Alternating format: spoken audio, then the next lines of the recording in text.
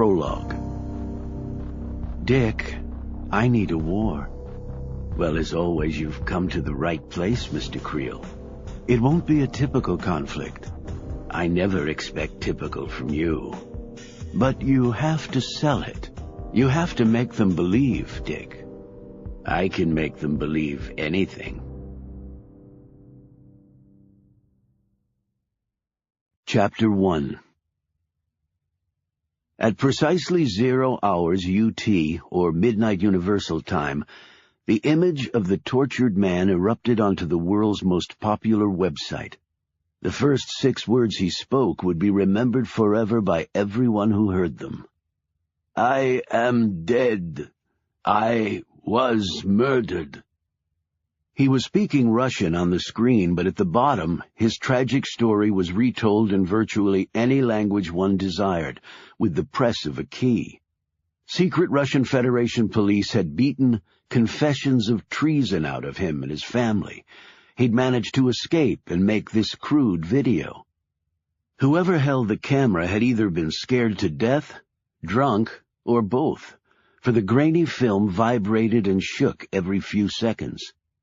The man said if the video had been released, that meant he'd been recaptured by government thugs and was already dead. His crime? Simply wanting freedom. There are tens of thousands just like me, he told the world. Their bones lie heavy on the frozen tundra of Siberia and in the deep waters of Lake Baldacci in Kazakhstan. You will see evidence of this soon. There are others who will take up the fight now that I am gone. He warned that while the world had focused on the Osama bin Ladens of the world for so long, the old evil, with a destructive force 1,000,000 times greater than the combined Islamic renegades, was clearly back and deadlier than ever. It is time the world knew the whole truth, he shouted at the camera, then broke down in tears.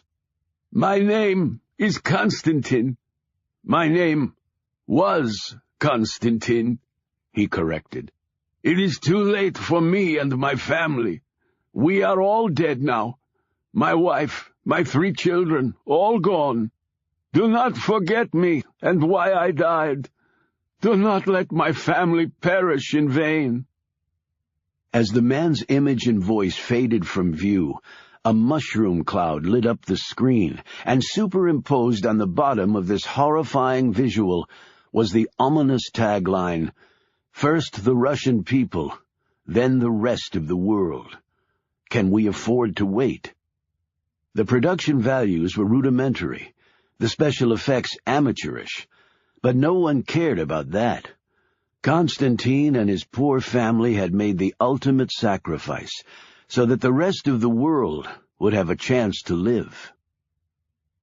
The first person to see the video, a computer programmer in Houston, was stunned.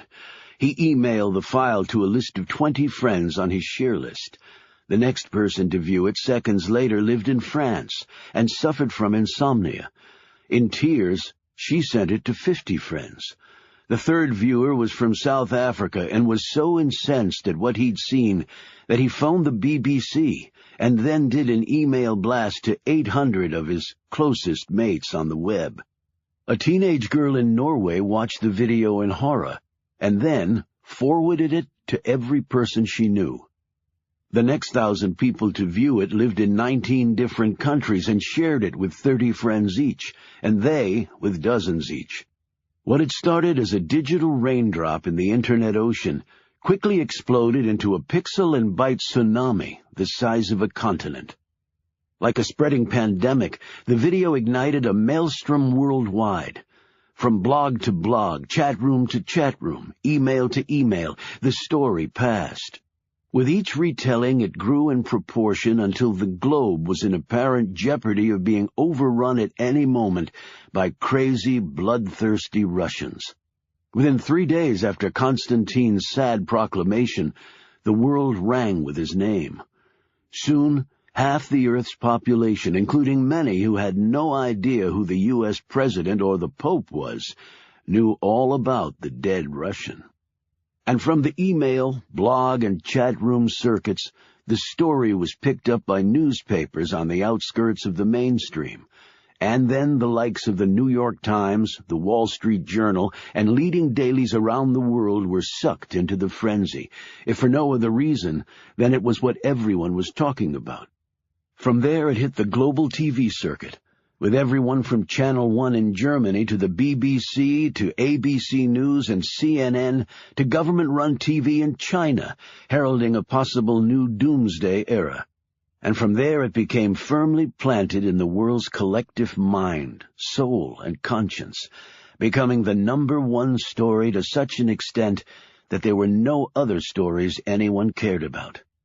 The rallying cry of, "Remember Constantine," was heard on the lips of people on all 7 continents.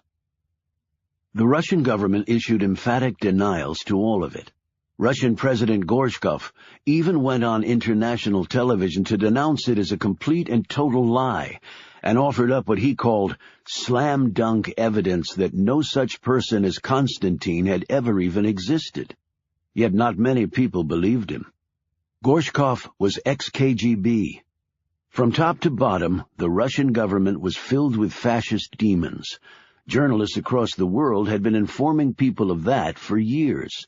It was just that up to this moment, no one had really cared, because, well, it hadn't interfered with their lives. Now they had dead Constantine and a mushroom cloud on the internet, telling them that it suddenly mattered very much. There were certainly plenty of skeptical people out there who held serious doubts as to who and exactly what Constantine and his video were actually supposed to represent. These same people would start to investigate the supposedly dead man and his story. Yet for many others, they had heard and seen all they needed to unequivocally make up their minds. But Russia and the rest of the world would never discover that Constantine was actually a fledgling actor from Latvia. His wounds and emaciation, the result of clever makeup and professional lighting. After shooting his piece, he'd washed up, removed all elements of his disguise, and had a nice lunch at, of all places, the Russian Tea Room on 57th Street in New York, spending part of the $50,000 he'd been paid to do the shoot. Since he also spoke Spanish and possessed dark good looks and a chiseled body, his chief ambition now was to win a major role in a Latino soap opera. Meanwhile, the world would never be the same. Chapter 2. Nicholas Creel leisurely finished his Bombay Sapphire and tonic and put on his jacket. He was going for a walk. Actually, normal people went for walks.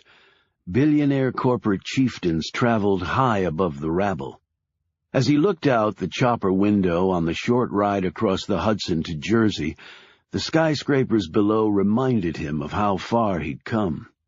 Creel had been born in West Texas, an area so big and barren with a seemingly endless flatness that it was said many who called it home were unaware there was any other place to live, or at least any way to get there.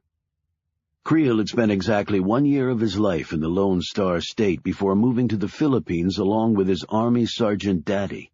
From there, 7 other countries had followed, bang, bang, bang, until Creel's father was deployed to Korea and promptly blown to ash in what the Army later described as an unfortunate logistical snafu. His widowed mother had remarried, and years later, college followed for Creel, where he earned an engineering degree. After that, he cobbled together enough funds for an MBA run, but petered out after 6 months, choosing instead to learn the ropes in the real world. The one valuable lesson his soldier daddy had taught him was that the Pentagon purchased more weapons than anyone, and overpaid for every single one of them. And even better, when you needed more profit, you just asked for it, and they gave it to you. It wasn't their money, after all, and there was nothing easier to give away than someone else's cash, especially since America had the biggest piggy bank in the world. It seemed a damn fine business to be in, because as Creel quickly found out, one really could sell the U.S. military $12,000 toilets and $9,000 hammers and actually get away with it under a mountain of legal trickery and congressional hearing mumbo-jumbo. Creel had spent the next several decades building what was now the largest defense conglomerate in the world, the Ares Corporation. According to Forbes magazine, he was the 14th richest person on the planet, with over $20 billion to his name. His late mother had been a native Greek with a fiery temper and fierce ambition he'd inherited, along with her dark good looks. After Creel's father had been logistically snafu'd in Korea, she'd remarried a man higher up the socio-economic scale, who'd shunted Creel off to boarding schools, and not very good ones at that. While the sons of other wealthy men had everything handed to them, the outsider Creel endured their taunts and sweated and scraped for every nickel. Those experiences had given him armor for skin. Naming his company after the Greek god of war was a tribute to the mother he'd loved above all others, and Creel was proud of what his company produced. The name stenciled on his 400-foot motor yacht was Shiloh, one of the bloodiest battles in the American Civil War. Though born on U.S. soil, Creel had never considered himself simply an American. Ares Corporation was based in the United States, but Creel was a citizen of the globe, having long ago renounced his U.S. citizenship. That suited his business well, for no country had a monopoly on war. Yet Creel spent as much time as he liked in the States because he had an army of lawyers and accountants who found every loophole in the stuttering linguistic morass called the U.S. tax code. Creel had learned long ago that to protect his business he had to spread the wealth. Every major Ares weapons system contract was disseminated across all 50 states. His glossy, expensive ad campaigns touted that fact above all others. 1,000 suppliers spread across America, keeping you safe. The Hollywood voiceover would proclaim in deeply resonant tones that made your skin tingle and your heart pound. It sounded very patriotic. It had actually been done for only one reason. Now, if some bureaucrat tried to cut any of the pork, 535 members of Congress would rise up and strike the person dead for having the audacity to try and take jobs from their people. Creel had successfully implemented this same strategy in a dozen other countries as well. Just like war, the Americans did not have a monopoly on self-serving politicians. Ares-built military jets flew over every major sporting event in the world, including the World Series, the Super Bowl, and the World Cup.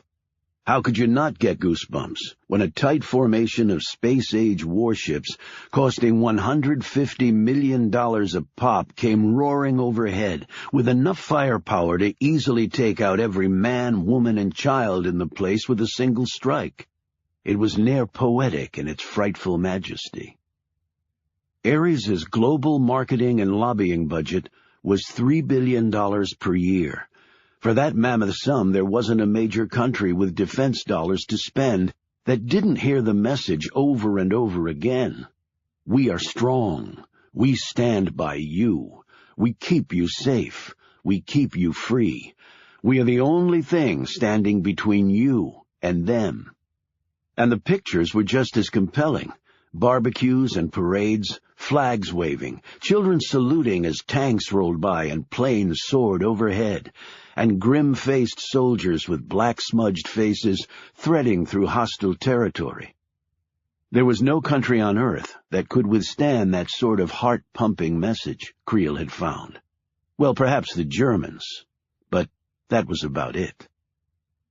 The way the commercials were scripted, it was like the mighty Ares Corporation was giving the weapons away out of patriotic fervor, instead of eternally being over budget and behind schedule, or convincing defense departments to buy expensive war toys that were never even used, while ignoring the lesser-priced items like body armor and night vision goggles that grunts on the ground actually relied on to survive.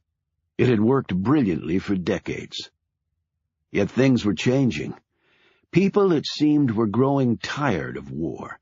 The attendance at the enormous trade conventions Ares put on annually had fallen for 5 years in a row. Now Ares's marketing budget was bigger than its net income. That revealed only one truth. People weren't buying what Creel was selling. So he was currently sitting in a nice room in a building owned by his company. The big man sitting opposite him was dressed in jeans and combat boots, looking like a grizzly bear minus the fur.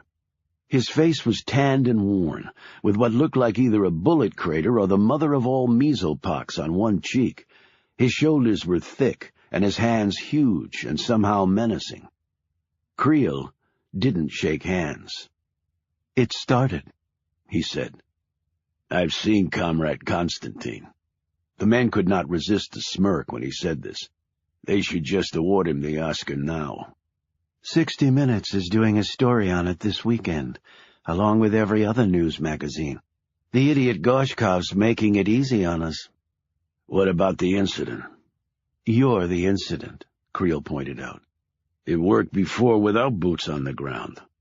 I'm not interested in wars that stop at 100 days or devolve into glorified gangland street fights. That doesn't even pay the light bill, Caesar. Give me the plan and I'll execute it, Mr. Creel, like always. Just be ready to go. It's your dime, said Caesar.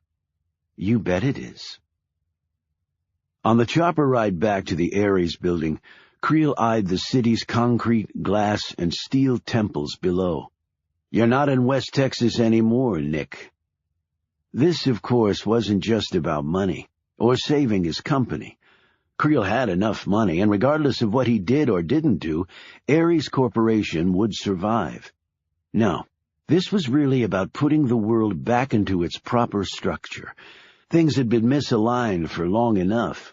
Creel had grown wary of watching the weak and savage dictate to the strong and civilized.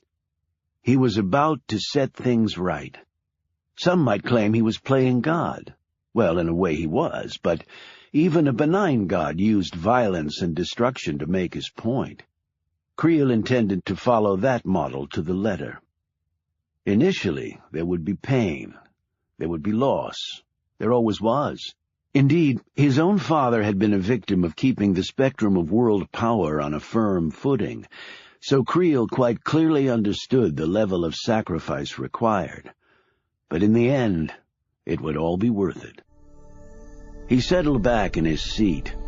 The creator of Constantine knew a little. Caesar knew a little.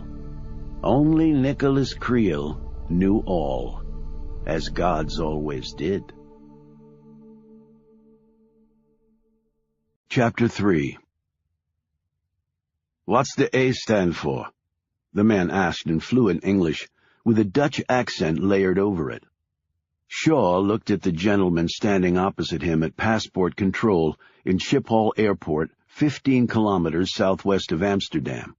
One of the busiest airports in the world, it rested 5 meters below sea level with trillions of tons of swirling water nearby.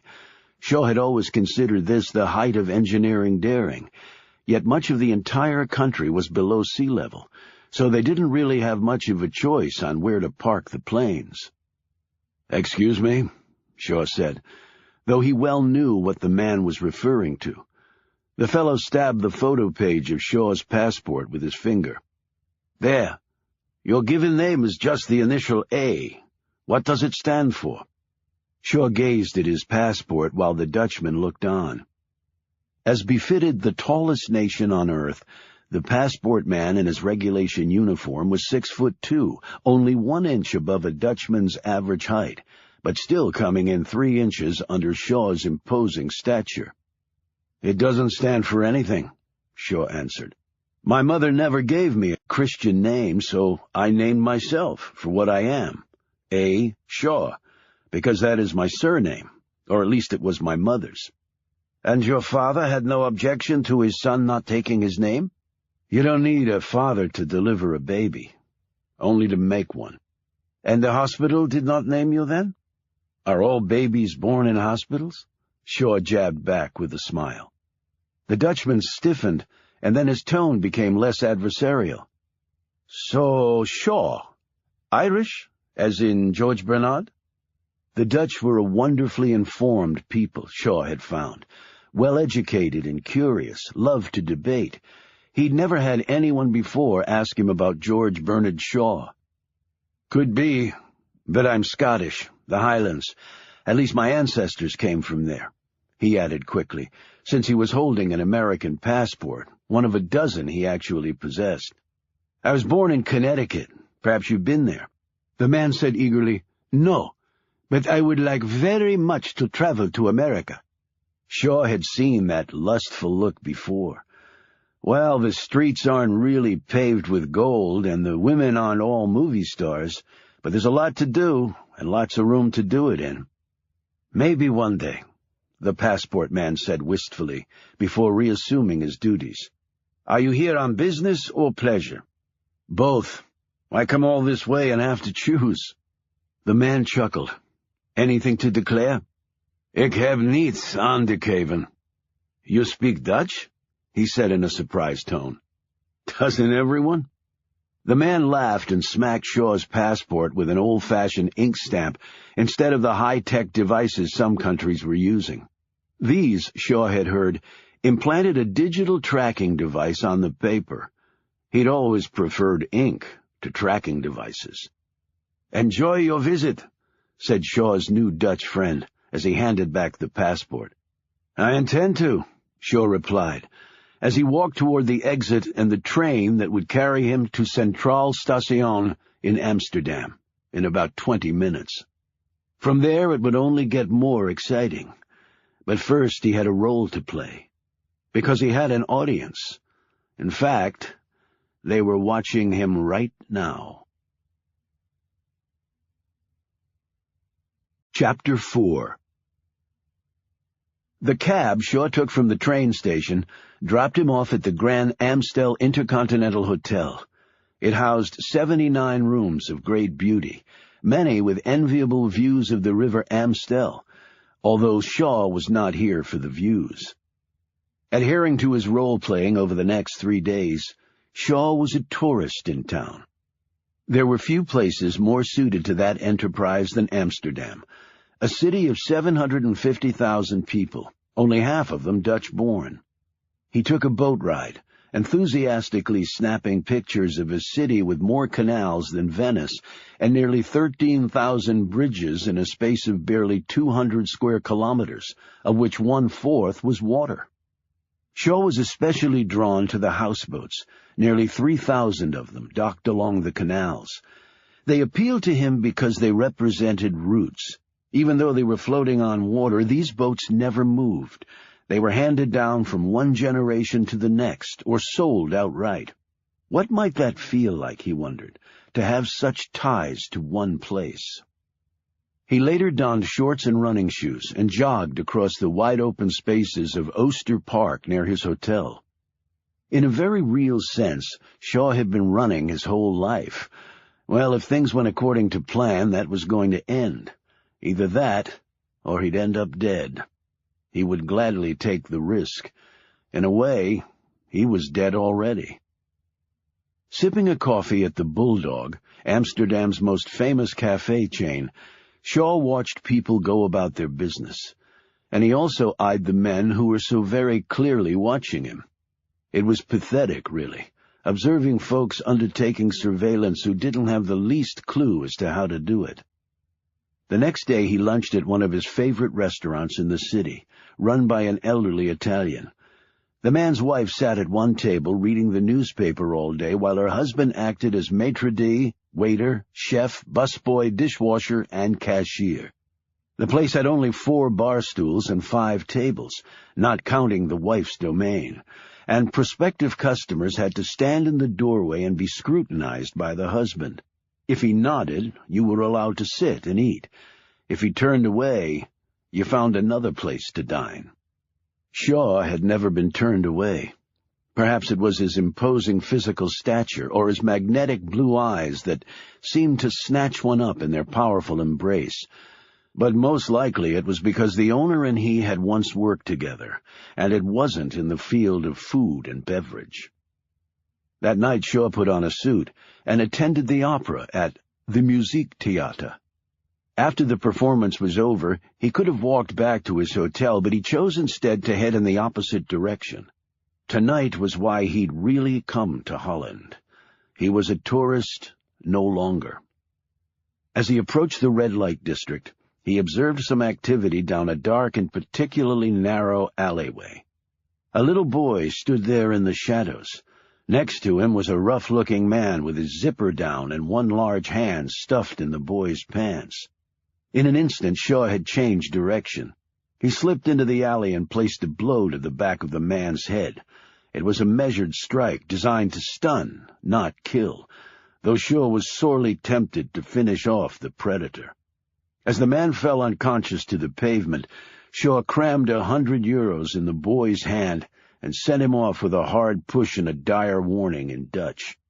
As the child's frantic footfalls echoed away, Shaw knew the boy would at least not starve or die tonight. As he resumed his original route, he noted for the first time that the old stock exchange was directly across from the hookers in the red light. This struck him as odd until he thought about it. Cash and prostitution had always been bedfellows. He wondered if some of the ladies accepted company shares in lieu of euros as payment. Even more ironic than the exchange's close proximity to the whores was that the red light district completely surrounded Oude or Old Church, the city's most ancient and largest house of worship. Built in 1306 as a simple wooden chapel, it had been constantly tinkered with and enlarged for the next 2 centuries. One jokester had even inlaid a brass pair of breasts into the pavement by the front entrance. Shaw had been inside a few times. What had struck him was the series of carvings on the choir benches depicting men having massive bowel movements. He could only assume that masses must have been really long in those days. Saints and sinners, God and hookers, mused Shaw, as he reached the middle of this strip of iniquity. The Dutch called the area the Walletjes, or Little Walls. Presumably what happened behind the Walletjes stayed there. Tonight, he was counting on that. The red light district was not that large, perhaps 2 canals long, but there was a lot packed into those pair of blocks. At night the prostitutes on duty here were the most beautiful. Many were stunning Eastern Europeans who'd been brought to the country under false pretenses, and then become trapped in the trade, as it was delicately termed. Ironically, the night hookers were mostly for show. After all, who wanted to step through the libidinous portholes with thousands watching? In the mornings and afternoons, the district was quieter, and that's when the serious customers paid their visits to the far less comely but efficient ladies of the 2nd and 3rd 8-hour shifts. The whores' rooms were difficult to miss, as they were all outlined in red neon tubing that was nearly blinding. The rooms also had fluorescent lighting such that the skimpy clothing the girls wore blazed like a summer sun. Shaw passed window after window where the women stood, sometimes dancing, sometimes posing erotically. In truth, most people who came here came to gawk, not fornicate, although the beds still racked up roughly €500 million in sales yearly. Shaw kept his head down, his feet carrying him to one particular destination. He was almost there. Chapter 5. The lady in the window was young and beautiful, with raven hair that swirled around her bare shoulders. She was wearing only a white thong, spiked heels, and a cheap necklace wedged between her large breasts, the nipples of which were covered with sunflower pasties. An interesting choice, Shaw thought. He kept eye contact with her as he threaded through the masses. The woman met him at the door, where he confirmed his interest. Even in her heels, she was a foot shorter than him. In the window, she'd looked bigger. Things on display often did look bigger and better. When you got your purchase home, It didn't seem nearly as special. She shut the door and then closed the red curtains, the only sign one would get that the room and the lady were occupied now. The space was small, with a sink, toilet, and of course a bed. Set next to the sink was a button. It was the one the hookers pushed in an emergency.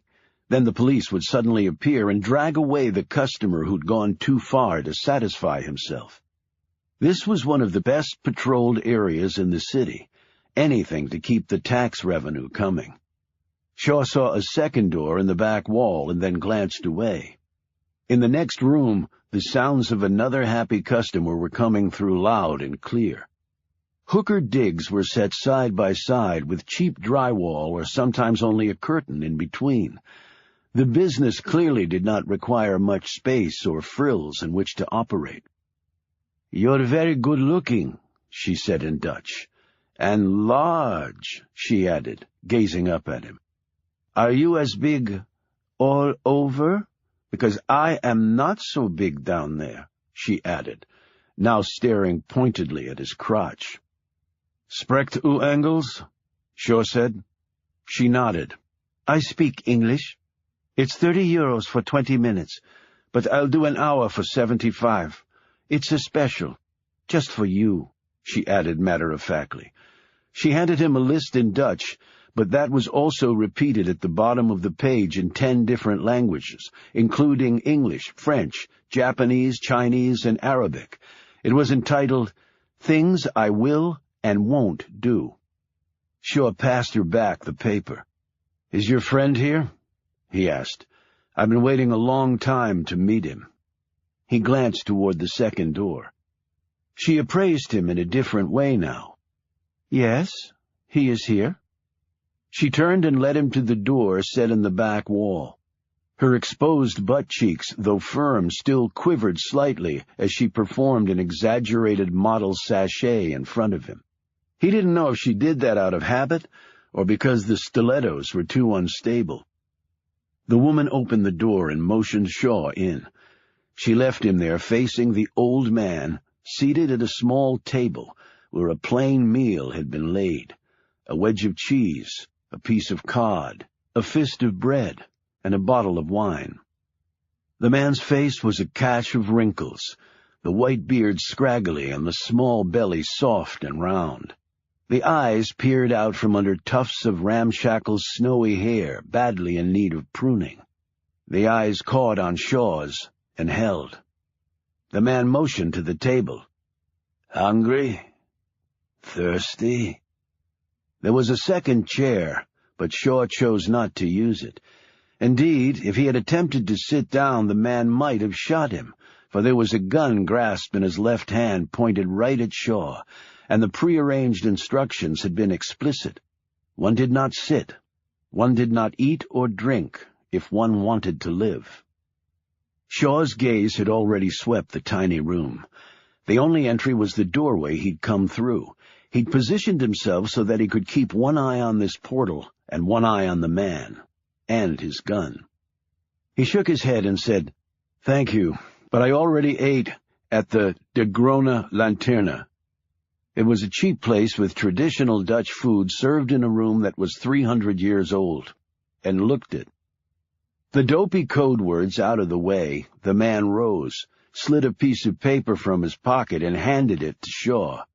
Shaw glanced at the address and other information on the paper, ripped it up, and tossed the pieces into the toilet set against one wall and flushed it. Seemingly on cue, the old man put on a beaten-up hat and patched coat and left. Shaw could not leave yet. Sexual encounters typically lasted a bit longer than 2 minutes, even for the teenage first-timers, and you never knew who was watching. Well, actually, he did. There were several of them. He stepped back into the main room where the lady was stretched out, cat-like on her cot. The curtain was still drawn. Her meter was still running. "Do you want to screw me now?" the woman asked in a slightly bored tone as she started to slide the thong down her legs. "It's been paid for," she added, if he needed any inducement. "A full hour, and I will go off the list for another 30 euros. "Ni, Danku," he replied, smiling politely. "If you're going to turn a lady down in the matter of sex, better you say it in her own language." "Why not? Is there a problem?" she said, obviously offended. "I'm married," he said simply. "So are most of the men who see me." "I'm sure." "Where is your wedding ring?" she asked suspiciously. "Never wear it at work." "You're sure you don't want me?" Her tone of disbelief was as clearly etched as the look of incredulity on her face. He hid his bemusement. She must be really new because her vanity was largely intact.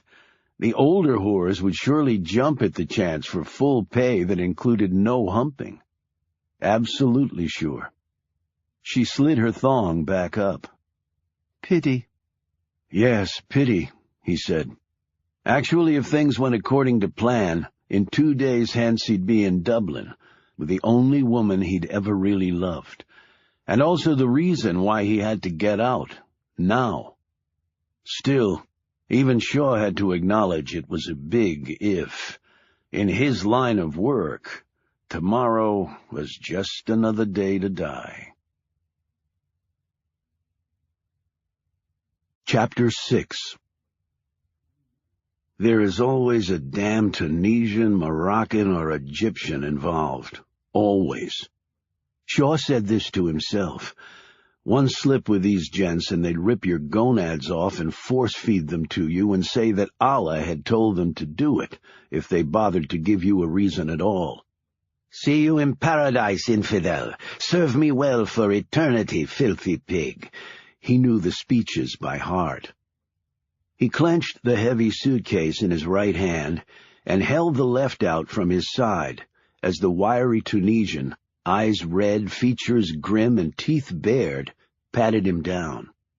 6 men, other than Shaw, stood in the small upstairs room. It was a typical flat situated on a minor canal. High up, it was narrow as a snake hole, with knotted rope pulls in lieu of stair rails to enable the climber to make the near-vertical assault. One could easily become winded merely going from the first to the second floor of an Amsterdam canal residence. The reason was historical, Shaw had learned. Centuries ago, all these homes had been merchants' places of businesses, and back when they'd been constructed, the only carpenters available were ship's carpenters. These men, logically, had decided that what was good for a boat was good for a house, and had built the stairs nearly straight up, as was the practice on space-challenged ships.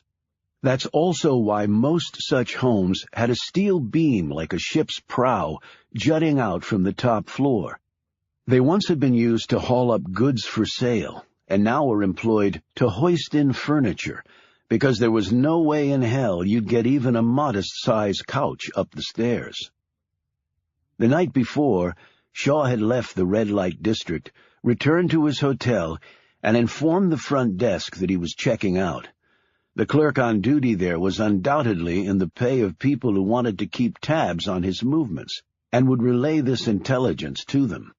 Men would be dispatched to follow him as soon as he left the Intercontinental. Since Shaw didn't particularly want the extra company, he left his bag and clothes behind and exited the hotel via the basement. That was why he'd stayed at the large Intercontinental, with its numerous exits. He needed to get away without being seen. Using the memorized information he'd gotten from the old man in the hooker's digs, he rode in the back of an old farm truck to a destination outside the city, where the land was broad and green, and there was no water for at least a good 10 feet. He made a few phone calls, and the next evening took possession of the suitcase that the Tunisian was now attempting feverishly to wrest from his grip. The far bigger Shaw suddenly wrenched the satchel free, sending the smaller man tumbling headfirst to the floor. The Tunisian rose, blood dripping down his nose, a knife clasped in his muscular hand. Shaw turned to the leader of the pack, an Iranian who sat in a chair, his miniature throne, Shaw could see, and was eyeing him steadily. "Want me to show you the merchandise?" Shaw asked. "Then call off the hyena."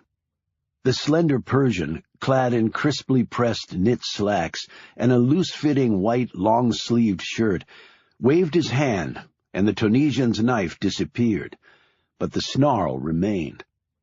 "You managed to lose my men last night," he said to Shaw in a British accent. "I don't like company." He set the suitcase on the table, input 2 separate digital codes, slid his thumb through a scanner, and the titanium locks sprang free. Shaw closely observed the man from Tehran's reaction to the little present lurking inside. The Iranian's expression was clear.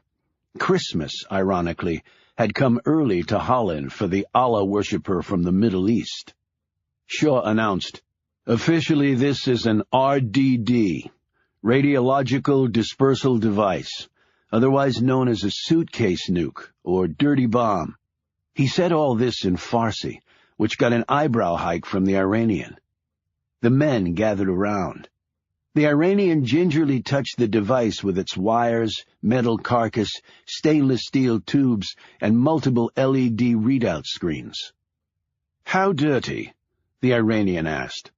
"Gamma radiation core with a nice dynamite kicker." "Enough to kill how many? An entire city?" Shaw shook his head. "This isn't a weapon of mass destruction. It's what we call in the trade a weapon of mass disruption. It'll kill some folks near the detonation site, and the radiation will nail some people too. The farther away from ground zero, the less damage." The Iranian looked displeased. "I was under the impression this device would kill thousands, knock down buildings." "This is not a mushroom cloud boom maker. If you want that, you can go get plans off the internet. But you'll find yourself stuck for necessary ingredients like highly enriched uranium. But what this baby will do is scare the shit out of an entire country, shut down the economy, and make people afraid to leave their homes. In a way, just as effective as the mushroom cloud without all the mess, and a hell of a lot cheaper to you." This seemed to appease the Iranian. He turned to Shaw after giving the bomb one last affectionate pat. "The price?" Shaw stood straighter, towering over all of them. "The same as the one on the term sheet we sent." "That was your opening offer, I assumed. I now want to negotiate." "You assumed incorrectly. The price is firm. If you don't want it, there are a lot of other people who do." The Iranian took a step forward. His men did likewise. "You will negotiate." Shaw tapped the contents of the suitcase. "This is a gamma bomb, not a set of knives, not a diamond for the missus. I'm not running a special, no 2-for-1s tonight." "And the reason we cannot simply take it from you now? For nothing?"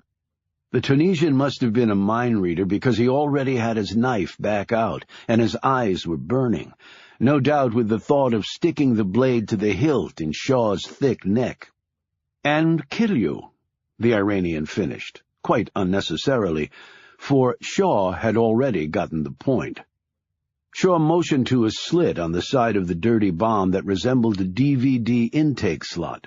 "That's the import drive for the accompanying software package that has the automatic detonation codes and generally makes this thing go boom and the radiation go sizzle. You try to do it without the software, and the only thing that gets fried is your ass." "And where is this package?" "Nowhere near here, that's for damn sure." The Iranian slapped the suitcase. "So this is useless to me." "As the term sheet clearly said," Shaw began in a wary voice, "you get the hardware with 50% down, and the software when the other half is received in the designated account." "And I must simply trust you?" the Iranian said, a nasty undertone to his words. "Just like we have to trust you. We've been doing this a long time and never had a disappointed customer yet. You know that or you wouldn't be here."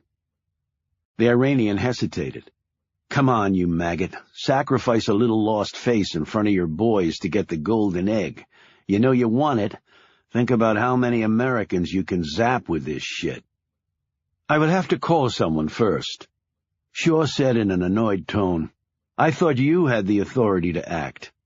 The Iranian shot nervous glances at his men. the embarrassment clear on his finely cut features. "One call," he said quickly. He pulled out his phone. Shaw held up a hand. "Hold it. Interpol crashing our little party does not figure into my vacation plans. I won't be on long enough for anyone to trace. You've been watching too many Dirty Harry movies. That's not healthy in our line of business." "What are you talking about?" snapped the Iranian.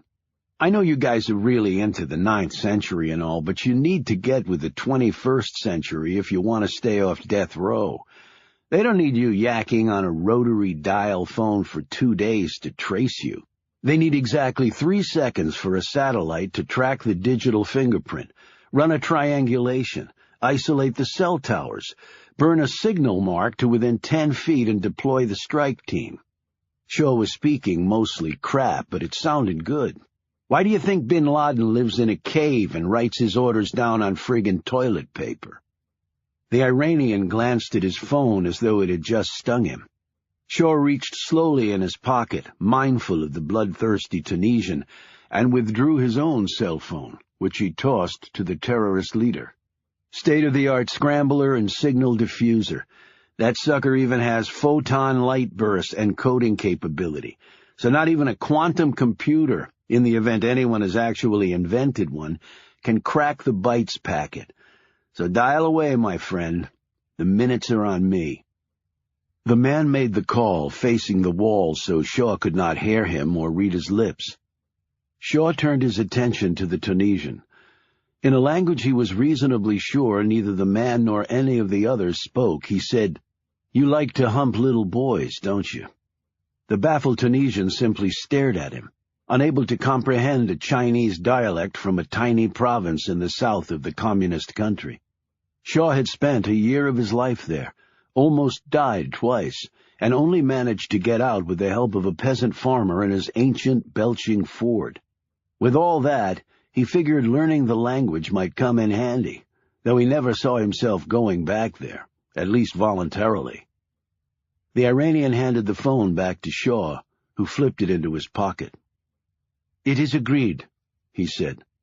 "Glad to hear it," Shaw replied, as his fist crushed the nose of the Tunisian. In the same motion, he swung the heavy suitcase around, catching 2 other men flush on the temples. They toppled to the floor, either dead or damn near it. An instant later, the door burst open, and a half-dozen figures clad in body armor and hefting submachine guns crowded in, screaming at people to put their hands up and their weapons down, and not necessarily in that order if they didn't want a new eye in the middle of their foreheads. Then the Iranian did the unexpected. Hands over his face, he crashed through the window and flew out into space. Shaw raced to the window, convinced he would see the man end his life as a bloody splat on the street below. Shit! The man's momentum had carried him just far enough out that he'd landed right in the canal. Shaw glanced at 2 of the armored men who stared back at him, stunned. "Somebody get a tetanus shot lined up. My last one was a long time ago." He tossed his phone to one of the men, snatched up the Tunisian's knife, and muttered a curse. He perched on the windowsill for an instant, briefly mulled the insanity of what he was about to do, and then sprang out into nothing but fine Dutch air. Chapter 7. If there's a body of water outside of the former Soviet Union, or perhaps Venice, that one would not want to dive into, it would be one of the Amsterdam canals. They are famous, but not because of their clarity, cleanliness, or healthy circulation. Shaw hit the water, cleaving it neatly in 2. Still, the impact from 4 stories up was jarring to every nerve and bone in his body. He turned and propelled back up, breaking the surface and looking around for his man. Nothing. Apparently the Iranian was a fast swimmer for a person hailing from a desert country. Shaw was also a strong swimmer, and when he finally spotted his quarry, he shot across the narrow canal with a powerful stroke, nearly hooking the other man's foot as he climbed out of the water. Kicking out, the Iranian caught him painfully on the jaw with the heel of his boot. It did nothing to improve Shaw's mood. The 2 men squared off near the base of the Magara Brug. its cheerful lights offering an odd backdrop to a pair of boiling furies looking to kill each other. "You betrayed me!" screamed the Iranian. "You'll get over it." The Iranian assumed a sophisticated fighting stance. "I was trained as a mujahideen. I fought the devils in Iraq and Afghanistan for years. I look forward to killing you with my bare hands. Serve me well in death, filth." Before he could attack, Shaw pulled his throwing knife and let it fly. It struck the other man in the foot, sliced through skin and bone, its point finally embedding in the wooden treads of the bridge underneath. The Iranian screamed in pain and hurled obscenities at Shaw as he tried to pull his limb free. Shaw used this moment of distraction to knock the Middle Easterner cold, his foot still pinned to the wood like a butterfly on a corkboard as he lay sprawled on the planks. "You talk too much," he told the unconscious man. An hour later, Shaw sat in the back of a white van with a blanket around his burly shoulders, sipping a cup of hot Dutch coffee. Two men in uniforms that were conspicuous for not having a single identifying mark, along with a third fellow in an off-the-rack business suit, sat across from him. "Diving out windows? Into the canal? At your age?" the suit said as he scratched at a patch of reddened skin on his bald, egg-shaped head. "Did you trace the call?" The man nodded. "Quick thinking, giving him your phone. We nailed Mazlumi and his crew in Helsinki about 10 minutes ago. Nasty group of people. Yeah, real tough." The man did a mock shiver and then laughed. Shaw didn't crack a smile. "Good guys rarely try to nuke innocent people. That's why we have governments." "You really believe that?" "Yeah, so do you, Frank, if you had the balls to admit it." Frank looked at the twin uniforms and nodded at the door. They quickly got up and left. Frank edged closer to Shaw. "What's this I hear about you wanting to hang it up?" "How long did you expect me to keep doing this?" "Didn't you read the fine print? Until you died, like you almost did tonight." "Tonight? Not even close. This was about as dangerous as taking on a nun in a ruler smackdown." "Well, if you do ever get around to dying, don't let it be on my watch. I don't need the hassle." "Thanks for caring." "Where to now?" "Dublin." Frank said curiously, "Why?" "Vacation. Maybe you don't think I deserve one after tonight." "Oh, you can go. But you'll be back," Frank said confidently. Shaw rose, let the blanket slide off his shoulders, and handed his empty cup to Frank. His skin was itchy as hell, and it felt like his hair was falling out. "Just as soon as you send me a picture of you swimming in the canal. Naked, of course." "Right. Still glad you came over to our side?" "I really didn't have a choice now, did I?" "Have a nice time in Dublin, Shaw." "You can see for yourself, can't you? Your boys will be right on my ass." Frank lit up a Dutch cigar and gave Shaw a smirk through the curtain of smoke. "You think you're important enough for us to chase all over the world? My God, what an ego." "May you never grow old, Frank."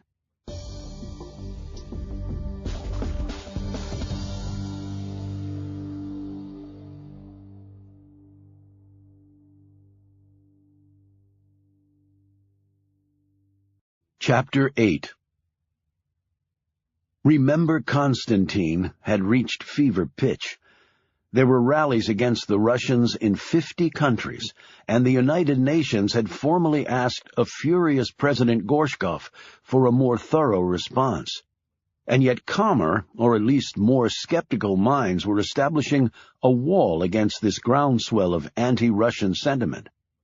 A good number of political leaders, journalists, commentators, and think tank types, stung in the past by rushes to judgment, urged caution and restraint in the wake of the Remember Constantine outrage. More questions had been raised about the authenticity of the man in the video, particularly in the wake of detailed denials and unprecedented access to classified records provided by the Russian government to outside media. Soon after this measure of cooperation by Moscow, the worldwide sentiment that Russia was evil incarnate had begun to ebb a bit. and leaders around the globe began to breathe a little easier. However, this was merely the calm before the real eruption. 2 days later, the world received another collective shock, when digitally goose-stepping across servers around the globe came the names and photos of thousands of Russians allegedly slaughtered by their own government. They included men, women, children, young, old, pregnant, and disabled, and included with the faces and names were details as to each of their lives and gruesome tragic deaths.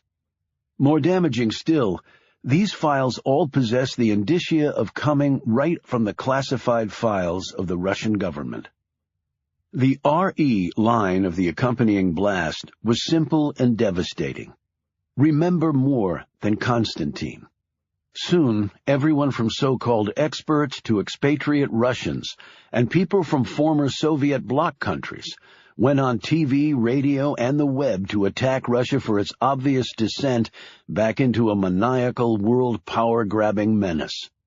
It was as though the image of poor tortured Constantine, bolstered by the indelible imprint of thousands of new dead, had given people the courage to finally speak out. On a bizarre note, coffee mugs and T-shirts, silk-screened with Constantine's haunted image, apparently now the Che Guevara of his generation, flooded global markets. And the 1960s had suddenly returned, with accompanying images of mushroom clouds alive in people's collective nightmare. Folks claiming to be family or friends of Constantine appeared on news shows around the world, telling and retelling the plight of a man who had never existed. Yet they spun their yarns with gusto, having apparently convinced themselves that he was real and they had known him. He was a martyr, famous and beloved, and now they were too. Their poignant appearances captured the attention and the hearts of people around the world.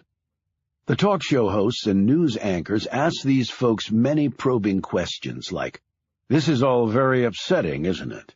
And, "If he were alive right now, what message do you believe poor murdered Constantine would like to deliver to our millions of viewers?" One man wisely intoned on a BBC channel, "In a world of scarce power, scarcer water, and new enemies cropping up every day, the Russians are not content to play second fiddle to places like China and India, or even the United States." The fellow went on to add that the Russians had tried democracy and they did not care for it. The Russian bear was about to assert itself once more, and the world had better damn well take notice. The world had taken notice, because the speaker of these words was none other than Sergei Petrov, the former number 2 man in the successor entity to the KGB, the Federal Security Service. He'd barely escaped his homeland with his life. Any day now, he said. He expected to be struck down by a bullet, bomb, or polonium-210 laced coffee for his candor. He'd also been well paid for his remarks from a source totally unknown to him. People were still trying to ferret out if all this was true or not, but they'd get no help from Petrov, for he had no love lost for his homeland. Yet the real question on everyone's mind was, who was behind all this? And why were they doing it?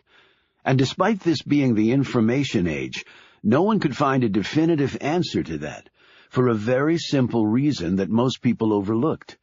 In the information age, there were not millions of places to hide. There were trillions. The multiple crises in the Middle East were forgotten. Crazy Kim in North Korea was relegated to the back pages. Every U.S. presidential candidate in the upcoming election was asked the same question. What do you intend to do about a country with almost as many nukes as the United States and a past full of world domination-minded leaders? The American public in particular was furious. All this time, money, and lives wasted in the Middle East while the Russians secretly pursued their plans to crush the free world. Russia had thousands of fully realized nuclear warheads that it could deliver to any place on Earth. It made bin Laden and al-Qaeda look like petty criminals. How had all the smart people missed that one? And when the American public was upset, it let people in power know it. The incumbent president, who was running for re-election, saw his poll position go from first to fifth as his opponent successfully painted him as soft on Russia. Every major magazine had Constantine's picture on it. Every pundit show, from Hardball to Face the Nation to Meet the Press, and every blog, chat room, and cyber cafe talked about nothing else other than the rise of Russia, the possibility of a return to the Cold War, even the re-emergence of a new Iron Curtain that some witty, if insensitive souls were already dubbing the titanium coffin. The political talk show pundits were screaming the loudest from their billion-watt stages, claiming that they'd been voicing this potential danger all along, when of course they'd been laser-fixed on the Middle East like everyone else. Still, they collectively roared, "I speak for the common man when I say, nuke the damn Reds before they nuke us. It's the only way." The major television networks trotted out their enormous archives of grainy black-and-white images of nuclear bomb detonations. At least 2 generations of Americans, for the first time, saw pictures of wide-eyed 1960s-era schoolchildren huddled under desks as though a bit of laminated wood and flimsy glass could actually protect them from a thermonuclear blast. Along with this came film footage of the communists parading their military might in front of the Kremlin, and it scared the hell out of everybody. As one op-ed piece candidly, if tastelessly, stated, "If Moscow hits New York with nukes, it won't just be 2 buildings falling down. It'll be all of them."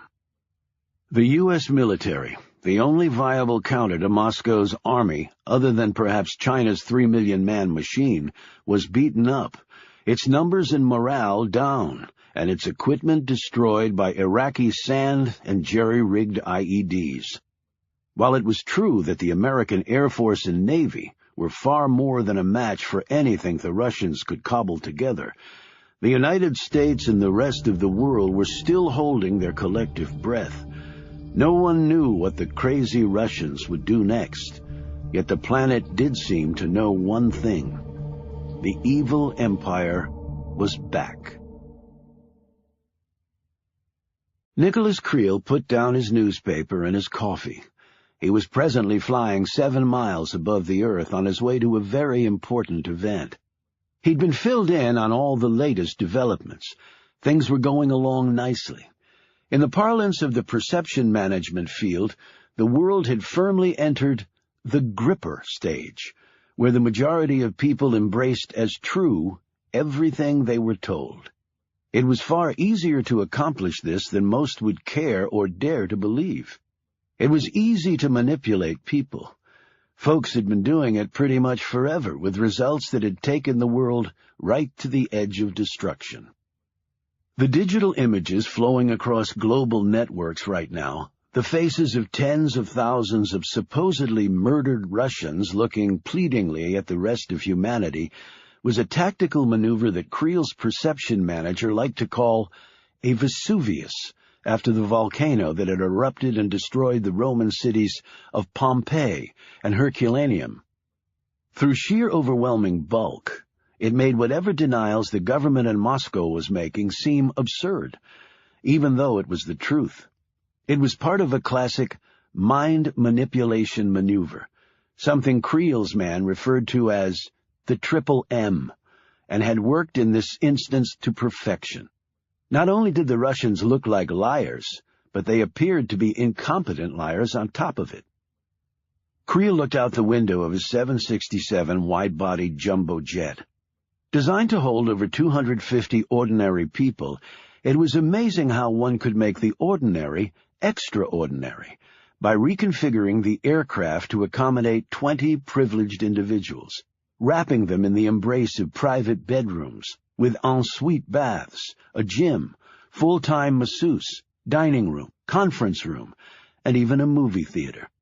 And at his beck and call were 3 leggy flight attendants in tight skirts, with Aries on the back of their blouses. Not that Creel noticed this. Well, perhaps a bit. He was a married man. In fact, He had been married 4 times, and counting, the latest to a Miss World hottie or something like that. He couldn't exactly remember her title. It was absurd, of course, and wouldn't last.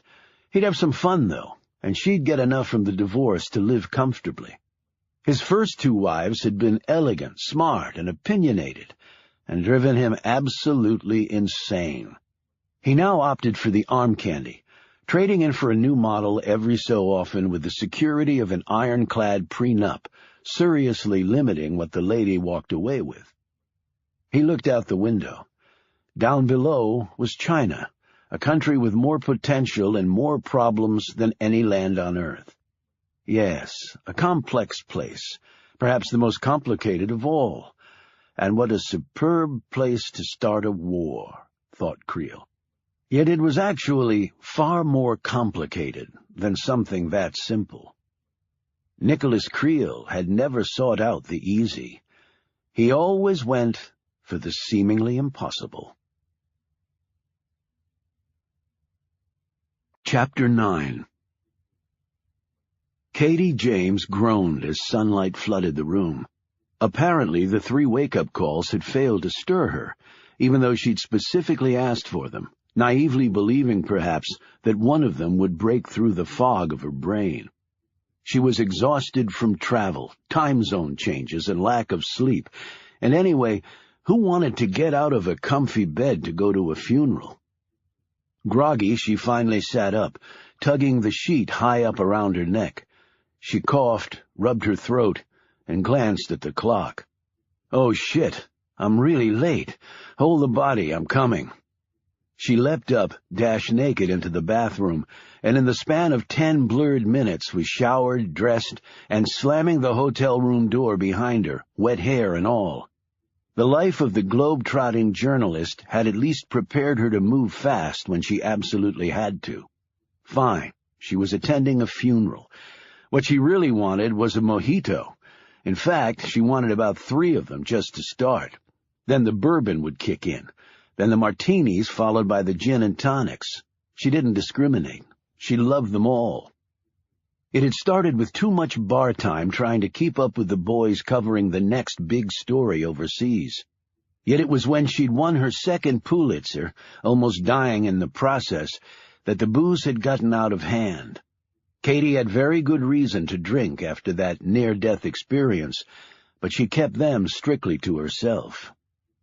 The booze had not become a career problem until her editor had noticed the slurred speech, the red eyes in the afternoon, and the occasional forgetting of places to go, stories to write, asses to kiss. He, in turn, had informed the managing editor, and up the line of command the lurid truth had galloped. They were all lushes themselves, having successfully extended the liquid lunch into the 21st century. Yet the hammer had come down on her, until she'd finally been reassigned to write about dead people. In Hollywood, going into rehab got you instant street cred. In journalism, she was damaged goods. It had been the talk of New York journalism circles for a few weeks, and then everyone quit caring. Everyone except Katie. So here she was covering a state funeral of a beloved Scottish leader who'd lived to be 104 or some ridiculous age.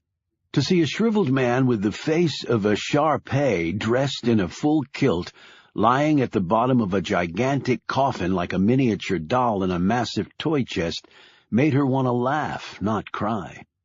She'd tried AA only because her editor had demanded it as a condition of her continued employment.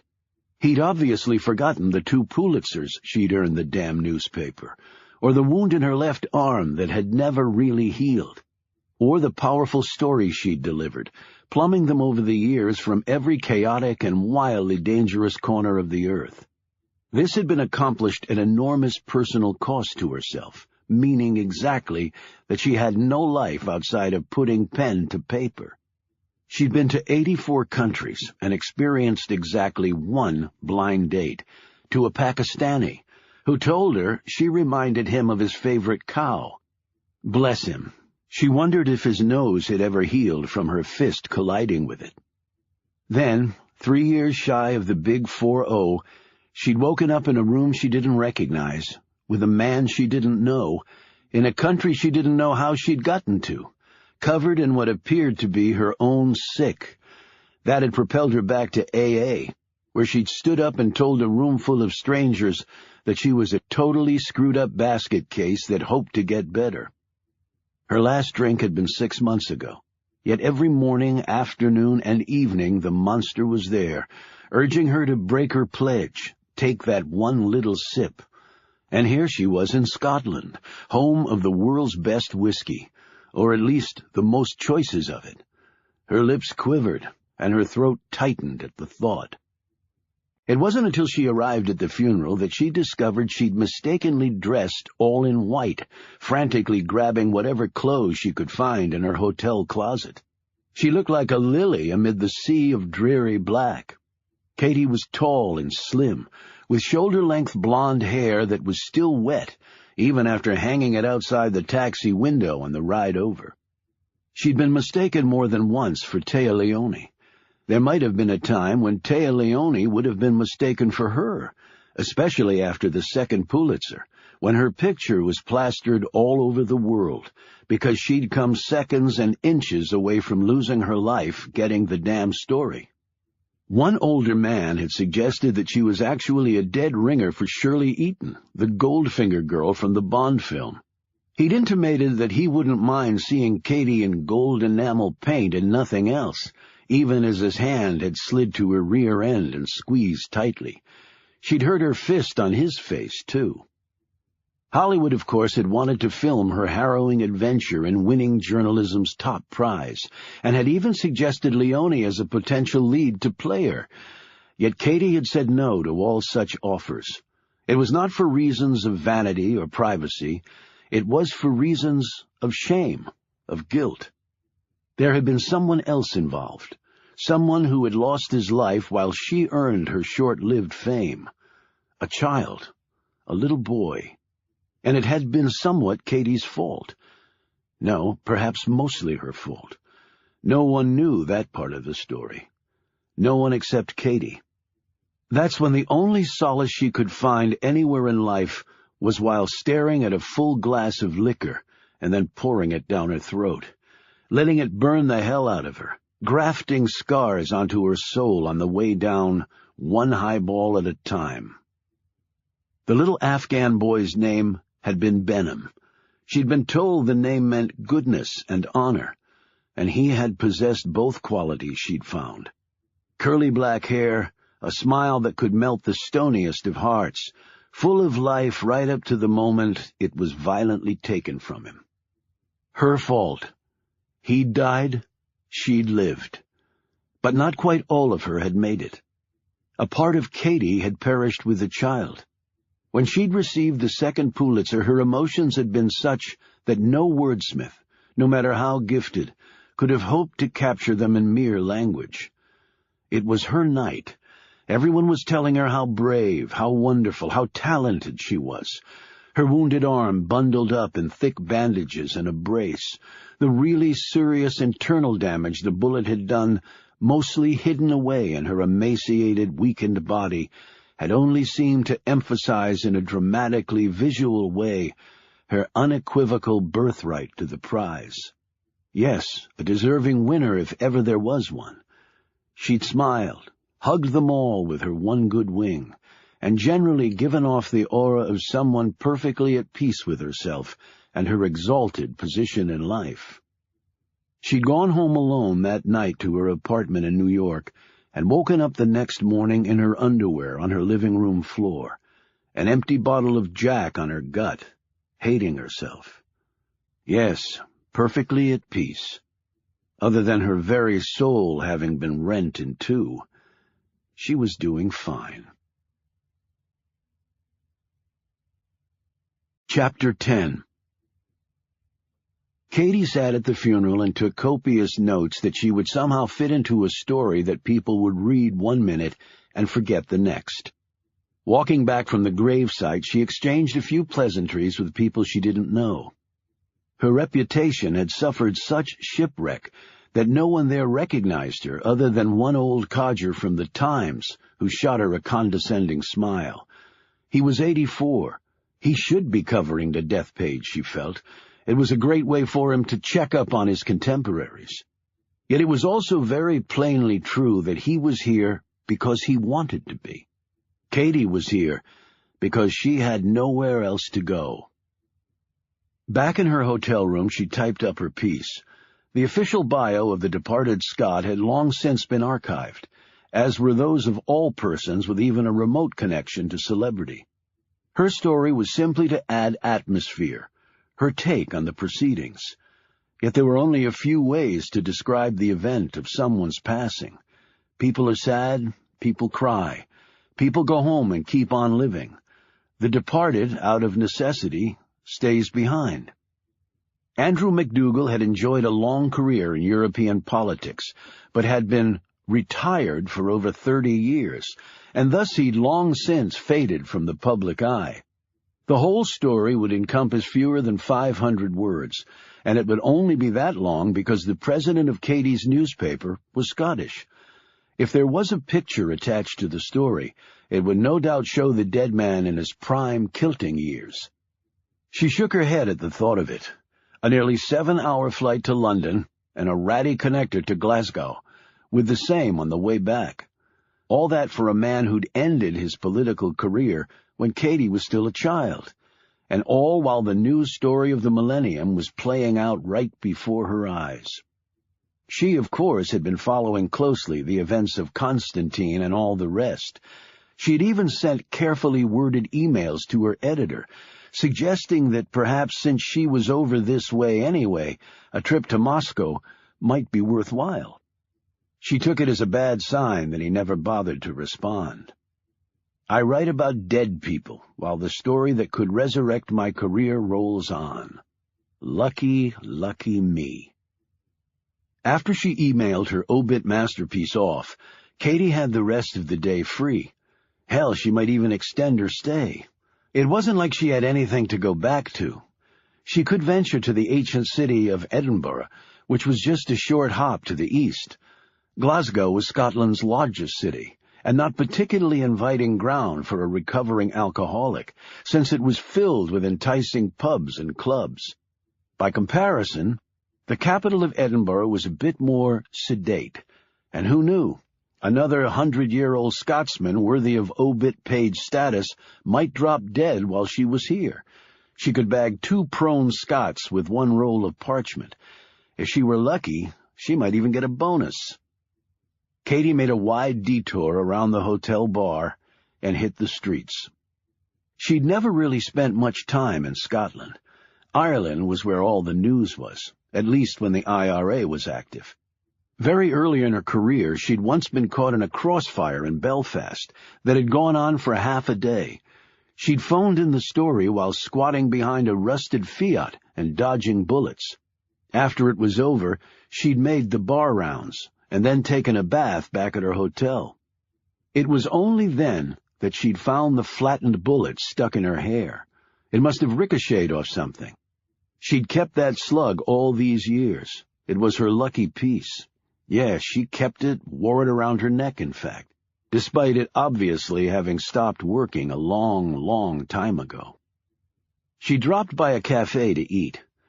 When the Earl Grey and blueberry scones came, she barely touched them. She paid her bill and left, her disinterested expression lingering behind somehow, as though her weariness had the power to create solid mass from the shitty circumstances of her life. She didn't like being depressed, or one binge away from destroying her life again, perhaps for good. She knew she had to take steps to turn her life around, and they included more than leaving the bottle alone. The alcohol was capable of crushing her, certainly. Yet Katie knew her real demons lay within, much of it emanating from the death of an innocent little boy. It was a guilty secret of devastating proportion. And every minute she could feel those demons trying to take her over. She walked down the crowded street in Glasgow, feeling more alone than ever. Chapter 11. Dublin was one of Shaw's favorite cities. With a pub and bookstore on virtually every corner, what wasn't to love? Half the population was under 30, and the second most spoken language was Mandarin Chinese. Young, diverse, and well-read pub dwellers, who often settled differences with a glib Irish tongue, speedy Irish fists, or sometimes both. Shaw had gotten into 2 fights in Dublin pubs, both one-punch victories for him. He could have held back and made them suffer, but combat to him had always had one rule. When given the opening, deliver the haymaker and let somebody else sweat the eulogy. When the opponents had regained consciousness, they'd each ask the victor his name. Shaw. Scottish? No. The truth was, Shaw didn't really know his origins. For him, one past was often as good as another when you needed it to be. Well, damn, that explains it, one of them had said in his brogue, with soft, truncated vowels and rock-hard consonants as he rubbed his smashed jaw. You're bloody Irish. After tossing his bags in his hotel room and changing clothes, Shaw pounded along the 709 hectares of Phoenix Park, a green paradise over twice the size of Central Park. Along his run, he passed the residences of the U.S. ambassador and the Irish president, and failed to salute at either one, though at various times he'd worked for both as a freelancer. He covered 5 miles in half an hour, not his personal best, but a good pace. He could run it faster, and he knew that time would come when he would have to. He returned to his hotel, took 2 showers, put on lotion and extra swipes of deodorant, and still swore he could smell the stink of the Amsterdam Canal oozing from his every pore. He checked his watch. He still had some time to kill, so he took a stroll, finally reaching the spot on the River Liffey, where as recently as 1916 the Brits had sent a gunboat up and commenced lobbing shells into Dublin proper to quell the uprising. It was no wonder, Shaw thought, that the Irish were still a bit prickly with respect to their neighbors to the east. Wars. They were the easiest things to start and the hardest things to end. Shaw knew this, unfortunately, from experience. He checked his watch again. It was time to go see Anna. Anna Fisher, born in Stuttgart, university-educated in England and France. She was now currently living in London, except when she was giving a speech, which she was doing in Dublin. Hence, Shaw was here too. He and Anna often hooked up around the world, yet this time was different. And the nerveless Shaw suddenly felt his heart rate quicken and his breathing grow more shallow. It really was time. Chapter 12. The walk to Trinity College took only about 10 minutes with Shaw's long-gated pace and pent-up anticipation. Her lecture nearly over, he waited for his lady across from a side entrance to the college close to Maggie's bookshop, a favorite of theirs. He spent a few minutes chatting with the woman who ran the shop. On one shelf he found a copy of a book that Anna had written on the subject of the origins of fascist governments, entitled An Historical Examination of Police States. The love of his life was fun-loving in many ways, emotional and romantic, but she also possessed an IQ far to the north of genius level, and the issues that dominated her professional life were serious ones indeed. Was there ever a more potent combination to win someone's heart than brains and beauty? When Anna came out, the hug lingered. She pressed her long fingers directly into the small of his back, kneading as she moved up the spine. She could always sense pain in him, and he was a man who hid such things extremely well. "Tense?" she asked, her German accent virtually non-existent. Anna Fisher could speak 15 languages at last count, and all of them like a native. After 6 years at Oxford writing brilliant research papers and books, she had joined the UN as a simultaneous translator. After that stint, she'd accepted a position at a think tank in London, and did work on international policies and global issues of unfathomable complexity, with not an easy answer in sight. She was certainly far smarter than Shaw, yet never made him feel it. A little. Bad flight from Holland? Ride was great, just an old rugby injury. Actually, it was the free fall into the canal cesspool, but she didn't need to know that. Boys and their games, she said in a mock scolding tone. Is that how you got that? She pointed to the bruise on his face, courtesy of the Iranian who would never see freedom again. Luggage came out of the plane bin faster than I thought it would. Looks worse than it is. When they finally let go of each other, Anna stared up at him. But at 5'11" and wearing 2-inch pumps, she didn't have to crane her neck too much. Still, Shaw had never been more grateful for his imposing height. "How was the speech?" he asked. "It was fairly well attended. However, in the interests of full disclosure, I have to add that the heightened numbers were probably due largely to the catered food from the best Indian restaurant in town and the open bar. I'm disappointed you missed it. I could have at least imagined you in your skivvies." "Why imagine when you can see it for real?" She kissed him and intertwined her long fingers through his thick ones. He held out her book he'd purchased. "You paid for it? I could have given you one for free. They sent me all the unsold copies. They were so numerous I used them as furniture in my office." "Well, this one you're getting the full royalty on.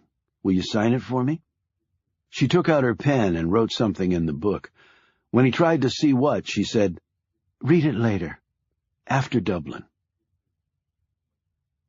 "Thanks." "You're interested in police states?" she asked. "As much as I get around, I'm usually in one at least once a month." He'd literally run into her on a Berlin side street 3 years ago. She was in the process of being mugged by 2 men, and he'd just finished a solo mission not unlike the one in Amsterdam, and was not in a particularly good mood.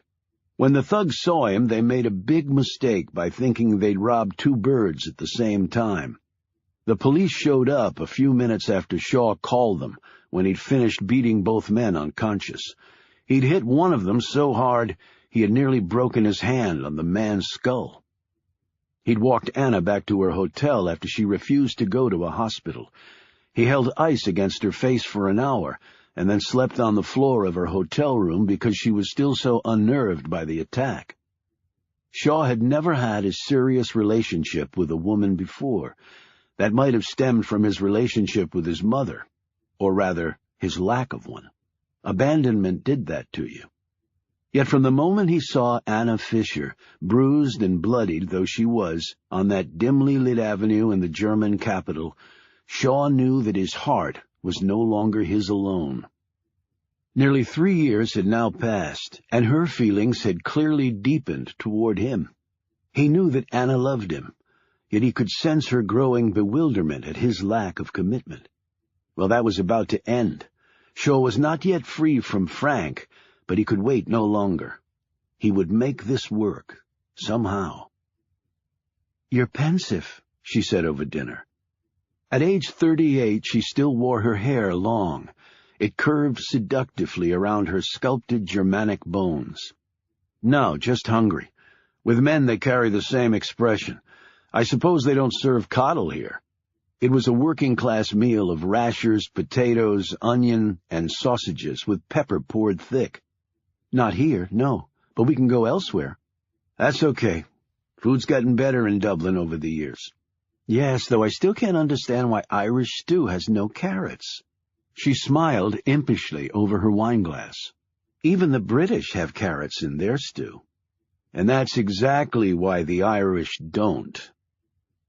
Later, as they were finishing their meals, she said, "So, what were you doing in Amsterdam this time?" "As little as possible." "Your consultancy work slowing down?" "Come on, I have a place I want to take you to." Shaw could feel the strain in his voice, and sense that Anna could too. "Are you all right?" she asked. "You're acting very mysteriously." Shaw tongued his dry lips and attempted to smile. "I thought that was one of the things you liked about me. Mystery." He didn't believe his own words, and it was clear she didn't either. He rose, his legs quivered a bit, and he silently cursed himself. I jumped into a damned canal from 4 stories up and beat a gang of nuclear terrorist nutcases almost single-handedly. You'd think I could manage this without acting like a lovesick teenager. An hour later, they entered a small pub north of the Liffey, which was the decidedly poorer and less glamorous half of Dublin. Yet Shaw liked it here, as did Anna. As she'd once said, how can you possibly not love every molecule of a city that produced Swift, Stoker, G.B. Shaw, Yeats, Wilde, Beckett, and Heaney, and the master, Joyce? Just to see her reaction, he'd answered, I'm more into Roddy Doyle. And I'm more into Maeve Binchy, she'd shot back. He ordered for them, which was unusual. When it arrived, she said, What is it? Barmbrack. It's sort of a fruitcake. Fruitcake? Don't they use those for doorstops and to poison people? Sure, cut her a slice. Just try it. You're an adventurous gal. Anna stabbed the cake with her fork, and it clinked against something. Her wide eyes grew even wider as she probed the barm until her fingers closed around it. Shaw said, Legend has it that if you find the ring in the barmbrack, you're destined to be married. There was no turning back now, he knew. The next few moments would decide his entire life, and the sweat burned through his shirt. He drew a deep breath, slipped from his chair, and rested one knee on the old plank floor that was worn smooth from centuries of drunks and at least one man proposing. Taking her shaky hand in his firm one, he slipped the ring on her finger and said, Anna, will you marry me? Chapter 13. The drum of the rain woke him. As he tried to get back to sleep, the vibration next to his head elicited a small groan from him. Shaw snatched up the device and read the message he'd just been sent. Frank. In the bed next to him was Anna. They'd properly consummated their engagement and then drank a bottle of Dom, glasses balanced precariously on flat bellies. She slept soundly as Shaw rose, walked into the adjoining room, and punched in a number, knowing it would be answered immediately. Your gig over in old Dublin? Frank said cheerfully. Shaw could imagine the man lounging in a chair somewhere, probably several time zones away, wearing the smug, shit-eating grin that masters reserve for conversations with their servants. What, your men not checking in with you regularly? Not that you need them to. Shaw stared at his right side when he said this, where the old scar was. And by the way, it's 3 a.m. here. The thought ever run through that thick head of yours?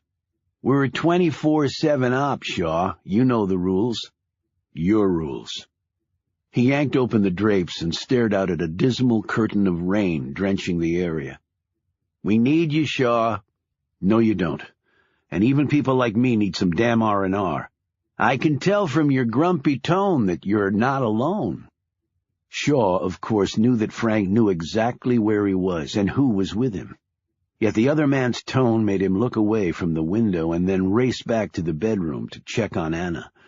She was still sleeping peacefully, blissfully unaware that he was currently haggling with a professional psycho. One of the woman's long, elegantly formed legs lay on top of the sheet. It made Shaw want to wake her up, make love to her again. But then he had Frank on the phone.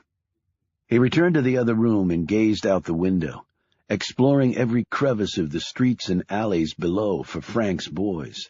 They were down there. They were always down there. Shaw, you still breathing? I told you where I was going, so why keep me under the scope? You did it to yourself, with all this crazy talk about retirement. It wasn't crazy talk. I'm done, Frank. The last one was the last one. Shaw could envision Frank shaking his head with the dent in the back from where he'd been shot at close range with a 9mm Sig Sauer, sporting custom grips. Shaw knew these intimate details because he'd been the one who'd shot Frank. We have a lot of work to do.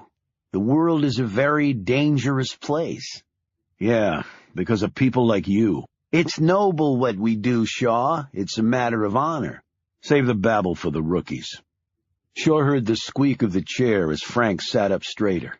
Okay, here it comes. Frank's voice was tight and hard as cement. And where exactly are you going to retire to, you prick? A Supermax facility? The deal was for 5 years, Frank. I've hung on for almost 6. You nearly killed me.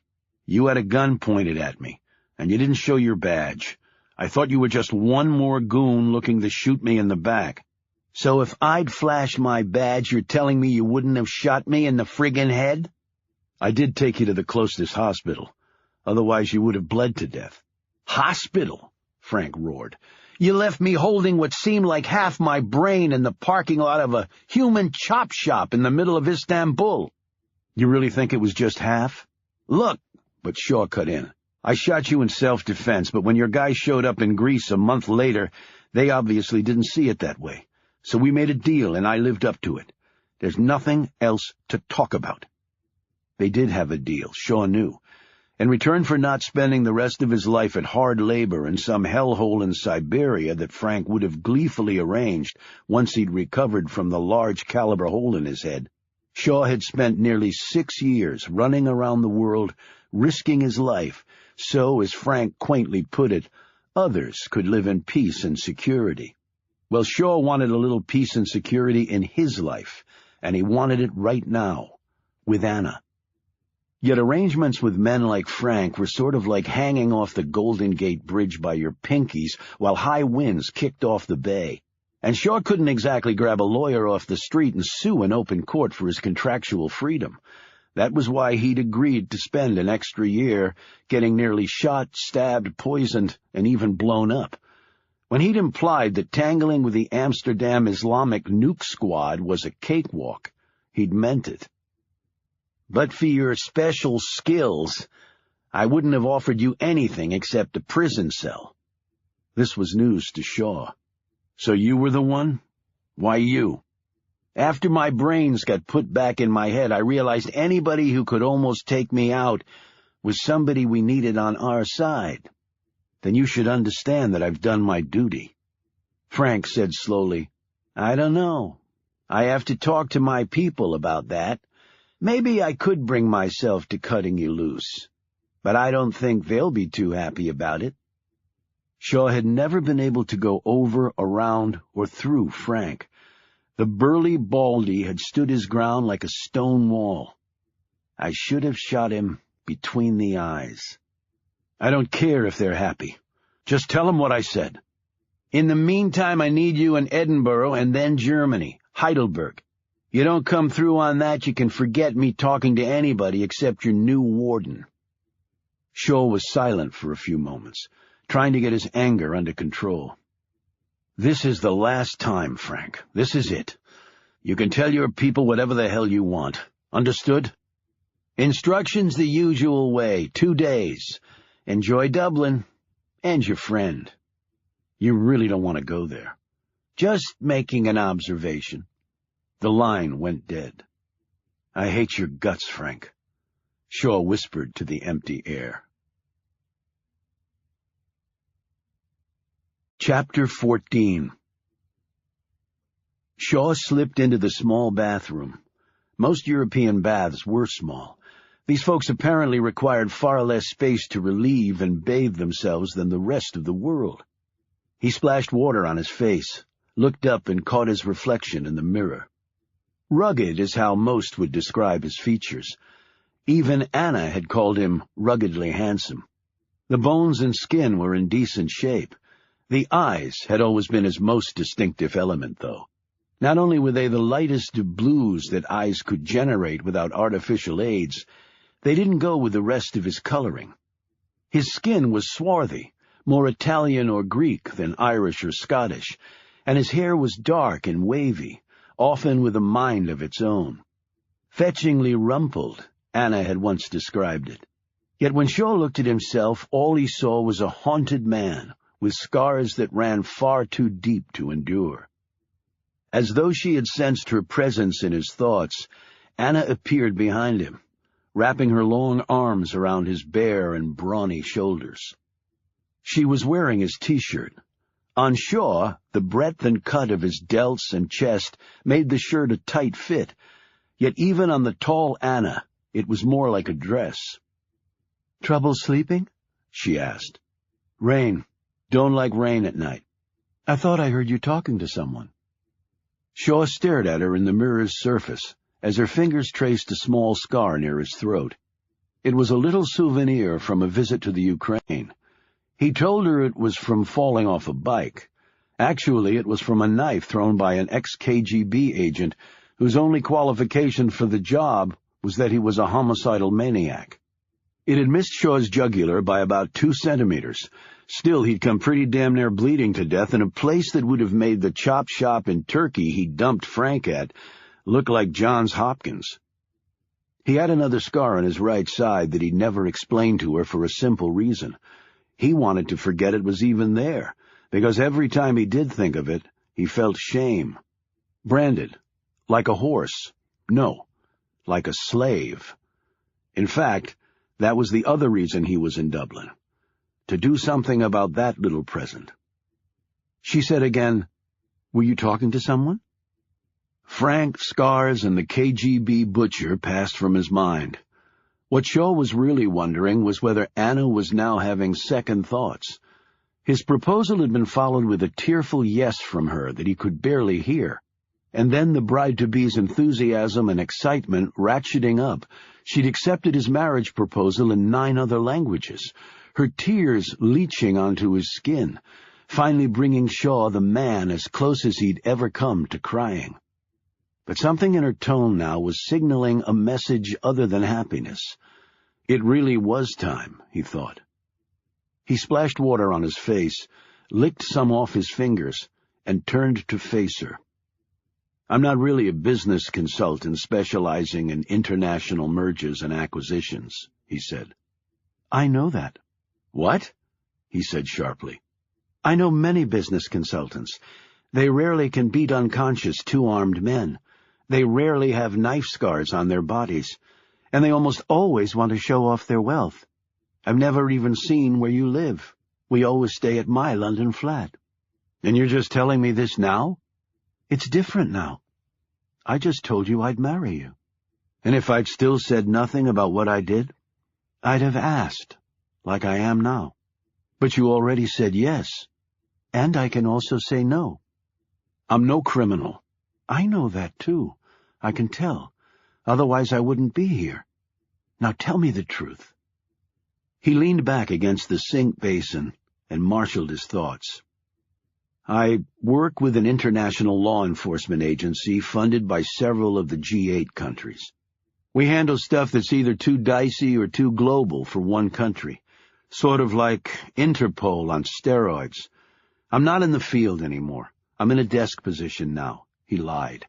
Carrying it off reasonably well, he thought. "And what laws do you enforce?" she asked firmly. "We try to stop bad people from doing bad things. Any way we can," he added. "And what you do now isn't dangerous, though you get calls in the night." "Living is dangerous, Anna. You can turn the corner and get nailed by a bus." "Shaw, don't condescend. It's not dangerous, no." He could feel his skin growing hot. He could lie to a Persian madman with ease, but not to Anna. "Will you continue to come and go as you have been?" "Actually, I'm planning on retiring. Start doing something else." Her face brightened. "This is a surprise." "I hope I live to carry it out," he thought, and then said, "Marriage is supposed to mean 2 people together, not apart." "You would do this for me?" "I'd do anything for you." She stroked his cheek. "Why?" he asked suddenly. "Why what?" "You could have any man you wanted. Why me?" "Because you are a good man, a humble man, and a brave one. But as capable as you are, you need looking after, Shaw. You need me, and I need you." He kissed her, ran his fingers along her cheek. "Do you have to leave now?" He shook his head. 2 days. "Where to now?" "Scotland." He took Anna in his arms, let her blonde hair touch his face. her scent mingle with his, canal stink and all. But first, to bed. They made love again. After she fell asleep, Shaw put one hand behind his head and the other protectively over Anna's arm. He listened to the rain and envisioned Frank chuckling at having screwed him again. He touched Anna's face. Yes, it was different now. The Dublin torrent poured on. Each drop of water was a jacketed round fired right into his brain. Shaw had asked her to marry him, but after his conversation with Frank, he feared it might turn out to be the biggest mistake of his life. Chapter 15. "R.I.C.?" Anna said, as she held the paper up to Shaw, who was pouring coffee, still dressed in his boxers. She pushed the room service card away a bit and unfolded the insert that had slipped out from the Herald Tribune. Shaw looked over her shoulder. The article was long, brimming with factoids, and constituted another compelling broadside fired against the government of the Russian Federation. The title of the article might have been "The Evil Empire, Act 2. Shaw read out loud, "The Russian Independent Congress, or RIC, and its adjunct division, the Free Russia Group, appeal to free countries everywhere to stand up to President Romuald Gorshkov and an administration of terror and oppression before it is too late." Anna glanced at another section. "The Gorshkov administration has filled secret prisons with political opponents, murdered rivals, instituted a policy of ethnic cleansing at the highest levels of power, and are secretly manufacturing and stockpiling WMDs in clear contravention of myriad disarmament treaties." She gazed up at Shaw. "First the Constantine business, then all those allegedly dead Russians, and now this? Have you ever heard of this organization, the RIC?" He shook his head. "There's a website listed at the bottom of the page." She slid her laptop out, fired it up, and within a minute was hooked to the hotel's wireless network. Her quick fingers skimmed across the keys and a colorful page sprang up on the screen. "Look at this website." She pointed to the screen. "This wasn't online yesterday. I would have heard about it." Anna snatched up her ringing cell phone, listened, asked questions, and listened some more. She clicked off and glanced over at Shaw. "Well?" he said. "That was my office. Everyone's buzzing about this new article. Gorshkov and his ministers are said to be furious. They're denying everything, and demanding to know who's behind what they call a grand smear campaign." "Any idea who did do it?" She shook her head. "As yet unknown. It needn't be a large group behind this, or even lots of money. Although this newspaper insert wasn't cheap, a few good computer people can swamp the globe with propaganda. We've all seen that. And everyone else has sort of jumped on the bandwagon." She looked back at the computer and scrolled through the site. "It's Russian evil this and Russian evil that. My office has done several white papers on the Russian slide back to an autocratic system of government. It's of concern professionally and personally. Tensions are very high between Moscow and the rest of the world right now, and all of this certainly hasn't helped matters." "Well, forewarned is forearmed," Shaw said. She looked at him thoughtfully. "That's the problem. When one is forearmed, one tends to pull the trigger faster than one should." "Like old times, though," he said. "Cold War redux." She stared at him strangely. "Precisely. Perhaps someone wants the old world order back." The rain had broken. He only had 2 days left with Anna, perhaps forever. He took her in his arms and said, "Screw the Russians." He held her so tightly she said, "Shaw, I can't breathe." He let her go, stepped back, staring down. She cupped his chin with her hand. "We're engaged. You should be happy." "I am. Happier than I've ever been." "You don't look very happy." "We have to leave each other." "But not for long.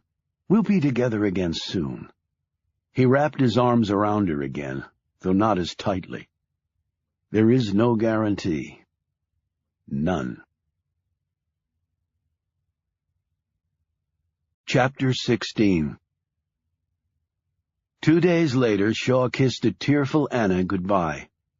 "We need to set a wedding date," he told her. She looked at him strangely. "Yes, of course." Shaw drove off in a rental car, but didn't head to the airport. He was going to Malahide Castle. Malahide in Gaeilge means on the brow of the sea. It is situated on the Howth Peninsula at the north end of Dublin Bay. Built on a small rise, it has a commanding view of the water, because in those days enemies would often come by boat to pillage and slaughter. Shaw passed broad fields on the grounds of the castle, where local teams played rugby and cricket, without an axe-wielding pillager in sight. He paid his euros and was admitted to the oldest inhabited castle in Ireland. It looked like one would expect of a medieval keep, built of sturdy stone block, with wings of imposing circular turrets and ivy grafted onto its hard skin. It had belonged to the Talbot family from 1185 right up to the 1970s. He waited until the current tour was over, and then walked up to the small, thin woman who just finished telling a gaggle of tourists all about Malahide Castle, the Talbot family, the Battle of Boyne, the disappearing Virgin, and the building's 4 ghosts, including the puckish Puck. "Hello, Leona."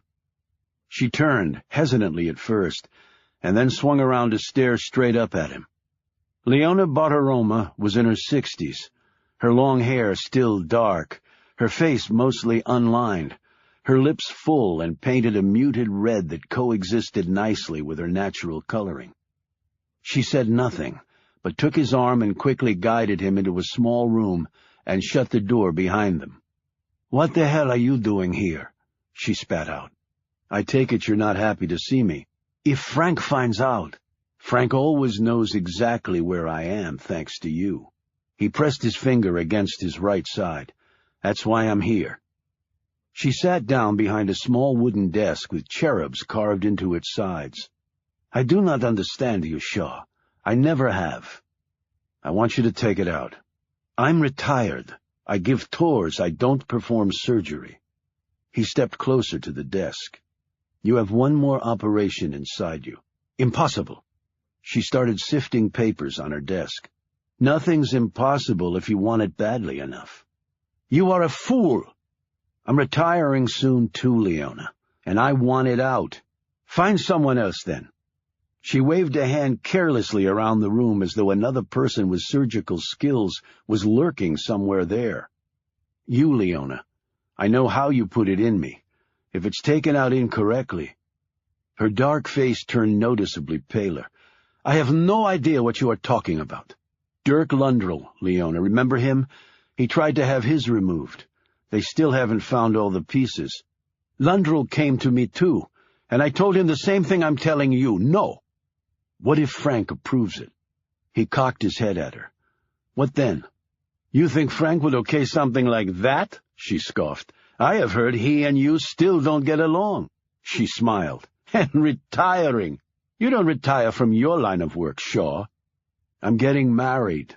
2 more jobs, I'm done." "You? Married?" she said incredulously. "Yeah. What, you don't think people like me get married? I've spent 6 years of my life nearly getting killed. I'm tired. I'm done." "I know what you have done these last 6 years," she said more calmly. "I know well the risks you've taken." She paused to study him. "What is the woman's name?" "What? Your fiancée. What is her name?" "Anna." "I was married once." Leona looked down at her hands. "You love her very much?" "I wouldn't be marrying her if I didn't." Leona was silent for a long moment while Shaw simply stared at her. "If Frank approves it, I will take it out of you. And I'll still be alive when you're done?" "Surgery always involves risk," she began. But then she added, "You will live."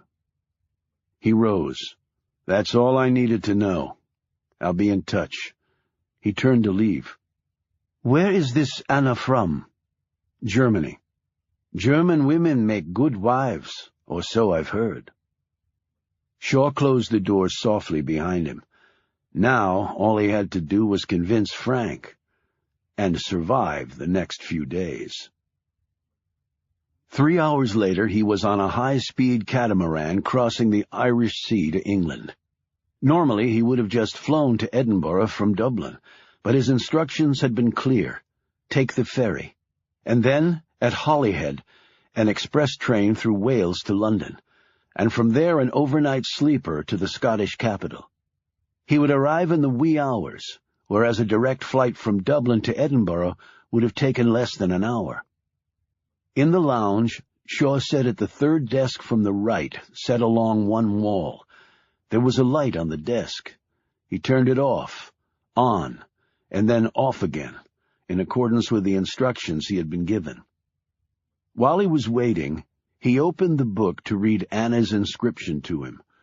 Her message was written in French, but his language skills were sufficient enough to translate. It was short, simple, and hit him like a sledgehammer. Love without trust is nothing. As Shaw slowly closed the book, he instinctively glanced up. Tipped off by his signal with the lamp, a man was coming his way. They always were.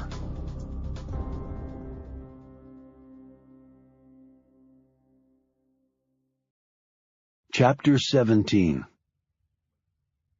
Shaw arrived in Edinburgh and walked from the train station to the Balmoral Hotel at one end of the North Bridge. Anna's inscription in her book was seared across his brain. Love without trust is nothing. Around 3 a.m, he fell asleep, thoughts of a possible life and family with Anna drifting through his mind. And maybe that's why it began. Again. Mother, where's Mother? Shut the hell up, you dumb shit. You ain't got no mum. The little boy, just awoken from a nightmare, cried louder, Mother! One of the older boys mimicked the child's speech. Mother, where's Mother? Mother's dead. That's why you live in an orphanage, you idiot. Another older boy chuckled and said, Mother's dead. Mother's dead. Mother is absolutely, positively dead. Then they all heard the slow footsteps, and the room grew quiet save for the little boy's choking cries. Mother, where's Mother? The squat old nun came into the room and glided to the bed. She obviously knew the destination well, even in the dark. She took the little boy in her arms, rocked him, patted his head, and kissed his cheek. Just a bad dream, that's all. I'm here, child. It's all right. Just a nightmare. Her presence always calmed the boy, and he finally fell silent. He was big for his age, but the nun, though old, was strong. The years did not seem to have worn her down, though she had much to weary her here. She laid him back on his small cot, of which there were 26 in a room meant to hold half that number. The nun knew the boys could walk on the beds to reach the 2 bathrooms they all shared, so closely stacked with the cots. Yet they had a bed, a roof over their heads, and some food in their bellies. For such children, that's all that mattered to them now, or probably ever would. As the nun trudged back to her room, 52 ears listened to her measured footfalls. When the sound of her door closing was heard, an older boy said, And your father's dead, too. Drank himself right into the gutter. Saw him do it. Mother's dead. The other boy started chanting again, but in a quieter voice. For while the nun was a good woman, her patience had its limits. The little boy did not cry out this time. His body did not start shaking as it sometimes did when they taunted him. An hour later, the chanting and verbal barbs stopped. All were asleep. All except for one. He climbed down from his bed, dropped to the floor, and slid on his belly like he'd seen soldiers do on the black and white TV in the nuns' part of the building. She would let him come there sometimes for a drink of fresh orange juice and a slice of bread slathered in rich butter and thick jelly. He reached the bed, sat up on his haunches, coiled into a ball and pounced. His hands closed around the other boy's throat. One fist connected to the far larger child's face. Blood spurted on the bed covers, and he felt it splash on his arm. He smelled sweat and fear. It would be the first of many times he would experience it in someone else. He aimed another fist and connected with soft flesh. Then something hard struck him in his right eye. It stung, immediately felt puffy. A bony knee wedged painfully into his belly, forcing the breath from him. Still he hung on. He hit with his hands, his feet, even his head, driving it deep into the chest cavity of the boy under him. He felt his own blood rush down his face, tasted it when the wet ooze hit his lips. It was salty and thick and made him sick, yet he didn't let go. "Mother!" he heard his voice cry out. His arms and legs worked like pistons. His chest was so heavy from exertion, it felt like his lungs had solidified. "Mother is..." he panted. Hands tore at him. Nails like claws ripped at his back. Someone was screaming into his ear, but it was as though they were on the other side of a waterfall. He struck, flesh, bone, cartilage. The claws ripped. The blood poured into his mouth, the taste of the ocean.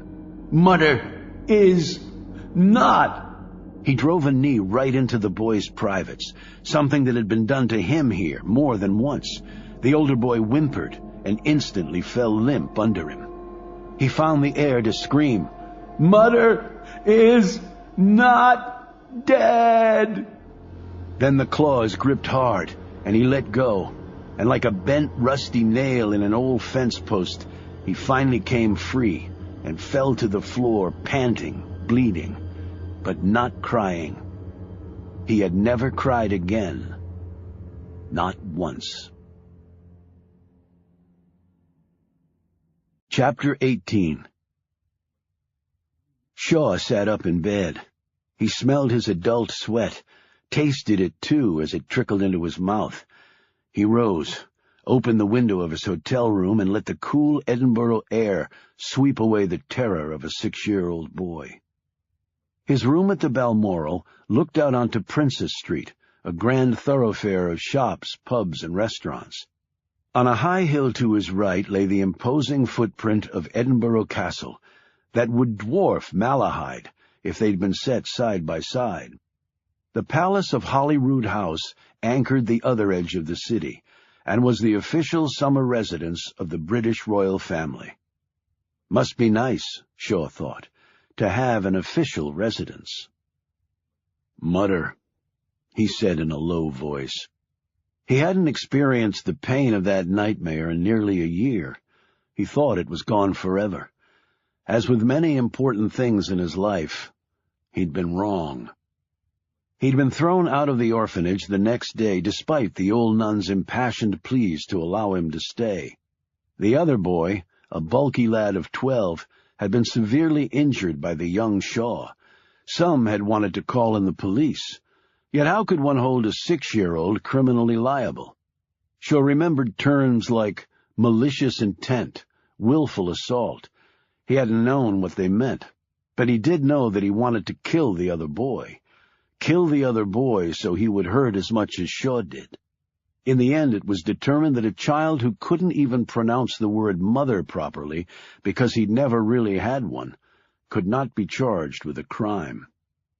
Sister Mary Agnes Maria, what a truly beautiful name that had been. They called her Sister Ma'am, which Shaw had translated to Mom. She was as close to a mother as he would ever get in life. He'd never had another. He hadn't called himself A. Shaw because he was a Shaw. It was because of the orphanage. Painted on the wall over the bed of the boy who slept opposite his was the letter A. It was not just randomly there, not the beginnings of an alphabet train. It had once been part of a word, but the M, E, and N had been worn away over time, and poor, busy Sister Mary Agnes Maria had never had the time or apparently the paint to put the M-E-N back into Amen. Shaw wasn't sorry about that. He would look at the letter and imagine the long vertical lines of the A softening to form the rounded face of his mother.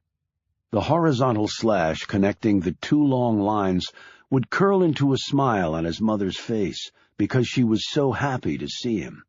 She had come back for him. They would leave together. They would leave right now. The A was his friend. It held so many good possibilities. And then the sun would rise and vanquish them all. Ever since then, Shaw had enjoyed the night far more than the day. He would always be a person of the night now. The years had passed swiftly with a quick succession of orphanages, none of them with the sister Mary Agnes Maria. Then came foster homes and other facilities for children who, while not technically criminal, were so close to the line that no one wanted the problem. That was every day of his life until Shaw the boy became, at age 18, Shaw the man. By then he could clearly say mother, but had not a single reason to do so. He shut the window and sat on the bed. The man on the high-speed ferry from Dublin had connected with him. They'd gone to the open boat doors at the stern. With the wind and the engines covering their conversation, he'd told Shaw the first phase of what he needed to know. As he was leaving, the man had stared back at Shaw, his expression clear. If you survive this, it'll be a miracle. On the express train from Wales to London, Shaw had stared out the window, alternately taking in the sea vistas and the views of the Cambrian mountains, shutting out the desultory conversations from the passengers around him. There was nothing normal about his world, and he felt it nearly impossible to relate to anything outside his own sphere. Except for Anna. She was his first and only connection to the rest of humanity. On the overnight train to Scotland, he was visited again, in his sleeper compartment, this time by a woman. She was young, but looked old. She was physically attractive, but her spirit seemed to be gone. She was a vessel only. People like Frank had torn her soul right out so they could fill it up with what they wanted. In a monotone, she told him the second phase of what he needed to know. Nothing was ever written down, so he memorized every detail. If he made one slip, he was dead. It was that simple. He rose, dressed, and looked once more at the book Anna had inscribed for him.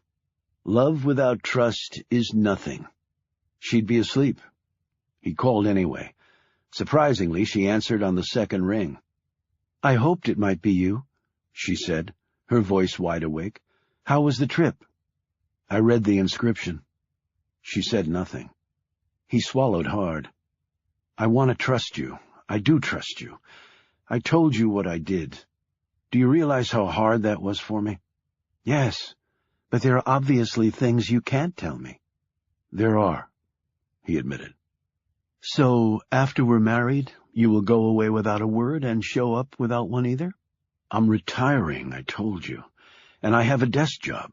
"Don't insult my intelligence with tales of luggage falling from aircraft bins, and people behind a desk don't travel to castles without bothering to take a tour, or take the time to travel by ferry from Ireland to Scotland. Was it to meet someone?" Her words stung him. "You followed me?" "Of course I did. I'm planning on marrying you, and I hate that I have to even think of following you, much less do it." Her voice shook, and he heard a small sob. Shaw wanted to reach across the phone line and hold her, tell her everything would be okay. Yet he had lied to her enough. He found his own voice. "There's still time to back out, Anna. You said yes, you can also say no. I'll understand." Her tone became harsh. "I don't like that you would understand. You should not understand. The same for me if you walked away. I would not understand." "I love you. I will make this work. I will." He thought he heard another sob escape her lips, and his guilt increased. She said, "And how will you make this all work? You can't tell me." "No," he admitted. "I can't." "Where do you go after Scotland?" "Heidelberg. My parents live about an hour from there, in a small village called Visbach, near the town of Karlsruhe. They run a bookshop, the only one in Visbach. Go to see them. Their names are Wolfgang and Natasha. They are good people, kind people. I wanted you to meet them before now, but you were always too busy." He hadn't always been too busy, Sean knew. He'd been too afraid. "You want me to see them without you?" "Yes. Ask my father for my hand in marriage. If he says yes, we will be married. If you still want to." This request stunned him. "Anna, She rushed on. "If you think it is worth it, you will go. I will tell them you are coming. If you do not go, then I will have my answer." The line went dead. Shaw slowly put down the phone and looked at the blotting paper on the desk where he had written the name Anna Fisher over and over, driving the letters hard into the thin surface. He tore the paper up, left the Balmoral, and walked down Princes Street, past all the closed shops. 2 hours later he was still wandering through the ancient Scottish capital as the sun started to creep up, illuminating the aged stone bridges and casting shadows behind which Shaw could imagine every single one of his nightmares, and he had more than most. He would go to see her parents at the bookshop in Wiesbach. He would ask for their daughter's hand in marriage. Yes, he would do all that, if he was still alive. "Where's Mother?" he whispered to the semi-darkness as he walked back to the Balmoral to prepare for what might be his last few hours on Earth. Chapter 19. The high-rise along the dullest high-tech corridor was mostly dark. One firm, Pender and Associates, owned the entire building, having paid 8 figures in cash to buy an office tower smack in the middle of some of the priciest dirt in the country.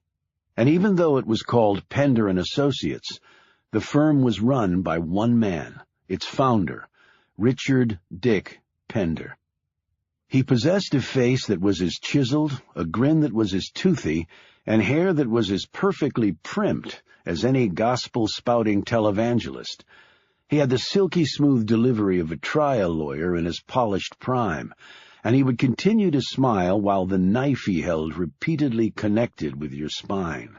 His motto was simple: why waste time trying to discover the truth when you can so easily create it? Pender's line of work was called perception management. PM firms, as they are known, were paid to establish what was true or not all over the globe. Some traditional lobbying firms considered themselves to be PM firms, but they really weren't. There were only a very few pure PM players, and Pender and Associates was one of the best in the world. Dick Pender could bury any secret, despite the attempts of the press to ferret it out.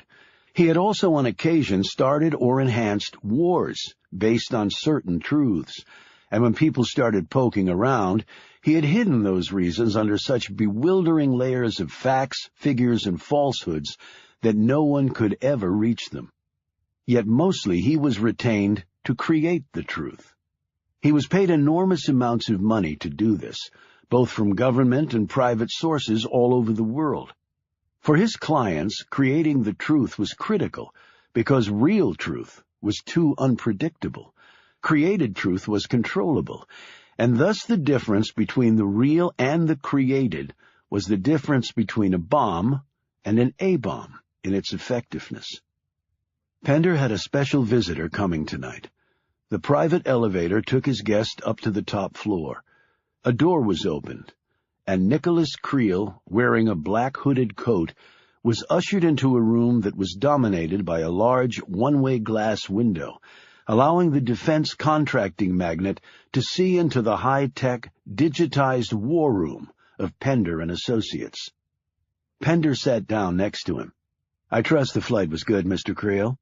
"I have no idea. I slept the whole way." "Someone mentioned to me that you'd cracked the top 15 on the Forbes list."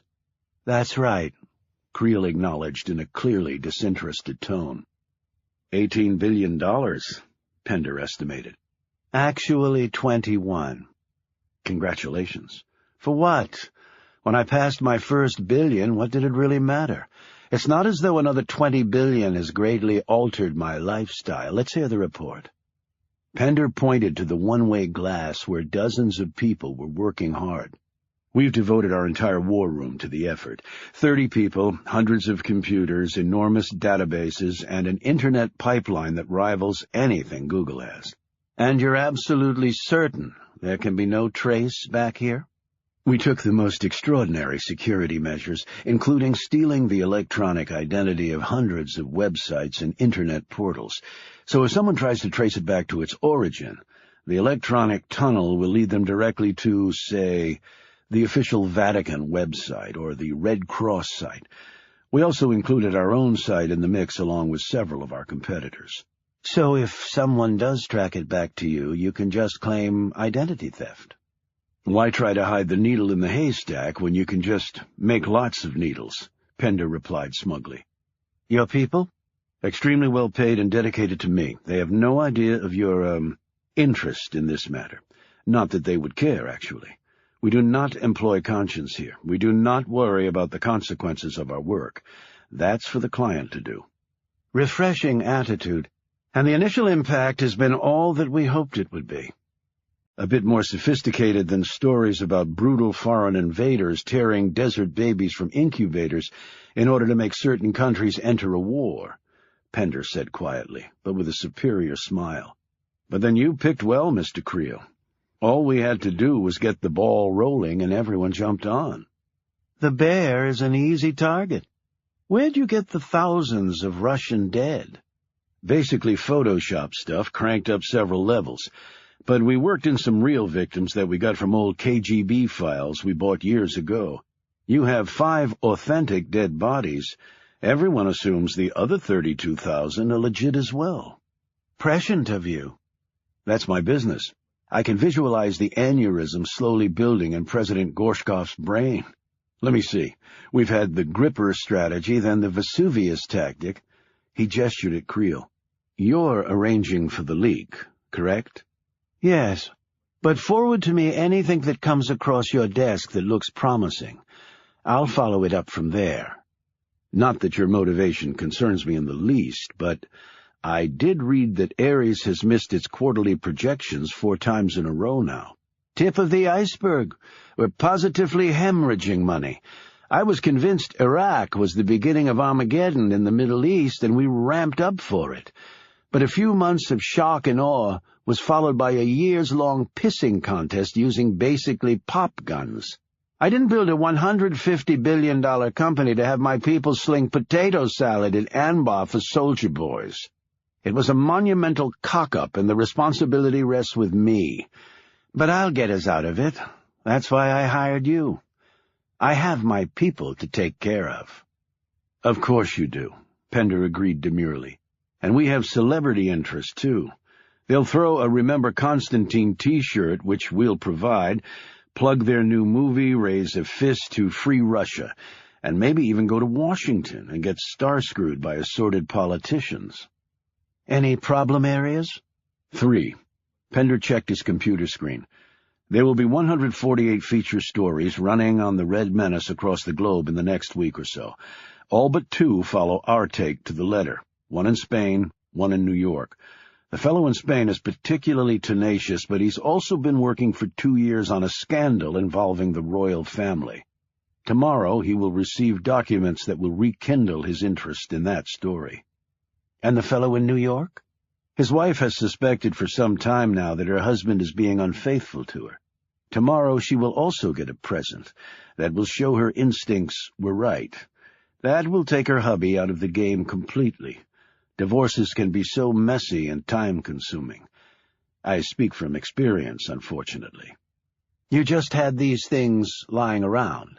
I have files on virtually every journalist worth a damn. We collect secrets, craft half-lies, and anonymously release those items when it best serves our clients. You said there were 3 problem areas. Senator here in the States who fancies himself an expert on Russian affairs. Word is he plans to call for hearings on the matter using a very skeptical prism. What are you going to do about it? Next time he steps into a public men's room, we're going to Larry Craig him. So Senator Craig was set up. Who knows? Who cares? But it'll take this senator right off our backs. And what do you call that tactic? The I'm screwed maneuver, Pender said, smiling. An apt name. I actually prefer a more subtle approach where the target doesn't even realize what's happened. You recall reporters were embedded with troops in Iraq? So they could see the war firsthand? No, so they could be told the story only from the point of view of the Pentagon. That was my idea. And every general and administration official involved has personally come here and kissed my ass for coming up with it. You know your field well, Dick. I learned from the best. Where was that? I started out in the White House press office. Creel pointed to a large work table in the war room where two people were laboring over some written materials. Explain. That's the Tablet of Tragedies. We recently discovered that one of our competitors was hired to put something like this together during Persian Gulf I to help convince the West to defend Kuwait. It worked brilliantly there. So we thought we'd use the same concept here. But instead of printing hundreds of thousands of glossy copies, we opted for handmade, rudimentary stuff. That'll give it a realistic homegrown feel to balance the high-tech attacks so far. We'll only make a dozen, but send them out to optimal targets for maximum effect. Boots on the ground, Creel muttered thoughtfully. That was to be on your end, Pender pointed out. I can make anyone believe a lie is true. However, there's no substitute for real blood spilled. I have the boots quite figured out. In fact, you'll see evidence of that very soon. What about the other piece of the equation? What about it? Creel said sharply. Only that you said you would advise us of the timing of it. Have I advised you yet? No. Then it must not be time. A moment later, Creel was gone. Pender had helped make the man a fortune during the Cold War, and when that dried up, they'd engineered numerous smaller global conflicts until the first Iraq War had literally fallen into their laps, followed by the lucrative Second Iraq War. But as he'd recently told Pender, the Americans are completely tapped out, and the EU's in a peace mode, pouring their money into education, infrastructure, and health care instead of defense.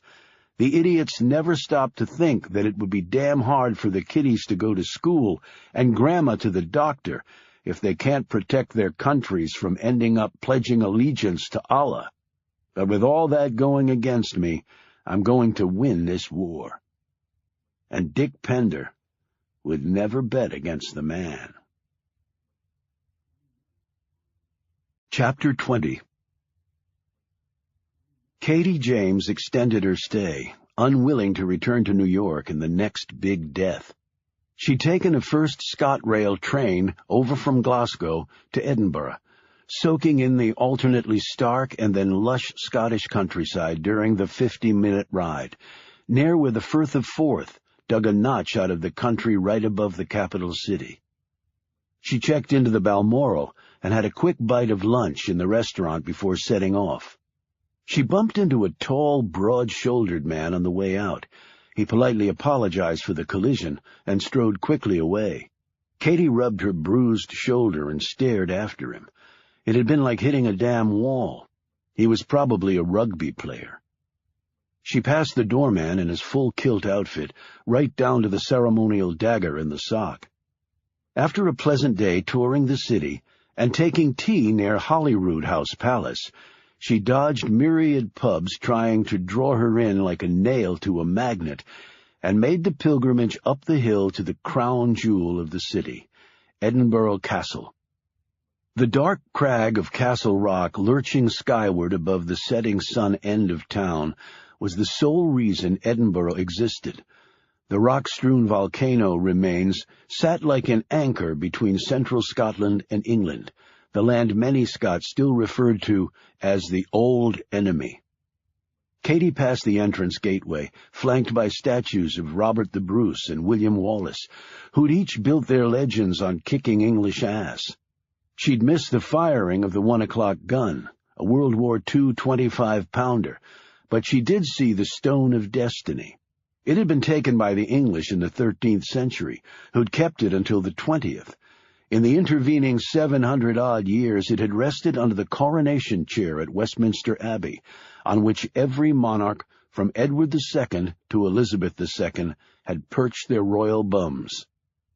A bit later she walked to the peak of Castle Rock, where sat St. Margaret's Chapel, the oldest surviving building in Edinburgh.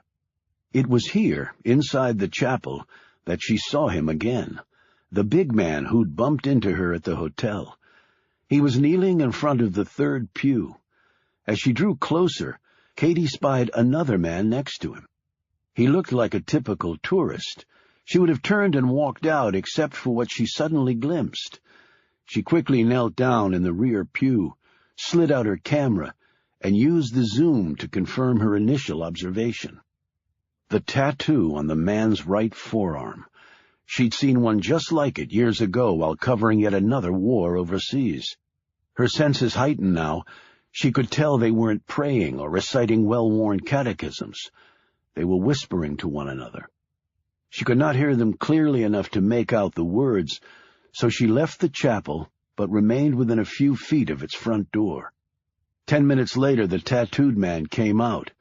She was debating whether to follow him when he was suddenly lost in a gaggle of passing tourists.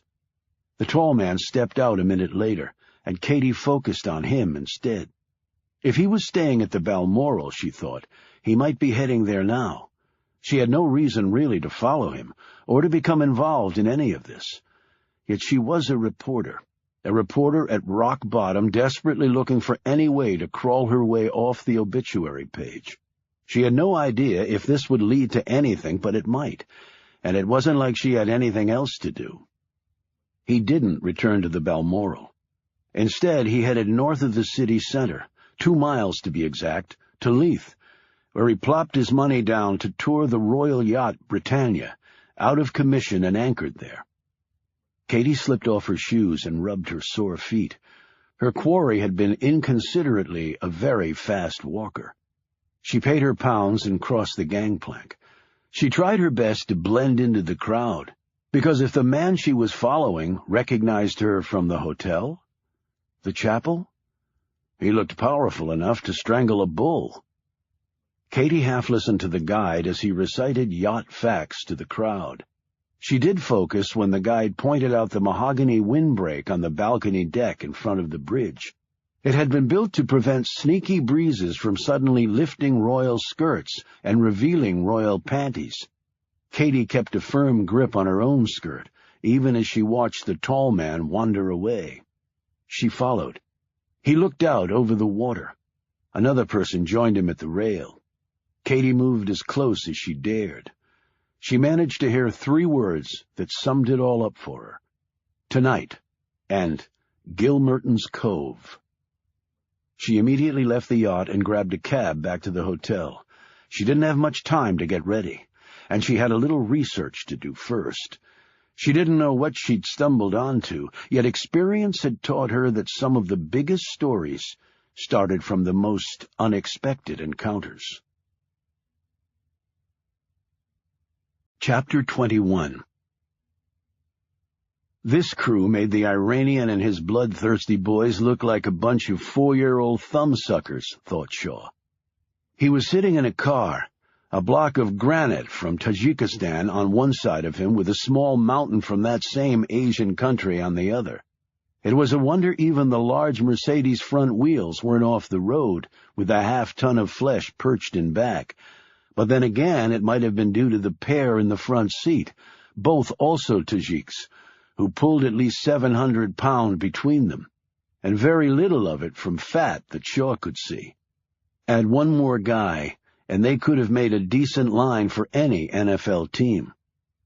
Shaw had never met a Tajik who didn't seem angry, perhaps living in a brutishly mountain-bound country that had been used by the Soviets as a toxic waste dump and had an 80% poverty rate gave them a good reason to be perpetually ticked off. He said something in Russian and received what could only be described as a growl in response. Tajiks didn't see themselves as Russian. Culturally, they, along with the Persians, were part of the Iranian ethnic pool. Shaw had never bothered to learn Tajik. He hoped he didn't live to regret that decision. He settled back in his seat. The Tajiks were selling drugs, heroin specifically, made from opium produced in neighboring Afghanistan, the country's most lucrative export crop. This was possible because coalition forces had largely abandoned Afghanistan to go make Iraq a beacon of democracy. Drug-dealing empires of the world thanked them every night for their thoughtfulness. Because without opium, one could not make heroin, one of the most popular street drugs of all time. The sheer misery this one bastardized chemical time bomb had imposed on the world was beyond calculation. Shaw was here to purchase 1 metric ton of the misery, 1,000 kilos with a street value U.S. of $15 million. The drugs would be shipped out from Scotland to New York, concealed inside thousands of soccer balls. Imports from Scotland, the Tajiks had discovered, received far less scrutiny from undermanned U.S. customs inspectors than, say, a large package from Iran or North Korea with "Death to America" written large on the outside. Of course, if things went according to plan, the cargo Shaw would be purchasing tonight would be confiscated at New York Harbor. The seizure would be touted in the press as a huge blow to international drug traffickers and a testament to the efficiency of global law enforcement efforts. That's if Shaw succeeded in his mission and managed to walk away with all his organs intact, although he seriously doubted that Frank would see his survival as a necessary gauge of triumph. Yet making U.S. customs agents look good was not why Shaw was here. It was to prevent the proceeds of the drug deal from flowing to an international crime syndicate that had been partially taken over by Islamic fundamentalists who were all over Tajikistan. Their share of this take tonight could buy a few dirty bombs or 10,000 IEDs, neither of which was a good thing for the civilized world. They weren't that far from Edinburgh, but the land had quickly turned open and isolated. Far to the north was the Firth of Forth. As one of the Tajiks rolled down his window to blow out smoke from his cigarette, Shaw thought he could smell the heavy sea air. 30 minutes later they turned onto a gravel road and were quickly swallowed by dense trees on either side. The driver of the truck, waiting at the end of the road, nodded at his colleague in the sedan as it slowed to a stop next to the truck. Shaw and the 4 men climbed out of the car. "Soccer balls?" Shaw asked, pointing to the cargo in the truck. The man to his left grunted, which Shaw took as a yes in Tajik. The only reason Shaw was still alive was because these men thought he would be a good future customer on the other side of the pond. South American cartels ruled the U.S. illegal drug market, the world's biggest, but the Tajiks had long had their eye on it. If they had to fly to Colombia and rip the throats out of a few thousand Spanish speakers, they would be more than willing. Shaw slit open one of the soccer balls, using a knife handed to him by one of the Tajiks. Inside were plastic baggies filled with a white powder. He didn't slice open a baggie and taste the stuff like they did on TV, since he didn't want the crap in his system. The only thing worse than heroin on that score was meth. It seemed if you even sniffed the stuff from 100 yards, you were a candidate for detox. "And what? I only have your word that it's heroin and all the other balls are filled with it right up to 1,000 kilos? The 4 men stared back at him. None seemed inclined to answer. The passenger side of the truck opened and a small, slender man sprang down, landing lightly on the soft ground. He had thinning blonde hair, wore an expensive suit, and a perpetual smile showing a new set of implants. "We've been doing this a long time," he said. Any accent he might have had barely discernible. He extended his hand to Shaw. "All new clients have the same question, but they are never disappointed." He pointed to the split soccer ball. "This is the best heroin in the world. Guaranteed 70% pure, even with all the shit you'll put in it before it hits the streets in the U.S. Most heroin you need 10 kilos to get a little over 2 saleable kilos. That's a 40% purity rate. That's for shit that costs you money, my friend. With our product, you'll make double that." Shaw imagined himself standing in a product demo line listening to the pitch. The man continued, "And I threw in 10 kilos at no extra charge. That's $1.2 million US on the street. It's for new customers only to show our good faith. One time only," he added firmly, but still smiling. "We sell it to you for 5 million euros, and you get 12 to 15 for it in New York, LA, and Miami. Not a bad markup. And we can do this every other week. Easy money." "It's a big risk pushing drugs in America," Shaw pointed out. The man chuckled. "That's not what I heard. Candy from babies because all Americans are addicted. Fat, greedy, and sex maniacs. And now that you've seen our product, I'd like to see your money." "How do I get the balls to the port?" Shaw asked, buying time. "If Frank screwed me, the Tajiks will feed me to the squirrels, one finger, toe, and critical organ at a time. We put it right on the ship for you. Nobody the wiser. Now your money." The man looked in the Mercedes. "I see no briefcase. 5 million euros takes up a lot of space, even in large notes." He looked at Shaw inquiringly. "We don't accept checks or credit cards," he added with a flicker of a smile, and then his mouth tightened. "Where the hell is the cash?" "My people are bringing it," Shaw said casually. "Your people? What people?" The small man looked around at the emptiness that surrounded them. "You have your people, I have my people." "We were not told about this." "Come on. You think I'm getting into a car alone with 4 T-Rexes I don't know from Adam, with 5 million euros burning a hole in my pocket? If I were that stupid, I wouldn't have lasted 1 week in this business." The little man motioned to his men, and 4 MP5 submachine guns emerged from the trunk of the Mercedes. A metallic sound Shaw heard from the truck indicated that the driver was also armed. "Where the hell are you, Frank?" Chapter 22. Katie James adjusted her small binoculars at the same time she placed a hand on her chest to try and stop her heart from beating quite so violently. She followed the Mercedes from the Balmoral. Having heard the destination earlier at St. Margaret's Chapel, she'd even been able to pass the car a couple of times to avoid suspicion before falling back. When they turned onto the gravel road, she'd driven on, then doubled back, counting on the fact that they would not have gone far. She'd parked her car behind a bend in the road, set out on foot, topped a knoll, slunk through some trees, and settled herself down behind a berm to watch. She was close enough to catch snatches of what the men were saying. The tall man from Balmoral was a drug buyer, that much was clear. This surprised her because of the man she had seen him with at the chapel. The fellow had sported a tattoo Katie had only known Delta Special Forces to have carved on their skin. Yet even such men can go bad, she thought. The other men were selling. The drugs were in the soccer balls, and they had been discussing money when the machine guns came out. Katie had contemplated using her cell phone to call the police, but now she'd decided to change her tactics. With the sudden appearance of the guns, she was instead going to run. She'd started to back away when a sound froze her. To her extreme far right, it was like a wave of black moving through the forest. She dropped to the dirt and tried to burrow in. When the guns started firing, she tried to dig in even deeper. Yet something, perhaps her journalistic instincts, made her look through her binoculars in time to see 2 of the dealers riddled with machine gun fire, their bodies literally opening up with holes awash in blood. They dropped to the ground dead without having uttered a sound.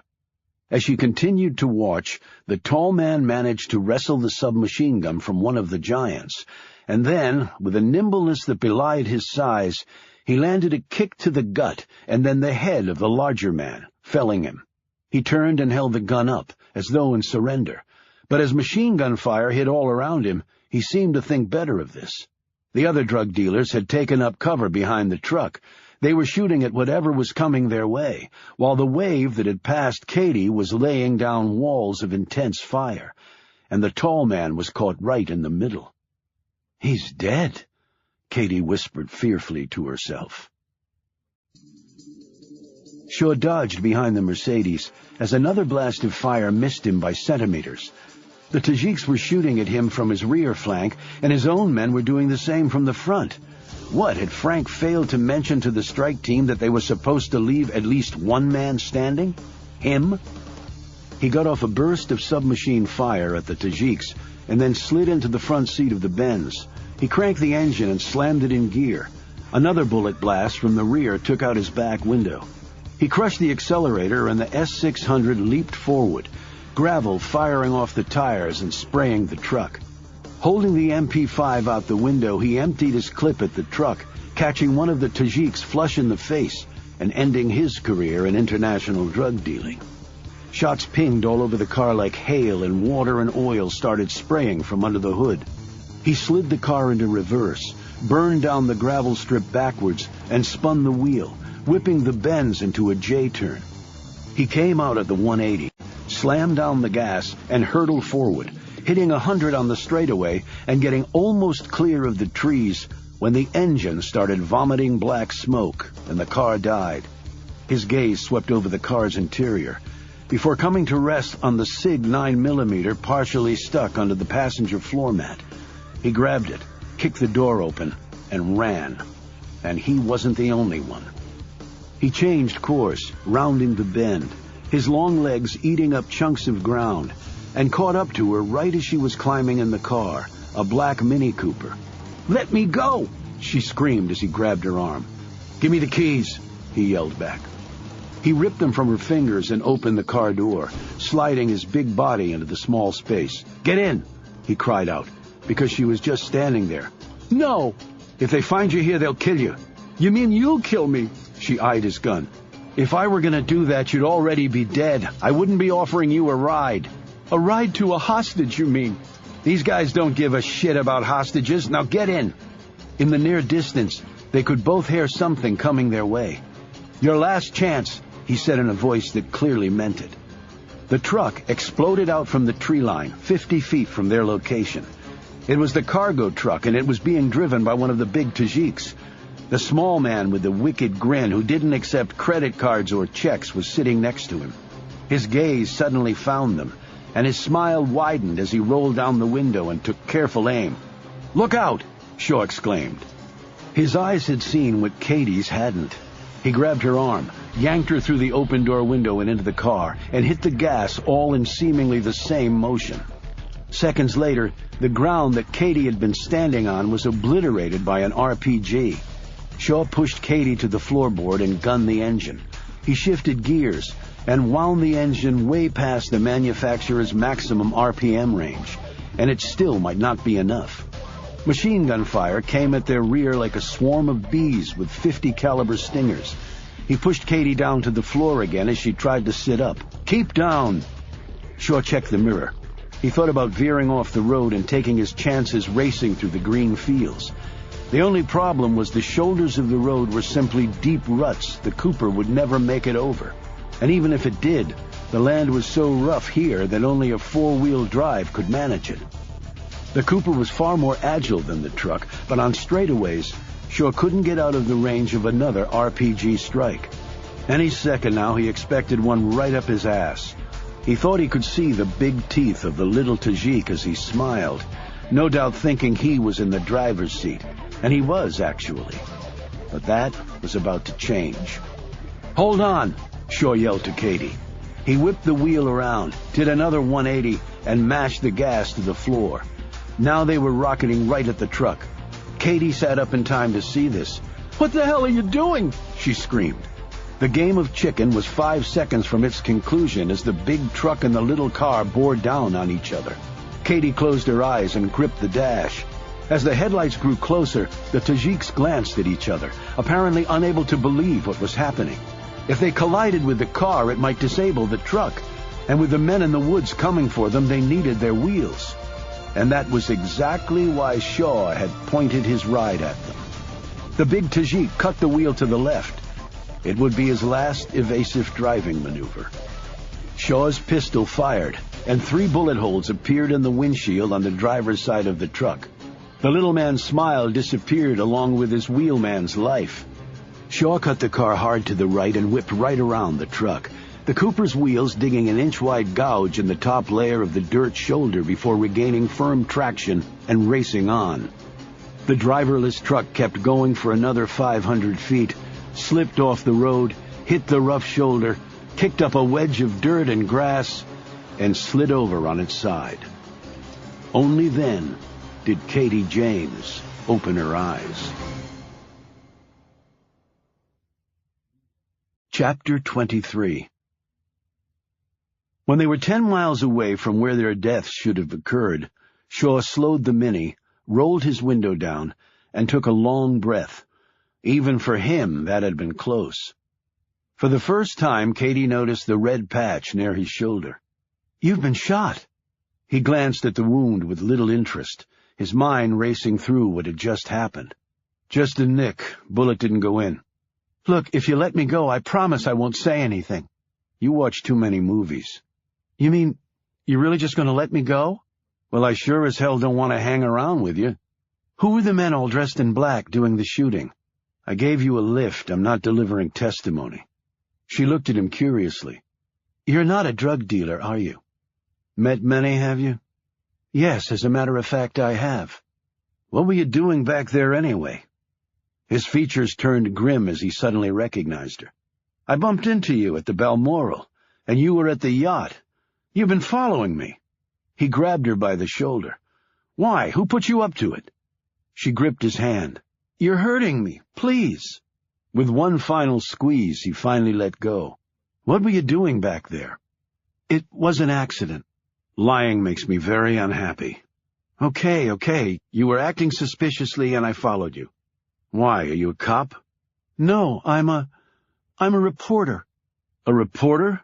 Investigating drug dealers in Scotland?" "No, Tell me the truth, or I might change my mind about letting you go." "I was in Scotland doing a special obit piece on the death of Andrew McDougall," she said in a rush. "Which paper?" "The New York Tribune." He paused and then said, "You're Katie James?" "How did you know that?" "I read the obit piece on McDougall. It had your byline on it. But McDougall died in Glasgow. What are you doing in Edinburgh?" "On vacation. Reporters do get those from time to time." "Snooping around in stuff that doesn't concern you part of your vacation plans?" "I wish it wasn't." "Guess you screwed up somehow to get stuck on the obit page before you turned 70. "Go to hell." "I've actually been to hell. It's just as bad as people think it is." He said this so matter-of-factly that even the seasoned journalist could only stare at him before stammering, "What do you mean by that?" "If you have to ask, then you wouldn't understand the answer." Actually, Katie thought she knew exactly what he meant, yet she chose to say nothing. They drove on in silence. 30 minutes later, the Cooper pulled up next to the Balmoral. Shaw turned to Katie. "Okay, now get out of town as fast as you can." "How about you? They were shooting at you." "I can take care of myself." She reached over and grabbed his hand as he started to climb out. "What's your name?" "I've followed your work over the years, so I know you're not that dumb." "Can you at least tell me what happened back there?" He hesitated. "I'm not going to write the story if that's what you think. I don't know enough to write it anyway." "If you do write the story, you'll ruin a lot of hard work and help the bad guys." "I've never been into helping the bad guys." He paused, studying her closely. "It was a drug transaction. We're trying to keep cash out of the hands of terrorists. There, now you know all." "Good guys don't open fire like that." "I know," Shaw admitted. "I don't know why they started shooting." His candor seemed to melt away most of Katie's doubts. She added in a cautious tone, "But then why were your own people shooting at you?" "That's exactly what I'm going to find out." He leveled his gaze directly at her. "And get out of Edinburgh. You survived tonight, it'd be a shame to waste it." In a few seconds, he disappeared. Katie sat back into the leather of the Mini. She'd seen much death in her career, heartbreaking stuff that she never really got over. But there had been something about tonight, and she had never met anyone quite like this guy. Had everything he'd told her been a complete lie? As a veteran journalist, she often found that to be the case, but he had let her go. and he had saved her life. She realized a little guiltily that she hadn't even thanked him for that. If not for him, she would have been bits of flesh scattered across Scotland. Katie snagged her bag from the back seat and drew out a notepad and a pen. Before she'd switched to journalism, she'd been an art major. She flipped open the pad and quickly sketched a drawing of Shaw. She also jotted down notes. She talked to herself as she wrote. Dark hair, about 6'5", 240, shoulders the size of Nebraska, amazing blue eyes. She put down her pen. Amazing blue eyes? Where did that come from? It didn't matter. The odds of her ever seeing him again. She climbed over into the driver's side, drove down an alley, left the car, and ducked back into the Balmoral through the delivery entrance. Chapter 24. Shaw didn't bother to get his clothes from the hotel. He'd placed any personal items he had with him in a storage locker at the train station. He called Frank as soon as he was safely away from the hotel. The man waited until the fourth ring to answer. "What the hell game are you playing?" Shaw barked into the phone. "You should be celebrating another successful mission. We got the drugs, the bad guys didn't get any cash, and we got one guy left standing who's talking like a mynah bird as we speak. I personally already popped the champagne. Your guys opened fire unprovoked." "Wow, really?" "Yeah, really. What happened to you have the right to remain silent and keep the blood in your veins?" "So we took out some of the Tajiks, so what? You know how much those suckers can eat? And my budget is strained as it is. And your guys were shooting at me. Then maybe you should pay attention." "Pay attention to what?" "We don't like retirees, Shaw. You go when we say you can, if ever. My deal, your deal is shit. Your deal has always been shit, but you never wanted to face up to it. Well, tonight was your wake-up call, my friend, your only one. Next time maybe they don't miss. And consider yourself lucky. Oh, by the way, your orders for Heidelberg are waiting at the airport. Chartered jet, wheels up in 2 hours. Man will meet you at the front entrance of the airport. Meanwhile, enjoy the rest of your evening in lovely Scotland."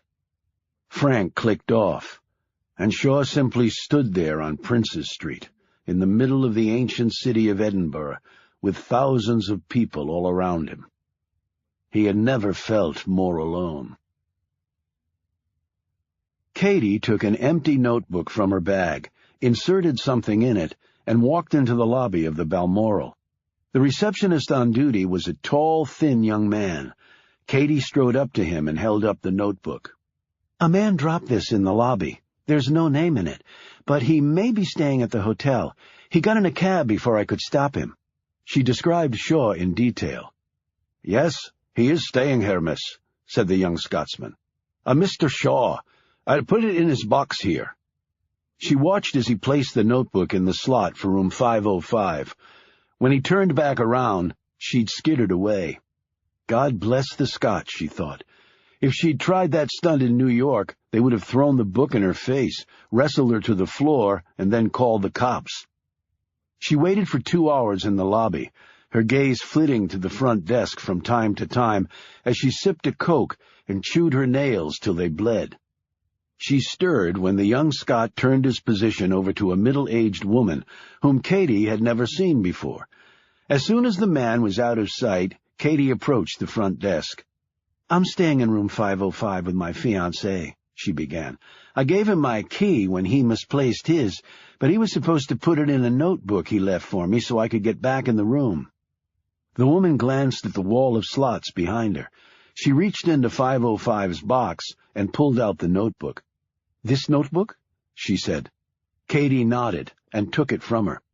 She looked through the notebook and was careful to let the object she'd placed in there earlier fall out on the front desk. The woman picked it up for her. It was Katie's American driver's license. The woman looked at the photo and then at Katie, who said, "I've been looking all over for that. He must have found it in the room and put it in the notebook for me." "And where is your fiancé?" the woman asked pleasantly enough, but with the tone of someone who had a job to do and intended to do it. "Glasgow." She flipped through the pages. "He'll be back tomorrow, but he didn't leave the key." How can I get in the room? Have you tried calling him? Yes, he doesn't answer. Service can be a bit spotty. Don't I know it? The woman agreed heartily. She glanced at the driver's license again. Well, we can't have our guests sleeping on the sidewalk now, can we? She pulled a spare key from the slot and passed it and the license to Katie. Katie glanced at the woman's name tag. Sarah, I can't thank you enough. I still can't believe he forgot to leave the damn key. I've been married to my Dennis for 26 years, and the poor bloke can't remember birthdays, anniversaries, or on occasion all the names of our 5 children. So if it's just keys your man forgets to leave, I'd go ahead with the marriage and count your blessings, ma'am. Katie headed to the elevator. A minute later she was opening the door to 505. She had watched Shaw walk away from the Balmoral, so she was reasonably sure he wasn't in the building. But she still told herself she had just 10 minutes to search the place. 9 minutes later she'd gone over every square inch of the room and the few belongings he'd left behind, and come up with a total 0. Well, not exactly. In the pocket of a jacket she'd found a sales receipt for a book purchase in Dublin. But that wasn't terribly helpful. She walked along the perimeter of the room and stopped by the desk, her gaze running over the items there, all hotel issued. That's when she saw it. She sat and pulled the blotter toward her, took a pencil off the holder, and carefully brushed the pencil point across it. A name slowly emerged from the white paper where Shaw had carved it with such pressure that it had been imprinted on the page underneath the one he'd written on, an amateurish mistake. Katie had no way of knowing he'd committed it while distressed about Anna. Anna Fisher, Katie said. The name was not uncommon, but for some reason Katie thought she recognized it. And then something clicked in her memory. She looked at the sales receipt she'd found in his jacket pocket. An historical examination of police states, she read. Again, something was percolating in her mind. She left the room and called the phone number of the bookshop on the receipt. She didn't expect anyone to answer at this hour, but a woman's voice came on. Katie asked if they carried that book. They did, she was told, but they only had 1 copy left. And the author's name? She said. I can't remember. Anna Fisher, answered the woman.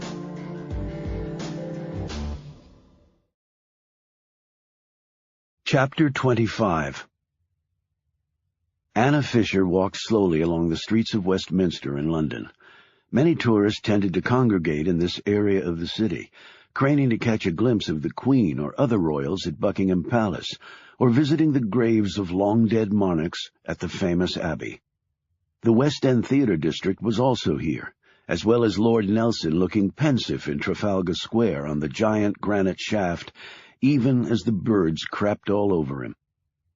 She entered St. James Park, passing foreign nannies and British moms pushing trams and enjoying an evening jaunt under clear skies.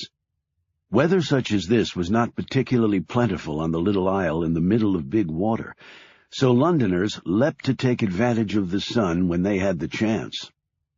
Anna kept trudging along, passing the King Charles Steps, and then stopped and stared over at Duck Island in the middle of St. James's Park Lake. Here she chose to sit down, her skirt gathered around her long legs. Had she been too hard on Shaw? Part of her said yes, but the other part held forth with a resounding no. Marriage, at least for Anna, was a commitment for life. Yes, she should have pressed this point before, but now that Shaw had officially proposed, the matter had taken on a greater urgency. He had to see that, and if he didn't, well, perhaps it would be best if they didn't stay together. She'd had other suitors over the years, educated, articulate men who held important positions in the world, or had obtained considerable wealth. None of them, she had to admit, not a single one, had stirred in her the tender, far-reaching emotions that Shaw did. Yet would he even go to Wiesbach to see her parents? She rose and sat on a park bench. Next to her was a discarded newspaper. She picked it up. The Guardian was having a good run with the evil Russia story. The headline indeed said it all. Return of the Red Menace, and something called the Tablet of Tragedies had just been received by select major news outlets and world leaders. The rudimentary packaging and grainy photos of allegedly murdered Russians, their tragic stories written in simple language, carried a potency a million-copy glossy release could never have inspired. Anna's brow wrinkled as she skipped across the story's contents. It regurgitated much that was already known and then built on that. It was like the game of whispering a story in one ear in a group of people and seeing how much the tale changed when it came out of the last person's mouth. And yet the murder of Sergei Petrov, the Russian word for traitor inked on his forehead, had been pretty much conclusive proof of Gorshkov's guilt, at least in the minds of the Western press. The Russian president had put his military force on full alert as mass demonstrations were breaking out across the country. It seemed like the place was imploding.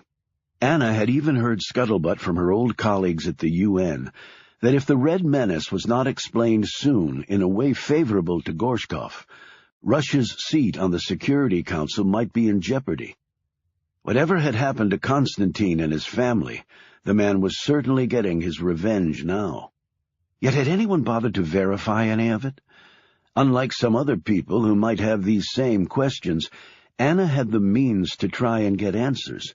Perhaps to take her mind off her personal troubles, she decided to do something about it right now. She walked to her office, a 175-year-old row house nestled in a quiet dead-end street near Buckingham Gate. The buildings on either side of hers were empty, but scheduled to be renovated in about 6 months. She would cherish her peace and solitude for now, until it was destroyed by jackhammers and the sounds of sawing. The smell of fresh paint was in the air. Her building had just gotten a facelift, including a fresh coat on all the windows and doors. She unlocked the thick front door on which a gold-plated plaque announced the firm's name, the Phoenix Group Limited. When she'd first started working here, Anna had been told that the firm was bankrolled by a very reclusive and wealthy gentleman who'd been born in the United States, Arizona specifically. So private was he that no one who worked at the Phoenix Group even knew their benefactor's name, nor did he ever visit them. Yet they did receive communiques from him from time to time and encouraging words about their important work, and representatives of the man had visited from America to meet with them and answer questions. The owner had been described to her as an intellectual interested in the vast questions that continued to befuddle mankind, and he paid people like Anna to figure them out. Whoever he was, he gave Anna and the others free rein to follow their passions. There were few jobs anymore that had such latitude. It was the most stimulating work Anna had ever done. Now if she could only get her personal life in such shape. She locked the door behind her and headed up the stairs. Her cluttered office was at the end of the hall on the top floor. She passed other rooms, all empty save one near hers, where a co-worker, Avery Chisholm, a crusty old academic, toiled away on a project, his circle of white hair barely topping the piles of books in front of him. He lifted a hand in response to her greeting, and she hurried on. Anna settled behind her large desk, piled high with books and stacks of papers. Her job was to try and make sense of the world, one complex factor at a time. She and her colleagues wrote paper after paper, published book after book, gave talk after talk, in which they laid out precise, detailed analyses that should have proved a treasure trove for government and business leaders from the United States to Japan. Yet she was painfully aware that hardly anyone in power bothered to read them. She went online and entered some chat rooms. Whenever she raised any questions about the culpability of the Russians or the real origins of the Red Menace, she was attacked by all sides, with people questioning her religious faith and her patriotism, though they didn't know if she even had a religion or what country she was from. She was also labeled a Gorshkov ass-kisser, a traitor to humanity, and a royal bitch. She retreated from that world and expanded her search until she focused on one obscure blogger in a far-off galaxy of the cyber world. He was raising some of the same questions and doubts that Anna had. She sent him a detailed email. and hoped she would get an answer back soon. She would, but not in any way she could have possibly imagined. Chapter 26. Anna Fisher was a remarkably intelligent woman with multiple degrees from world-class universities. Yet she had just committed a critical mistake. In her defense, the woman would have had no way of knowing it was a mistake, which are often precisely the sort of errors that come back to haunt you. The blogger she had emailed with her own misgivings was not who he seemed to be. It wasn't even a person. It was essentially digital smoke and mirrors. Dick Pender and his people had been monitoring the goings-on within several thousand chat rooms spread across the world. The rapid-fire repartee, bounding kilobyte by kilobyte across his massive computer screens, rivaled anything the agony columns of late 19th century British newspapers had ever inspired. The Red Menace was, of course, the topic on everyone's mind, and Pender smiled as he toted up those convinced the Russians were behind it, as opposed to those who weren't sure. The tally ran nearly 98% in his favor. He noted with glee that as soon as anyone said something against the truth he had established, they were electronically piled on by armies of chatters. Across thousands of discussion sites, Pender posted pre-written responses, spouting fact after fact, which actually had no basis in fact, and grinned as he was hailed as a hero and a speaker of supreme wisdom by the chat hordes. God, Pender thought, it was so easy to support a popular, if completely wrong, position. It required not a scintilla of courage. A minute later, his smile grew even wider. He had just checked what he termed his online bear traps. One of them was the blogger Anna had sent her query to. Pender's people had set it up, along with several others, to gauge the interest of anyone who might believe the whole Red Menace campaign was a sham. It was critical to know if there was a reverse wave of doubt about the horrors perpetrated by the Russians. If Pender detected any such movements, he had numerous strategies he could employ to dispel this belief. One of his favorites was crafting an outrageous event that drew everyone's attention from a problem area. He'd been retained on short notice to do this for administrations in Washington, London, Paris, Beijing, and Tokyo over the years. They were usually needed around elections, scandals, wars, and budget fights. Not many people had sent emails to the planted websites. The vast majority of the world seemingly had accepted on faith that everything being said about the Russians was true. Most people were perfectly fine with being sheep their whole lives, and this suited Pender's business well. There were, of course, some who wanted to know everything about the RIC and were digging deeply to get there. Thus, Pender was feeding them bits and pieces to appease their hunger. It wasn't that hard to stay ahead of them, actually. The media had many stories and fronts to cover, whereas Pender had only one agenda to worry about: Nicholas Creel's. This technique he referred to as timing the tap, turning on and off the info tap at the most optimal times.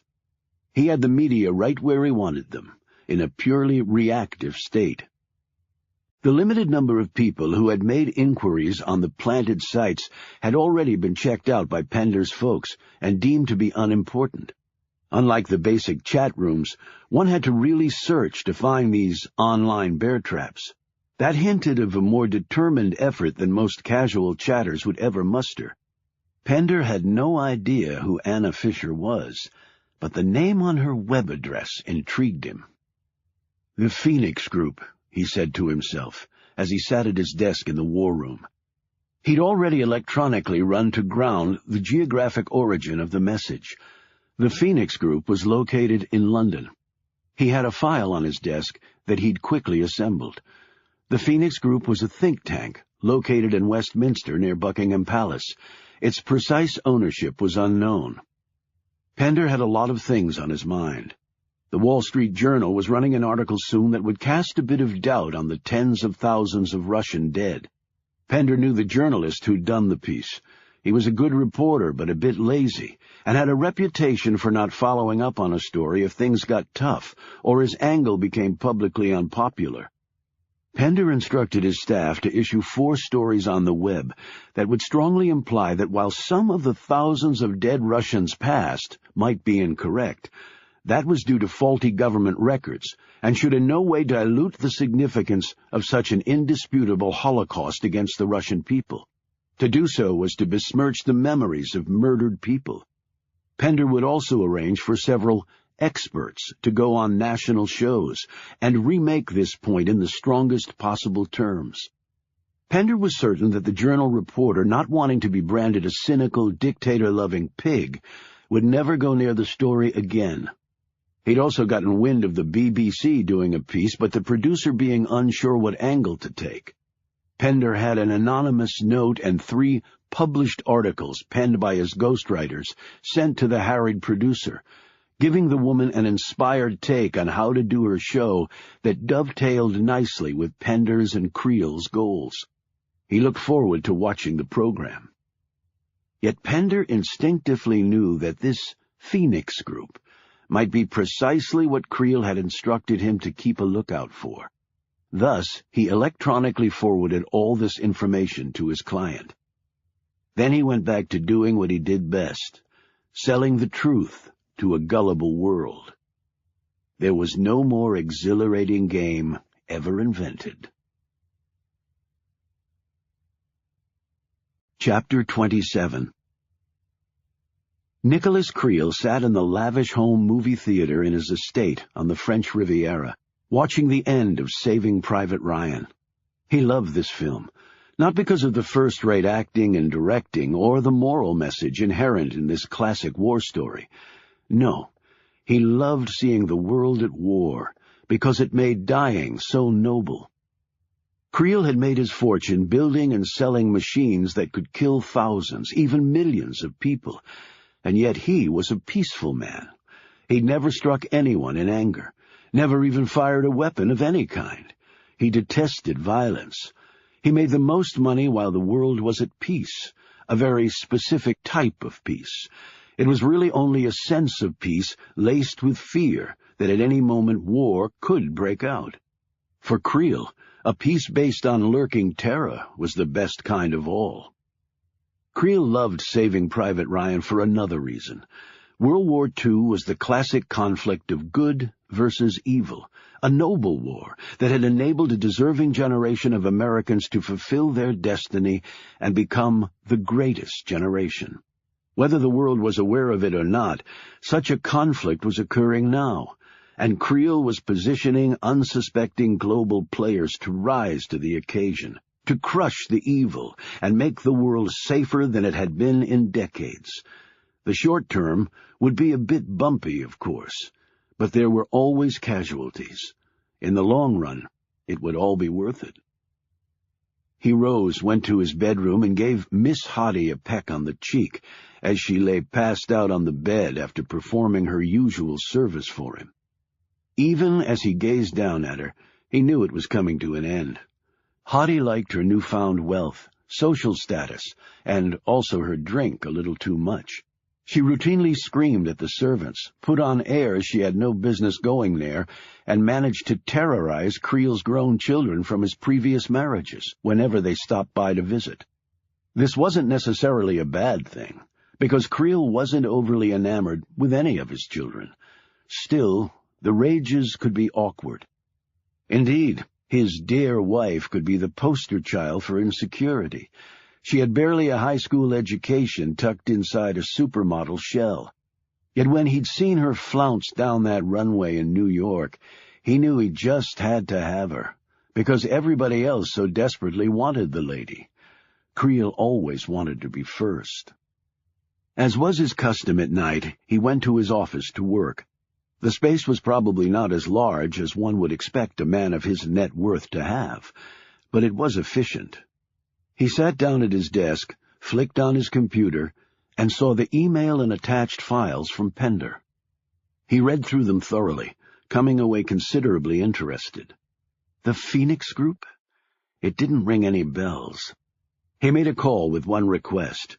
Find out exactly who's behind the Phoenix Group, a think tank based in London, and do it as fast as possible. Every instinct Creel had was telling him this might turn out to be one more missing piece he needed to complete his grand puzzle. It would perhaps take a bit of luck, but even billionaire merchants of death were entitled to good fortune sometimes. Several hours later, his wish came true. His people were very good. They'd ripped through several facades, set up to hide the true ownership of the Phoenix Group. And when people went to all that trouble to deceive, it was usually for a good reason. Now, Creel could hardly believe his luck. The Phoenix Group ownership had no ties to Arizona. The Phoenix was mostly thought to be of Egyptian origin, but it also hailed from another part of the world.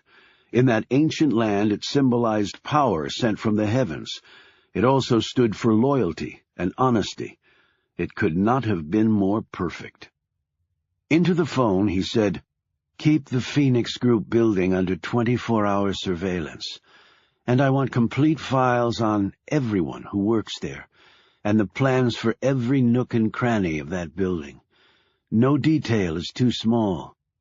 Creel then called Caesar.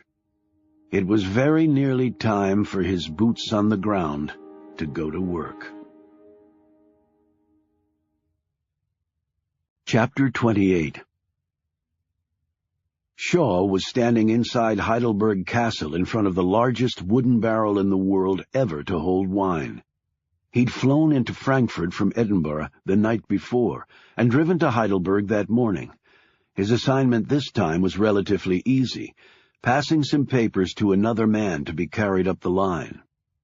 After the assignment was completed, he was supposed to drive to see Anna's parents at their bookshop in the little town of Wiesbach. Should he still go? Frank had made it clear that Shaw's enslavement was not going to end any time soon. In fact, it might only terminate when his life did. So what was the reason to go to Wiesbach? He could not marry Anna and continue to work for Frank. He never should have asked her to marry him. Now that he had, he should just get the hell out of her life so someone else could give her what he couldn't. That would be the noble, unselfish thing to do. And yet Shaw felt neither noble nor unselfish. He did not want to lose Anna. He could not lose Anna. He would drive to Wiesbach, and perhaps on the way he would miraculously think of some way out of this nightmare. The papers were passed a half-hour later with nary a glitch to a young man who looked like an American college student, right down to the Red Sox ball cap, grungy jeans, and Nike tennis shoes. Shaw continued his role as tourist by taking pictures of the castle and its grounds and learning about the history of one of Germany's most famous castles and its 7-meter-thick walls.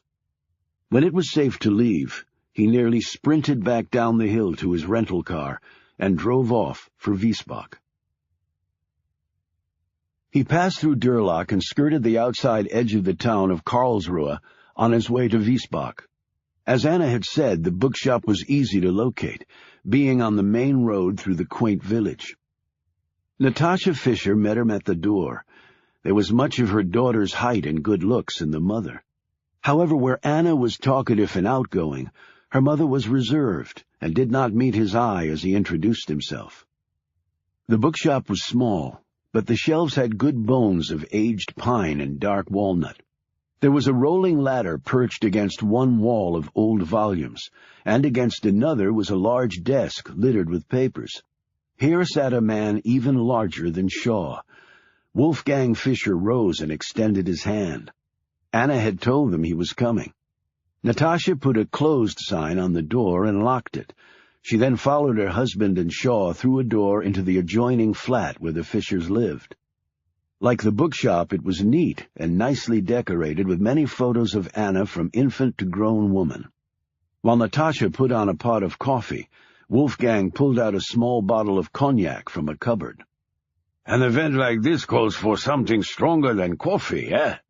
Wolfgang said in English, but with a heavy German accent that Shaw had a little difficulty following. Wolfgang poured out the drinks, sat down, and stared expectantly up at Shaw, who leaned nervously against a rough-hewn wooden mantel. Anna has told us much about you, Wolfgang began in a helpful tone. Natasha came back in with the coffee and some cakes on a tray. She looked disapprovingly at the glass of cognac in her husband's hand. "It is not yet 4 o'clock," she said in a scolding tone. Her husband grinned. Shaw here was just about to say something. Natasha sat and poured out the coffee, but she shot anxious glances at their visitor. Shaw felt the perspiration staining his armpits. He almost never broke a sweat from nerves, even when people were shooting at him. He felt like a schoolboy on his first date. His mouth was dry. His legs seemed unable to support his weight. "I came here to ask you something," he finally said, sitting down opposite them. "I might as well just say it." He looked directly at Dad. "Would you have a problem with me marrying your daughter?" Wolfgang glanced at his wife, his lips curling into a smile. Natasha dabbed her eyes with a napkin. Wolfgang lurched up, pulled Shaw to his feet, and gave him a bear hug that made Shaw's ribs ache. Laughing, he boomed, "Does that answer your question?" Natasha nimbly got to her feet, took Shaw's hand in a firm grip, gave him a kiss on the cheek, and said in a quiet voice, "You have made Anna so happy. Never has she talked of anyone as she does you. Never. Has she, Wolfie?" He shook his head. "And she makes you happy, yes, I am sure?" "Happier than I've ever been." "When will the wedding be?" asked Natasha. "It will be here, of course, where her family is." Wolfgang looked at her crossly. "Well, what of Shaw's family? Maybe they do not like to come to a small village like this." He slapped Shaw on the arm, unfortunately on the spot where he'd been winged by the bullet in Scotland.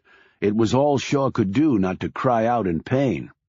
"Here will be fine," he said. I have no family." The Fishers looked at him curiously. "I was an orphan." Natasha's bottom lip trembled. "Anna did not tell us this. I am sorry." Wolfgang said, "But now you have family, lots of family. In Wiesbach alone there are 10 Fishers. If you include Karlsruhe and Stuttgart, it is many more. In Germany, thousands. Is that not right, Tasha?" "But not all will be coming to the wedding," Natasha said hastily. "Grandchildren," Wolfgang said, staring at Shaw, a broad smile on his face. "Finally, I will have grandchildren. You and Anna will have a big family, of course." "Wolfgang," Natasha said sternly, "that is none of our business, and Anna is not that young anymore. She has a career, a very important career, and it is in the hands of God. We wanted many children, but only had Anna." "Well, not a huge family, then," Wolfgang amended. "No more than 4 or 5. "We'll do the best we can," Shaw replied uneasily. "Anna said you were a consultant," Wolfgang continued. "What is it that you consult in?" Shaw wondered if the daughter had suggested this line of questioning to force him to tell her parents what he'd already confided in her. "International relations," he answered. "Is there much work in this international relations?" Wolfgang asked. "More than you can possibly imagine." Then he added, "Well, actually, it's a bit more than that." As they looked on expectantly, he leaned against the wall. The stout wood seemed to stiffen his resolve. "I work with an agency that helps make the world safer." They exchanged glances. Wolfgang said, "You are like a policeman. A policeman of the world?" "Something like that. But I'm planning on retiring when Anna and I get married." Gratefully, they only asked a few more questions about his job, perhaps sensing it might entail classified information. If they only knew. Shaw stayed with the Fishers for over an hour. As soon as he'd passed out of sight, a man walked up to their front door and knocked. When Natasha opened the door, the man said, "Mrs. Fisher, I need to talk to you about the man you just met with." He swept past her without waiting for an invitation. As Wolfgang joined her, the fellow said, "I think both of you should sit down." Chapter 29. Russia again did something utterly foreseeable, much to Nicholas Creel's delight. Isolated and pushed to the edge, it flexed its muscles by dropping from a Tu-160 aircraft the granddaddy of all non-nuclear bombs. Its thermobaric explosive yield was equal to 120,000 pounds of TNT, or over 5 times that of a similar bomb the United States had previously dropped, leaving a crater with a radius of 1,500 feet and painting the sky with a terrifying but fortunately non-radioactive mushroom cloud. The detonation was termed part of a routine readiness drill by President Gorshkov, who immediately thereafter put the Russian military on high alert. He also declared in the strongest possible terms that when Russia found out who was behind this smear campaign, it would be considered an act of war. "I pity the country or organization behind it, whoever they are and however powerful they might be," Gorshkov added ominously, verbally lifting a middle finger to the United States, which had strenuously denied any connection to the anti-Russia campaign. However, in diplomatic circles, this was considered almost an admission of guilt, for who else had enough money or motive to do such a thing other than the Americans, they reasoned. Nicholas Creel laughed as he read this latest report. He was in the conference room of his Boeing jet, 39,000 feet over the Atlantic. Caesar sat across from him. Creel spun the paper around so Caesar could see the headline about Russia dropping the bomb and Gorshkov's threats. Creel scoffed. "An act of war? To fight a war you need an army, and the Russians don't have one. They're sitting on a mountain of oil revenue, but by presidential decree, the idiocy of which strains credulity, they can't spend more than 3.5% of their GNP on the military. That comes out to $22 billion US a year, and only $8 billion of that is earmarked for arms purchases. You can't build major weapons systems for that kind of chump change. Look at the Americans. Including supplemental budgets, they spend over $700 billion a year on defense, about 20% of the federal budget. The Yanks outspend every other country in the world combined on weapons, and that's the way it should be. Superpower status doesn't come cheap, but it sure as hell is worth it, because when you want to kick ass, you can kick ass, my friend." Creel pointed to a statistical graph on the paper detailing Russian troop strength. "The Russians may have 5 army divisions combat ready, 5 if they're lucky. They used to build a third of the world's naval ships. Now they can't even construct an aircraft carrier because the idiots don't have a single shipyard dock in the country large enough to do the work. Some planning that was, comrade.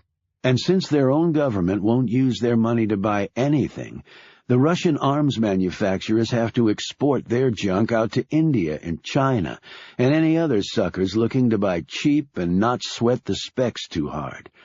The Yanks, Brits, Germans, and French wouldn't think of putting a single penny down for the Russians' crap. And the reformed communists haven't added any new aircraft to their frontline defenses in 15 years. They've got over 3,000 planes, but they're nowhere near the standard of the West, and half their military bases don't even have fuel for them. Their latest generation combat fighter never even got funded. They've still got nukes, but they can't use them. If they fire one off, the Yanks will send 10 back in retaliation. Their vaunted navy consists of 20 creaky ships, including 1 decades-old carrier, but not counting the subs that tend to find their way to the bottom of the ocean with regularity and stay there. The Americans have 300 ships, including 10 nuke-powered Nimitz-class carriers, and that doesn't even take into account the dozen or so Ohio-class ballistic subs. Each one of those suckers can take out an entire country. I should know because one of my subsidiaries built them. Hell, the Yanks could wipe out the Red Menace in a week without breaking a sweat. Creel chuckled again. But still, I'm a happy man. Caesar finished reading the article. Why? The Russians obviously won't be buying what you're selling. Creel took a moment to light up a cigar. Last year, President Gorshkov, in a rare moment of sanity, implemented a new 8-year state armaments program worth nearly 5 trillion rubles. That's 186 billion US dollars. That's over and above the current defense budget. Okay, I see your interest. That's what I thought when I had my people over there get the plan pushed through. But sorry, that doesn't get me excited. It was only a start. Excuse me for saying so, but I just don't get you, Mr. Creel. The billionaire smiled. Join the rest of civilization. So let me explain. The bulk of those dollars are going to Russian outfits. But if the Russians would match the U.S. in defense spending as a ratio of GNP, that would mean an extra 70 billion per year on top of what they're spending now, plus the new armaments program. There is no way the homegrown war machine over there can do that amount of work, and the buildup they need would take about 10 years. That means they have to look to the West, to me, actually, to get it done. In inflation-adjusted dollars, that's nearly $1 trillion U.S. Let's say Ares gets 70% of that work. That's $700 billion U.S. Now that gets my blood pressure going. But why would they do that? Match the U.S.? They would if they feel they have to. Constantine, this publicity campaign you've put together, think that'll force them to become like the old Soviet Union and fill your coffers? Not that simple. The Red Menace campaign has isolated them from the rest of the world, sure. And right now you could claim that Gorshkov eats babies for breakfast and half the world would believe it. But for my plan to work, I've got to raise the stakes. The Russians are not fools. If they're going to pay for the best, they need a damn good reason. So how do you raise the stakes? That's where you come in. I need a dozen men, all Russian, or at least Russian-looking. No problem. Unemployment's high over there, so I've got Russians coming out of my ass. They'll kill with guns, knives, or their bare hands. It doesn't matter to them. I didn't think it would. I also need some of them to be computer whizzes. Again, not a problem. Russia leads the planet in world-class hackers. Creel leaned forward and drew out a file. Good. Now here's the boots on the ground. Chapter 30. Anna Fisher was just about to open the door of her flat in London when the man walked up behind her. Sensing someone's presence and always on guard after her mugging in Berlin, she whirled around, her fingers clasping the pepper spray that was attached to her keyring. The man already had his badge out. Miss Fisher, I'm Frank Wells. I'd like to talk with you about Shaw. She stared at his badge, and then up at him. I do not recognize that agency, she said. Most people wouldn't. Can we go inside? I don't have strange men to my flat. You say you know Shaw. You could be lying. Should have known. A lady with all your degrees isn't stupid. All my degrees? How do you know that? I have a 2-inch file on Anastasia Brigitte Sabina Fisher. Your parents, Wolfgang and Natasha, live in Wiesbach, Germany, where they run a bookshop. You're an only child, a champion swimmer. Advanced degrees from, among others, Cambridge. A stint at the UN and now employed at the Phoenix Group here in London. He eyed the ring on her finger. And currently engaged to Shaw. He looked away from her astonished face and glanced at the front door. Now, can we go up to your flat? It's important. They sat in her small front room overlooking the street. Frank looked around her flat. Nice place. Why have you come here? Like I said, to talk to you about Shaw, just like my men have done with your parents. My parents? No, you're wrong. They would have called. We told them not to. So I'd have a chance to see you first. He eyed her keenly. He proposed to you in Dublin, didn't he? I can't see why that's any business of yours. Frank ignored this. And he told you he was retiring from his job. Anna found herself nodding in spite of herself. Let me tell you the truth. Would you like that? Tears gathered in Anna's eyes. She whisked them away with her hand and composed herself. If you have something to tell me, say it. but I will determine for myself if it's true." Frank chuckled, then nodded. "Fair enough." He leaned forward and cocked his head so she could see the sunken hole in his scalp. "See that little divot? That was courtesy of a round Shaw fired into my brain when I was trying to arrest him." Anna eyed him coldly. "Arrest him? For what?" "That's classified. But it wasn't for not paying a parking ticket, I can tell you that. After I recovered and we caught up to him again, he started working for us." "Working for you? After he almost killed you? You said you wanted to arrest him. If he's a criminal and you say he shot you, why isn't he in jail?" Frank held up a cigar. "Mind if I smoke?" "Yes." He put the cigar away. "My world doesn't strictly involve good and bad, right and wrong. Shaw would be in prison right now, but for one thing." "What's that?" she said fiercely. "Your fiancé possesses some pretty incredible skills. No one I've ever worked with in the field can touch him. He can walk into a room full of terrorists loaded for bear, con the turbans off them, take them down, and walk out alive. Pretty much one-of-a-kind stuff. And for that we make exceptions." He tapped the dent in his head. "Even if the exception almost killed me." "So he works for you. He told me he worked for a law enforcement agency." "He did, huh? And that he runs around the world never knowing if he's going to come out alive?" He studied her closely. Anna nervously twisted her fingers. He said he worked behind a desk now." "A desk?" Frank grinned. "And he said he was retiring too, right?" He leaned so close she could smell his tobacco breath. "Let me tell you something. People like Shaw don't retire. He goes until he either dies or we don't need him anymore. He tries to leave before that, his ass goes right to the scummiest prison I can find." He leaned back. "Why did you come here to tell me this?" "Because I thought you needed to know the whole truth. The man you have described to me is not the man I know. He saved my life in Germany. He is the most kind, most wonderful man I have ever met." "He kills people, Miss Fisher. They're bad people for sure, but he still kills them. I do too, or did. See, I actually have the desk job. Your fiancé is a brave man, I'll give him that. Nerves like I've never seen before. But I've also seen him gut a man ear to ear." He drew his finger from his navel to his neck. "Guy deserved it. But Shaw doesn't bake cookies. When the man's on the hunt, he's an alpha with a capital freaking A. You know what I mean?" He stopped and studied her again, a smile edging across his face.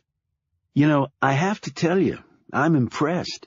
I figured you'd have started crying 5 minutes ago." "Have you ever loved anyone, Mr. Wells?" Anna said suddenly. Frank's eyes narrowed and his jocular manner faded. "What? You seem to think all of this is funny somehow. Do you so enjoy the pain of others? Is that what your agency looks for in its employees? No soul? No compassion?" "Look, I came here to tell you the truth." Anna went to the door and opened it. Frank stood stock still for a moment and then shrugged. "Okay, you can't say I didn't warn you." As he passed her, Anna said, "Why do you hate him so much?" "He shot me in the head, lady." "I don't think that's the real reason. What are you doing, playing shrink? You never had anyone in your life, have you? That you really cared about, or that cared about you? This isn't about me." "I guess you're the only one who can really answer that truthfully. Good night, Mr. Wells." As she closed the door behind him, Anna clutched at her face, stifling a sob. Her phone rang.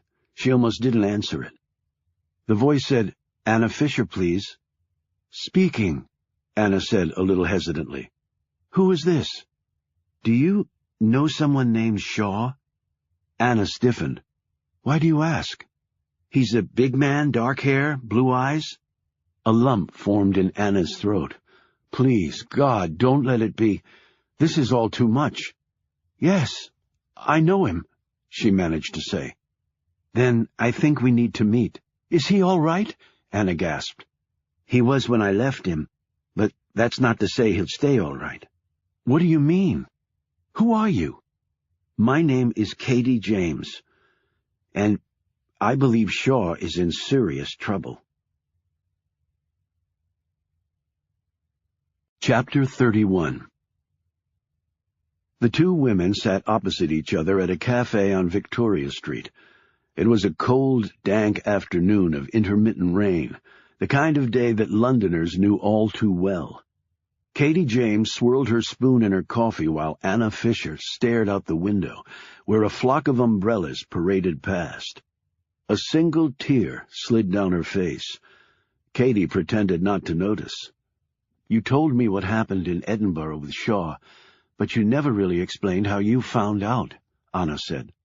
"Several years ago you delivered a paper at The Hague about the balance of preserving civil liberties with the fight against terrorism. I covered it for my newspaper. I was doing a stint in the Middle East at the time, and the subject matter was certainly relevant to that part of the world. Then I found a sales receipt that Shaw had. He'd purchased a copy of your book. I recall that you discussed it at your lecture. It was a brilliant discussion." "Yes, well, too bad no one was listening." "I'm sure many people were, Miss Fisher." Anna looked up from the remains of a barely eaten lunch. "Please, it's Anna. We should be on first-name basis, considering what you've just told me about the man I'm engaged to," she added in a resigned tone. "And you had no idea?" "Of course I had some idea, and I had my suspicions." "But you never pushed him on it." "I did. After he asked me to marry him," she added, her voice choking. When she started to snuffle, several other patrons looked around to stare at her. "Would you like to go someplace more private?" Katie suggested in a low voice. Anna wiped her eyes and rose. "My office. It's close by." A few minutes later, the woman sat in Anna's book-lined office at the Phoenix Group. A secretary brought them in hot tea and then retreated. Katie gazed around the room with interest. "So, what is it that you do here?" she asked, obviously trying to break the ice a bit. "Here we think," Anna replied. "We think about vitally important global issues that most people have neither the time, expertise, nor desire to dwell on. Then we write our white papers, publish our books in 100-copy runs, and make our speeches to half-filled rooms, and the rest of the world goes merrily along, ignoring us completely." "Is it really that bad?" "Yes." Anna took a sip of tea. "You said Shaw had been wounded." Her face twitched, even as she tried to appear casual. "He didn't seem to even care. Bullet didn't go in, he said, or something close to that. But they were shooting at him, his own people, the good guys." "Or so he told you they were the good guys," Anna said sharply. Katie was taken aback for a moment. "Well, I guess I only had his word for it. It wasn't like I had the opportunity to ask everyone for official IDs." Anna rose and paced the room, making precise 90-degree turns as she did so. "It could very well be that Shaw is not who I thought he was. He saved my life, Anna, and he let me go." As though she'd just used up all her energy, Anna slumped down in her chair, put a hand to her face, and quietly sobbed. Katie rose and put a comforting hand on her shoulder. "Is there something else?" Anna took a deep breath and wiped her face with a tissue. "Shaw went to see my parents in Germany. He did so at my request, to ask for my hand in marriage from my father." She glanced up at Katie. "I know it's silly, but I just wanted to see if he'd do it." Anna nodded. "And what happened?" "My father happily gave his consent." "So what's the problem?" "After Shaw left, another man came. He told them things about Shaw, very disturbing things. Then the night you called me, a man came to see me. He was with an international agency I've never heard of. He said Shaw worked for them." "So he is a good guy," Katie exclaimed. But Anna shook her head. "He said that Shaw was forced to work for them." "Forced? How?" "To avoid going to prison for serious crimes. This man told me Shaw shot him in the head, almost killed him. If he did that, why wouldn't they just put him in prison? Why cut him a deal like that?" I asked that same question, and this man, he said his name was Frank Wells. He said that Shaw was very good at doing what they needed done. He was brave with strong nerves. that he could walk into dangerous situations and come out alive like no one else. From what I saw, I can believe that. So he is working for the good guys.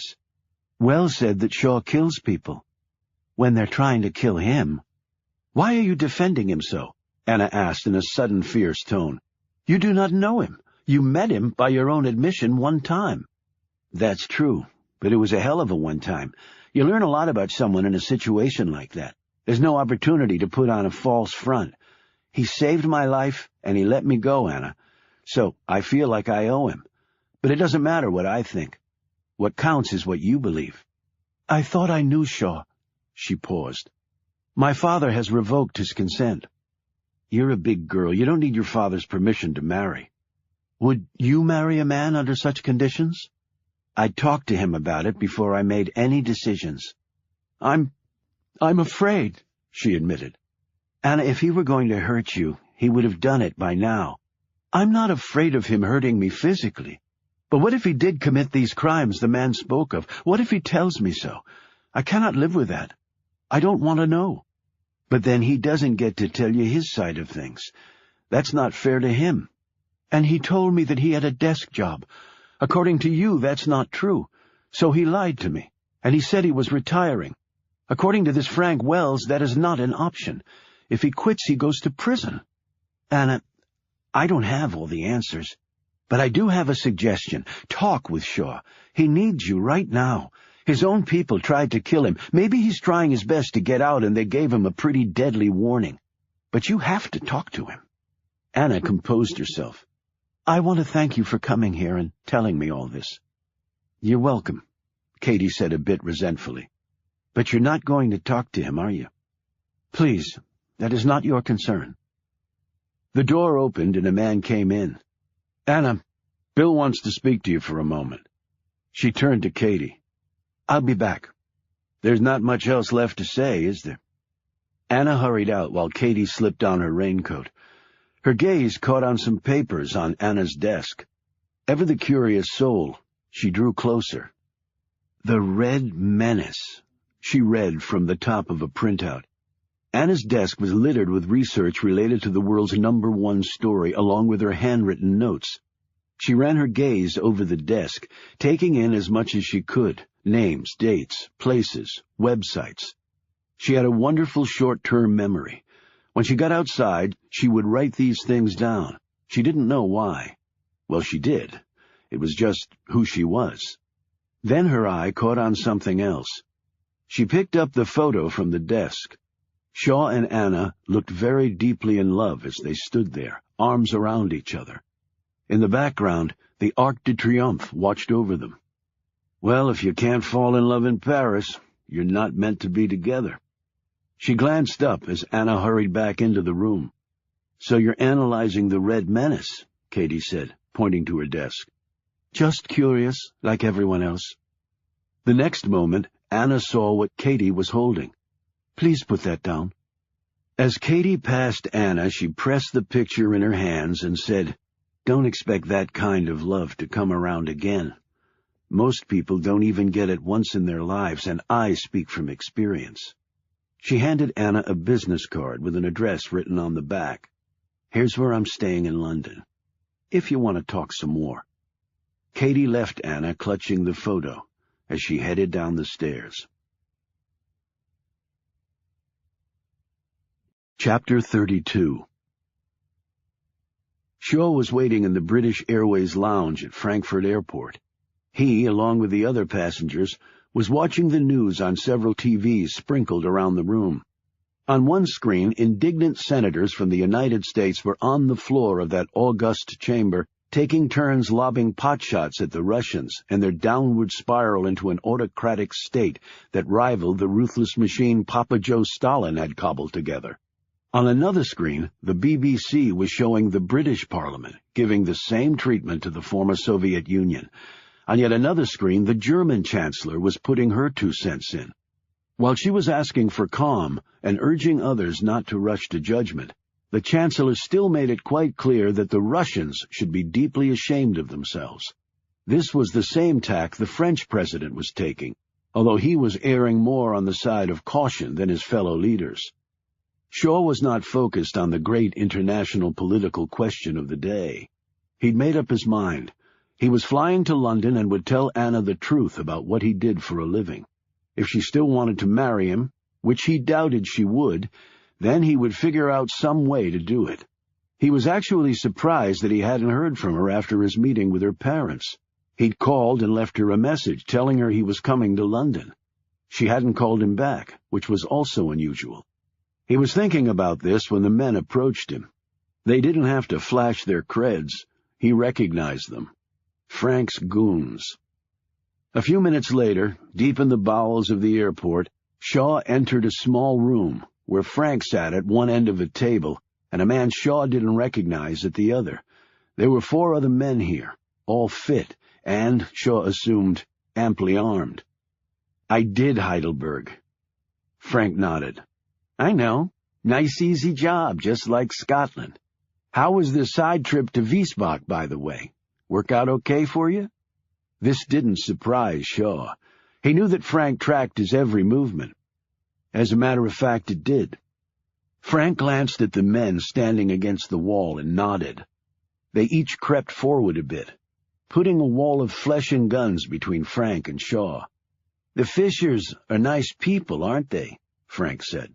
"My guy really enjoyed his chat with them, and I really enjoyed getting to know Anna when I visited her in London, though I was really surprised at how clueless she was about you. But now, just so you know, she's all filled in." About a minute of absolute silence followed, as Shaw stared at Frank, and Frank smiled at Shaw. Shaw instantly sized up the situation. They would kill him long before he could reach Frank, but if the last 6 years had taught him anything, it was patience. He turned to the short, thick-necked, curly-headed man about Shaw's age seated at the table. "Who's this, Frank? Your boss or another flunky?" If Frank was disappointed that Shaw had not tried to attack him, he didn't show it. He just continued to smile and motioned with his hand at the other man. The man said, "I'm actually neither. The name's Edward Royce, MI5. He handed Shaw his card. "And what's so important that you had to pull me away from a comfortable chair and a Guinness, Mr. MI5? Royce glanced at Frank, his eyebrows slightly upraised. "Sorry to inconvenience you." "No, you're not, and hurry up. I have a plane to catch." Shaw stared directly at Frank as he said this. That comment got another eyebrow hike from Royce.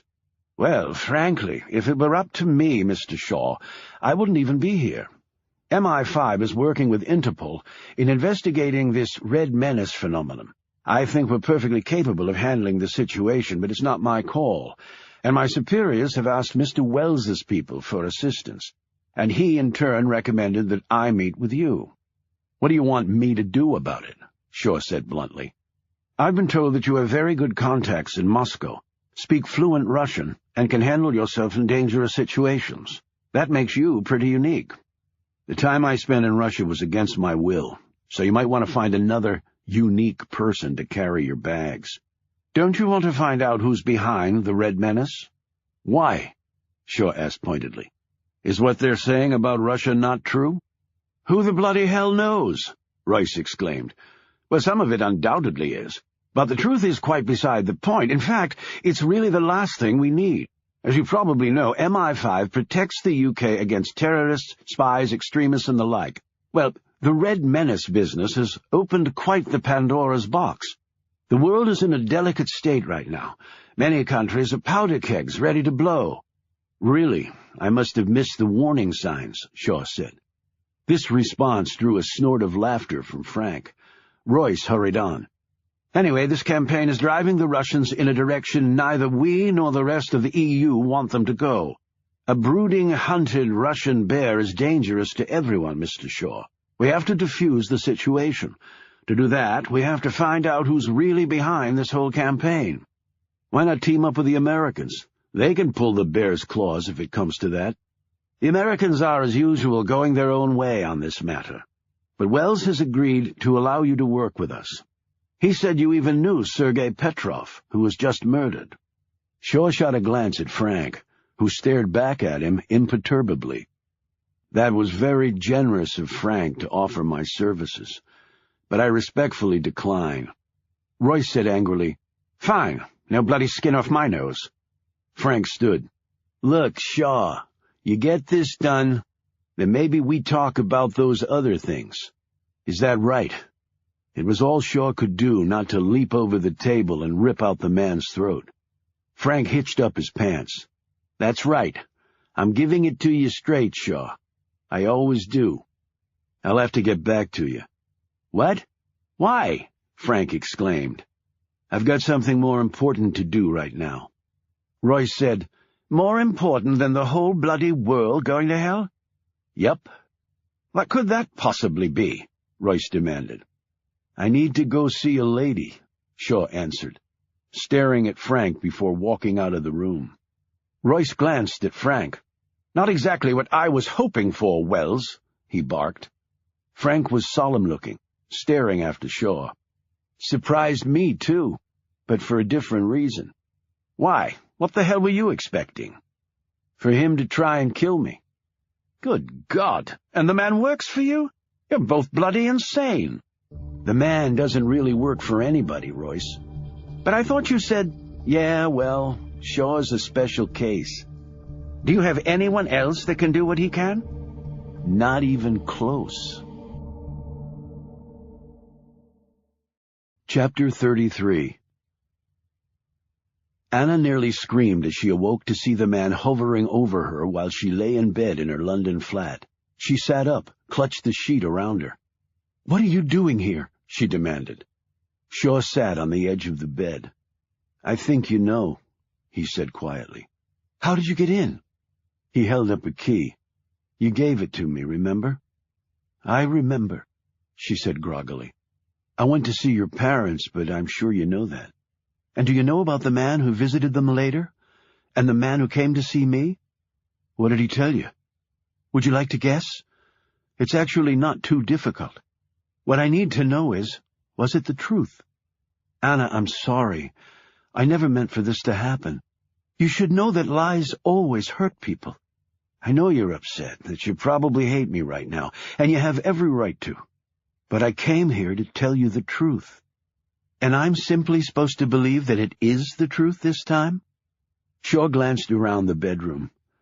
Many happy hours had been spent in here. He knew every inch of Anna's flat better than any place he'd ever called home. "All I can do is try. Let me get dressed. You can wait in the other room. It's not like I haven't seen you naked 1,000 times. You won't see me naked tonight. Go." He left, and she joined him a few minutes later, a long dressing gown wrapped around her. She remained barefoot. They sat at the small table overlooking the street at which she and Frank had sat. "So explain," she said tersely. "Frank Wells is my superior at the organization I told you about."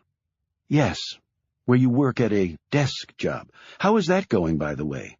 Any interesting work come across your nice, safe desk job?" Shaw stared down at the floor. "The work I do is highly dangerous. There's hardly ever a time when I go into a mission where I'm sure I'll come out alive. That's the truth." Anna let out a noticeable moan, but then caught herself. "And you do this out of the goodness of your heart?" 7 years ago, I shot Frank Wells in the head in Istanbul. He pulled a gun on me. I thought he was going to kill me. When I realized who he was, I took him to a hospital. Otherwise, he'd be dead. He probably forgot to mention that part. He said he was trying to arrest you for some criminal activity. That's his story, but it doesn't make it true. Anna sat back and pulled the robe closer around her. "So what is your version? What were you doing when you shot him?" "I can't tell you. Only that I'm not what Frank thought I was. But I couldn't really prove it." She stared at him incredulously. "So I'm just supposed to take your word for it? You don't have a good track record for veracity." Shaw mulled this over for a few moments. "Okay, but this can go no further, Anna. Seriously, no further." She quickly nodded, her face strained. "I was in Istanbul that day to find out who was trying to frame me for working with a very violent drug cartel operating out of Tajikistan. I was a freelancer back then. I worked for the Americans, the French, the Israelis, among others, and none of it criminal. Who would try to frame you? Anna said, but her tone was more conciliatory now. There were lots of potential suspects. The work I did had put a dent in a lot of the bad guys' activities. And I guess Frank's organization got involved, became convinced I had gone bad and were going to take me in. I thought Frank was one of the guys who'd framed me. I believed they'd laid a trap in Turkey, and he was there to finish the job. So I shot him before he shot me. Why would you later agree to work for Frank if you weren't in the wrong? Let's put it this way. If it had gone to court, I would have probably never seen the light of day. I had no proof, and the frame job was pretty convincing. Working for Frank isn't exactly easy, but it seemed better than the alternative. And I think Frank and his people suspected I'd been set up. But instead of investigating further to establish my innocence, they used it as an excuse to make me work for them. Fine people that they are. So, why did your own people shoot at you in Scotland? Who told you that? He said sharply. Perhaps it was Frank. Don't lie to me, Anna. That's a fine one, coming from you. I've never really lied to you. I just didn't tell you everything. A distinction that is beyond absurd, she retorted. Shaw looked angry for a moment, and then his face cleared. You're right, it is. Anyway, they'd agreed that I'd work for them for 5 years, and if I survived, I was a free man. As of right now, I've stayed on for nearly 6 just to make sure. Why would you work for these horrible people for an extra year? It makes no sense. I did it because I wanted to be sure they let me go. I had to be sure because of a very important reason. I'd worked for them for nearly 3 years when I made that decision. And when exactly did you decide to work for them for an extra year? 3 years ago, at 12 a.m., in Berlin. Their eyes met and held as Anna's breath caught in her throat. That had been the exact moment they'd met, when he'd saved her from the muggers. They knew this because a street clock had chimed the hour. But he told me that you're not free, that you still work for him, that people don't retire from that job, ever. I just found that out myself. He sounded so utterly crushed that she gripped his hand with hers. Can't you just stop? Just walk away? The tears had started to gather in Anna's eyes. I could, but I'd be dead, or more likely in prison in less than 24 hours if I did. But these people are the law. How can they possibly do that? They are the law, a law unto themselves. They kill when the ends justify it. It's a dangerous world, and the rules of the game have changed. That's very comforting. Do you want to be safe? At any price? No. That makes you a minority. So where exactly does that leave us? I asked you to marry me. You accepted. You asked me to get your father's permission. I did. But I wasn't truthful with you. And I can't stop doing work for Frank. And I can't expect you to marry me under these conditions. It's not fair and it's not right. And I love you too much to do that to you. And now, I'm going to do the hardest thing I've ever had to. What is that? She said in a hollow whisper. Walk out of your life. Shaw started to rise. Wait, she exclaimed. He sat back down. Anna dabbed at her eyes with the sleeve of her robe. Do you still want to marry me? Anna, that's not the issue anymore. When I go away, you'll never know if I'll come home alive. What do you think the spouses of soldiers and police officers do every day? Anna, that's easy to say, but... She sat on his lap and placed his large, muscular hand over her engagement ring. You only have to ask yourself one question, Shaw, just one. Do you still love me? If the answer is no, your problem goes away. He placed his head gently against hers. Then I have a big problem.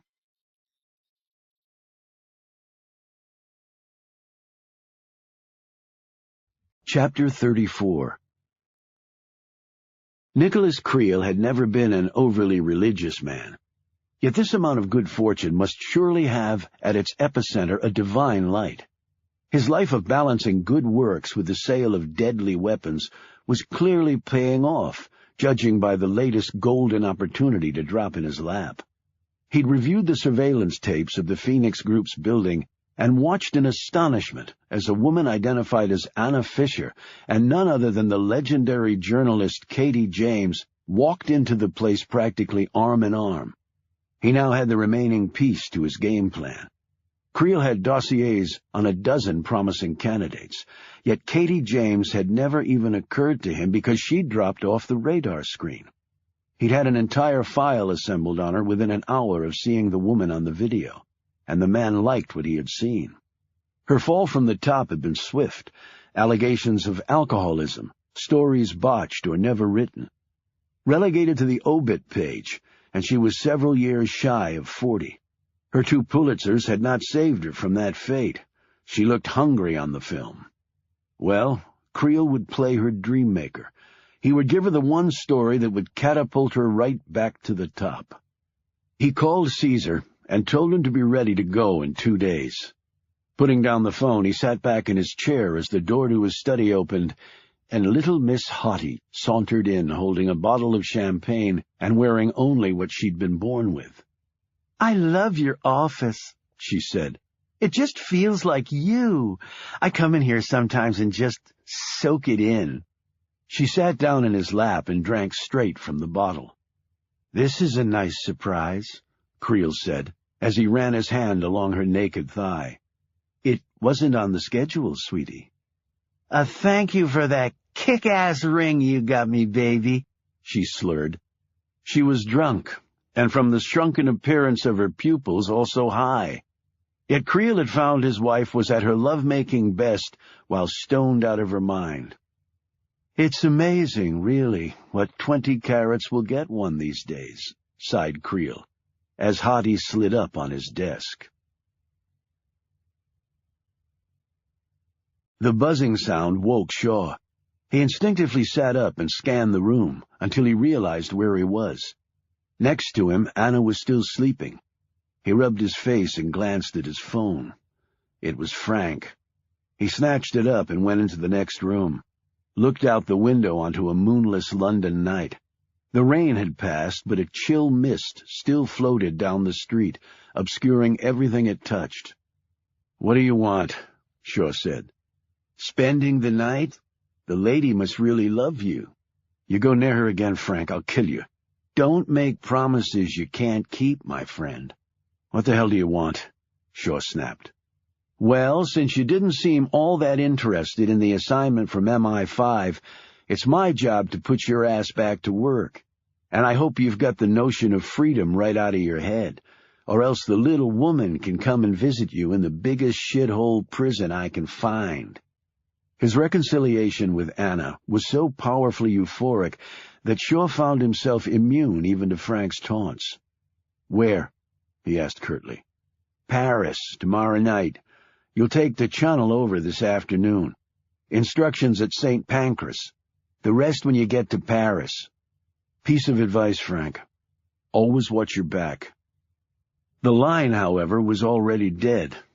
Shaw smiled and clicked off. He had Anna. That's all that mattered. The enormous weight lifted off him almost made him feel he could fly. He ate breakfast with his fiancée, kissed her goodbye, and was about to leave the apartment while she showered when he remembered he'd left his jacket in her cluttered office off the dining room. When he retrieved it, he happened to see the card on her desk and picked it up. "Katie James, New York Tribune," he said slowly, his anger rising. He flipped the card over and saw the London address penciled in there. That's how Anna had known about Scotland. He checked his watch. He had time. He slipped the card into his pocket. Chapter 35. Shaw could sense the eye burning into him from the peephole. He would have laid down a bet that she wasn't going to let him in. He would have lost. Katie got right down to business. "Look, I can tell you're upset, but did you see Anna?" Her voice was anxious, her features worried. She sat down on the small sofa and curled her legs under her. She had on a hotel bathrobe and slippers covered her feet. Her hair was wet and straight. Shaw could still sense the steam coming from the bathroom. The aroma of her shampoo drifted into his nostrils, yet he barely noticed. He was so angry he could barely keep from shaking. "Can I ask you a question?" he said. "Go ahead." He exploded. "What the hell do you think you're doing, getting involved in my life?" "I was just trying to help." "I don't need your help, lady." She sat back and crossed her arms. "Really? So you're totally oblivious to the fact that you have this amazing woman head over heels in love with you, but trying to figure out whether you're her knight in shining armor or a psychopath?" Her tone was far more aggressive now. "You have no business, no right butting into this." "I told Anna to talk to you before she made up her mind. I told her I thought you were a good guy." "Well, are you, or aren't you?" "Right now I'm having a hard time making up my mind." "Why?" "Because part of me wants to strangle you." "Okay, I can understand that. Would you like some coffee instead?" For the first time he noticed the room service table with her breakfast on it. "No." "Well, I'm sure you won't mind if I help myself." She poured out a cup of coffee and took a bite of bagel. "Well?" "Well, what?" he shot back. "Did you talk to Anna?" "Yes." "And?" "And it's none of your damn business." "So that's the only reason you came here, to read me the riot act?" He moved so fast her eyes could barely follow. The room service table smashed against the wall with a loud crash. Unperturbed, Katie finished her coffee and put her cup down. "Are you finished with the histrionics?" "Stay out of my life." He turned to leave. "I actually have one question for you, and it doesn't involve Anna," she added quickly. He stopped at the door and glowered at her. "What did you mean when you said you'd been to hell, and it was just as bad as everyone thought it was?" "Like I told you before, you wouldn't understand the answer." In response, Katie slid her robe partially down, exposing a blistery red gash on her upper right arm. "Try me." Shaw eyed the old wound on her shoulder. "Gunshot?" "I figured you were the sort of man who could tell. Fired by one ticked-off Syrian. Good thing he was such a lousy shot. He said later he was aiming at my head." She picked up an unbroken coffee cup and the carafe that miraculously hadn't burst open, poured him a cup of coffee. As she handed it to him, she said, "Whenever Clint Eastwood got shot in the arm in a movie, they'd just pour some whiskey on it, wrap a little sling around it, and he'd get on his trusty horse and ride off. They never even bothered to dwell on what happens when the bullet enters your arm and keeps going, shattering an artery here, ripping up muscle and tendon there, or nicking my left ventricle on its pinball ride through Katie's organs. I was in rehab for 3 months after they finally weaned me off the ventilator. They had to cut a nice little hole in my back to get the slug out. It was flat as a pancake." Shaw sat down. The sight of the wound seemed to have wilted his anger. "Soft head, designed to tumble through your body, trashing everything in its path. And it tends to stay with you, which means a surgeon has to cut you open in another place while you're just about dead to get the sucker out." She eyed him from over the rim of her cup. "How many gunshot wounds do you have? You can show me, I won't tell." "A good plastic surgeon could take care of that scar." "I know. They wanted to when I got back to the States." "So why didn't they?" "I didn't want them to." "Why not?" "Because I wanted to keep the scar. That explanation cover it for you?" Her face softened, and she said in a calmer tone, "Look, you have every right to be pissed off at me. If you were messing in my life, not that I have one right now, but if you were, I wouldn't be happy about it. For what it's worth, I was just trying to help. You picked a great lady, and it's easy to see how much she loves you." Shaw drank his coffee, but said nothing. Katie said, "And no more meddling from me, I swear. I hope things work out for you both." He finished his coffee and rose, looking very uncomfortable. "Anna and I are fine. I told her things I should have told her a long time ago." He took a few steps toward the door before glancing back. "I'm glad to see you got out of Edinburgh okay. It's coming in awfully late, but I want to thank you for saving my life back there. I mean, really thank you." "How'd you find out about Anna?" "Hey, I am an award-winning investigative reporter. Your hotel room. You left her name engraved on the blotter, and I found a book receipt in your jacket pocket. I'd actually heard an Anna Fisher speak a few years ago and was very impressed. Figured it was worth a couple of phone calls to see if it was the same one. From what I'd seen of you, it would take an exceptional woman to keep your interest." Shaw looked a little surprised by this praise but didn't say anything. He happened to look at her desk parked next to the hotel room door. Piles of papers, news clippings, and writings were scattered over it. On the laptop screen was a headline detailing the recent events with Russia. "Your next Pulitzer?" he asked. "A girl has to keep trying, and do it far better than the boys just to stay equal." "You sound like Anna." Shaw hesitated, and then slowly pulled something from his pocket and passed it to her. It was a card with no name on it, just a phone number. "I don't give that out to many people." "I'm sure you don't." "But if you went to see Anna, there's a chance the man I work for might come creeping around. If he does, you'll be the first one I call. Take care of yourself. I doubt we'll be seeing each other again." "I thought that the last time, and look where we are, having a nice cup of coffee together." A second later, he was gone. Chapter 36. After Shaw left for Paris, the Russians publicly announced that if they were so terrible, the world would not, of course, condescend to use all their filthy oil, so they cut their exports in half. As the number 2 exporter of crude behind Saudi Arabia and the possessor of the globe's largest proven natural gas reserves, this was not an empty gesture. Russia exported more oil than the next 3 countries, Norway, Iran, and the United Arab Emirates, combined. Global production had barely kept pace with demand when all export cylinders were firing. With the Russian black gold not totally available, there was no way to make up the shortfall. The world markets were hardly pleased. The price of crude hit $130 a barrel within hours of the announcement, and stock markets around the globe suffered enormous, unprecedented losses even with automatic trading stops in place. Gas at the pump and airline ticket prices soared. And since many things people used every day were made with petroleum products, the cost of everything from toys to trucks shot up too. OPEC, so long in the driver's seat on the world's economic stage, scrambled to try at least to make up some of the difference, but they couldn't come close. And rather than making the Arab world more untold riches with the price of oil so high, it was actually costing them billions, because unlike Russia, desert countries imported just about everything they needed. So, while crude had skyrocketed 40%, the cost of derivative products had doubled. Because of the price increase and Russia's stockpile of cash and foreign investments, and its proportionately low level of imports and per capita consumption, it was believed that Moscow could keep this position up for quite some time. If that wasn't enough for the world to absorb in a week's time, the Russians had more up their sleeve.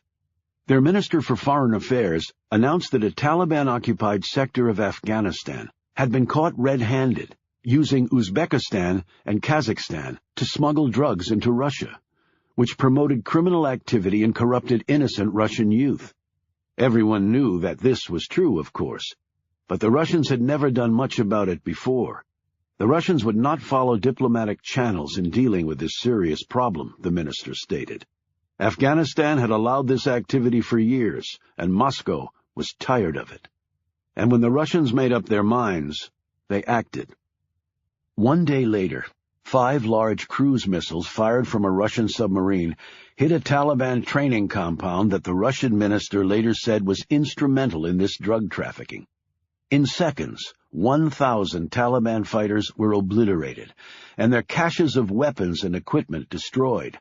The Russians warned every Arab country in the Middle East that if there was any retaliation by them against Russian interests, they could expect the same treatment multiplied 100-fold. The Afghan president released an official statement denouncing this unwarranted intrusion into a sovereign nation's borders. But in diplomatic circles, this was seen as only perfunctory, considering that the Taliban was doing its best to overthrow the Afghan government and had attempted to assassinate the current president twice. The Afghan leader, therefore, was probably doing cartwheels down his presidential corridor At the same time, he was telling off Moscow. Tehran fired off an angry response, saying they were appalled by what they termed the Russians' barbaric behavior, and then hastily turned to the UN for help. The United States also immediately filed a protest against Russia with the United Nations and began withdrawing its troops from Iraq and Afghanistan. The Pentagon announced that this was not connected to the attacks on the Taliban, but merely in keeping with previously stated administration policy. Insiders knew, along with probably most Americans, that this consolidation of troop strength had everything to do with the looming Russian threat. The Middle East was no longer that important. Generals from every NATO nation pulled out their old attack and defend plans against Soviet aggression. One major newspaper, succinctly if melodramatically, stated it in 4-inch headlines: "The Cold War is back." Privately, military and administration officials in the United States were rejoicing that with one stroke the Russians had wiped out a large measure of the Taliban's terrorist capability. One 4-star general complaining to his aides said, "If only we could do that shit and get away with it." When the first major American pullouts from Iraq began, Shiite and Sunni tribal and militia elements commenced probing attacks on each other in preparation for what many believed would be the long-feared, all-out civil war. That story was relegated to the interior pages of most major newspapers, and was not the top story on any mainstream television news program. Iraq, as a newsworthy subject, was now very much second-tier. Islamic-based terrorism was listed in recent polls as the 11th most important subject for citizens across the globe, falling right after too much sex and violence on TV. Russia was the #1 target of concern, and the reason was abundantly clear. Terrorists had little bombs. Russia possessed tons of real nukes and had apparently lost its collective mind. The search for the forces behind Constantine and all the rest took on a much greater urgency now.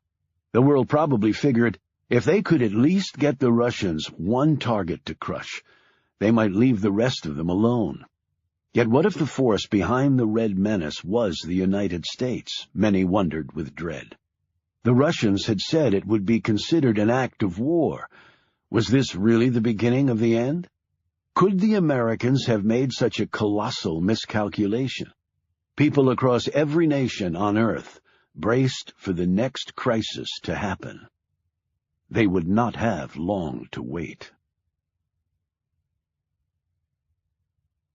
Chapter 37. The final elements of the mission in France had taken an inordinately long time to complete. Typically, Shaw would get to a town a day or two before the big event, receive his briefing, and hit his marks. Whether he lived or died was really the only unanswered question. This time had been different. Frank had even flown in with a team to go over everything in meticulous detail. At the final prep meeting before D-Day, he'd hammered the essentials home to Shaw again and again, while they sat in a little cottage 20 miles outside of Paris.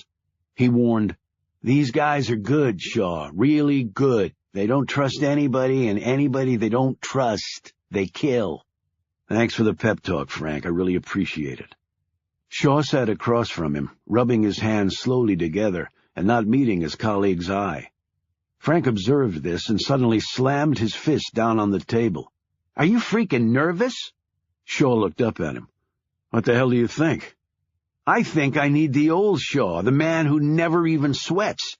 If these guys even smell your stink, they'll put a slug right here faster than you can say, 'Oh, shit.'" He pointed to the center of his forehead. "And then chop your body up while they chit-chat about the weather and women."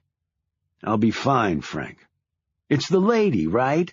You're getting married now, and you finally got something to lose."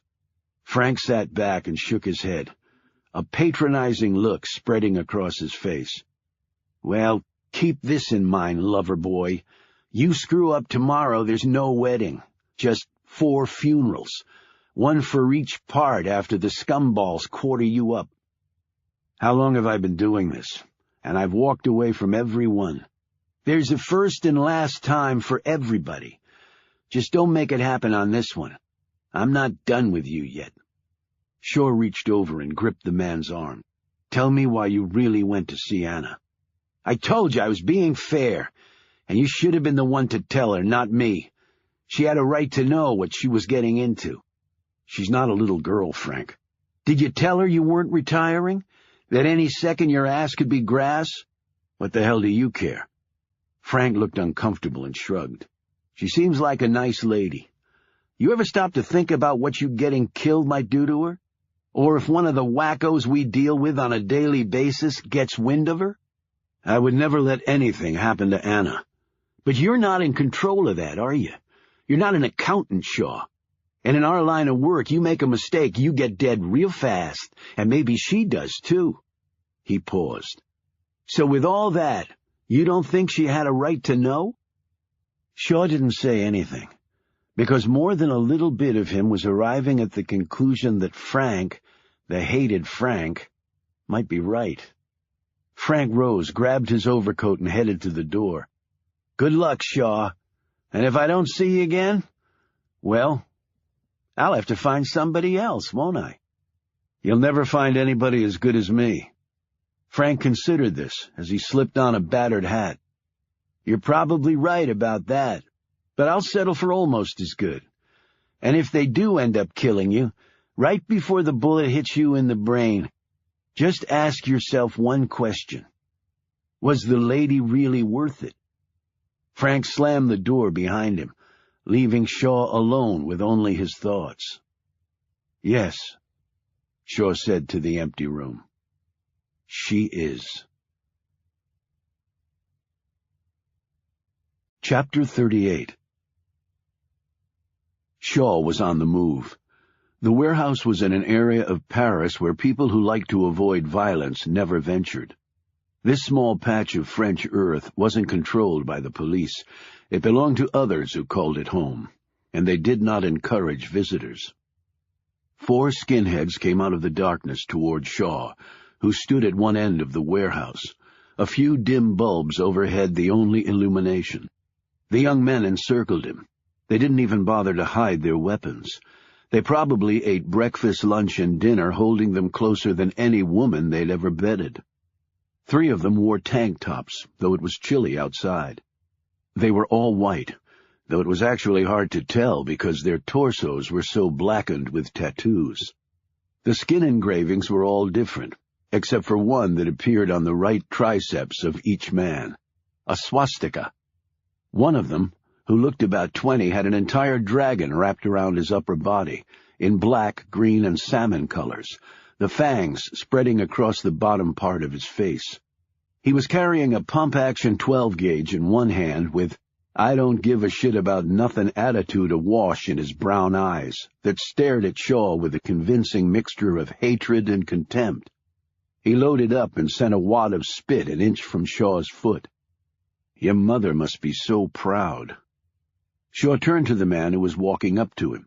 He wore a jacket, pressed jeans, and tassel loafers, instead of black cami pants, muscle shirt, and head-busting combat boots.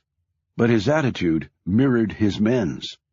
He moved with a conceited swagger that just made you want to reach for a gun, or ball up your fist and squash him for the good of humanity.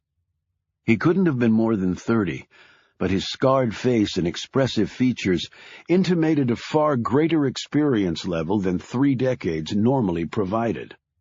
He took Shaw's hand and motioned him over to a small card table set up in one corner.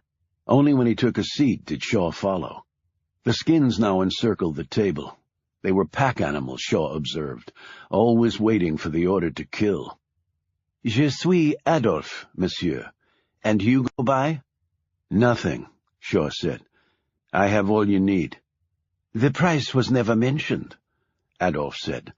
"Unusual, yes?" Shaw leaned slightly forward. "There are some things more important than money."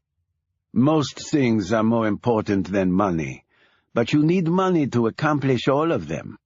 The man smiled and lit up a cigarette. "If only Sartre was still alive. He could give us the precise philosophical analysis, or perhaps he would simply answer, c'est la vie." "You want to kill President Bernstein," Shaw began. That will throw France into near anarchy. Adolf shook his head. You overestimate the French love of politics. You say I want to kill Benesti? That is your opinion only. But even if I did, it's only one dead president. They would simply elect another idiot. This is the land of political revolution, countered Shaw. Au contraire, this was the land of political revolution, Adolf retorted. We have been truly Americanized. All my fellow citizens care about now is whether they have the latest iPhone. But we are the real revolutionaries, mon ami. And what is your revolution about? What do you think? He suddenly snarled, grabbing one of his men's arms and pushing the swastika right in Shaw's face. Unlike Hitler's phonies who only wore this on their uniform, we have stained it into our skin. It's our permanent identity, and I have taken the master's name as my own. So Jews are the root of all evil. Jews, Muslims, Christians, they all share equal culpability. Benesti's mother was a Jew, though he tries to hide that fact. You said you have the information and credentials to get us into the hotel where he will be? I do. Not all here, but I brought a sampling to show you I'm serious. He slowly reached in his pocket and pulled out an official-looking press badge and a ticket to the president's upcoming speech at a Paris hotel. Adolf looked at them, impressed. C'est bon, bien fait. I have 5 more of these, Shaw added. Plus, you will be included on the official VIP list. Weapons? Adolf asked. The French aren't as paranoid as the Americans. VIPs don't get run through the detectors. He looked at the snarling skins. But you have to look and act like VIPs. Adolf laughed. These are my personal bodyguards. We grew up together on the streets of Paris. Each one of them would gladly give up his life so that I would live. I am the chosen one. They will understand that. Shaw looked at the dragon skinhead. Yep, he looks stupid enough to die for this megalomaniac asshole. So you've got others to do the deed, and look the part? Adolf nodded. When can we have the rest of the documentation? As soon as my price is met. Ah, now we get to that.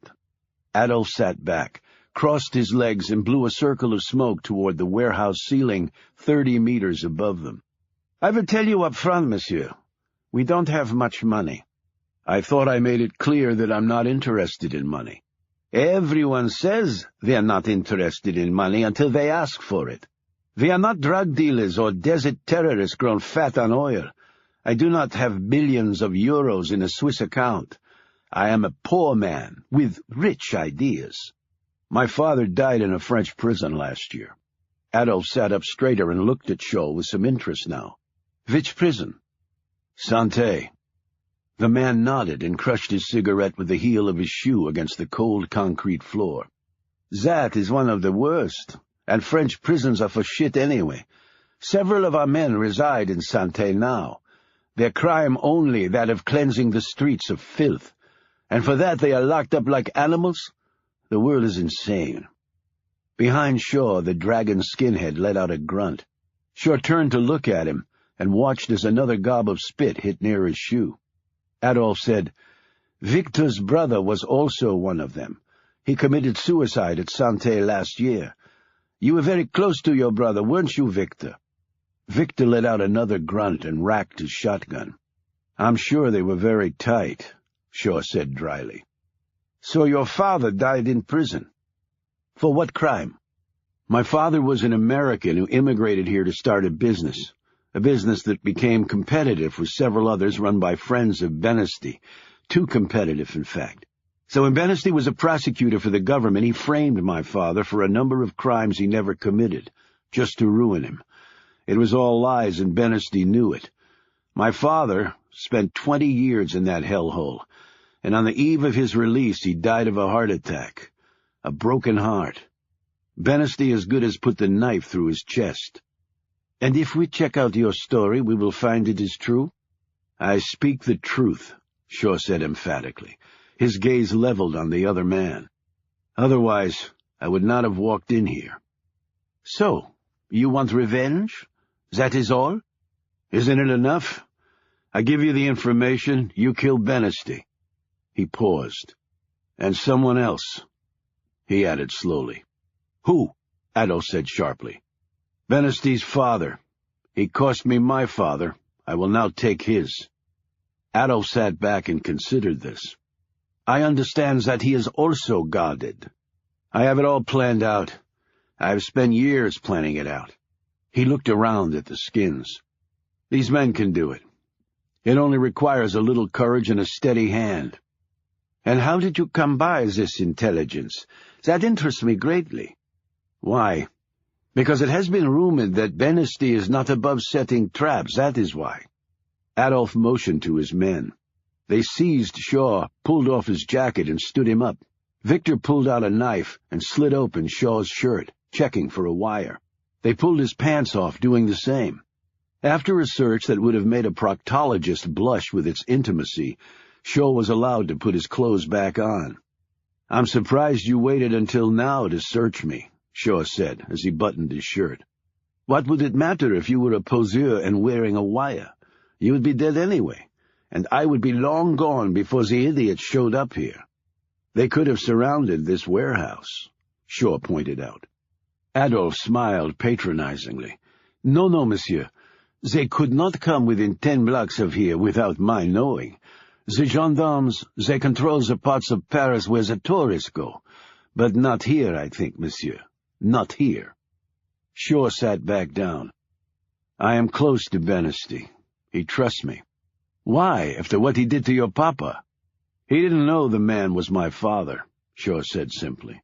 I left France, changed my name, assumed a new identity, and then returned. I do his dirty work behind the scenes. Oh, he trusts me like a son. I think about the irony every day. Your hatred is inspiring. Do we have a deal? Viva la revolution, monsieur.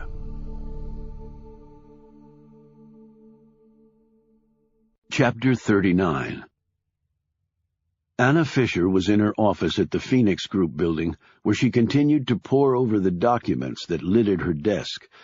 She actually now had more questions than answers about the Red Menace. And every day, sometimes every hour, a new revelation would burst to the surface like the aftershocks of a tsunami, and the earth would shake. What bothered Anna the most was that there was no face, no name behind the RIC. Press releases were done over the Internet exclusively. No one had come forward and said, I am the RIC. And with the murder of Petrov and the attack on Afghanistan, Anna could perhaps understand why.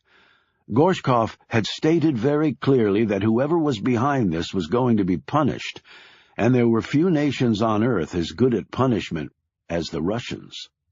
Had this somehow backfired on the people who had perpetrated it? Were they running scared, unsure of what now to do? Anna couldn't answer any of those queries. All she knew was that the effort had been extraordinarily well planned. Yet was it for benign or evil motives? She could understand the benign argument. Russia, after all, did not have an exemplary track record on human rights, and there were many people and organizations out there that would love to put them in their place. The evil side Anna had a more difficult time conceptualizing. What purpose would be gained by turning Russia into an even more isolated and paranoid country? It would be akin to giving North Korea free nukes and telling them to fire away. She rubbed her temples. She couldn't spend all her time on this, yet she was certain lots of other people across the world were doing the same thing right now. Someone had to find the truth at some point. She checked her watch. It was nearly 3 o'clock. There was a firm-wide meeting today, and all the staff was required to attend. She wasn't looking forward to sitting through what usually turned out to be a boring discussion. But at least she had a half hour to work on something of importance. And then this evening, she had something still more critical to do. She was going shopping for her wedding dress. Her in a wedding dress? Anna smiled at the thought, and her skin actually tingled. The only thing better would be seeing Shaw in a tux. She had no doubt he would carry it off wonderfully. With the world in crisis, it seemed ludicrous to be thinking about dresses and weddings. On the other hand, if the world were going to blow up sooner rather than later, She had no desire to wait to legalize her relationship with the man she loved. A few minutes later, she was so intent on her work that she never heard what was going on downstairs. At precisely the same instant, the front door and rear doors of the building burst open, and 12 men wearing long coats swarmed in. From under their coats, they drew silenced weapons, took aim, and started firing. When they charged in, the receptionist in the front foyer had just lifted up the phone to make a call, but the line was dead. A moment later, she was too, as a bullet hit her in the forehead. She slipped off her seat and fell limp beside her desk, the blood from her head wound staining her dress front. A middle-aged analyst had unfortunately chosen this moment to come into the foyer. A second later, he lay dead next to the receptionist. Some of the armed men headed to the basement. Others went room to room on the first floor, kicking open doors and killing anyone inside. Still others raced to the upper floors. There were 28 people in the place today. Not a single one of the 28 would be going home tonight. When the screams reached Anna's ear, she thought someone had injured themselves. She jumped up and rushed to the doorway. When she heard a muffled sound, she didn't immediately realize what it was. When she heard it again, the truth hit her. That was a gunshot. Then she heard several more. She slammed her door closed and locked it, raced back to her desk and tried the phone. The line was dead. She grabbed her purse off the shelf and slid out her cell phone. The sounds of footsteps were growing closer. She heard more bangs, more screams, and more thuds as bodies presumably hit the floor. She tried to remain calm, but her hands were shaking so badly she could barely hold the damn phone. She punched in the emergency number for the police, and then watched in disbelief as the phone tried to connect, but no ringing came. She had made many calls on her cell from the building. What was going on? She looked at the tiny screen. She had no bars of reception. She tried again and again with no luck. She finally threw her phone down and ran to the window. She was 3 stories up, but she had no choice. She heard the sounds of feet pounding up the stairs. Her office was the last one in the hall. Still, she probably had barely a minute, if that. She struggled with all her might to raise the window. The exterior had recently been painted, and Anna suddenly realized that the idiots had painted the window shut. She dug her fingernails into the wood frame, applied every ounce of strength she had. It would not budge. The sounds were coming down the hall. She heard a door kicked open, and next came a scream, then a sound like a book being dropped as another body hit the floor. In the midst of her terror, this actually gave her an idea.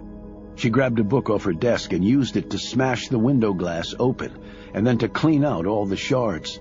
She leaned out the window and screamed, "Help us! Help us! Call the police!" Unfortunately, it was a quiet street, with unoccupied buildings on either side of her, and no one was down there to hear. She saw a large van parked at the curb. She called again, but apparently no one was in the vehicle. She was going to throw something at it when she noticed what appeared to be a small satellite dish attached to the van's roof. It was pointed right at the building. Her panicked mind still working at incredible speed, the truth came to her. That's why she had no reception bars on her phone.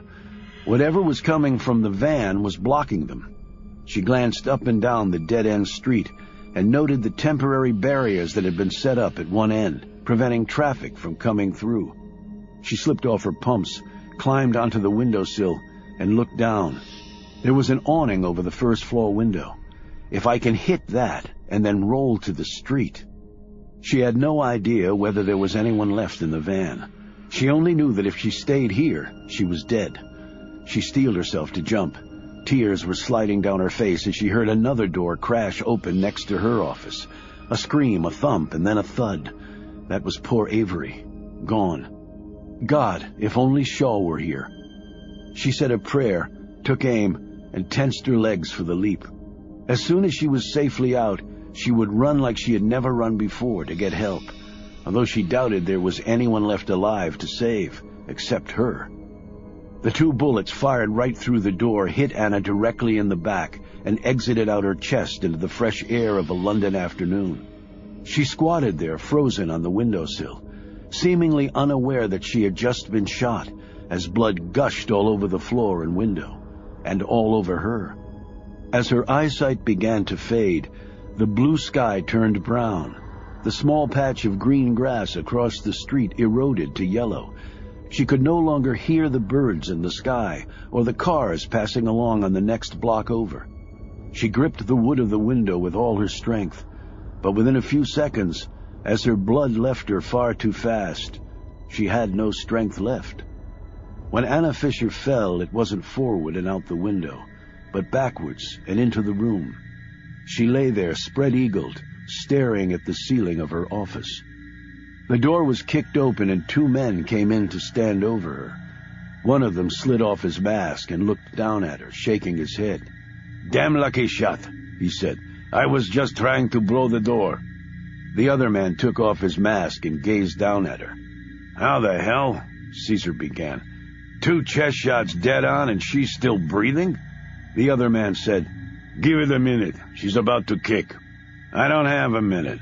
Look at the window. She was trying to get away." The other man followed his gaze to the shattered glass. Caesar took careful aim even as Anna's chest started heaving erratically with the last throes of life. The shot hit her directly in the forehead. As she let out what was to be her last breath, it sounded very much like a name. Shaw. Caesar used his boot to push roughly against the woman's shoulder, but it was crystal clear she would never bear witness against them as to what had happened here today. The second man spoke into a walkie-talkie. He listened for a moment and then nodded. "All dead," he told Caesar. "All dead," Caesar repeated back. "Hack squad, almost done. Tell them they got 2 minutes. Send somebody down to the street to see if anyone saw the chick at the window. If they did, they know what to do. The plane's waiting. If they ain't on it, they ain't on it. Let's hit it." He and the other man opened their backpacks and took out notebooks, reams of paper, charts, graphs, and other documents, and then proceeded to press Anna's fingertips to many of the documents. As the men started to spread the material over Anna's desk, Caesar said, "Damn." He was looking at the papers that were already on Anna's desk. "What?" asked his companion.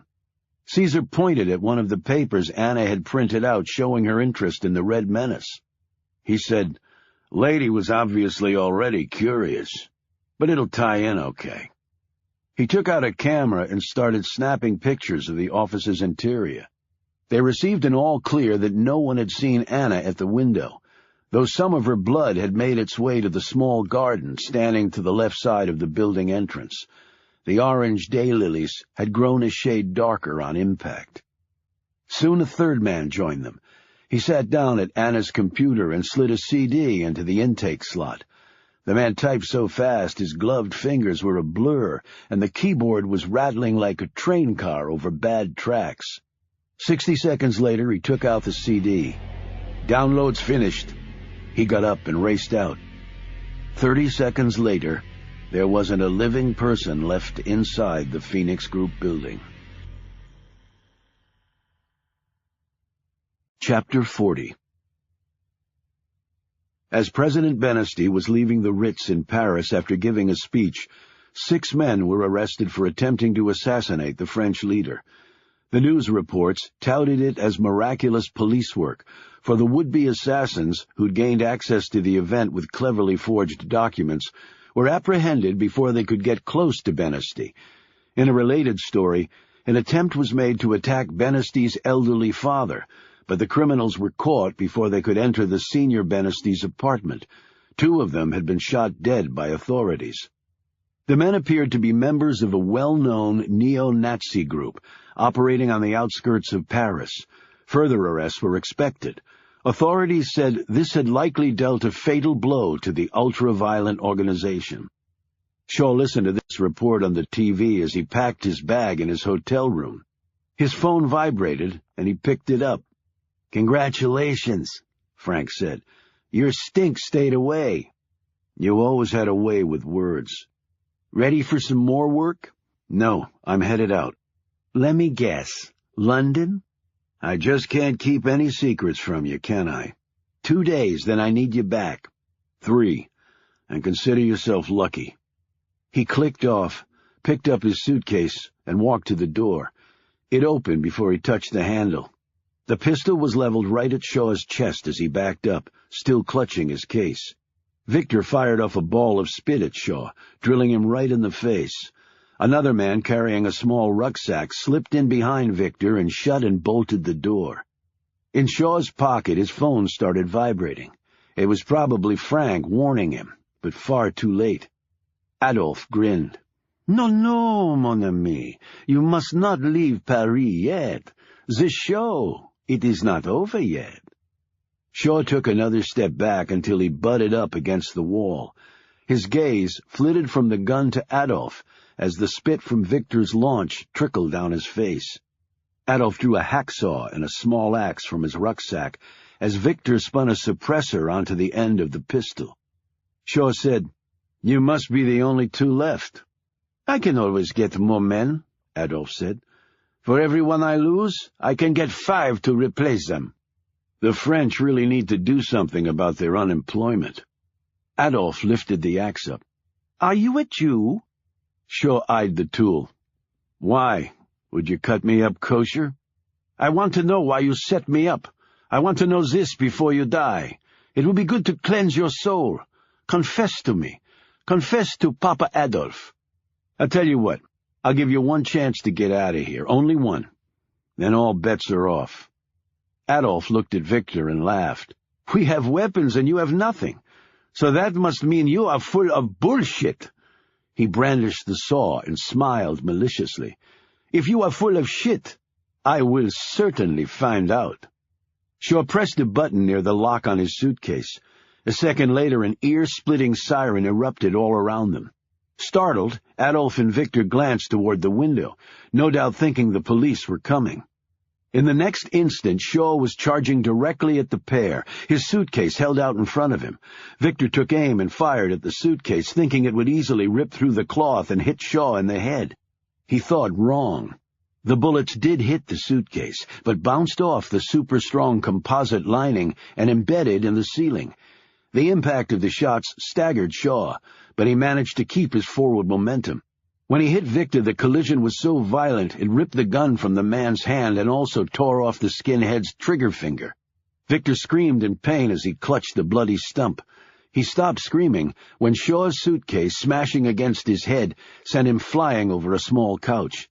Before Shaw could turn to face Adolphe, the man slashed his left arm deeply with the hacksaw. As he staggered back, Adolphe raised the axe, but Shaw managed to kick his legs out from under him. Adolphe went down hard, the axe slipping from his hand. He slid across the floor toward it, grabbed the weapon, and hurled it at Shaw. Fortunately, the handle, rather than the blade, slammed into Shaw's thigh, but it still hurt like hell. He didn't feel his phone vibrating once more in his pocket, because Adolphe was coming at him with the hacksaw, and Victor, half his face a busted-up bloody mess, had risen shakily to his feet, looking for his gun.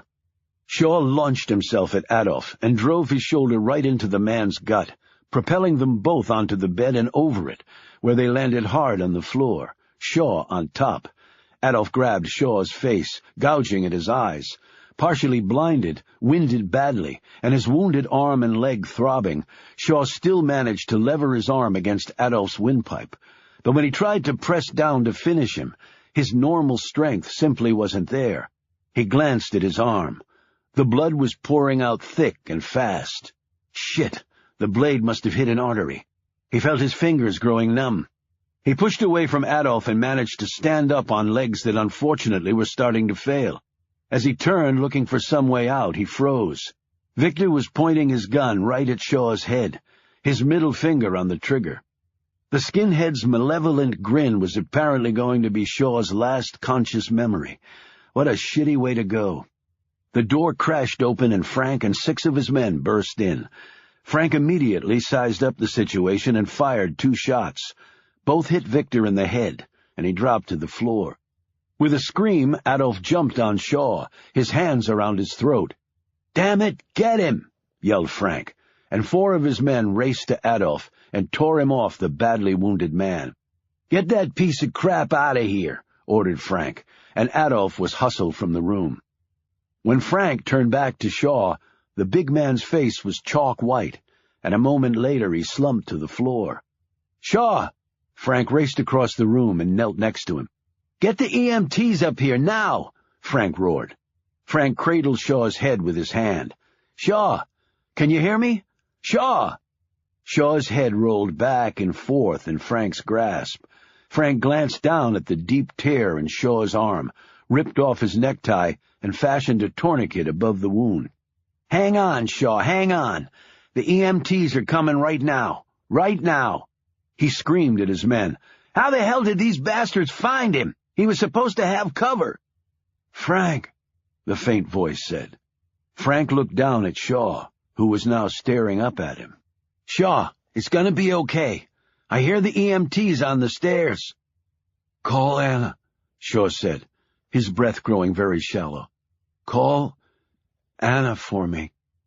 The EMTs burst into the room and surrounded Shaw and Frank. As Frank tried to pull away from Shaw, the injured man clutched at him with the little strength he had left. "Call Anna, please." "Right, I will. I'll do it right now," Frank said quickly. Shaw drifted into unconsciousness, and his arm fell to his side, motionless. A few minutes later, they were hustling him out on a stretcher. Victor, the dragon-tattooed skinhead, made his final exit in a body bag. Frank watched from the window as the ambulance raced off. The room would be sterilized, the local police dealt with, and this would never appear on the French news. Frank mentally went through the steps of getting this done. "Who's Anna?" one of Frank's men asked, as he walked up to his boss. Frank pulled his BlackBerry out of his pocket and read the email on the screen for the 4th time. "Urgent alert. Attack on the Phoenix Group in London. No survivors." That's why he'd been trying to call Shaw at the hotel. When he didn't get an answer, he was on his way over to tell him in person when he'd gotten the distress signal from Shaw. He let out a deep breath as he surveyed the wreckage of the room. Just a woman he was really close to.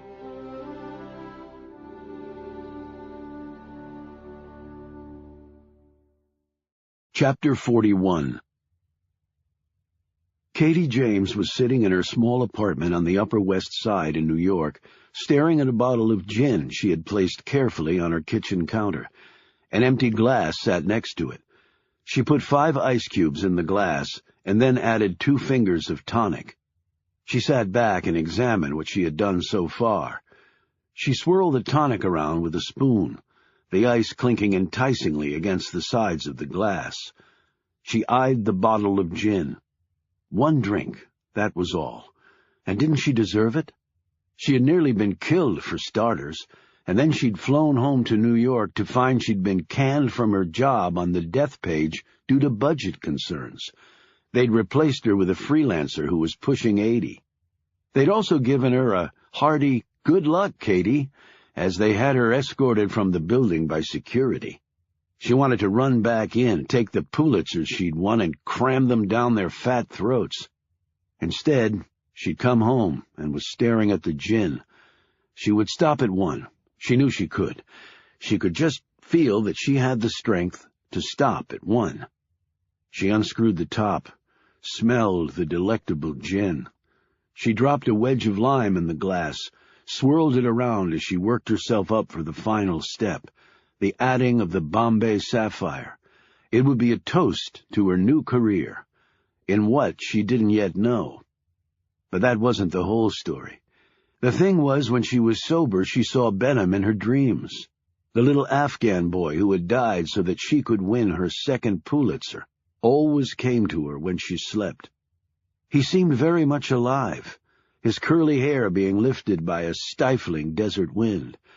The smile on his face would melt the hardest heart, light the darkest night, but the dream always ended with him lying dead in her arms. Always dead was Benham. It was only when she was drunk that she didn't see him. It was only when she was wasted that he stayed away, and that meant she had seen him pretty much every night over the last 6 months. He had died hundreds of times after being resurrected in her dreams 3 or 4 times a night. She was tired of the spectacle. She wanted a drink. No, she wanted to be drunk. She didn't want to see Benham alive and then dead. As she sat back on her bare haunches, a ratty old sweatshirt her only clothing, she stared out the window. There was a rally going on in Central Park today. It was a protest against the Russian government. Tens of thousands of people were marching and waving "Remember Constantine" flags. Katie couldn't know the flags had been secretly delivered to the rally organizers by a firm working for a shell corporation with an untraceable connection to Pender and Associates.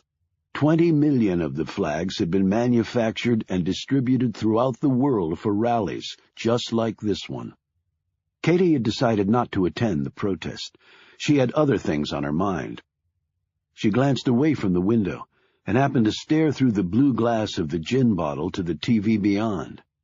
Breaking news. Right. There was always breaking news, the next big story. In the recent past, she'd already be on a plane, hurtling 500 miles an hour right to the epicenter of the storm and loving it, loving every second of it until it was over and the next big story came along. And then the one after that in a psychotically charged, adrenaline-burning race that had no finish line. London again. Well, London had its share of breaking news, though nothing bad had happened while Katie had been there. Just her luck. She took a deep breath and idly looked at the building with police tape all around it. It looked familiar. She sat up straighter and forgot about the gin. What was the woman saying? Westminster? What group? Katie jumped to her feet, jogged into the living room, and turned up the sound. The newsperson was standing in the rain while police and people in white uniforms raced here and there. A curious, neck-craning crowd was being held back by portable barriers. TV film crews were arrayed up and down the street, their satellite masts flinging the story electronically around the world, one frantic byte and pixel at a time. The Phoenix Group would be the last place most people would expect something like this to happen, the reporter was saying. Situated on a quiet London street, it has been described as a think tank conducting research on global policies covering myriad social and scientific subjects. Virtually all the people who worked here were scholars and scientists, many of them former academics, that one would hardly expect to be the target of a brutal murder rampage. An official list of the dead has not been released pending notification of family. While details remain sketchy, it appears that the massacre— Massacre? Did the woman say massacre? Katie slumped down on the carpet, her heart thudding against her chest. Her limbs felt dead. The reporter continued. As of right now, the authorities are only saying that there are nearly 30 victims inside the building. There has been no indication of any survivors. No indication of any survivors? Katie glanced at her watch and did a quick time zone calculation, as her reporter mentality kicked in despite her rising panic. It was evening in London now. A few hours for the bodies to be discovered, the police called, and the news people and crowds to get there. It might have happened around 3 or 4 that afternoon. Then the panic resumed. No survivors. She bolted up, raced to her phone, grabbed the business card Anna had given her and made the call. It went immediately to voicemail. Katie choked back a sob as Anna's precise voice came on the line, asking her to please leave a message. Katie hung up without saying anything. Her next thought hit her like a lightning bolt. "Shaw!" she exclaimed. She called the number he had given her. It rang 4 times, and she thought it too was about to go to voicemail when someone answered. "Allô?" a woman's voice said in French. Confused for a moment, Katie said, Can I speak to Shaw?" The woman at the other end spoke to her again in French. Katie thought quickly, trying to conjure up her college French and the little she had learned while overseas. She asked the woman if she spoke English, and she said a bit. Katie asked her where Shaw was. The woman did not know that name. "You've got his phone." Now the woman sounded confused, but asked her if she was family. That didn't sound too good, thought Katie. For a surreal moment, she wondered if Shaw had been with Anna at the Phoenix Group and had been killed too.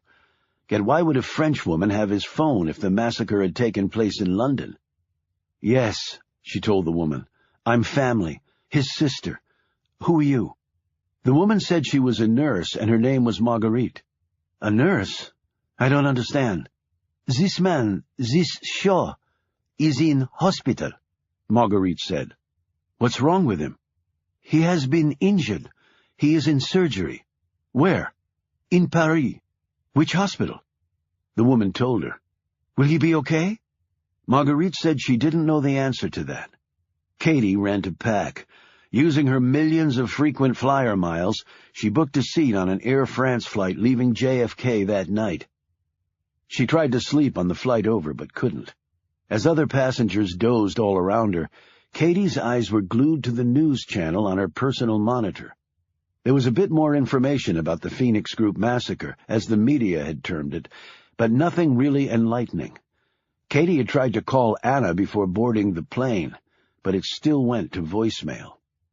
As the jet zoomed across the ocean, Katie asked herself why she was doing this.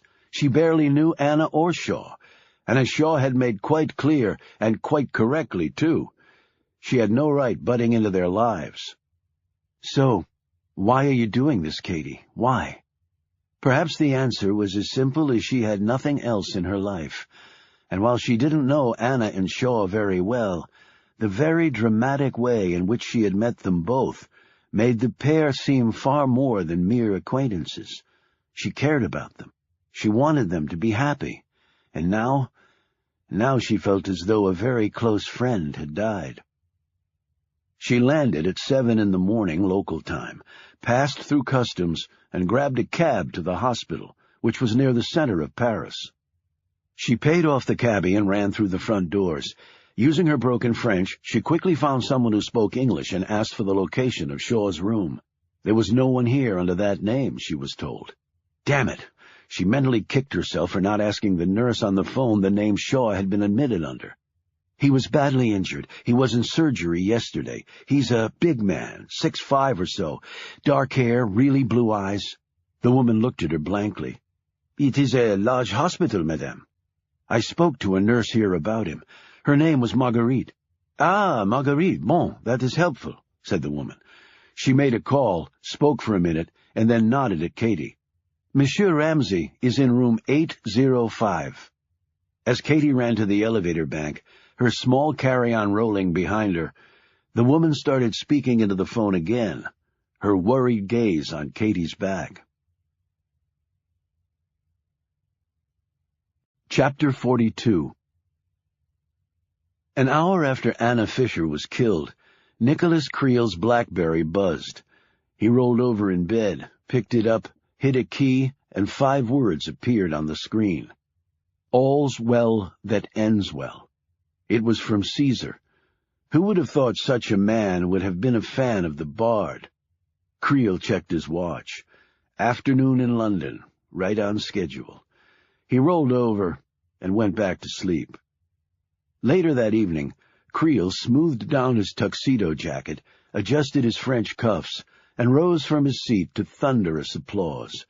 As he strode to the lectern, he shook the hand of the governor, who'd just introduced him to an elite crowd that had paid $5,000 a pop for the privilege of seeing Nicholas Creel named Man of the Year for his philanthropy, the latest of which had been a donation of $80 million for a state-of-the-art cancer wing for children at a major hospital. The wing was not named after Creel, though. He had enough buildings named after him. He'd christened it in his late mother's honor. The governor of California had been effusive in his introductory remarks, calling the billionaire arms manufacturer a man for the ages, with unsurpassed vision and unbridled compassion for others. Had Creel's mother been alive, she no doubt would have shed many tears over that description. Creel's eyes never even grew moist. It was just not his way. As with everything else in his life, every action had multiple motivations. Tonight's event was no exception. Indeed, it was money well spent. He had no problem helping kids who were sick. He'd nearly lost his oldest son to leukemia, which had spurred his interest in cancer research and treatments. He might be more greedy and ambitious than most, but he was far more successful than most, too. He actually had a generous heart, and better still, he had plenty of money. Over the decades, Creel had given away billions to charity, far more than most of his fellow super-rich. And spreading the wealth made you feel good, made others feel good, and did some good all at the same time. It was also a fine way to honor his mother, to give her the immortality she deserved. But doing good works gave you friends in high places when you needed them. He had a feeling the governor of California and the state in general would be his friend for life. It was a win-win, a classic no-brainer. At $80 million, it was actually cheap. He drew his speech from his pocket and looked out over the adoring crowd, suddenly wondering if there was a brand-new Miss Hottie out there. There was a good reason he'd left his wife at home. It was definitely time for a change there. She was bored with him, and the only asset she possessed of interest to him had long since lost its appeal. He figured he'd opt more for brains this time, so long as the lady had an exceptional exterior. He was a man who loved beautiful things around him. He started off his remarks with a reference to what the media were now callously terming the London Massacre. He then asked for a few moments of silence in respect for those killed. He thought it was a nice touch. He bowed his head and even thought of the dead and their families. With this, his eyes did grow moist. It really was horrible. He was sorry he'd had to do it. If there had been any other way, what a tragedy.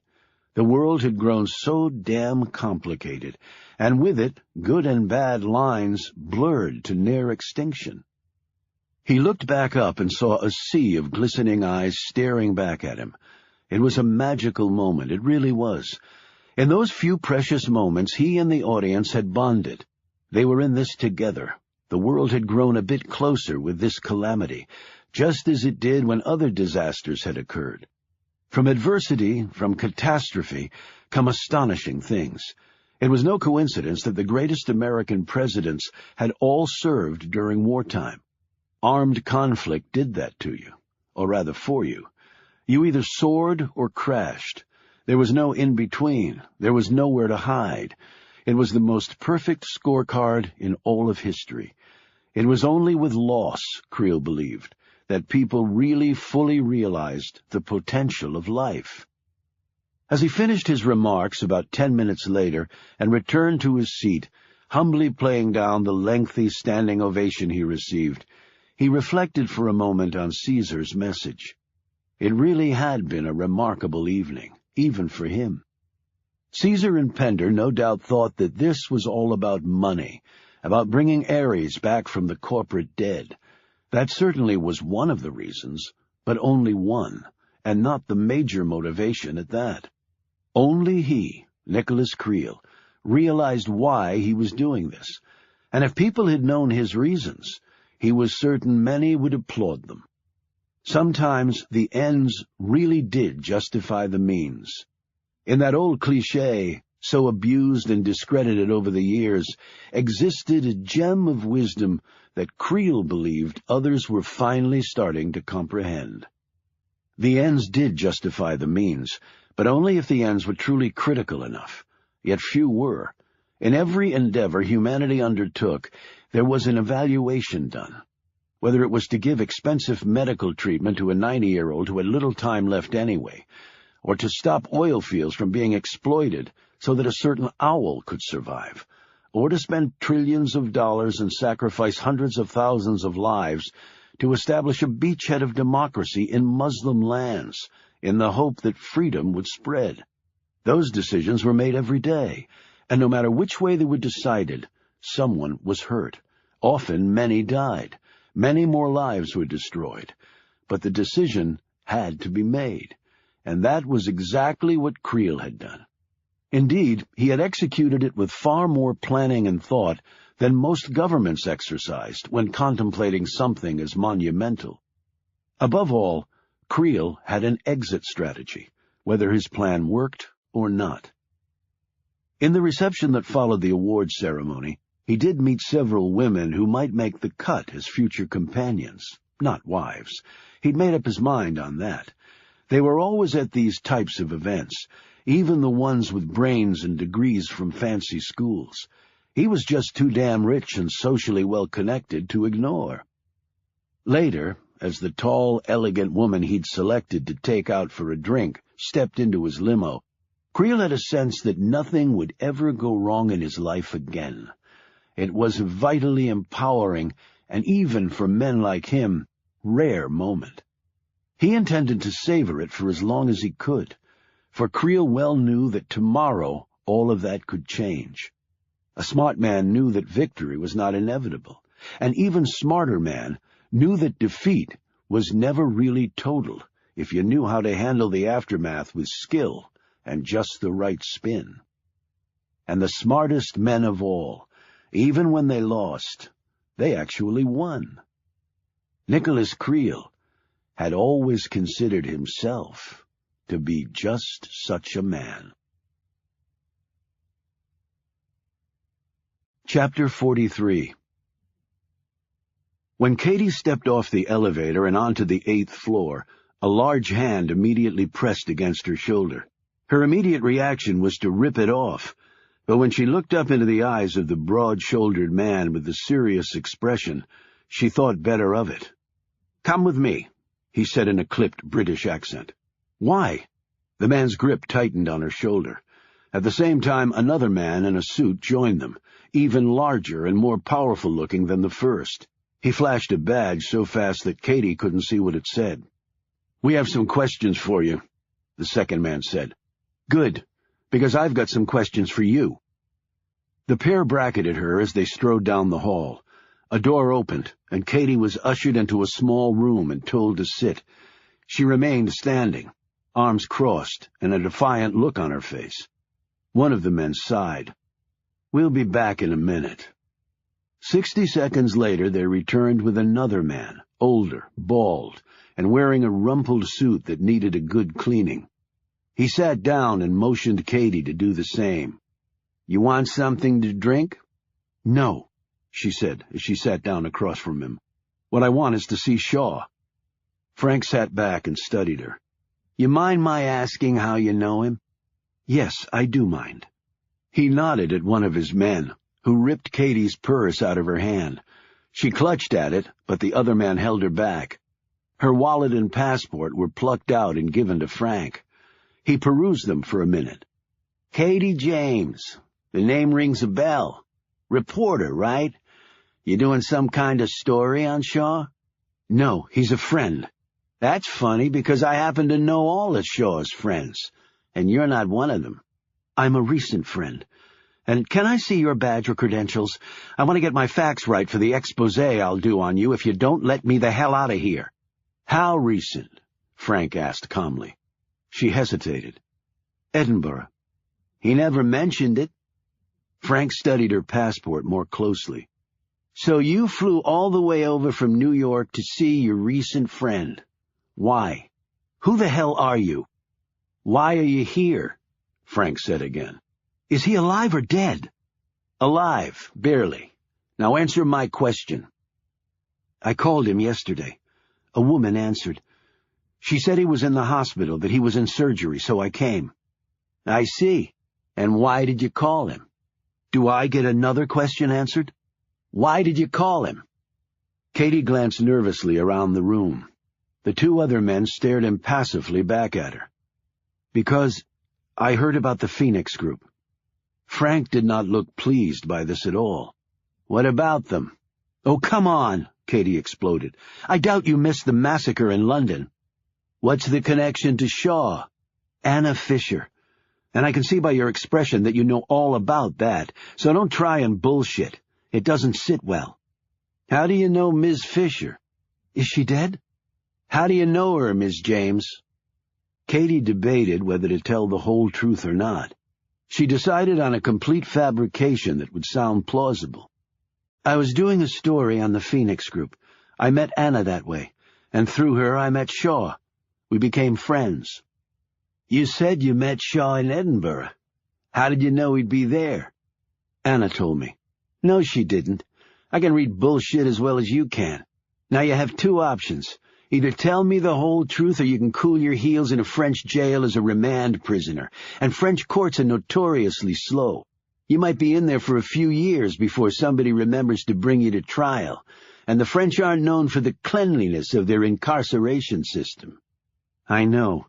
I did a story on the French garbage cans they call prisons 5 years ago, and won a major journalism award for the effort. By the way, what offense am I being charged with? Because even the French require that before throwing somebody's butt in jail. How about being stupid and uncooperative? How about taking me to the American embassy? I have the address memorized. We seem to have reached an impasse. He tapped his fingers on the table. Will you tell me the truth if I let you see Shaw? Now Katie sat back, not looking as defiant or as confident. This time, she opted for the truth. Okay. I was in Edinburgh on holiday. I saw Shaw and another man at the chapel at the castle. Something made me suspicious. She went on to explain what had happened near Gilmerton's Cove, Shaw saving her life, and her following up the clue Shaw had left at his hotel, and then her meeting Anna that way. I'm surprised he didn't tell me any of this. He barely survived that night, and he didn't know about my tracking Anna down until very recently, and he wasn't happy about it. In fact, he got quite angry. I'm sure he did. Now you know all. Katie hesitated, hoping against hope. Was Anna killed? Yes, along with everyone else in the place. Katie looked down at her hands. Why? They were just a think tank. Anna said no one even paid attention to their work. Apparently someone did. Does Shaw know about Anna? She glanced up at him. No, Frank said quietly, not meeting her eye. Is he going to be okay? He lost a lot of blood, but the docs say he came through the surgery fine, and that he's out of danger. He's a tough guy. Katie let out a long breath. Thank God. But when he finds out about Anna, someone has to tell him. I'm not sure it should be any time soon, Frank said candidly. But if he finds out on the TV, newspaper, telephone? Frank shook his head. We've got that covered. Won't he wonder why she's not here with him at the hospital? I'll tell him I made her stay away. But he'll want to talk to her, at least by phone. She paused. I never got your name. He hesitated. Frank. First or last name? Just Frank. Okay, just Frank. They're engaged to be married. He's not going to buy for 1 second that he can't talk to her or see her. I didn't say it was a perfect plan, okay? Frank suddenly exploded. He asked me to call her when he thought he was dying, and I told him I would, even though I already knew she was dead. He jumped up and started pacing around the small room, hands shoved deep in his pockets, his gaze on his shoes. Can I see him? You said if I told you the truth I could see him. Frank stopped pacing. Without looking at Katie, he gave a curt nod to his men. As they were escorting her out, Frank called after her, Tell him. She turned back. What? You were right. Tell him about Anna. Katie looked stunned. Me? I can't. You said he saved your life, that you're his friend, so start acting like it. A terrified Katie started to say something else, but Frank slammed the door in her face. A moment later she was walking toward Shaw's room, and it felt like she was traveling the last lonely mile to her own execution. Chapter 44. With the aid of a red-eye flight on board his private jumbo jet, Nicholas Creel had exchanged Los Angeles for Italy and was playing captain today aboard his massive ship, Shiloh. The Giga yacht was far longer than a football field, with a beam of over 70 feet, and boasted 9 floors of opulence. Creel's master suite alone measured 5,000 square feet, or far larger than the average house. It could carry up to 30 guests in extreme luxury, since it also housed an indoor pool, cinema, disco, gym, wine cellar, basketball court, every water toy imaginable, 2 helipads, several hot tubs, and its very own private submarine, with a capacity of 30 passengers. The sub exited the ship via the bottom of the hull, so Creel could come and go in privacy. The Shiloh also carried a crew of 30 superbly trained professionals, whose only goal was to serve with pleasure.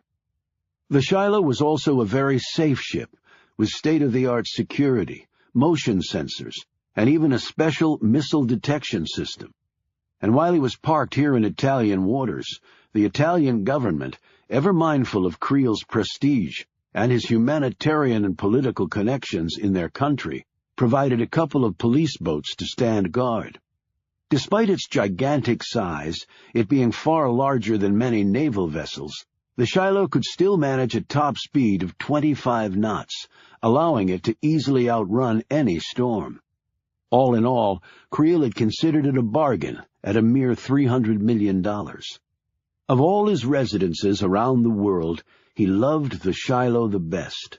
As a youngster, he'd had a secret passion for the sea, and a desire, never fulfilled, to join the merchant marine and see the world as a sailor.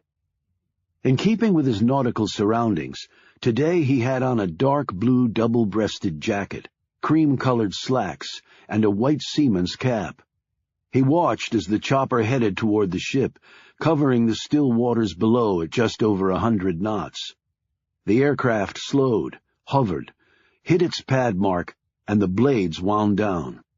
Dick Pender stepped off, shrouded in a wide-brimmed hat, large sunglasses, and a long leather coat. He carried a slim briefcase that flapped against his leg from the prop wash. Creel met him on the aft deck and escorted him down wide, polished teak stairs to a large, walnut burl-paneled room amidships. Outside the large porthole windows, the coastline of Italy was visible across the dark, brooding plains of the Mediterranean. "Is the missus with you?" Pender asked, as he removed his hat and coat and threw them over a chair. "No. The crew enjoys her nude sunbathing habit a little too much. She's in Switzerland at some spa rejuvenating herself. From what, exactly, I was never clear about." Pender glanced at the flat-screen TV on the wall, where scenes of the London massacre were being replayed. "Quite a mess over there," Pender said. "You've been a busy man." Creel had enough information to bury Pender many times over, and the man knew it, so he never worried about Pender turning on him. And no one knew Pender was here. He came in secret, and he would leave in secret. It was just the way Creel worked. When you basically had your own airline, there was nothing easier to accomplish. "Let's get down to it." Pender spread out the contents of his briefcase. "I'm assuming the appropriate materials were left behind at the Phoenix Group?" "Correct." "Any indication whether the police have gone over them?" "It's early yet, but they're easy to find. Only a matter of time." "You have someone on the inside?" Creel simply nodded at this question. "You know, when you called and told me what you discovered about the Phoenix Group, it seemed too perfect." "I thought the same thing," Creel admitted. "But it all checked out, or else I wouldn't have done it. So tell me the steps you have planned to get our next truth out to the public." Pender picked up a piece of paper. "For maximum exploitation and dissemination, we recommend going over the web first and letting the mainstream outlets reverse engineer the story. The major networks don't like to acknowledge the fact that they troll the blog world constantly looking for cutting-edge stories and trends. It'll make it appear to be more grassroots and homegrown that way, lends credibility, and throws off suspicion." Creel nodded in agreement. "So we get the payoff of Phoenix's true ownership that way, which will segue nicely into the inevitable leak that will come out of what's discovered in London." "That's how I see it playing out. We have the revelation of ownership, and then the really earth-shattering news of the activity having been conducted there coming out. It'll be disputed, of course," he added. "Of course it will, and that will only lend credibility to it being true. If you dispute, you lose." "Your boots on the ground work to perfection." "Well, they're not done yet," Creel responded cryptically. "When will the leak come?" "She is primed and ready. I'll pull the trigger on that when I deem the time right. And she can be trusted? It's not a question of trust. And after she's performed the leak? Then I will decide what to do, Dick. In my experience, Pender began, before Creel cut him off by lighting a cigar and turning away from him and picking up a decanter. A glass of port? I always find port particularly supportive of grand scheme-making. I'm sure your port is better than anyone else's, Pender said, smiling. A ship's horn sounded. Pender glanced out the starboard portal in time to see a 26-foot launch pulling up with about a dozen excited children in shabby clothing on board. He looked at Creel with an amused expression. "You're running tours on the Shiloh, Mr. Creel? Earning some extra income from the dirty-faced Mediterranean rabble?"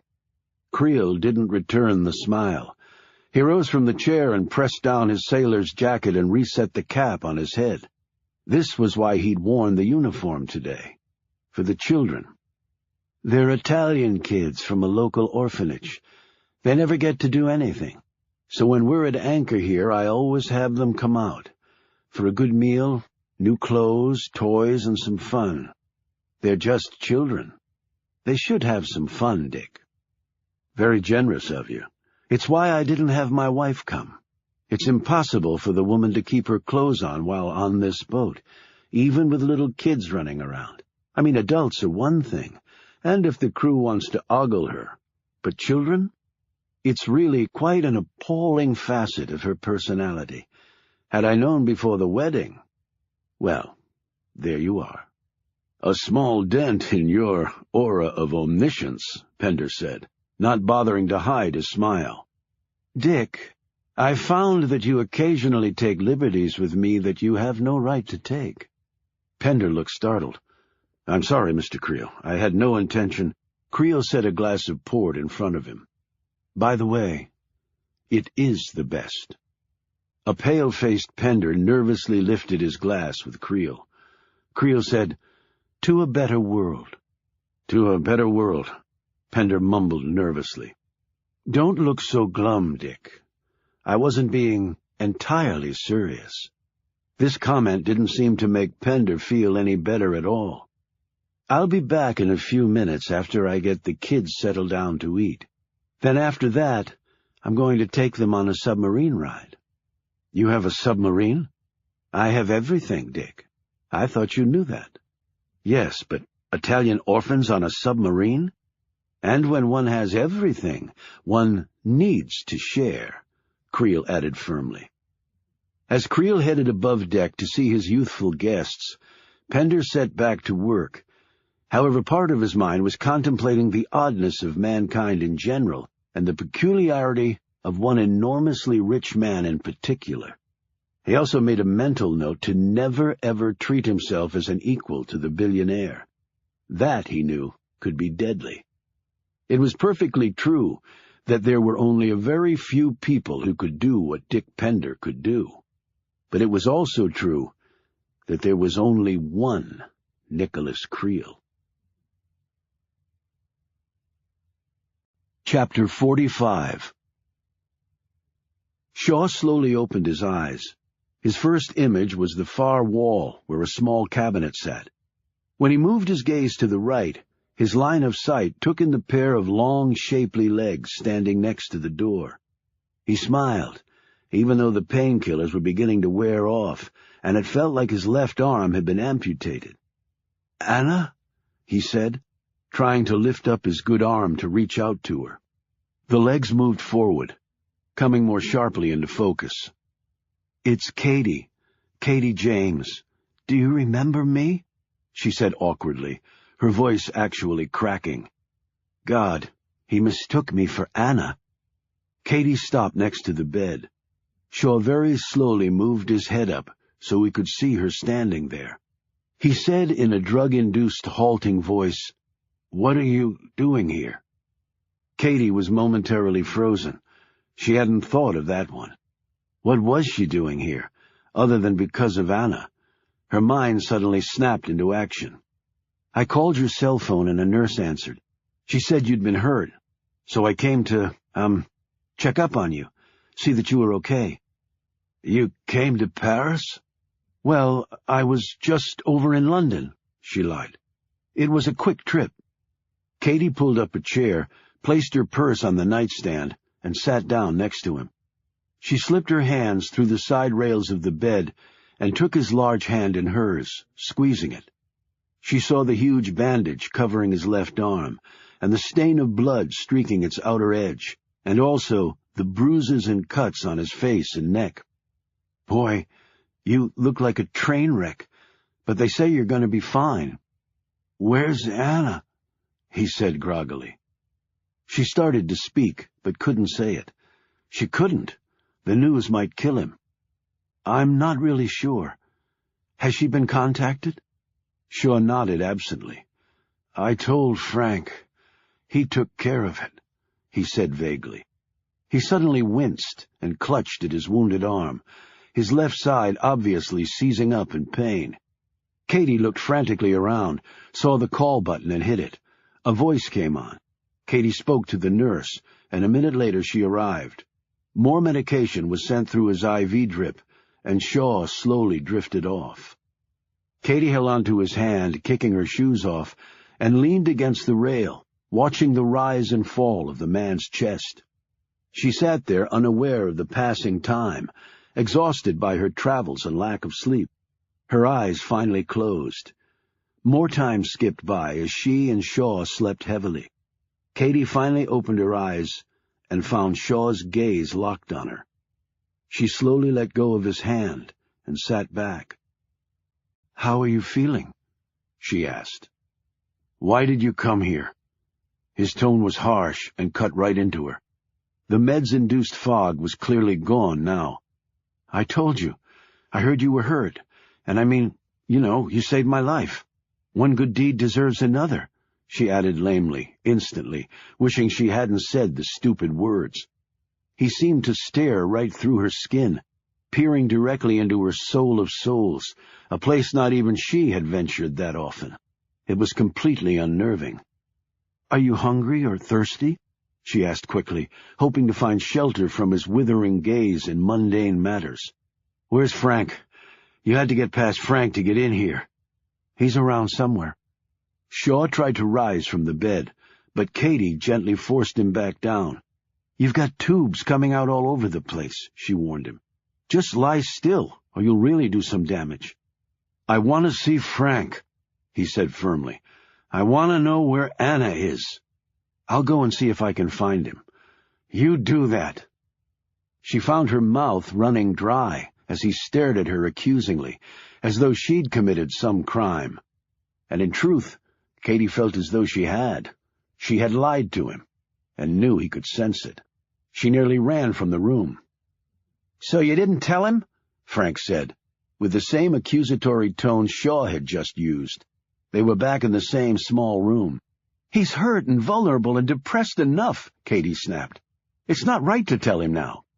Frank didn't look convinced, but he also didn't argue the point. "He wants to see you," Katie said.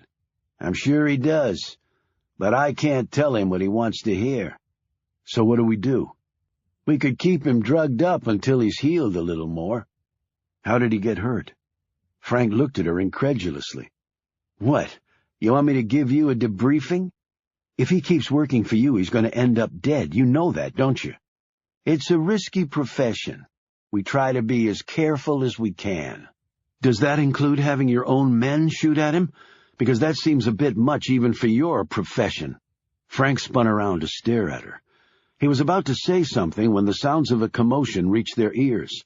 Katie and Frank raced out and headed toward Shaw's room. Screams pierced the air. There was a crash like a table had been overturned. A door slammed open. Multiple pairs of feet were racing over the tile floor.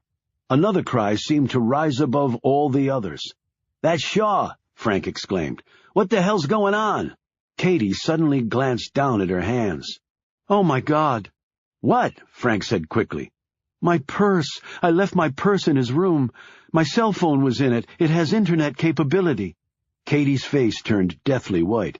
"Son of a bitch!" Frank screamed as he rushed down the hall. They turned the corner and stopped. Shaw was standing at the other end of the corridor, his hospital gown nearly torn off, blood running down his arm and tubes hanging off his body. Katie saw her phone clutched in his bloodied hand. Katie's gaze spun to Shaw's face, and she found she couldn't look away. His features held anguish and heartbreak like she had never witnessed before. "Shaw!" she cried out, and ran to him. He had dropped to his knees by the time she reached him. She threw her arms around him, tears spilling down her face. "Anna!" he screamed. "Anna!" He did not even seem to be aware that Katie was there. "I'm sorry. I'm so sorry," she said into his ear. "Oh, God, I'm so sorry." Hands pulled her away. People were shouting in French at her, but she wouldn't let go. She couldn't let go of him.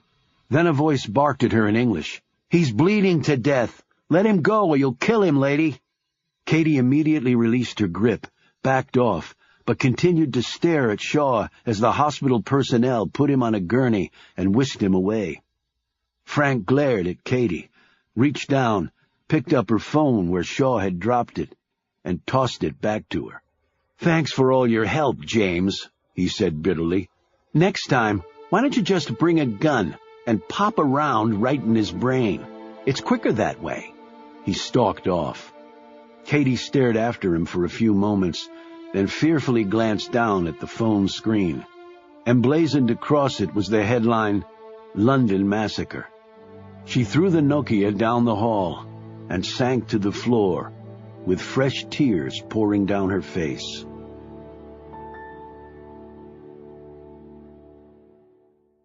Chapter 46. Shaw slowly put on his loose-fitting shirt, careful to work around the thick bandage on his left arm. The wound was so deep and wide that the surgeon had to staple the folds of skin back together. A plastic surgeon had also been called in, and had done the best she could at the time. There would be scars, the doctor told Shaw, who really could have cared less. "We can do another surgery later, after the staples come out. Fix it up better," she told him. "No," Shaw answered without hesitation. He could still fire a gun. That's all he cared about right now. Fortunately, the hacksaw blade had managed to miss his tendons, and there had been no nerve injury either. Yet as the doctor had told him, if that blade had struck a centimeter to the right or left, we might not be having this conversation. It would be a while before Shaw was at full strength, but the doctors assured him he would make a complete recovery. "I want to go to London today," Shaw announced to Frank as he finished packing his bag in the hospital room. Frank sat moodily in a chair. "Let me guess why. How fast can I get there?" "Channel trains quicker than planes these days. You can be in London in the same time it takes you to get through de Gaulle." "Private wings?" "Sorry, I don't have any available right now." "Then book me on the train. Make it for early this afternoon." "Are you sure you want to do this?" "Book me on the train, Frank." "Okay. Then what?" "Where's Katie James?" Frank looked surprised. "Why?" "I want to thank her." "Are you out of your friggin' mind after what she did?" "What she did was fly halfway around the world to see if I was okay. Where is she?" "Hell if I know. I'm not the lady's keeper. I've got my hands full with your ass." "Tell me where she is," Shaw persisted. "What happened to me giving the orders and you following them?" Frank said spitefully. "It stopped when Anna died, because I don't give a shit anymore. Where's Katie?" "I told you Shaw interrupted. "You don't let anybody just walk away. Now where is she?" he barked. Frank glanced out the window. "Staying at some friend's apartment off Rue de Rivoli, near the Hotel de Ville, while the guy's out of the country." "I'll need the address. Can you get me a car?" "Can you drive with that busted wing?" "So long as it's not a clutch." Frank helped Shaw slip on his jacket. Shaw picked up his bag using his good arm. Frank said, "Look, I'm sorry about Anna, Shaw. Really sorry. And believe it or not, I was going to let you go when you got married, and you can take as much time off as you need now." Shaw's features clouded. "Why the hell are you telling me this now? And just for the record, why are you cutting me any slack at all?" Frank stepped over to the window. He turned back. "Just looking for skinheads," he said, smiling. "Why, Frank? You hate me, I hate you. Not a great working relationship, but at least the ground rules are understood." Frank plopped back down in the chair, his gaze on the wall. "How do you think I came to work for this fine organization? Tell me." He looked at Shaw. "I had the same choice you did, and my ass is still here." Shaw gaped at him. "You got railroaded too? And what, you paid it forward to me?" "Yeah, so what? And just for the record, I still hate you." "Thanks, Frank. And here I was thinking my life couldn't get any better." Frank looked down at his beefy hands. "She must have really loved you. I never had anybody like that." "Well, now I won't either." Shaw paused at the door. "Is Anna's body still at the morgue in London?" Frank nodded slowly. "They haven't released any of them yet. Ongoing investigation," he added unnecessarily. "She'd have wanted to be buried back in Germany. I'm sure her parents are making arrangements." A part of Shaw's mind couldn't even contemplate, much less understand, that he was talking so calmly, so rationally about Anna's upcoming funeral. He suddenly felt as though if he didn't get out into the open air, his skin would catch on fire. Frank followed him out. "Are you going to see James now?" "Yes." "Want me to tag along?" "No." Shaw suddenly stopped and held his injured arm, evidently in pain. Frank put a supporting arm on his shoulder. "Sorry about the screw-up with the Nazi freaks," he said in what seemed a sincere manner. "Right hand, left hand crap. It won't happen again." "Yeah." Frank made a call as they were heading out of the hospital to the car, waiting for Shaw on the street. He wrote something down on a piece of paper and handed it to him. "James's address." "Thanks." Shaw slid into the driver's seat and then popped his head back out the window. "Call me with the train info." Frank nodded glumly. "You're just going to see Anna's body, right? You're not going anywhere near where it happened, right?" "I'll see you later." "Damn it, Shaw. You are not to go anywhere near the Phoenix Group. Do you hear me?" "I'll make a deal with you, Frank. A deal so good you can't refuse. Want to hear it?" Frank looked at him suspiciously. "I don't know, do I?" "You let me poke around the Phoenix Group." "Shaw," Frank began, but Shaw kept talking over him. "You let me do that, I'll work with this MI5 guy Royce on the Russian piece." "I don't think that's—" Shaw interrupted. "And I'll sweeten the pot. You sign off on it, and I'll keep working for you until I drop." Frank was silent for a long moment, then slowly said, "But what about retiring?" Shaw gave him a look that somehow contained both helplessness and menace.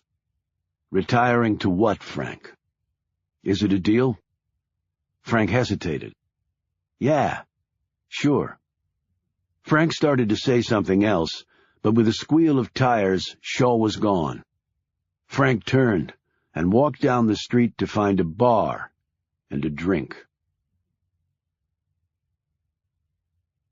Chapter 47. A wisp of rising sunlight managed to slip by the window blinds, creep across the floor, and end up briefly settling on the bare calf that poked out from under the sheet. Later it traveled ruler straight across the bed and slid to the floor where it glanced off the empty blue gin bottle lying there, causing beads of swirling reflected light to kaleidoscope off the ceiling. The demons had finally caught up to Katie James. The last few days were lost to her in a drunken binge of such mammoth proportions that the only thing she remembered later was the feeling of deep shame and the worst hangover she'd ever had.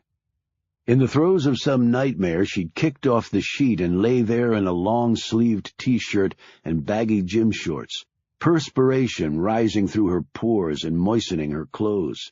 Her breathing became normal, and she finally grew still, the slight lift of her chest and her pink flesh the only real evidence that she was still alive. She never heard the front bell, the accompanying knock, the pounding on the door, or the call of her name. She never heard the front door open, or the footsteps traversing the small living room, or the bedroom door swinging wide. She never felt the other person's presence in the room, never felt anything when the intruder lifted the sheet off the floor and covered her with it. The slight creak of the bed springs as the visitor sat down didn't arouse her either. The quiet call of her name, oblivious. The gentle shake of her shoulder, no response. However, the glass of water thrown in her face, now that got the lady's attention. She sat up sputtering, rubbing at her eyes and nose. "What the—" she began angrily until her eyes focused on Shaw, sitting there holding the empty glass and staring at her. She let out one more gag as the rest of the water that had made its way into her windpipe went down hard. "How did you get in?" "I rang the bell, pounded on the door, called out your name. I did the same thing when I got in. You never let out a peep. I didn't think anyone was here until, well, I actually saw you lying in this bed." She rubbed at her throbbing temples. I'm a heavy sleeper." Shaw picked up an empty bottle of gin. "You're a heavy something." He hooked a second empty bottle, and then a third and then a fourth. "You mix gin, bourbon, and scotch?" "When in Scotland, you know." "We're in France," he said, frowning. She ran a hand through her tangles of blonde hair and yawned. "Oh, right. Paris," she said absently. Then something seemed to strike right through the clouds of alcoholic stupor. "Oh, my God, right." She hastily sat up straighter. "Shaw, I am so sorry for everything, for the stupid cell phone, for lying to you." She paused. "And about Anna." Shaw took his time lining up the empty bottles on a bureau set against one wall. "I actually wanted to thank you for coming to see how I was." Katie seemed surprised by this. "You didn't have to do that, especially after yesterday at the hospital." "It was yesterday, right?" "Actually, it was 5 days ago." She looked stunned. 5 days? You're joking." He glanced over at the line of bottles. "Does your head feel like I'm joking?" She stared at him, then at the bottles, and sat back on the bed. "I hadn't touched a drop in over 6 months, can you believe that?" He glanced at the line of bottles. "No, I can't." She let out a deep groan. "Well, it's true. I can't believe I did this. I can't believe I fell off the wagon." Shaw looked at the line of bottles again. "It wasn't a wagon, it was a cliff. I'll wait in the next room. Get showered and dressed, then I'll buy you some breakfast." He headed to the door. "Wait a minute. What are you doing out of the hospital?" "I'm done with hospitals." "You really think so?" she said doubtfully, eyeing the bulge under his left jacket sleeve. "I'm heading to London later today on the Channel, but first I wanted to talk to you about Anna." "What do you want to know?" "Why someone would have wanted to kill her." Katie stared at him blankly. "But I don't know anything about that." "You might think you don't, but you also might have seen or heard something when you visited her that could help me." "Shaw, do you really think you're well enough to take this on?"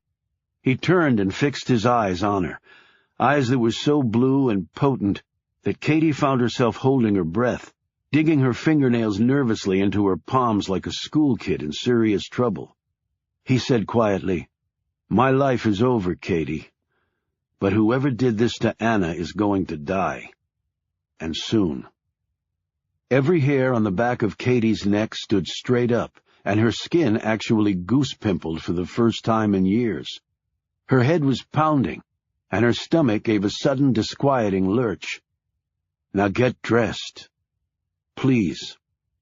As soon as he left the room, she sprinted to the bathroom and threw up 5 days' worth of liquid hell. Chapter 48. They ate outside at a small brasserie that had partial views of the Seine across Quai de Chèvre. If Katie craned her neck just a bit, she could glimpse the spires of Notre Dame Cathedral in the middle of the famous river. The Louvre was less than half a mile to their west, the Bastille a little farther than that to the east. The coffee was strong, the bread hot, The simple egg dish as delicious as only the French seem to be able to accomplish. "You met her in London," Shaw said. "At her office? Her flat?" "We first met at a cafe, then we moved on to her office." "Anything strike you as out of the ordinary when you got there?" Katie shrugged as she delicately took a forkful of eggs, while her stomach continued to do little flip-flops. "It seemed ordinary and extraordinary at the same time. A beautiful old row house on a quiet street in the heart of London, filled with a bunch of scholars who write things no one reads, or at least that last part was Anna's description." She glanced over at him. "Have you ever been there?" Shaw nodded. "And just for the hell of it, about a year ago I checked the real estate records to see how valuable that building was. Care to guess?" Katie shook her head and bit into a piece of toast as she stared at him curiously. 16 million pounds. The toast nearly fell out of Katie's mouth. "That's over $30 million. "That's right. And that was just the purchase price 10 years ago. It's obviously worth a lot more now." "How long had Anna worked there?" 5 years. She was a senior analyst, one of the best they had." "I'm sure. She told me basically what they do there. But who owns the Phoenix Group?" "She said once. Some rich American recluse living in Arizona, hence the name. Although she also told me she thought it came from the mythical bird, the phoenix." "The one that never dies," Katie said, and then her face reddened when she found Shaw staring at her. "Didn't turn out to be a very apt name, did it?" he noted. Katie said quickly, "But there must be more to the Phoenix Group than people knew. So we really need to nail down who or what the Phoenix Group is." "No, I need to do that." "I thought we were working this together." "You thought wrong. I want to find out what happened to Anna, too." Shaw just shook his head. "What else can you tell me?" "Why should I tell you anything now?" "Because I asked you politely." His eyes locked on her again, and Katie felt herself quivering under their burn. "Well, when I was about to leave, I noticed she had all this research on her desk." "She always did. That was her job." "No, I mean it was about one thing, the so-called Red Menace." Shaw sat forward. "Did you ask her about it? Was she working on it for the Phoenix Group?" She shook her head. "Anna said she was just curious, that it was just something she was working on in, I suppose, her spare time." "When we were in Dublin, she was very interested about this RIC organization. She went online trying to dig up some stuff, but didn't find much." "Well, it seemed like she was still very curious." She looked thoughtful for a moment. "You don't think her employer had anything to do with any of that? I mean, trying to find out who was behind the Red Menace. And maybe they did, and that would explain the shooting."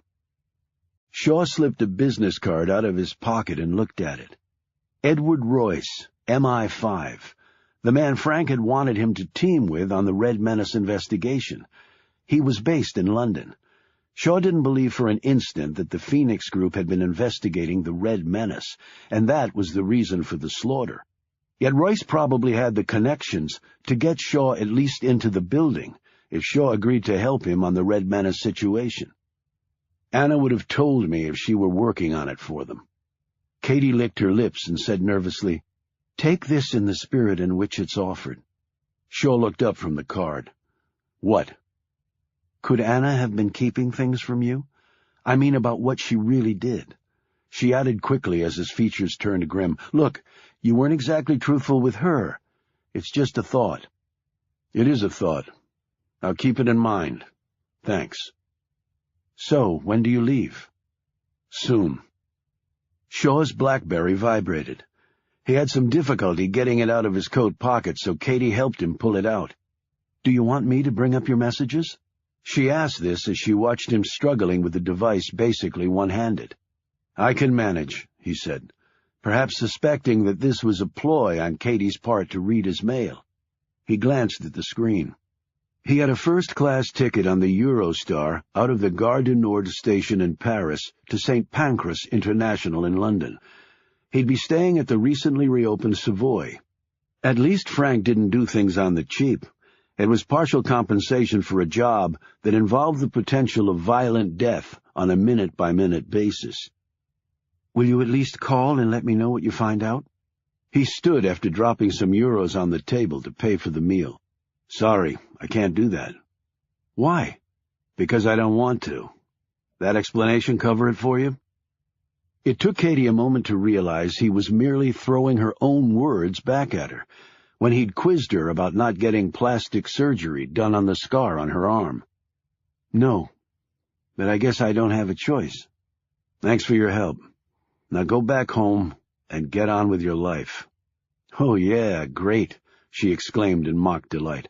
"I hear the New York Times needs a new managing editor, or maybe I can take over Christiane Amanpour's slot on CNN. I've always wanted to cross over to TV. I'll make millions. I have no idea why I didn't do it years ago." "Take care of yourself, Katie, and lay off the drink." He left her sitting there at the table, her head pounding. 5 minutes passed and she hadn't moved at all, just sat staring at nothing, because that's apparently all she had left, nothing. Her ringing phone jolted her. It was a stateside number she didn't recognize. "Hello? Katie James?" "Yes?" "I'm Kevin Gallagher, features editor at Scribe. We're a fairly new daily based in the U.S. "I've read some of your stuff. You've got some good reporters." "Quite a compliment coming from a 2-time Pulitzer Prize winner. Look, I'm sure you're busy, but I got your number from a buddy at the Trib. I understand you're no longer there." "That's right," Katie said, then quickly added, "Irreconcilable differences. Why are you calling?" "Hey, it doesn't take a rocket scientist to figure out that a reporter at your level doesn't become available all that often. I'd like to hire you to cover the story for my paper." "The story?" Gallagher chuckled. "At least the only story anyone cares about right now." "The Red Menace?" "Nope," he said. "We've already got a team on that. I meant the London Massacre." Katie's heartbeat quickened. "Katie, you still there?" Yeah. How would we work it?" "We can't pay what you're used to at the Trib, but we'll pay you per story at the going rate for somebody like you, plus reasonable expenses. You break anything big, I can go back for more. You have free rein on how to get the story. How's that sound?" "Sounds like exactly what I've been looking for. I happen to be in Europe right now, as a matter of fact." "I call that a kick-ass coincidence." "I wouldn't. I can email you the contract and other essentials." They spoke for a couple more minutes, and then Katie clicked off. She couldn't believe this incredible turn of events. She checked her watch.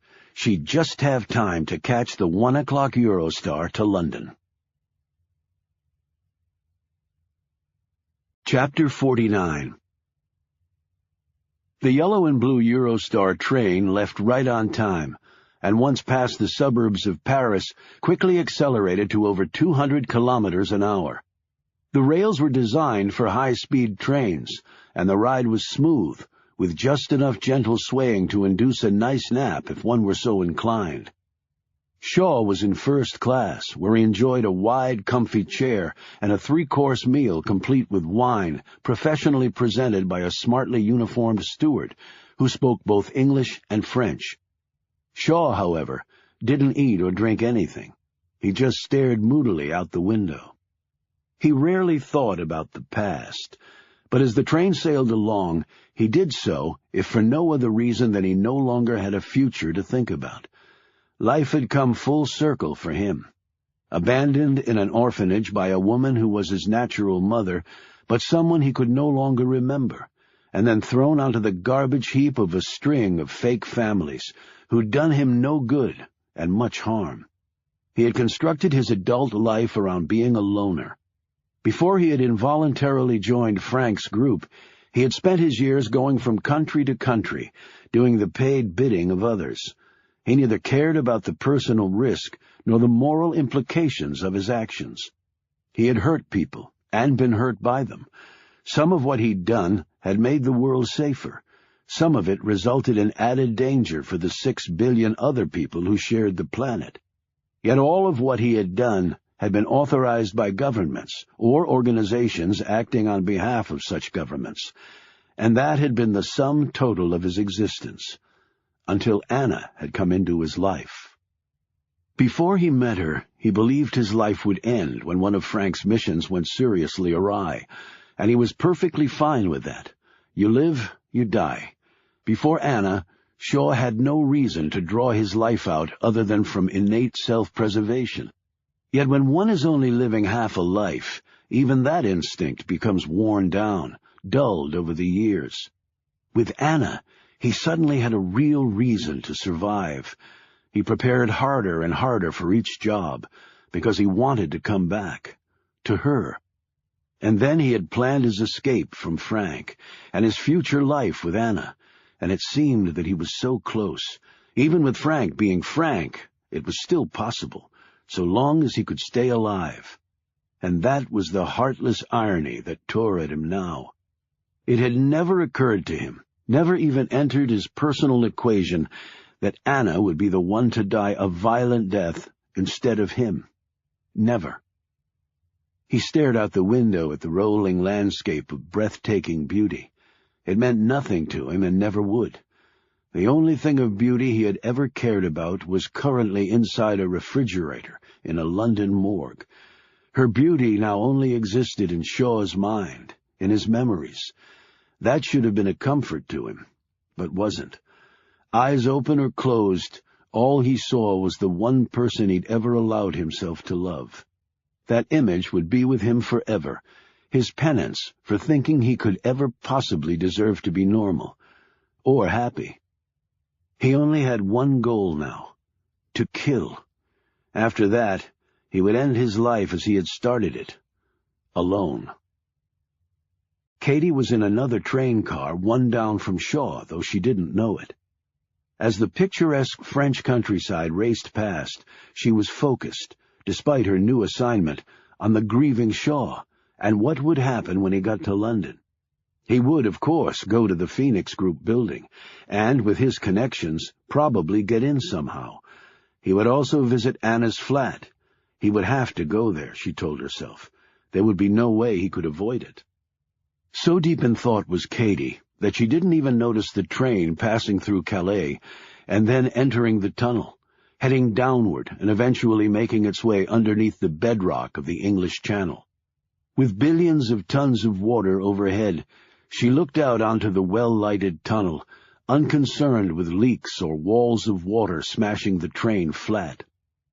25 minutes later, the train emerged into bright sunshine. They were in England. The whole trip would take about 140 very pleasant minutes, and Katie had electricity for her laptop computer and the convenience of her cell phone, though she had no one to call. Indeed, after the episode at the hospital, she had no desire ever to use her cell phone again. She thought, too, about Shaw's words. "My life is over. But whoever did this to Anna is going to die." She had no doubt that he meant it.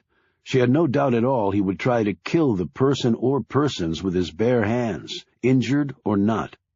But after that, what would he do? Or what if he died in the attempt? Someone who could orchestrate the slaughter of nearly 30 people was not someone who could be easily killed.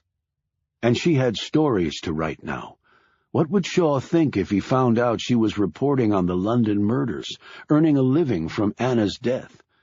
But that was what she did. She was a journalist. Still, though, he would be angry. Very angry. As she was thinking about this, she noticed the small bottle of red wine on her tray that had been served with lunch. She'd kept it when the steward had cleared the lunch tray. Katie kept staring at it as the train rolled on. 20 minutes later, when the Eurostar reached the outer fringes of London and the old dwellings with their unique chimney stacks, she was still gazing at the wine. She unscrewed the top, took a whiff and a quick gulp, and felt immediate gratification followed by crushing, searing guilt. Yet she took another swig, and the guilt grew 1,000-fold. She screwed the cap back on, dropped the bottle on her pull-down tray, and muttered, "Shit." The fellow next to her heard this, glanced at her, and then at the wine. "Bad year?" he asked with a smile.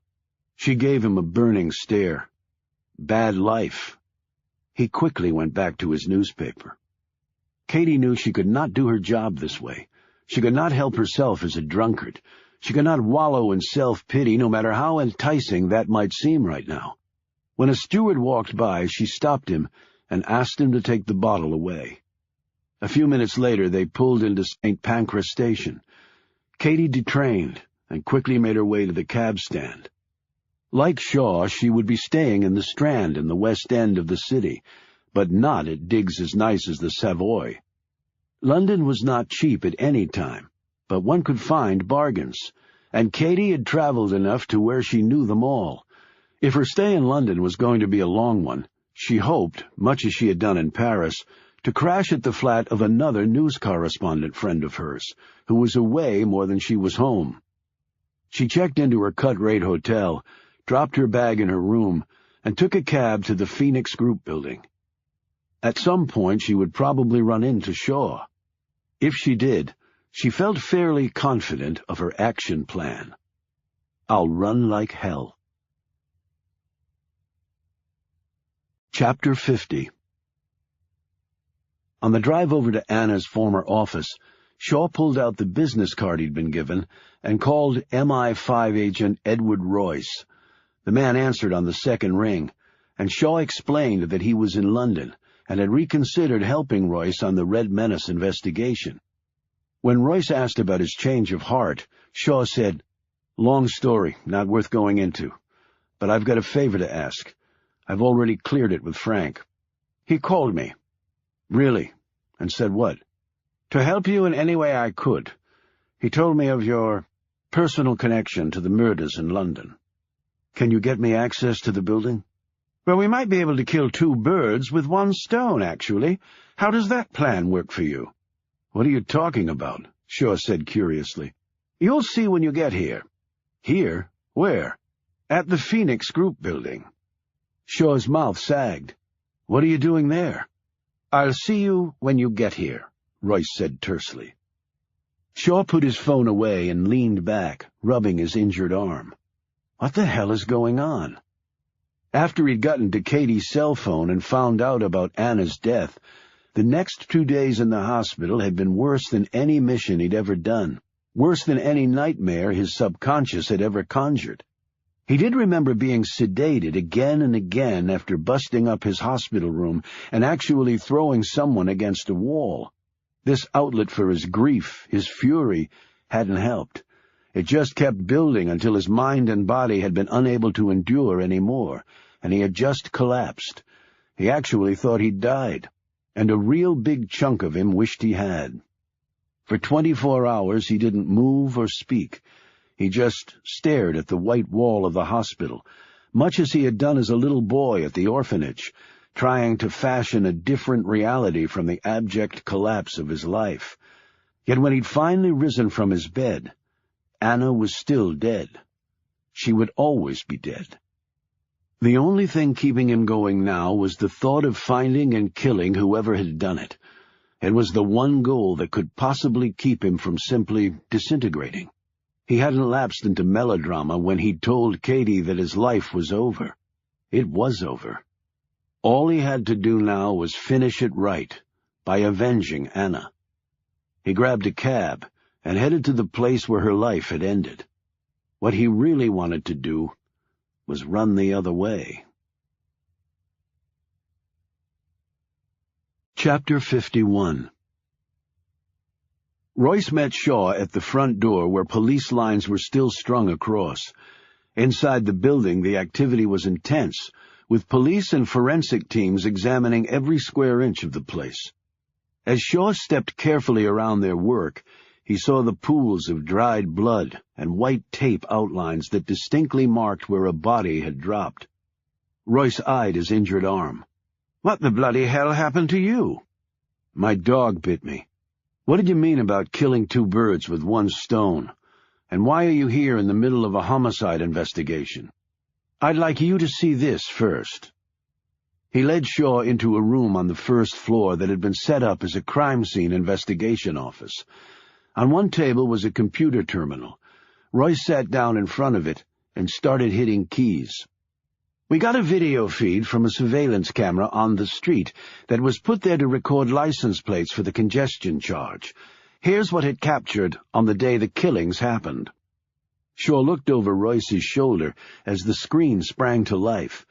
The positioning of the camera up on a pole afforded a complete exterior view of the building. A van with a satellite dish sprouting from the top pulled up in front of the building, and 2 men got out.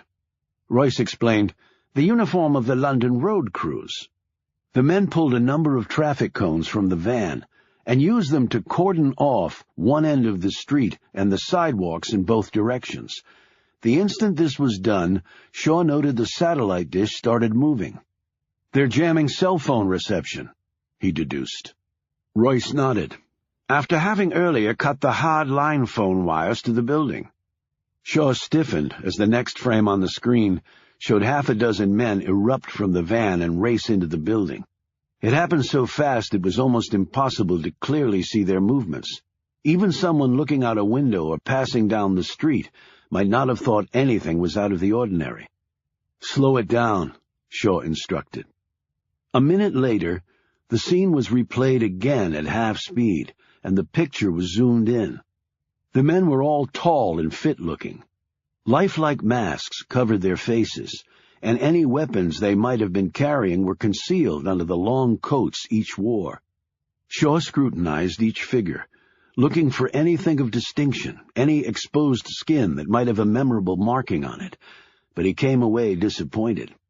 Royce, who'd been watching him, nodded in sympathy. "I know. We've been over it 12 times and nothing hit us either.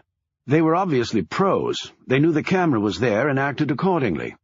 "I take it the camera feed isn't reviewed in real time." "Unfortunately not. Otherwise it would have elicited an energetic response from the Metropolitan Police, I can assure you. They also must have been aware of that. I probably shouldn't even bother asking this. License plate and vehicle at dead ends.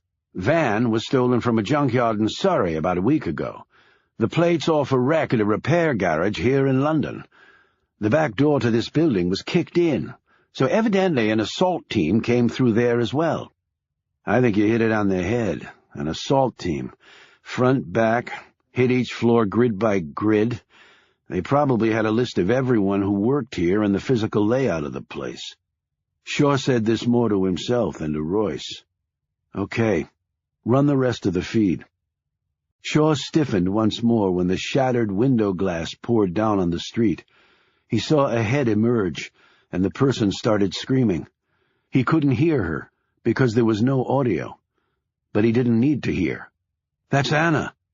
"I thought it might be," Royce said. Shaw stared hard at him. "How much did Frank tell you about her and me?" "Not all that much, but enough. And I've been in Ms. Fisher's office. I saw the photos of you and her. I'm sorry. Had you been together long?" "Not long enough." "Again, I'm sorry. I can only imagine what you're feeling." "Don't even try to imagine it," Shaw said back. Royce cleared his throat and turned to the screen. "The windows were accidentally painted shut, and she had to break the glass." "Accidentally, you sure?" "We checked out the painting company. They're legit. Been doing buildings around here for decades, all hands accounted for and all. It's not such an unusual thing, apparently. Shoddy work, I mean. I had my flat done 3 years ago, and I still can't open the damn windows." Shaw wasn't listening. He was watching the image of Anna as she called out the window, obviously for help that would never arrive. Then a moment later, he saw her climb up onto the windowsill. "Was she going to jump?" he said sharply. "To that awning below, we're guessing." "But she never made it," Shaw said dully. "Why?" "I have to warn you that the next few frames are... well, they're not easy to watch." Royce turned to look at him. "Are you sure you want to keep going?" "I need to see it." The next scenes were played out quickly. Anna was still on the sill of the window in her stocking feet, grasping both sides of the window with her hands. Mentally, Shaw was telling her to jump before it was too late, even though he knew it already was. It was an agonizing moment for him. He couldn't even imagine how terrifying it had been for her. The next frame, however, sent his agony to an entirely new level. He saw the first bullet pass through her chest, and a wash of blood and tissue was propelled from her body. A split second later, another chunk of Anna was blown out into the fresh London air. As she toppled back inside her office, Shaw finally looked away.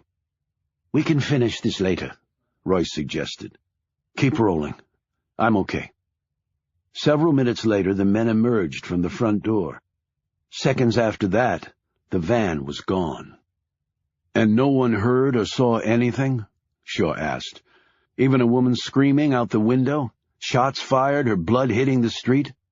"The buildings on either side of this one are scheduled to be renovated, so they were empty. The buildings opposite are occupied, but the tenants were notified that the city was doing some hazardous gas work in the area that day, and they were to leave their premises before noon or risk a hefty fine. And no one bothered to call and check whether that was true. There was a phone number on the notice. Several tenants did call and received confirmation that it was true. Only the number was phony." "Correct. And the cones blocked off the normal automobile flow and foot traffic, and it's a dead-end street. There are never many vehicles down here anyway." "Leaving the Phoenix group all alone. It was well planned out," Shaw grudgingly admitted. "I'd like to see Anna's office now." "Well, first I'd like to introduce you to an owner of the Phoenix group." "They're here?" Shaw said sharply. "One of them flew in as soon as he was notified." "Where from?" "What do you know about the Phoenix symbol?" "Bird that never dies, rises from the ashes, Egyptian origin." "Your description is accurate as far as it goes. The Phoenix is actually a symbol that has various origins. Egyptian, as you said. It's also Arabian, Japanese, and at least one other." "Which is?" Shaw said impatiently. A small man appeared in the doorway. He was dressed in a black suit, and his expression matched the color of his clothing. Royce rose to greet him. "Shaw, let me introduce you to Mr. Feng He of China." Chapter 52. While Shaw was inside the building, Katie had been busy outside. She'd actually gotten there before him, and had hidden around a corner when she saw him arrive by cab. She'd flashed her no longer valid press badge at the officer on duty outside the entrance, and fired off a series of questions to which the man in blue offered not a single answer. "Move along," he said, his beefy face showing considerable irritation. "Not into a free and independent press, Constable?" she asked. "What I'm into is you blokes letting us do our bloody jobs without you poking your noses into places it don't belong." "Your name will never appear. You'll be an unnamed source." "You're bloody right my name won't appear. Now, move along." Katie walked slowly down the street a bit, staring up at the windows of the building as she did so. Shaw was in there, getting the whole story, while she was out here, with Zip. "If I could just... back on top, another Pulitzer." She was so intent on her thoughts that she nearly jumped when something touched her arm. She whirled around and saw him, his soft felt cap in hand, his wide, nervous eyes squarely on her. "Can I help you?" she asked suspiciously. "You are a journalist, yes?" His voice was squeaky and not exactly brimming with confidence. She easily guessed that English was not his first language. He was short and painfully thin. His teeth were crooked and yellowed. His clothes barely rose to the level of threadbare. "Who wants to know?" She peered over his shoulder as though expecting to see someone else there. He looked back at the Phoenix Group building. "I have come here every day to see it. This place, I mean." He gave an involuntary shudder. "It is disturbing," she said, still wary of the man. He seemed to sense her discomfort. "My name is Aaron Lesnick. I am from Krakow. That is in Poland," he added. "I know where Krakow is," Katie said. "I've been there. What do you want with me?" "I saw you talking to that police officer. I heard you say you are journalist. Is that true? Are you journalist?" "Yes, so?" Lesnick glanced once more at the building. When he turned back to her, his eyes were filled with tears. "I am so sorry for those people. They were good people, and now they are dead." He wiped his eyes with the back of his sleeve and looked at her pitifully. "It was a real tragedy. Now, if you'll excuse me." Katie wondered why she always seemed to attract the nutcases. The man's next words made her forget that thought. "I was in there. On that day." He said this in a hoarse voice. "What?" Katie couldn't have heard the man right. "In where?" Lesnick pointed to the Phoenix Group building.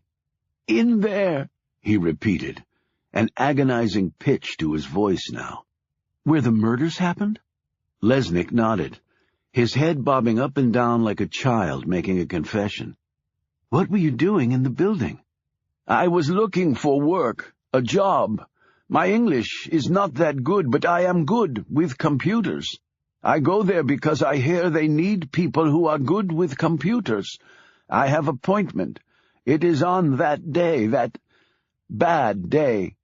"Let me get this straight," Katie said, trying but failing to hide her excitement. "You were in that building for an interview when the people were killed? While they were being killed?" Lesnick nodded. "Yes." His eyes filled with tears again. "Then how come you're not dead?" she said suspiciously. "I hear the guns. I know about sounds of guns. I was young boy in Krakow when the Soviets would come with guns, so I hide." A bit of Katie's suspicion drained away. She'd had to hide from men with guns when she'd been reporting overseas. "Where did you hide?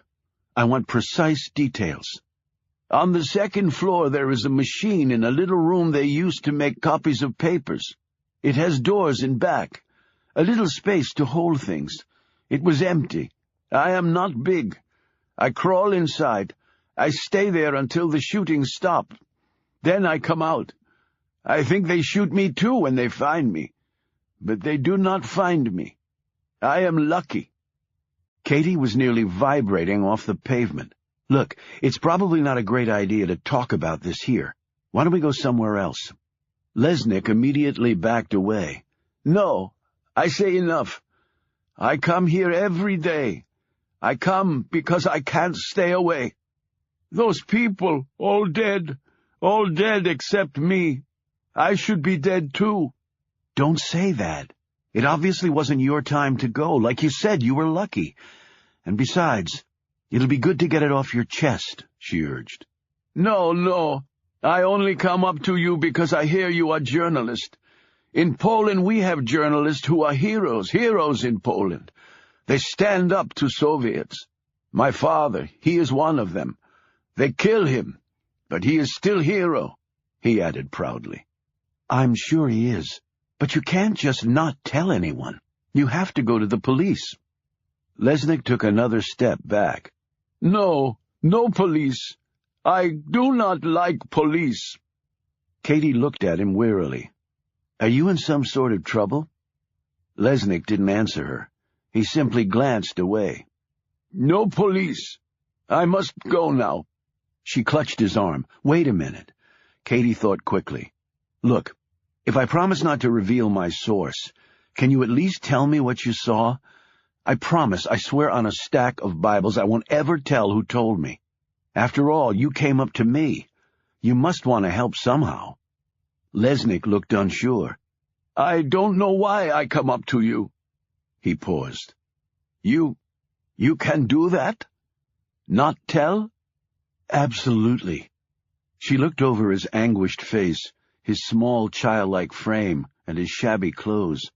She could easily envision him hiding terrified inside a copier as gunfire erupted all around him. "How about I buy you something to eat and we can talk? Just talk. If you're still uncomfortable, you can walk away." She put out her hand. "Deal?" He didn't take her hand. "I'm sure your father would want to see the truth come out, and to see murderers punished." He slowly slipped his fingers around hers.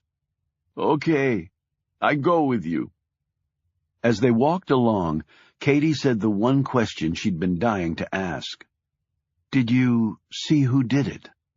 She held her breath, waiting for the answer. He nodded. "And I hear them, too.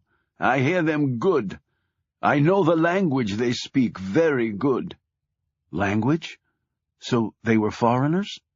Lesnick stopped walking and stared at her. They were Russians. You're sure?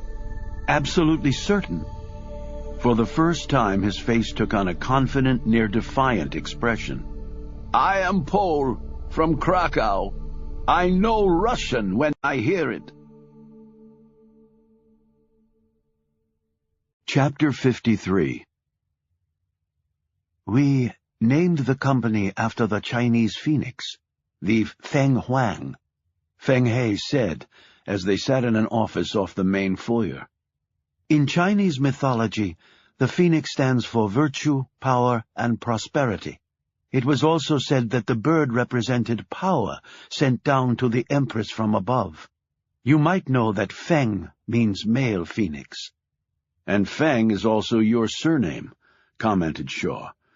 Unlike the West, the Chinese put their family name ahead of their given one. So He was the man's first name. Feng nodded. That also gave me the idea. That is correct. And the connection the Phoenix Group has to China? Royce asked. It is simply a Chinese company doing business in London, like many others. Your employees seem to think a wealthy American from Arizona owned it, Shaw noted.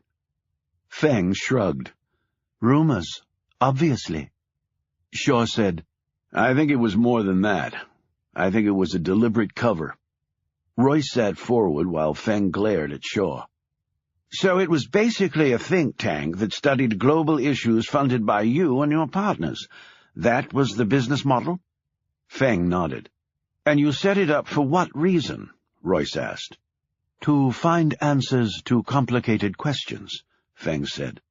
The Chinese, too, have an interest in such problems and solutions. We are not all heartless polluters and people who put lead in children's toys, gentlemen, he said, attempting a weak smile. Did the Phoenix Group make any money for you? Shaw asked. We did not do it for money. Shaw looked around at the elaborately decorated interior of the office. This building must be worth what, 16 million pounds? It has been a good investment, but as I said, money is not our chief concern. We, my partners and I, we are good businessmen. We make lots of money in other things. The Phoenix Group was our way of doing some good. Giving back, I think you say. And you have no idea why anyone would have wanted to attack this place and kill everyone? Royce asked, the skepticism in his voice unmistakable. None at all. I was most distressed when I heard. Most distressed. I could not believe that such a thing could happen. The people here were scholars, intellectuals. They work on issues of water usage rights, globalization of world economies, atmospheric warming due to carbon-based fuel use, energy consumption, matters of international financial assistance to third world countries, political dynamics, benign intellectual subjects, gentlemen. Anna Fisher wrote a book on police states, Shaw pointed out. That hardly qualifies as a benign intellectual matter. Ms. Fisher was most excellent at her job. You knew her? I knew of her. Had anyone here met you before? Shaw asked quickly. We, my partners and I, prefer to keep a low profile, but we received regular reports. I'm sure you did, Shaw said to himself. Have you found any evidence that will lead to the people who did this? Feng asked anxiously. Royce shook his head. No fingerprints, no shell casings, no trace at all, I'm afraid. He did not mention the video feed. That is most discouraging.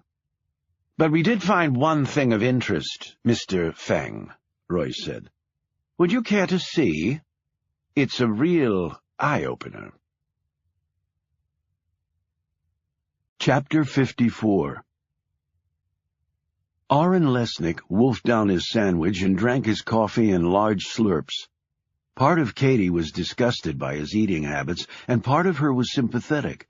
He must be terrified, she thought. Terrified, probably broke, and obviously hungry. Lesnick wiped his mouth and let out a small sigh. He caught her staring at him, and his features turned embarrassed. "Thank you for food." "You're welcome. Do you mind if I use this?" She pulled out a mini recorder. "No, I tell you, but I don't want people to hear me." He looked around nervously. "I am scared." She put the recorder away. "Okay, I'll just write it down." He relaxed and sat back. "Now tell me everything you saw and heard," she said. Lesnick's story only took a very few minutes. He'd been interviewing with an older man named Bill Harris on the second floor. "Why weren't you killed, then?" Katie asked sharply.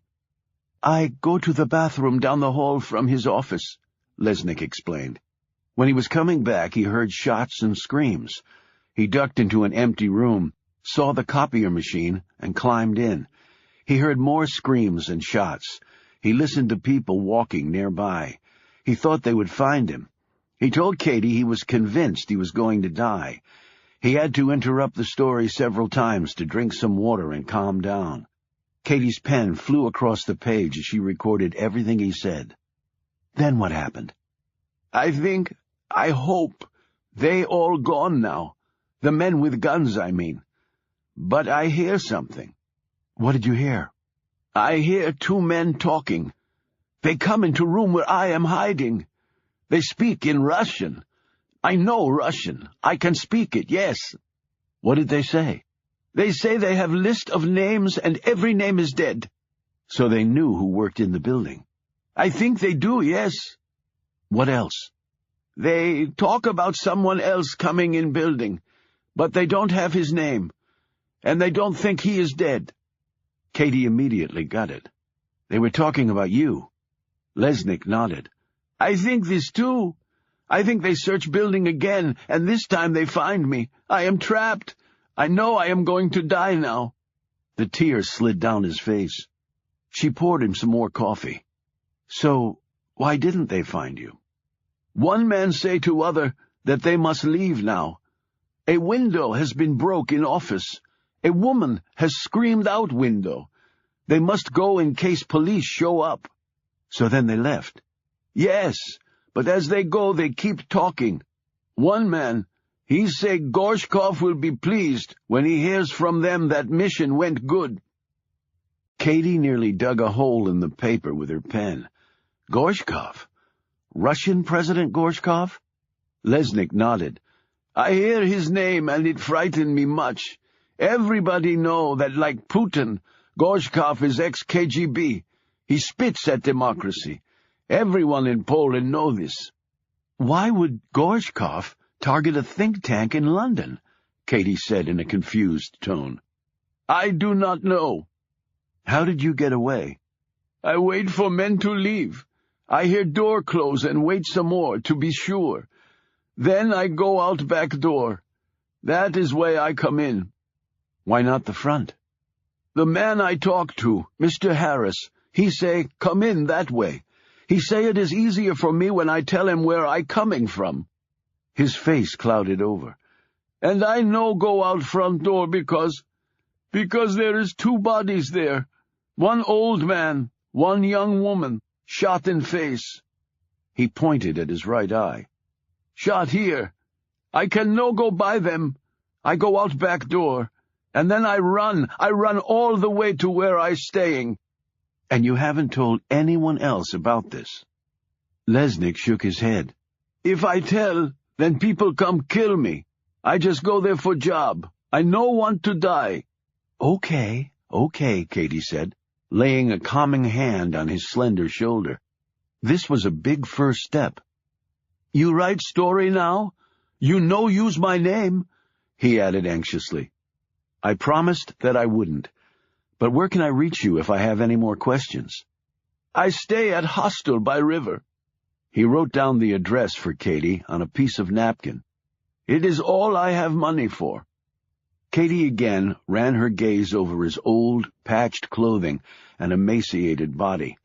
She reached in her pocket and handed him some pounds.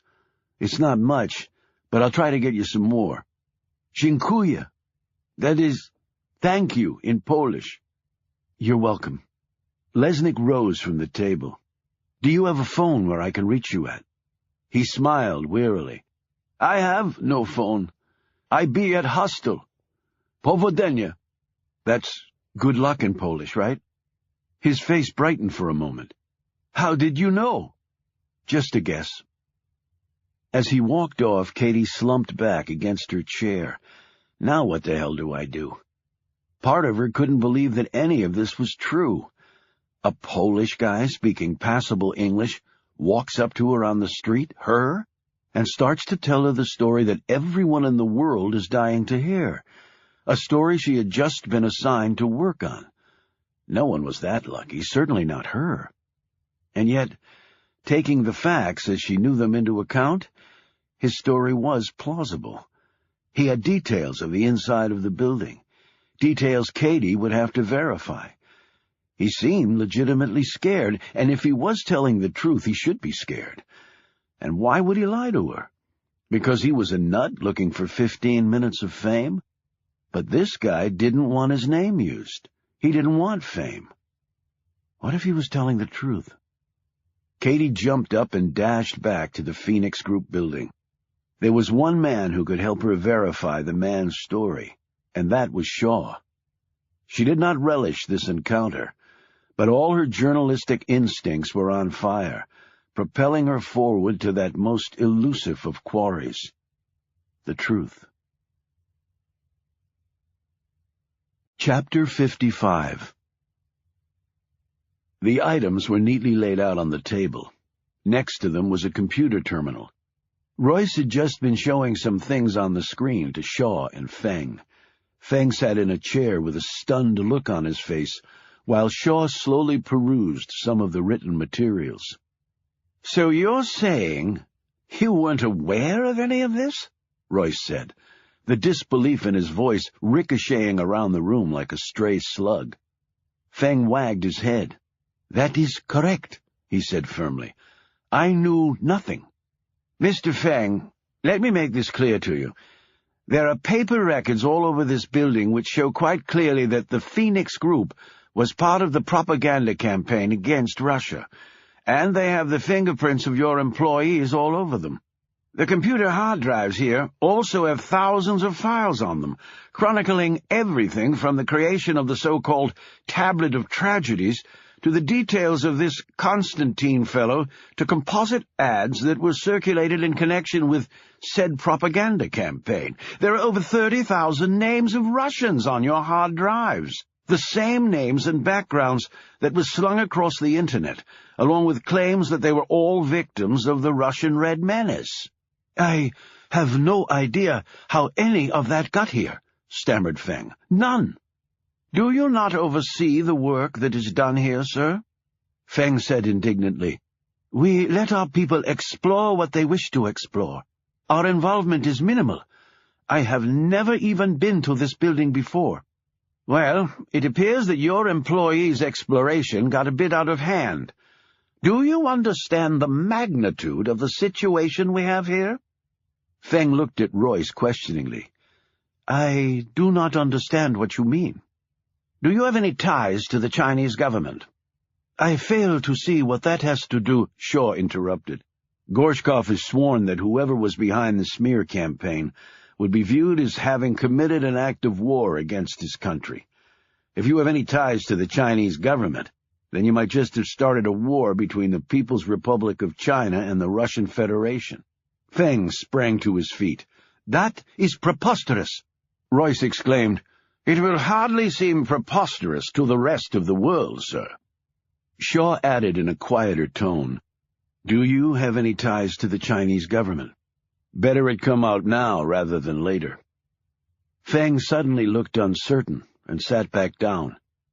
"It could be construed, that is to say, some people might—" Shaw leaned down into Feng's troubled face. "I'm sure you understand that telling us the truth is really your only option." Feng licked his lips and fiddled with a ring on his finger. "Part of our funding comes from the government." He started speaking rapid fire. My partners and I have done much work with the Communist Party with respect to economic development, both in China and in other countries. We started the Phoenix Group with the sole purpose of trying to better understand global issues that will help China adapt more readily to an expanded role in world affairs. There is no question that our economy will at some point become the world's largest. With that comes a responsibility that we take very seriously, and thus we sought to educate ourselves as to critical issues around the world. Creating a think tank and staffing it with some of the best minds seemed a reasonable pursuit. Shaw snapped. And yet you deliberately hid your ties to the Chinese government behind this Arizona millionaire facade. We are misunderstood in many parts of the world. He shot a glance at the MI5 agent. Including in your country, Mr. Royce. We did not want any lingering doubts or misconceptions to taint the important work the Phoenix Group was undertaking. Did any of these people who worked here have any idea of these ties? Royce asked. Shaw already knew the answer to that question. Anna would have told him. No, Feng said. We did not think it important or relevant to their work. What did it matter who they were working for, if the goals were good ones? Are you a member of the Communist Party? Royce asked. I fail to see. Please answer the question. You have to understand. Are you? Royce bellowed. Yes, I am, like many of my fellow citizens, Feng said defensively. The MI5 agent threw up his hands. This is a complete and total cock-up. A pale Feng said, No, gentlemen, this is ludicrous. The Phoenix Group was not involved in any of this Red Menace business. It is absurd to even suggest it. Since you said you've never even been here before, you're hardly in a position to know that, are you? Royce shot back. But why would they do such a thing? Feng said in a near wail.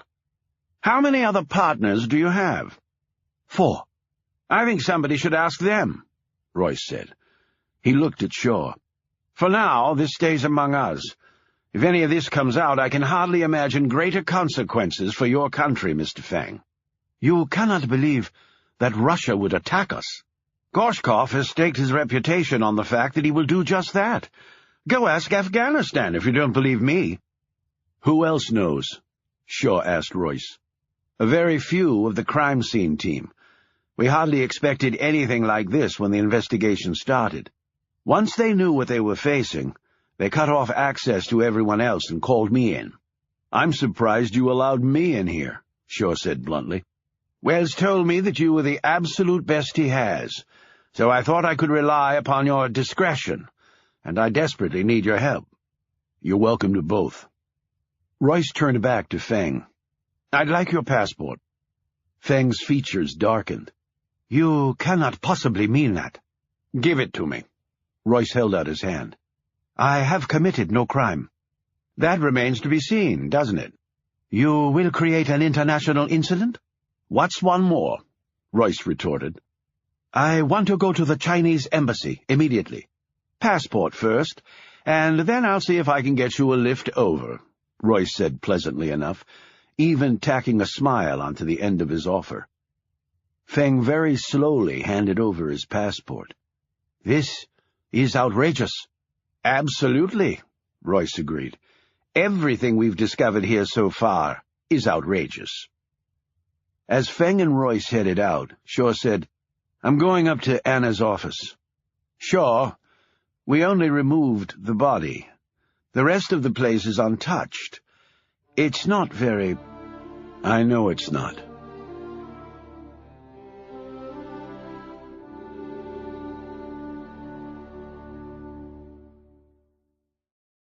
Chapter 56.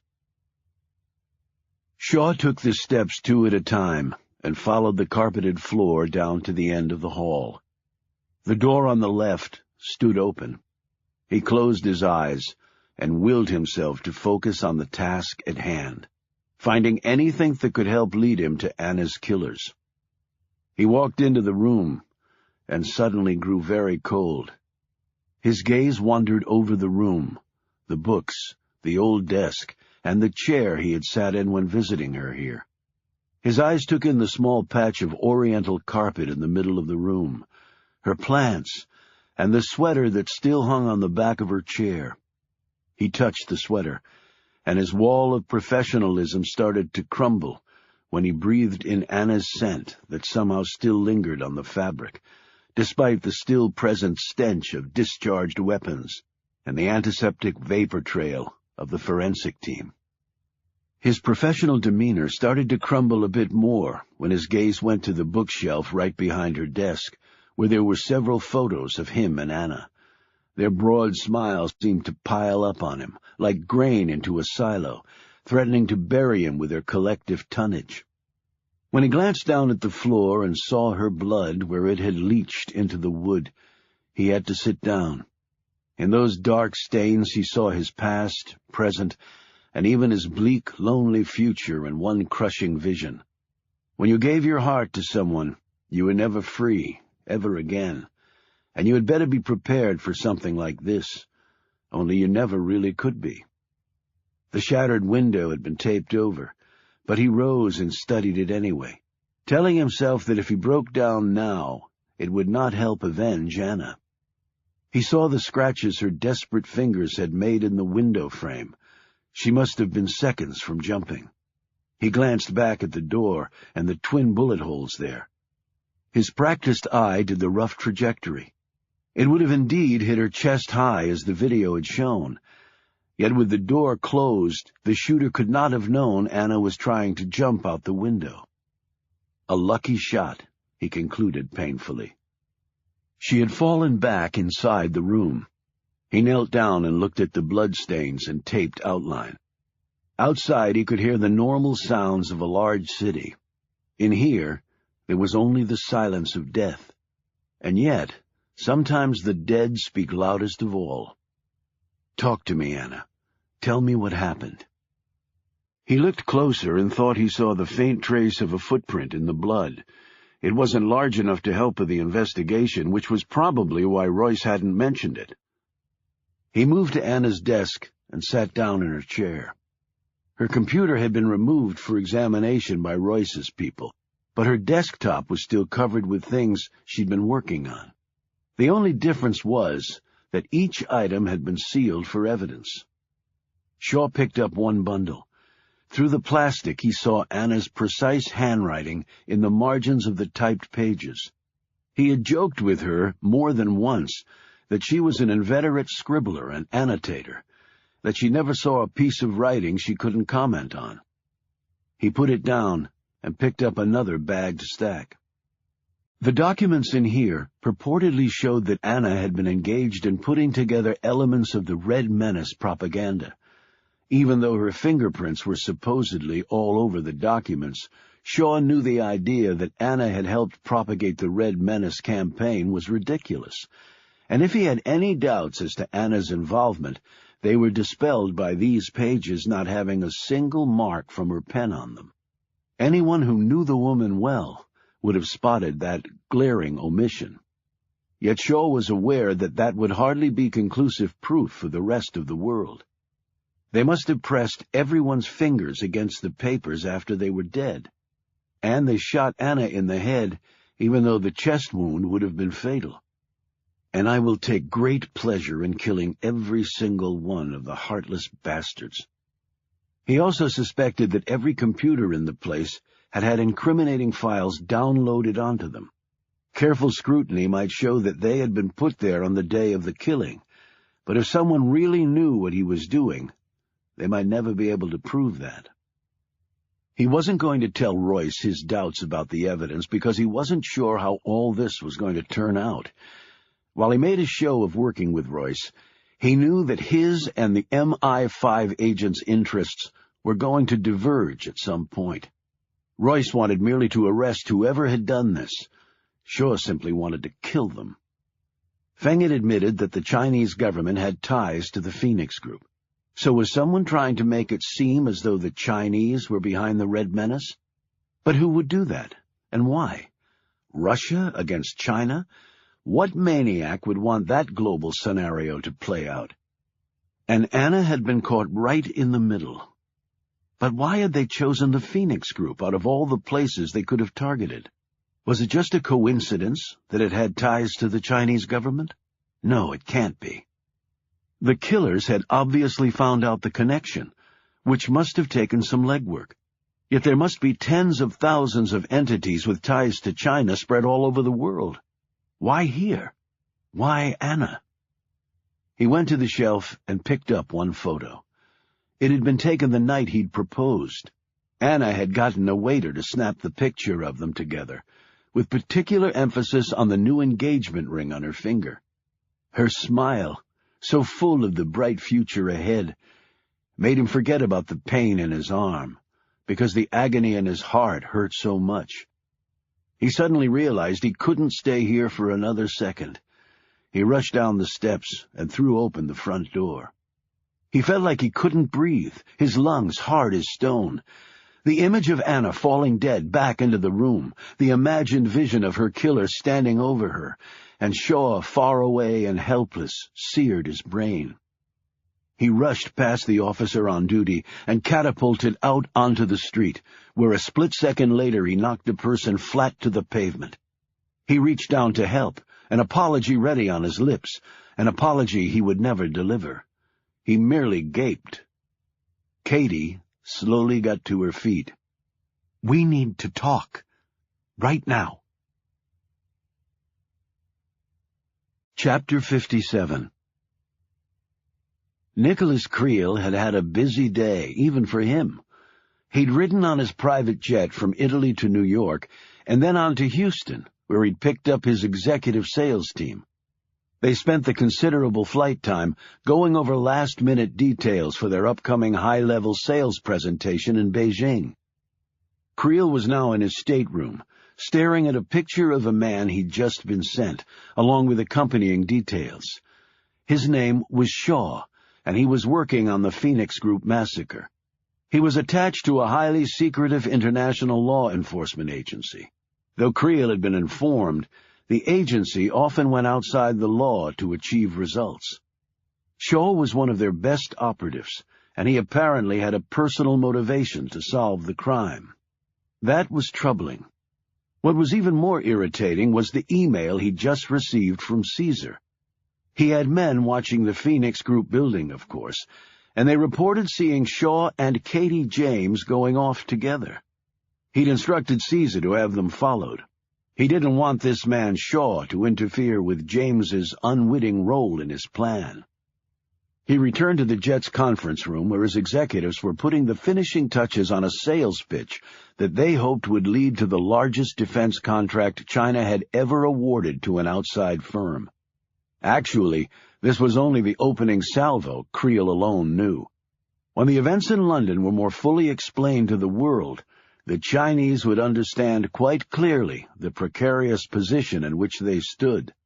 The Asian dragon would become a bullseye for the Russian bear, and the communists would triple their weapons order if for no other reason than to ward off the madman Gorshkov. With any luck, they'd be in bed with Ares Corporation for the next 2 decades at minimum. That would have been plenty for most businessmen, but not Nicholas Creel. The Beijing piece was only half the equation. After China, Creel would continue flying west and visit Moscow. He fully expected much resistance from the former Soviets, who as yet did not see a great need for the latest and greatest in military hardware. They, like the rest of the world, had ceded the field to the Yanks, who simply outspent everyone. Yet Creel was one of the few, perhaps the only visionary, who saw that need not be the case forever. World powers came and world powers went. The Americans had been on top for a very long time, at least by recent historical standards. They were due to be overtaken, whether by the Russians or the Chinese or both. Creel didn't really care. He just wanted to be the one to arm the next superpower.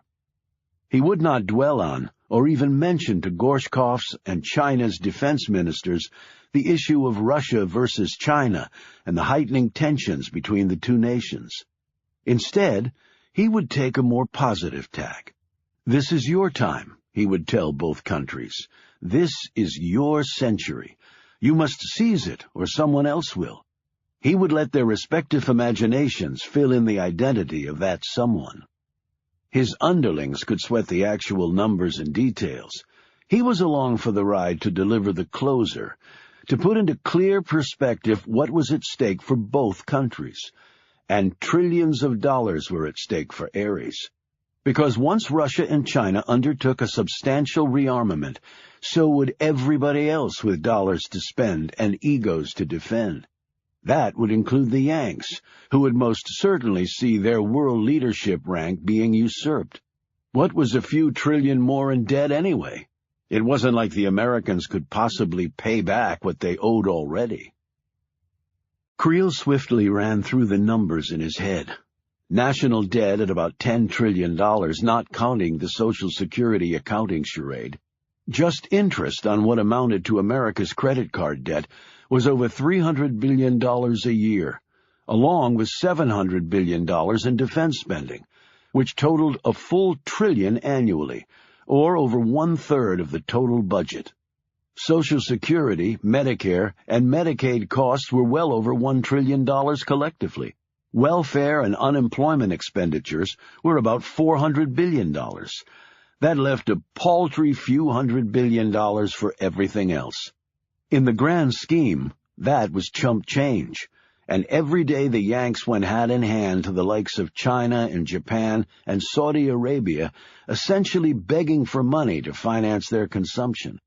Creel had long ago figured out the ending to that song. He had to because it was in his business interest to know.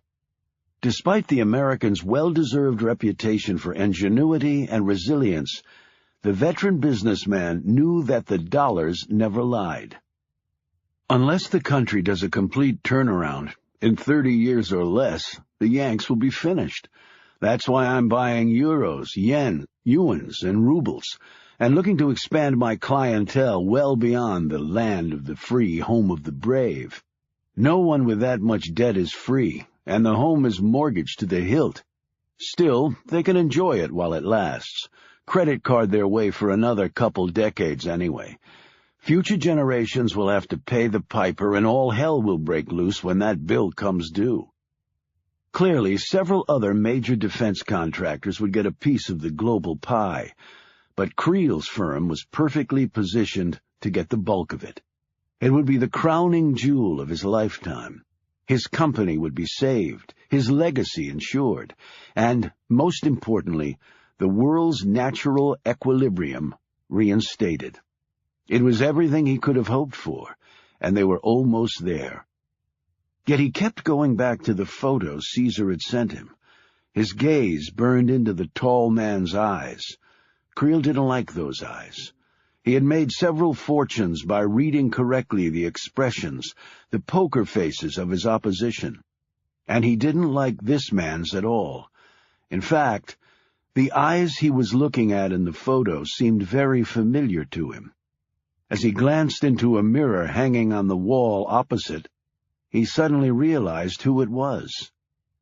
They remind me of me. Creel sat back and listened to his sales team drone on as they covered 550 miles an hour on the way to sell peace and security at the end of a tank muzzle to another satisfied customer.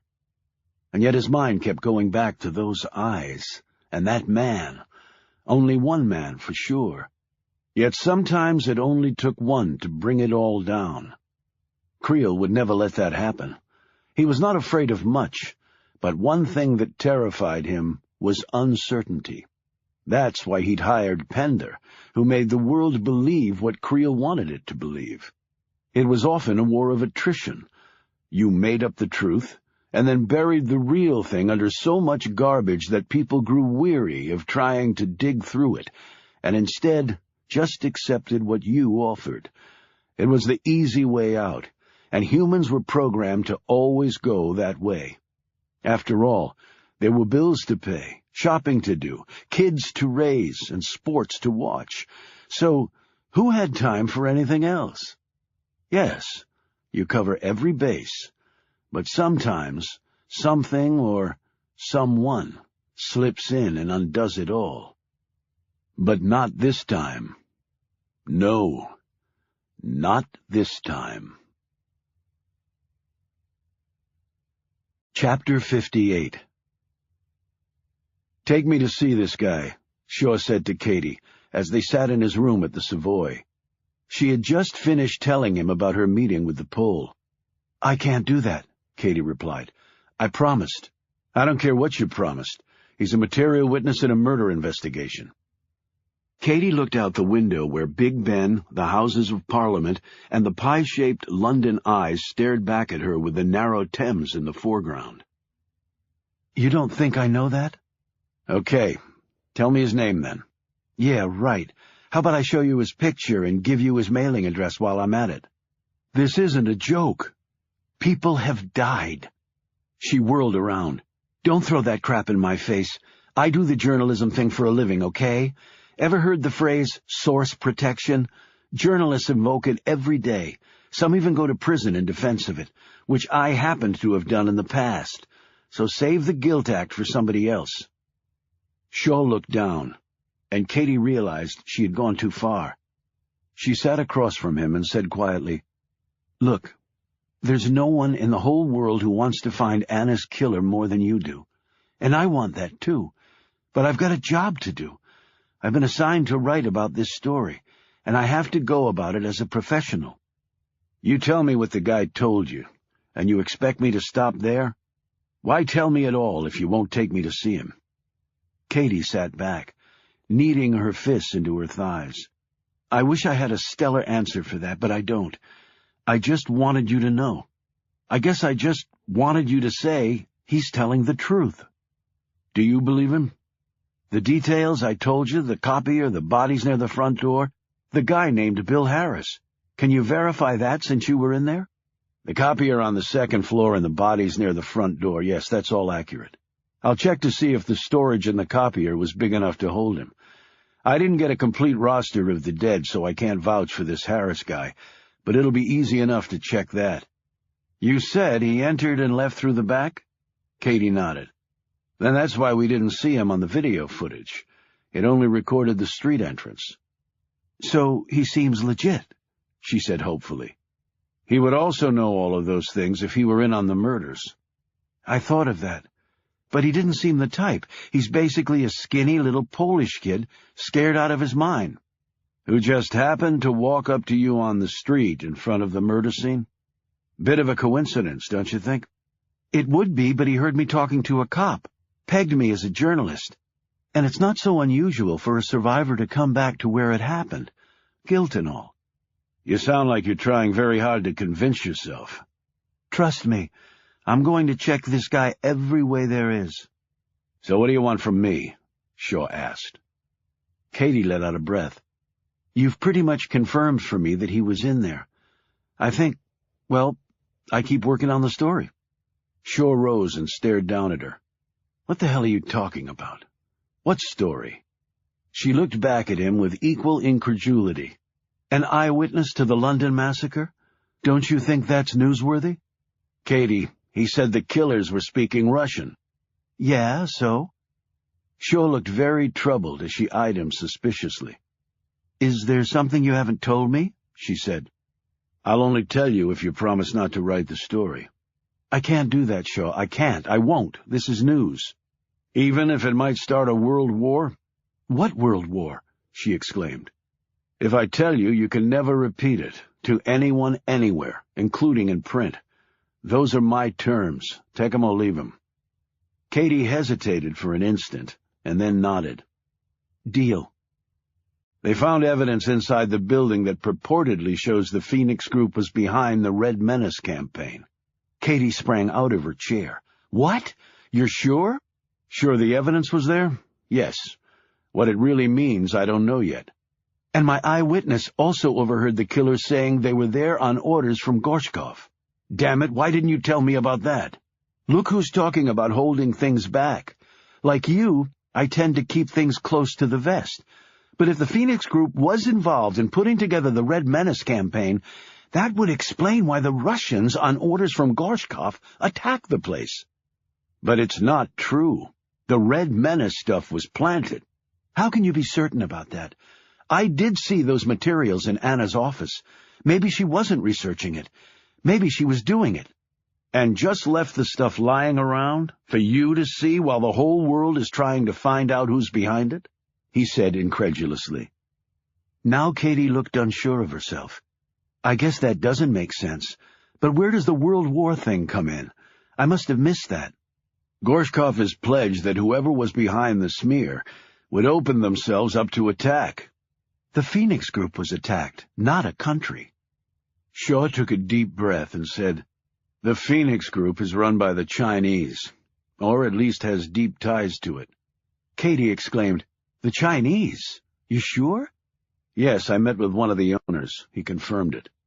But do you seriously believe Russia will attack China? Who knows? But the last thing we need to find out is that the answer to that question is yes. But if the Russian government sent their killers in as retribution against the Phoenix Group, and they know about the Chinese connection, then that seems to be an act of war right there. I'm actually surprised Gorshkov hasn't gotten on the world pipeline and told everyone he did it. He can't. Most of the people killed were British citizens. Blowing up a bunch of Taliban in the mountains of Afghanistan is one thing, but you don't waltz into London and wipe out nearly 30 of their people and then start bragging about it. I don't care if you are Russia. The Brits have nukes too, and their closest ally is America, and not even Gorshkov wants to take on that 800-pound gorilla. And we don't know for certain that the Russians are aware of the Chinese connection. But nothing you've told me is a reason not to write the story. An eyewitness says some Russians in Gorshkov's pay did it. I'll say nothing about the Red Menace stuff or the Chinese connection because I told you I wouldn't. But the fact that the Russians hit that building came from my source and is a story the world needs to know. Come on. Who can't read between those lines? And if the Chinese think that the Russians took out one of their offices, they might retaliate against Moscow. But even you said the Red Menace stuff was bullcrap. It was planted. The Chinese weren't behind it. Shaw shook his hands in exasperation. Exactly, Katie. Don't you get it? The Russians wouldn't have planted that stuff, especially if they knew of the Chinese connection. What would have been the point? They wouldn't go out of their way to pick a fight with China by framing them. The two countries are too evenly matched militarily. If they were going to pull a stunt like that, they would have chosen a country a lot easier to blow out of the water. Hell, start with the A's and nail Albania. That war would be over in 24 hours. But China? They have 3 soldiers for every Russian grunt, and they have nukes too. Katie looked confused. So, what exactly are you saying?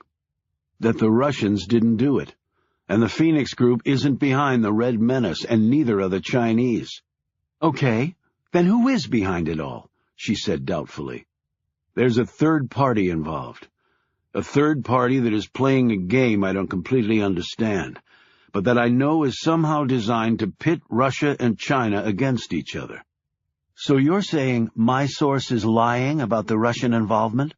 If he said he overheard people speaking in Russian who said they worked for Gorshkov, then yeah, I think he might be lying, because I don't believe the killers were working for Russia. Or else, and it's a real stretch, they somehow knew he was in the building and let him live so he could tell what he'd heard or what they wanted him to hear. She snapped her fingers. He did say he overheard the Russians, or according to you, the fake Russians talking about someone else being in the building. If they were watching the back of the office, they would have seen him go in. But they didn't do another search because a window was broken and a woman was screaming out of the office, and they were afraid the police would show up. Shaw's expression grew clouded. Katie said, "Did that happen?" He nodded slowly. The woman was Anna. She broke her office window, tried to get out that way, but was killed before she could. How do you know that? The street camera recorded it. My God, you saw it happen? She put a hand over his. Shaw, I don't know what to say. Say you won't write the story. I can't do that. The world deserves to hear it. Really? Even if it's all lies? Or maybe Katie James believes she deserves to get back on top any way she can, even if it means the end of the world as we know it? Katie's face flushed, and she drew away from him. That is not why I'm doing this. Then tell me why you are doing it. I'm a journalist. I have a story of the decade. I can't just sit on it because you have a bunch of pet theories, or because you say the world might end. And what if I'm right? Are you prepared to deal with it? Yes, she said, but her voice shook slightly. Then we have nothing else to talk about. He rose and held the door open. Shaw, please don't do this. We have nothing else to talk about, he said more firmly. She slowly walked past him, and he slammed the door shut behind her. Chapter 59. Nicholas Creel's trips to China and Russia had been successful. No firm deals had been announced, but he had laid the groundwork for that to almost certainly happen, and soon. When the real truth of the Phoenix Group came out, and Creel expected Katie James to publish it any time now, the dynamic between China and Russia would quickly change from regional competitors to that of absolute enemies, and the trillions of dollars would begin flowing his way. Yet with that triumph just behind him, he still had a problem. He once more sat on the top deck of the magnificent Shiloh, one of the world's greatest super yachts, while his ditzy wife lay sprawled naked on a plush chaise lounge on the foredeck. Creel had finally gotten fed up and demanded that she put something on. She flatly refused, claiming that even a string bikini would unbalance her tan. She told him in a pouty voice, "My body is perfect. No tan lines. No lines, Nicky. You can't make me." How could one respond to such stark logic, to such earnest narcissistic proclamations? Creel had almost laughed, as he would have when a child had done something silly. No, this marriage was clearly not going to last. His ship phone rang. It was the captain.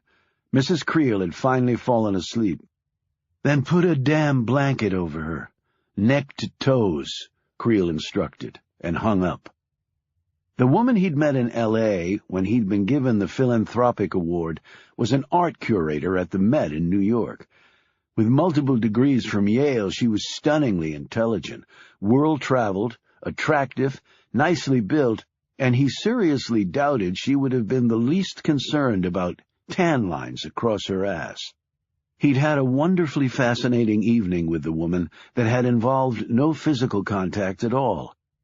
He'd have his attorneys draw up the divorce papers when he returned home. But that looming domestic change was not the problem Creel was troubled by. He stared down at the photo of the man with Katie James. James had left Shaw's hotel in tears, Creel had been told. Was the man going to screw this up? He wanted revenge. He was highly skilled. Yes, a potential problem. Shaw's days were probably numbered. But then, what was one more? Creel gazed out onto the calmness of the Mediterranean, where a hot sun slowly burned its way downward to the lazy shimmer of sea. Despite selling the best military hardware on Earth, he was a peaceful man. He had never struck anyone in anger. He had, it was true, ordered the deaths of people, but it was never done with malice.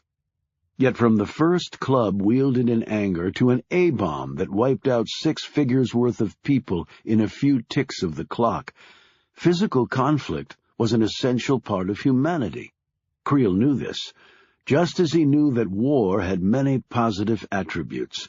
Most significantly, it made people forget the frivolous and bond together for the greater good. He certainly felt guilt for what he'd done. In fact, he'd already pledged $10 million to a fund set up for the families of the victims of the London massacre. It was the least he could do, he believed. And while across the Atlantic in England people were trying to make sense of what seemed senseless, he had gotten down on his knees in his $175 million aircraft and asked his God, who surely couldn't be that much farther above him, to forgive him. And when Creel rose off that wool-carpeted floor and got back into his luxurious bed and turned off his $10,000 designer lamp, he was reasonably certain his God had accommodated him. While Pender was busy manufacturing something and selling it to everyone as the truth, Creel clearly knew what real truth was. The world is a much safer place when the powerful actually use their power, and much less safe when they don't. The United States could wipe out the problem in the Middle East in days. Certainly there would be innocents who would die, but what was the difference between millions killed in 10 minutes or 10 years? They'd still be dead, and you would have avoided a decade of misery and uncertainty, and Creel would gladly provide every weapon needed to extinguish the savages. It really was all about us versus them, and only the strong survived. "And the weak perish," he said to the setting sun, as it colored the water in the Italian coast and noble Burgundy. The weak always did die. It was the natural order. If Creel has his way, the big boys would be back in control. Mutually assured destruction, or MAD, was a term from the Cold War, and the subject of much fear, all of it misplaced. MAD was actually the greatest stabilizing force in history, though so many people ignorant of how the world really functioned would be appalled by such a statement. MAD provided certainty, predictability, and perhaps annihilation of certain elements of humanity for the greater good. He walked to the upper deck railing and looked down at his sleeping wife. She was an idiot, like most people. They were blind to everything but themselves. No vision, simple, weak, lazy. He looked down once more at the photo of Shaw. He didn't look simple, weak, or lazy, because he wasn't. It would be a pity to have to kill him, yet Creel would if necessary. He lifted the ship's phone. The Shiloh's captain, a man with 30 years' experience on the open seas, serving a variety of rich masters, answered in a brisk, positive tone. Creel said, "Arrange to bring all the children out tomorrow. Take in the 60-footer to get them. And bring the Mother Superior. I want to give her a check." "Very good, Mr. Creel. Will you want to launch the submarine again? The kiddies certainly enjoyed it last time." "Good idea. Have it ready. And have the chopper prepped to take Mrs. Creel to the small jet. She'll be going to the south of France in the morning. And have her maid lay out some suitable clothing. The more, the better." "Right you are, sir." Creel hung up. The good captain might not have been so pleasant had he known what Creel had done. The captain was British, London-born and raised. But the children would come tomorrow. Creel's life had become a series of balances. One bad deed weighed against one good one. Yes, he very much looked forward to the children coming tomorrow, and to building them a brand spanking new place to be orphans in. Chapter 60. The steel bed rolled out with a clanking sound that Shaw felt down to his toes. The place smelled of chemicals and urine and other things he didn't want to think about. Frank stood next to him. "Look, Shaw, you don't have to do this. In fact, I'm thinking you shouldn't be doing this. Why remember her like this, in this place?" He waved his hand around the antiseptic space. "You're right," Shaw said, "but I still have to do it." Frank sighed and nodded at the attendant. For an instant, as the man's fingers clutched the sheet, Shaw wanted to run to daylight before it was too late. Instead, he simply stood there as the sheet was lifted up, and Shaw stared down at Anna, or what was left of her. He tried to avoid staring at the wound in the middle of her forehead, or the V-shaped suture tracks where the medical examiner had cut her open, looking for helpful clues as to what had killed her, or at the twin bullet holes that had erupted through her chest. Yet he found that was all he could look at, the absolute destruction of the most beautiful woman he'd ever seen. He didn't even have the gentle embrace of her green eyes, since they were closed forever. He nodded at the attendant again and turned away. The bed rolled back, and the door clanged shut, and with Frank's help, Shaw left the death room on shaky legs. "Let's go get drunk," Frank said. Shaw shook his head. "I have to go to Anna's apartment." "What, are you some sort of masochist? First you see her on the slab, and now you want to go rip your heart out some more? What's the point, Shaw? She's not coming back." "I'm not asking you to go, but I have to." Frank hailed a cab. "Right, but I'm still going." They climbed in the taxi, and Shaw gave the driver the address. Then he hung his head out the window, trying to fight the waves of nausea that were pounding him. He shouldn't have gone to the morgue, not to see her like that, not Anna. Shouldn't have, but had to. He opened the door to her apartment a few minutes later, entered, and sat down on the floor, while Frank stood nearby, his gaze on him. As Shaw looked around at the familiar sights, he slowly calmed. This was the living, breathing Anna here, not the butchered object he'd just left lying on unforgiving stainless steel. Here, Anna was not dead, not murdered. He rose, lifted a photo off the mantel. It was of him and Anna in Switzerland last year. She was a fine skier. He was less than that. But the fun they'd had. Another photo of them in Australia. A third shot of them atop an elephant she'd nicknamed Baldacci for its love of coffee that it would slurp right from the cup with its trunk. Everywhere were her belongings, her loves, her passions. Her. He sat down again. In a few seconds he endured a million obvious thoughts that run through a bereaved person's mind at a time like this. The bite of Adolf's saw blade didn't even come close to the pain he was feeling now. One bloody wound versus your entire mind, body, and soul being slowly crushed. They had no painkillers that could fight that. Frank must have noticed the change in his expression. "Come on, Shaw. Let's go get that drink now." Shaw finally realized he couldn't stay here either. In some ways, the living Anna was more catastrophic to him than the dead one on the metal slab. It brought back so clearly what he'd lost, what they'd both lost together. He struggled to his feet, but before Frank could reach it, the knob turned and the door opened. The next moment, Shaw and Frank were standing eye to eye with Anna's parents. Wolfgang's face flushed. He reached out to grab Shaw, but Shaw stepped back out of the man's range. "No, Wolfgang, no!" screamed his wife. This monster! This monster!" Wolfgang was so incensed he was sputtering, choking on the few words, his eyes all the time shooting dangerous volleys at Shaw, who hung back, unsure of what to do. "Now, just hold on," Frank said. "He's hurting too." "What are you doing here?" demanded Natasha, clutching at her husband's arm, trying to hold him back.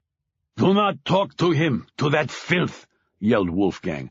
"He killed our daughter. He killed Anna." Now Shaw took a step forward, his eyes flashing like blue acid. "What the hell are you talking about?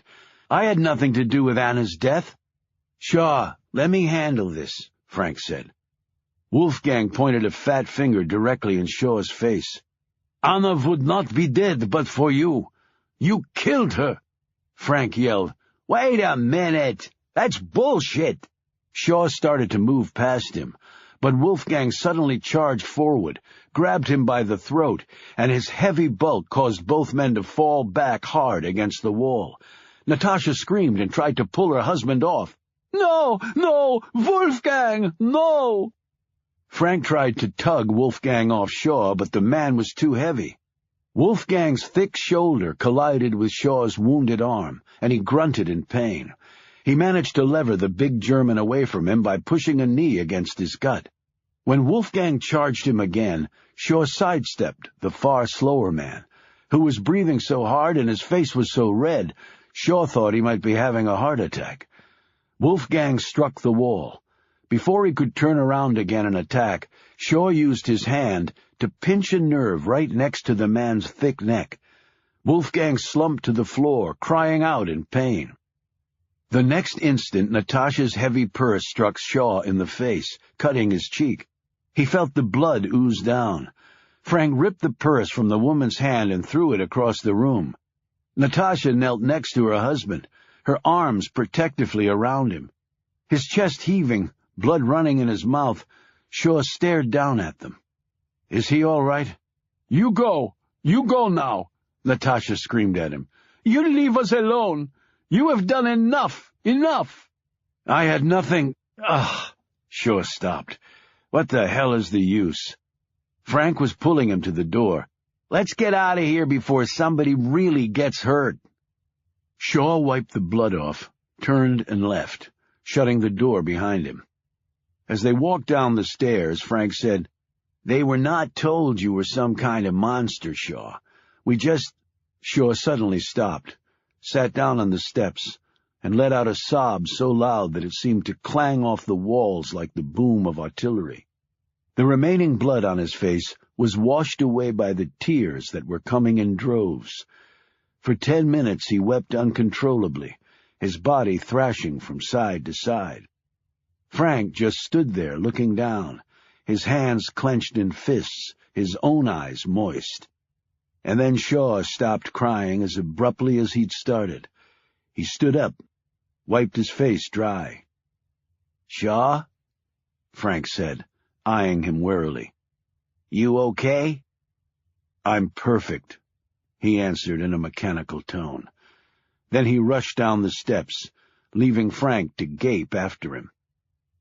When Shaw hit the street, he started jogging with a purpose. He was done with mourning. What was the point of trying to cope by letting the normal grieving process take place? He would never get over Anna's death. So now he had to get back to something that really mattered. Revenge. He would not lose sight of that again. And he would never stop until he'd gotten it. And he knew just where to start. Katie James. This time, he wouldn't take no for an answer. Chapter 61. "I checked on your story about Krakow and about your father," Katie said. She and Aaron Lesnick were sitting in his tiny room at the hostel near the Thames in a far less fashionable part of London than the Phoenix group digs. She'd brought him food and some coffee, which he was devouring as she spoke. "You check?" he said between mouthfuls of ham sandwich and crisps. "Of course I checked. Journalists just assume everyone is lying to them." "I not lie to you," Lesnick exclaimed, and then took a gulp of coffee. She looked at her notes. "Your father was Ilizaz Lesnick, editor of a daily newspaper in Krakow. He was killed in 1989. The Soviets murdered him. Poland was fighting for freedom then. We had Lech Walesa, the liberator, fighting for us. But my father, he writes the truth, and the Soviets, they do not like that. They come one night when I am little boy, and then he is dead." "That was never proven," she pointed out. "I do not need proof, I know." Lesnick pounded his fist against the wall. "So you have quite the grudge against the Russians." He gaped at her. "You do not believe me? You think I make this up because I hate Russians? I see people dead. I see blood everywhere. You ask me questions, I tell you truth." He stared at her defiantly and took a vicious bite of his sandwich. "So why are you afraid to go to the police?" "I go to police, and they think I have something to do with it. To them, Pole is like Russian. And then they tell people, and killers come after me. I see what they do to my father. I no want to die like that." "You say you're good with computers. Mind if I ask you a few questions?" "Ask." She fired off some highly technical questions that she didn't understand at all, but that a techno friend had given her along with the answers. Lesnick responded to each of them correctly. Do you have computer you want me to fix, if you still not convinced?" he said crossly. "Can't blame a girl for checking," she said sweetly. "Now about this Harris fellow. Tell me about him." She'd gotten a description of Harris, and wanted to see if it jibed with what Lesnick said. "He is okay guy. Old, white hair, smells like cigar. We talk about job. He likes me, I think. He says it is good place to work, this Phoenix place. I drink some water, and then I go to bathroom down the hall. Coming back is when I hear shots downstairs. I hide, like I say already to you." Katie was writing all of this down. "Okay, now talk to me about—" She didn't finish because the door had been kicked open, and he was standing there. "Shaw, how did you know—" She glared at him. "You followed me." He didn't bother to respond. Shaw only had eyes for Lesnick, who'd shrunk back in the corner, his half-eaten ham sandwich forgotten, his coffee spilled on the floor. He marched toward the small man, who pressed back until the wall stopped him from going anywhere else. Lesnick cried out, "Don't let him hurt me! Don't let him, please!" "Shaw, you're scaring him." Shaw took a fistful of Lesnick's shirt in his good hand. He should be scared. "You say no one else know!" screamed Lesnick, as he looked pitifully at Katie. "Shaw, let him go! You're going to tell me everything you saw and heard that day, and you'd better not leave one damn apostrophe out. I just heard the part about you going to the John and hiding. Now pick it up from there." Lesnick looked ready to faint, his knees buckled. "Shaw!" Katie grabbed at his good shoulder to try to pull him off, which was akin to a gnat harassing an elephant. "Don't get in the way, Katie," Shaw said menacingly, as he glanced at her. Lesnick, however, used this moment of distraction to pluck up his courage and nail Shaw with his fist directly on the man's bandaged arm. "Damn it!" Shaw doubled over in pain. The Pole leapt past him, pushed Katie down, and sprinted through the door. Shaw recovered and, holding his arm, ran after him, Katie right on his heels. They clattered down the steps, Shaw moving as fast as he could with his bad wing, but the much smaller Lesnick was seemingly jet-propelled. He hit the door to the street and was through it while Shaw and Katie were still a flight above. Shaw smashed the door open and skidded to a stop to survey the street. Katie bumped into him. She grabbed his jacket. "Have you lost your damn mind?" she screamed. He suddenly saw Lesnick across the street on the Thames side. He bolted across the road, car horns blaring, taxis swerving to avoid him as Katie followed in his wake, yelling at him to stop before he killed himself. Shaw shouted at Lesnick, who was running down the sidewalk. The Pole turned around for an instant, his face full of fear. The shot struck him right between the eyes. He stood there for a moment, seemingly unaware his life had just ended. Then he pitched backward and over the railing. A few seconds later, his body hit the flat surface of the river. A few moments after that, Lesnick disappeared under the dull-colored Thames, the water briefly turning a murky crimson. At the sound of the shot, Shaw had immediately hunched down. As Katie started to run past him, yelling for Lesnick, he reached out his good arm and snagged her leg, wrenched her down, and then pulled her over behind a parked car for cover. "Stay down," he urged. "That was a long-range rifle round." He edged his head above the car's fender and took a look around, checking for an optics signature from the sniper gun, but seeing none. He looked back at Katie, and his expression softened. She was shaking. "It's okay now." He put an arm around her.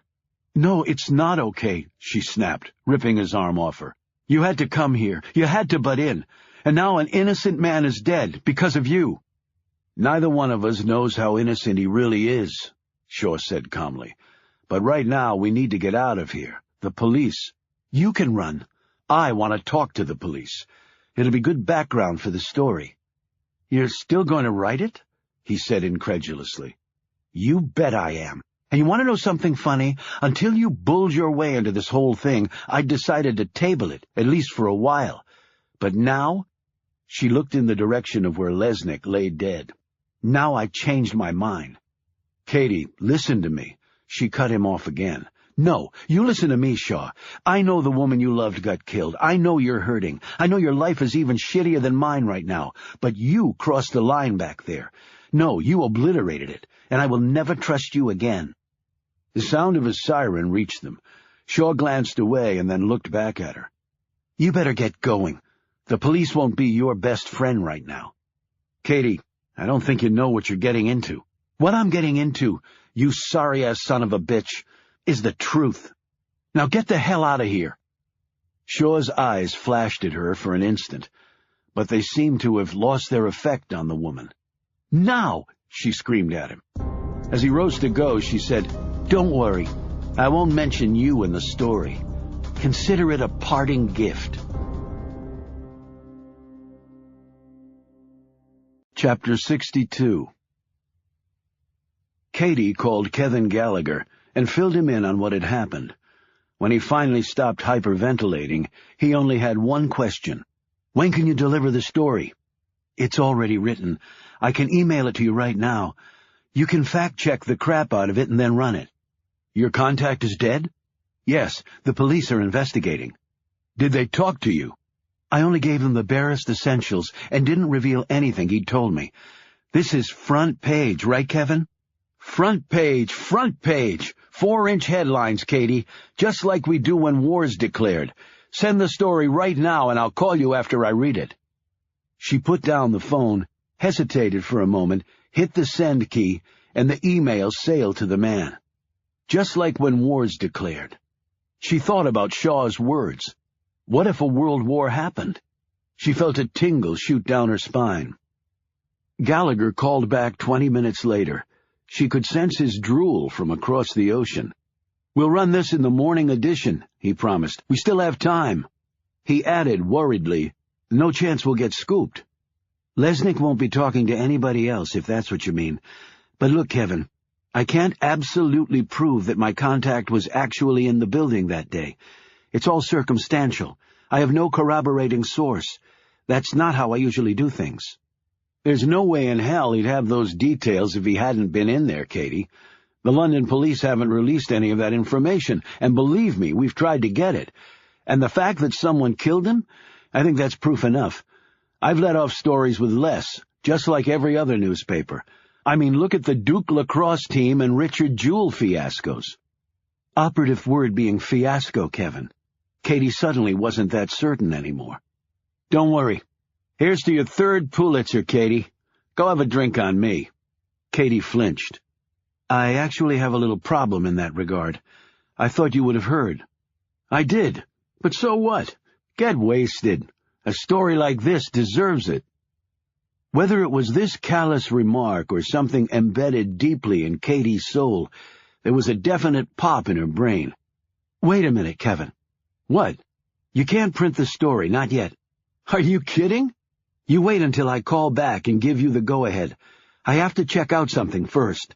Katie, my instincts are telling me, shut up and listen, she screamed into the phone. You don't have instincts.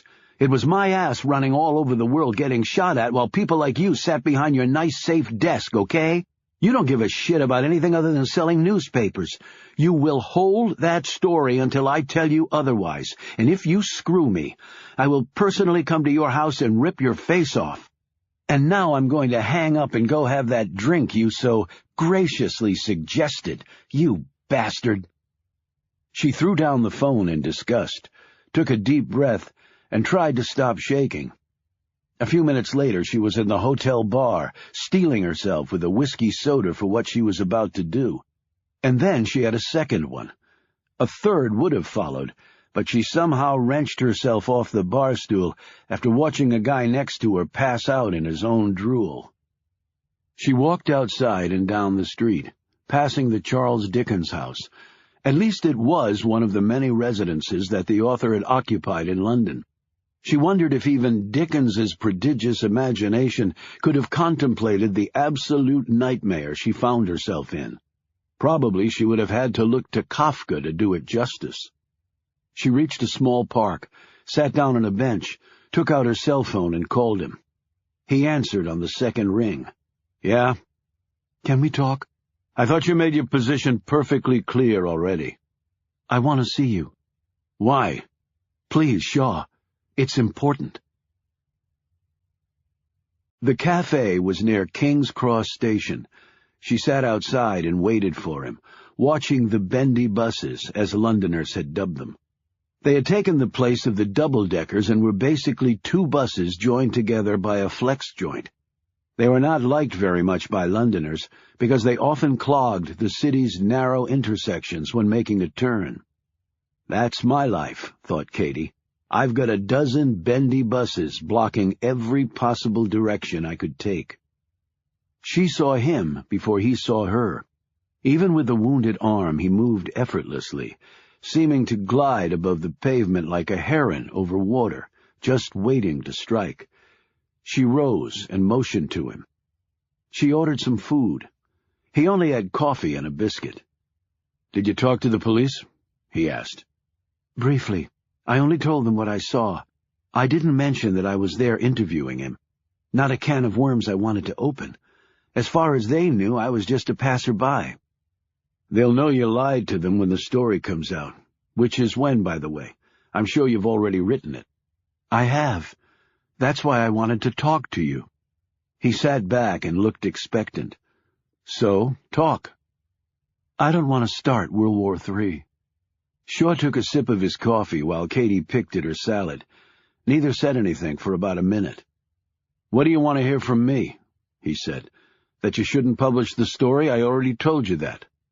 Do you really think the truth coming out will do more harm than good? Yeah, I do. But let's take a step back. We don't know if what your story says is true. She bristled a bit. How do you know? You haven't read my story. You didn't let me, he shot back. Then his tone softened. Look, Katie, I'm sorry about what happened with Lesnick.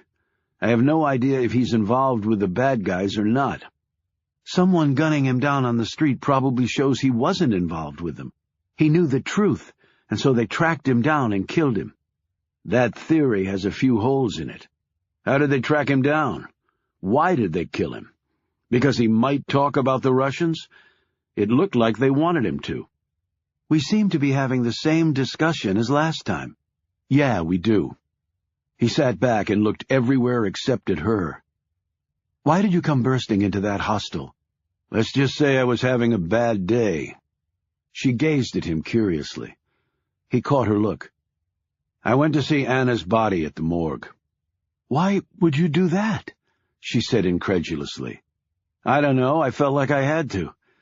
Then I went to her apartment, and it didn't get any better there. All the memories. And running into her parents and having her father attack me. Good God! But that wasn't the worst of it. The worst part was him blaming me for what happened to Anna. Katie sat back, looking stunned. Why would he do that? If you see it from his perspective, it sort of makes sense. He finds out I run around the world and duke it out with men who have guns. And on top of that, he's told I'm basically a criminal. Then Anna gets shot. My fault. Another few seconds of silence passed. Look, I'm going to hold off on the story. For now, until I know more. I think that's a very wise move, Katie. He paused. And I appreciate it. What are you going to do now? Find Anna's killer.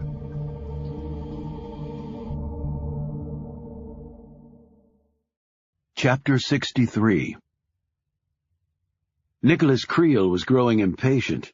He would have thought that Katie James would have published the story by now. Lesnick was dead. He had told her all. She had the story of the century. The very thing she needed to take her back to the top. So what was the problem? He had his people place certain tactful phone calls to various sources, including the Scribe, Katie's new paper. Creel was actually a passive investor in the newspaper, and he'd been the one who discreetly behind the scenes orchestrated the assignment for her. There seemed to be some tension there, he had learned. She had submitted the story. Were they holding on to it for some reason? Well, he would put a stop to that. He phoned Pender and explained the situation to his truth manager, as Creel liked to refer to him. I don't want to be seen trying to influence the paper, So shake this story loose from them, Dick, any way you can. Never fear, Mr. Creel. I have the perfect way to get it done. Pender hung up the phone. There was one surefire way to make a newspaper sitting on a story publish it, and that was to make them think they were about to be scooped. In the age of the Internet, it was the easiest thing in the world to do. By that evening, Pender had planted in several different but highly visible places on the Internet entries implying that a drastic turn of events regarding the London massacre was about to be revealed. Startling new revelations, one fake blog entry proclaimed. Insider's account to be revealed. Another said, global consequences are resting on the murders in England and what really happened there, and why, and that it was connected to another recent murder in London, and that the story would be revealed in full any minute, and the truth would be astonishing. Pender had had these statements placed on sites that he knew most newspapers, including the Scribe, trolled hour by hour for material. He sat back and waited for them to pull the trigger. It didn't take long. Kevin Gallagher was made aware of the claims on the web barely an hour after they'd been posted. Like other papers, he had staffers posted there to snatch up items of interest. Well, what his people were dropping on his desk were not only matters of interest, they were slowly eating away at Gallagher's stomach lining. When the higher-ups at the newspaper discovered that they were about to be beaten to the punch on the biggest story any of them could remember, Gallagher was told in crystal-clear terms that if the Scribe was scooped on this story, it would be the last thing that he ever did as an employee of the paper. And if Katie James wouldn't agree to release the story, Gallagher had better damn well find a way to do it. With thoughts of his career and a Pulitzer for the paper going down the tubes, Gallagher did what he felt he had to, and then he called Katie. "We have to run the story, Katie," he said. "We're about to get scooped." "That's impossible. No one else knows." "I'm looking at 4 different web sources that say otherwise." "Kevin, we're not publishing." "Why not?" "Because it's not right," she said, and then thought, "And I gave Shaw my word." "I'm sorry, Katie." "What do you mean you're sorry?" she said sharply, her heart starting to pound.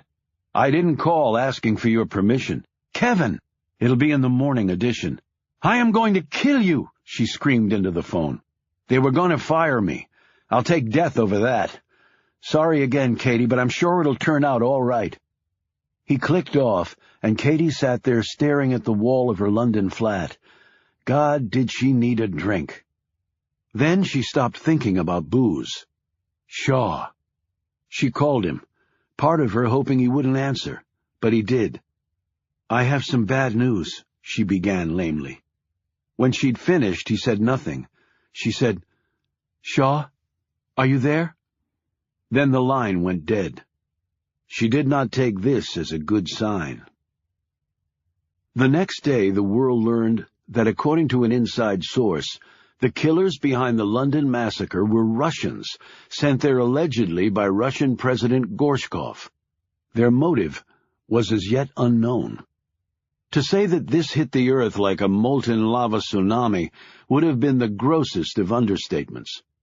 Dozens of lawsuits were immediately filed by the victims' families against the Russian government in British courts, even though those tribunals had no jurisdiction. A small bomb exploded outside the Russian embassy in London. Security was beefed up as protesters marched in front of the building, while the grim-faced ambassador was holed up inside, burning up the phone lines to Gorshkov. On the streets of London, thousands of marchers carried flags reading, "Gorshkov is a murderer." They'd been discreetly supplied by people working with Pender. The families of the victims appeared on the BBC, all major U.S. networks, and also in several other countries.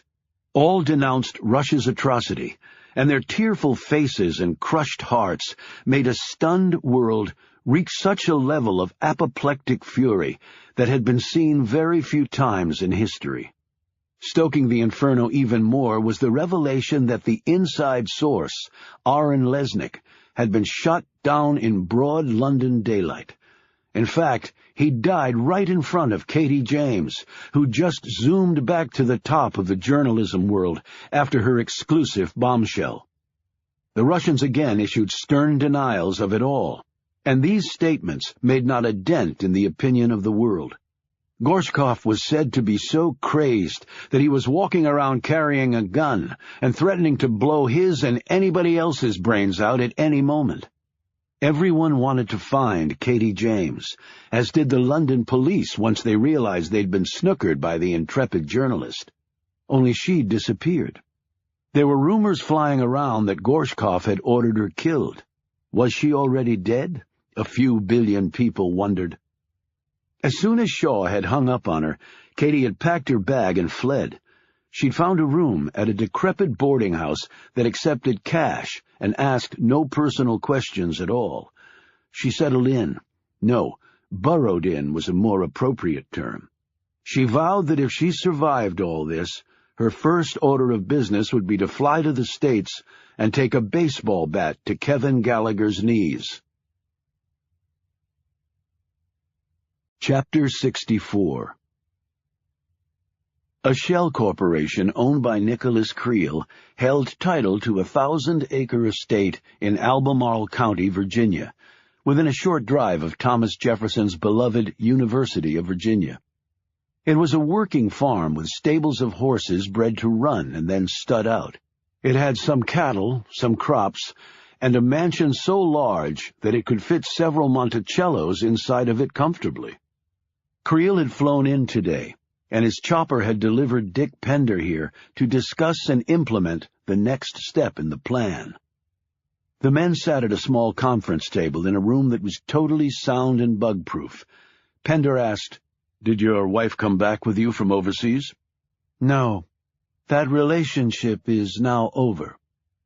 Miss Hardy was still in the south of France and would be receiving the divorce papers just about now, Creel silently calculated, and the odds were better than even that she would be completely naked when that event occurred.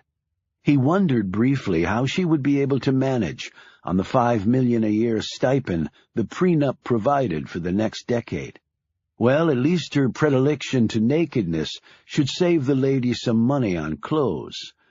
And then Miss Hardy disappeared from his mind completely. "I see." Pender noticed the architectural sketches on the table.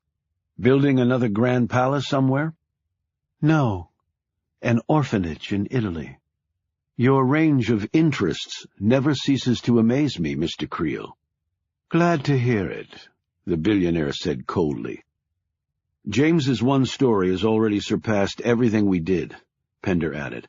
"I have never seen media activity like this before, never." "Wait until we finish the story for her." "Let me see. That includes Chinese ownership of the Phoenix Group," Pender said, glancing at his papers. "And files showing that Phoenix was behind the Red Menace campaign were found in the building, but the police have covered it up to prevent an international crisis." The man recited these items as though he were reading off a grocery list. He looked up and smiled. "That, may I say, is a true showstopper. You've never risen to greater heights, and I don't bestow that compliment lightly, considering what you've accomplished in the past." "The situation would require no less, Dick," Creel said sharply. "How soon can you let it fly?" "Give the word, and it's all over the Internet. 5 minutes after that, every major news outlet will have it in their greedy little claws." "You sure they won't sit on it? Try to verify things?" Pender laughed. "Verify? In this day and age, who cares about verifying anything? It's all about speed. Who gets there first defines the truth. You know that as well as any man living." "Then do it. Now." Pender typed on his BlackBerry one word: launch. He said the word out loud as he typed it. "I thought the term appropriate for someone in the defense industry," he said to Creel. "Inspired," Creel said dully. The two men worked for several more hours, and then Pender packed his bag. "What's next?" he asked the billionaire.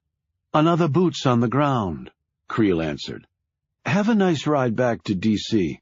Oh, and Dick, when we sign the official deals with China and Russia, I believe a substantial bonus will be in order for you." Pender couldn't hide his pleasure. Just doing my job. Oh, does that mean you don't want the bonus? Both men laughed. Pender a little nervously. Thank you, Mr. Creel. After Pender left, another door to the conference room opened. Caesar sat down across from his master. Of course, you still know where James is, Creel said. It wasn't a question. The other man nodded. Hiding out in London, but we kept her on a tight leash after we took care of Lesnick. Aaron Lesnick. I never trust people who do things for altruistic reasons. You never know when they might want to do the right thing again and end up screwing you. He was pissed about his old man getting killed by the Soviets, that was for sure. So do you want us to kill this guy, Shaw? No, at least not yet. If I were a betting man, and occasionally I am, I would say the time will come when the answer to that question will be yes. How about James? She's performed her part, and I see no reason to keep her around for a return engagement. She did reveal the Russian piece in her story, so the solution is fairly obvious. He eyed Caesar suggestively. Not polonium-210, Caesar protested. That shit is dangerous to handle, and it'll take me a while to get some. It would be stupid to make it that obvious. Creel sat forward and peered directly into Caesar's eyes. But once upon a time there was a Bulgarian dissident named Georgy Markov, who, ironically enough, was killed in London with an umbrella. I trust you're familiar with the tale. Caesar grinned wickedly. I am. Then do it. Creel waved his hand, and Caesar vanished as quickly as he'd appeared. Chapter 65. Shaw watched silently as Royce's men continued to scour the interior of the massacre site for clues that just wouldn't come. The MI5 agent had gone outside to meet with someone, leaving Shaw to wonder if things could get any worse. Royce had been furious about the story Katie James had written, but he could hardly blame Shaw for that, because he'd told the man nothing about his involvement with James and the late Aaron Lesnick. Lesnick had been pulled from the Thames with the slug that ended his life still parked in the back of his brain. He wouldn't be giving any answer sessions. Is Katie dead too? Frank walked down the hallway and joined him. You never told me where you took off to after we left Anna's apartment. That's right, I never did. Have anything to do with Katie James or her exclusive? I don't hang out with the woman, Frank. Right. So how the hell did she get that story with the Polish guy? And who killed him? No clue, Shaw said dully, as Frank scowled at him. A forensic tech Shaw had never seen before passed by him at the same time that he heard the front door downstairs slam shut. The tech said, "You mind? I need to use the facilities." Shaw looked over his shoulder and realized he was standing in front of the bathroom door. He moved aside, and the man went to open the door, or at least tried to. Feet were stomping up the stairs. Shaw could hear Royce yelling. The agent was clearly upset about something, and from what Shaw could make out, that something was him. The tech jiggled the handle of the bathroom door as a uniformed sergeant who'd been on duty here from the first day passed by. The sergeant said, "You must be new here. You'll have to use the loo in the basement, lad. That one's busted." Shaw could hear Royce clearly now. "Shaw? Damn it, Shaw!" The MI5 agent appeared at the top of the stairs, breathless and red-faced. He charged right at Shaw, waving a piece of paper. "What the hell do you know about this?" he demanded. Shaw read the paper. It was a printout from an online news service. The story was short, but to the point. The Chinese government owned or had ties to the Phoenix Group, and it was also revealed that evidence found inside the building allegedly proved that the Phoenix Group was behind the Red Menace campaign, which implied, of course, that the Chinese had been behind it. That, according to the news service's unnamed source, was why Gorshkov's men had attacked the place. It was a simple, connect-the-dots explanation that would play very well all over the world. "This is all over the net," Royce yelled, pointing a finger at Shaw. "And now all over the bloody world." Frank had read the story over Shaw's shoulder. "So why is that his problem?" "I'm not the source," Shaw said calmly. "I haven't told anyone about anything that's gone on in here." Royce's features clearly showed he didn't believe that answer. "Not even your friend James? Another scoop for her, maybe?" "I don't know what you're talking about," Shaw said heatedly. "Are you denying that you know the lady?" Shaw hesitated. "I already know the answer to that question, so don't lie to me, damn it." "How did you know?" Shaw said impassively, even as he glanced curiously at the uniformed police sergeant. "I'm a bloody intelligence agent. That's what I do." "I haven't seen her lately, and I have no idea where she—" Shaw froze as the tech walked past him and down the stairs. Frank faced off with Royce. "If you've got a problem with leaks, Royce, why don't you discuss it with your people?" he said, "because there is no way in hell that Shaw is the source for that story." "I can't believe any of my lads would have anything to do with it," Royce said indignantly. While Frank and Royce were arguing, Shaw grabbed the sleeve of the sergeant who'd issued the warning about the bathroom. In a low voice he asked, "How long has that toilet been broken?" The sergeant gave a weary smile. "Ever since we got here, sir. Right inconvenient. Locked up it was. Pipe broke, or so's I could see when I finally got the door open. It's an old building after all, and not like those poor folks ever had a chance to get it fixed. So I locked it back up. Now the gent's got to go to the basement to take a pee, 'cause the only other loo is for the ladies on the first floor, though some of the lads have been using that one too. Guess it don't matter now, does it?"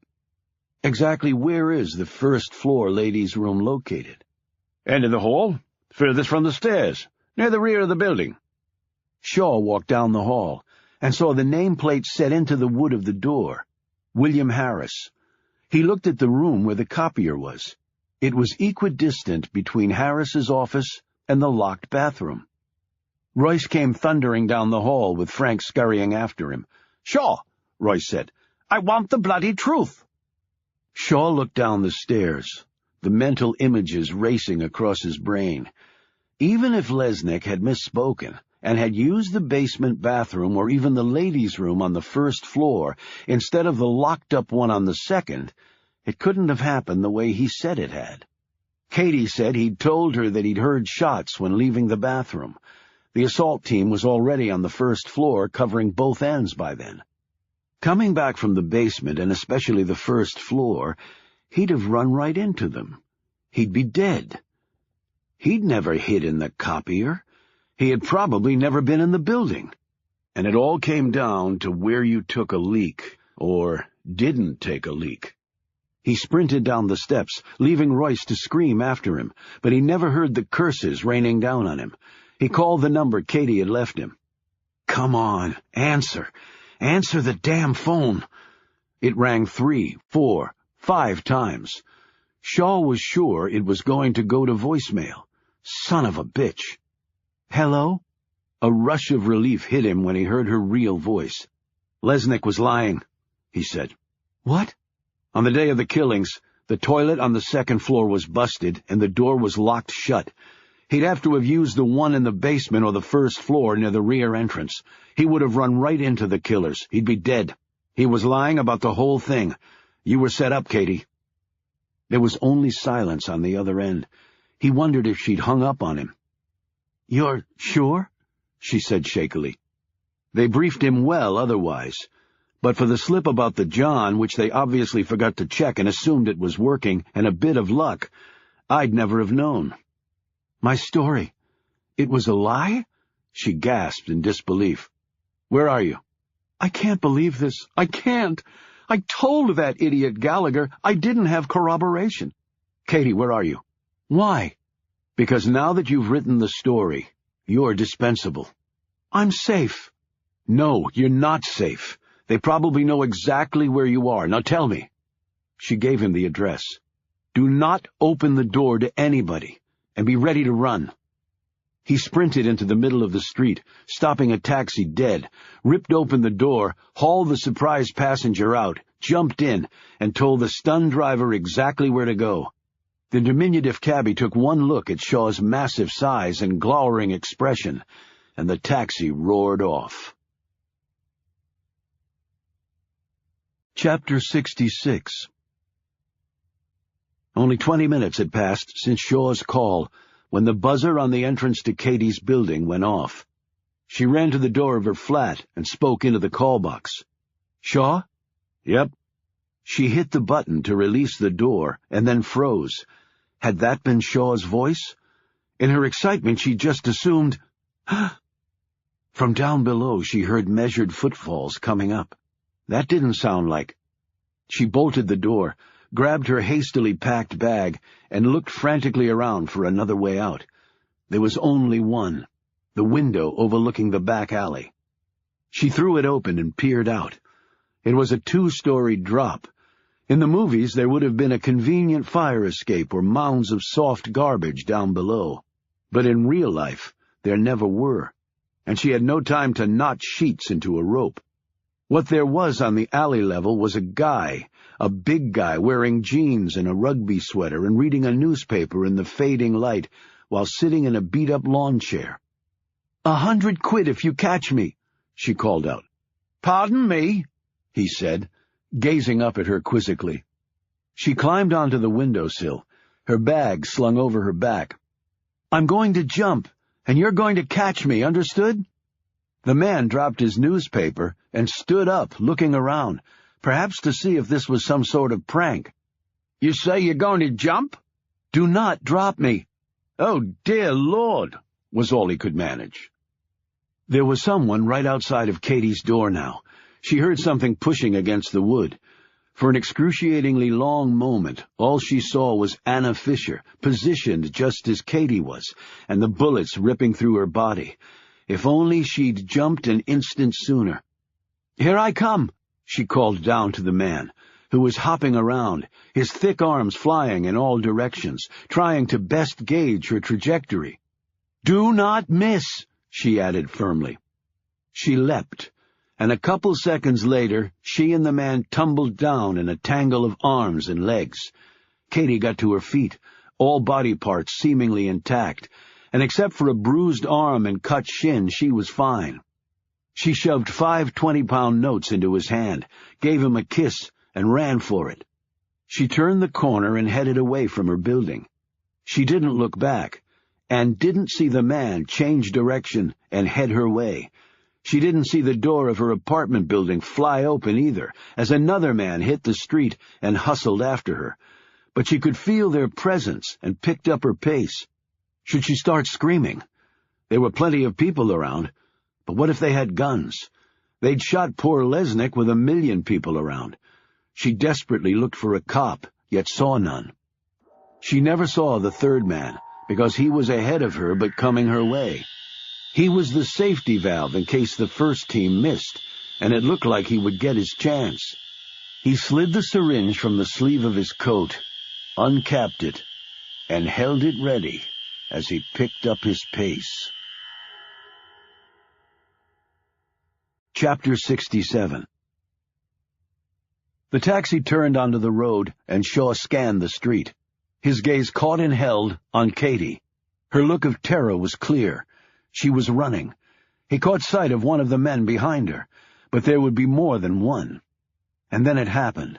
Shaw saw a glint of sunlight reflect off the object in the man's hand. He jumped from the rolling cab and sprinted forward.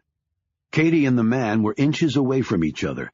He drew back the syringe and then swung it forward, aiming for her belly.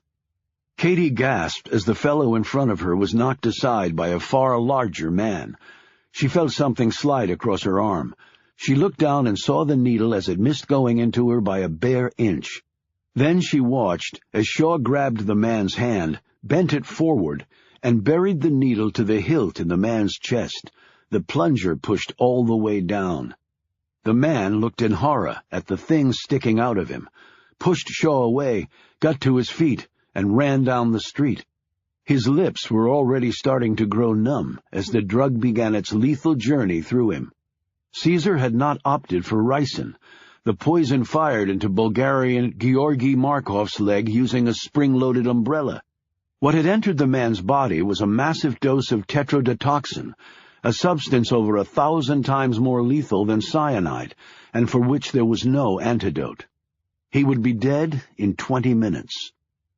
Shaw grabbed Katie by the arm, and they sprinted to Euston Station, jumped on the tube, rode it to King's Cross, ran back to Daylight and grabbed a cab. Shaw told the man to simply drive, and then looked over at Katie. She hadn't said one word to him, not while running and not in the tube. A terrible thought seemed to grip him.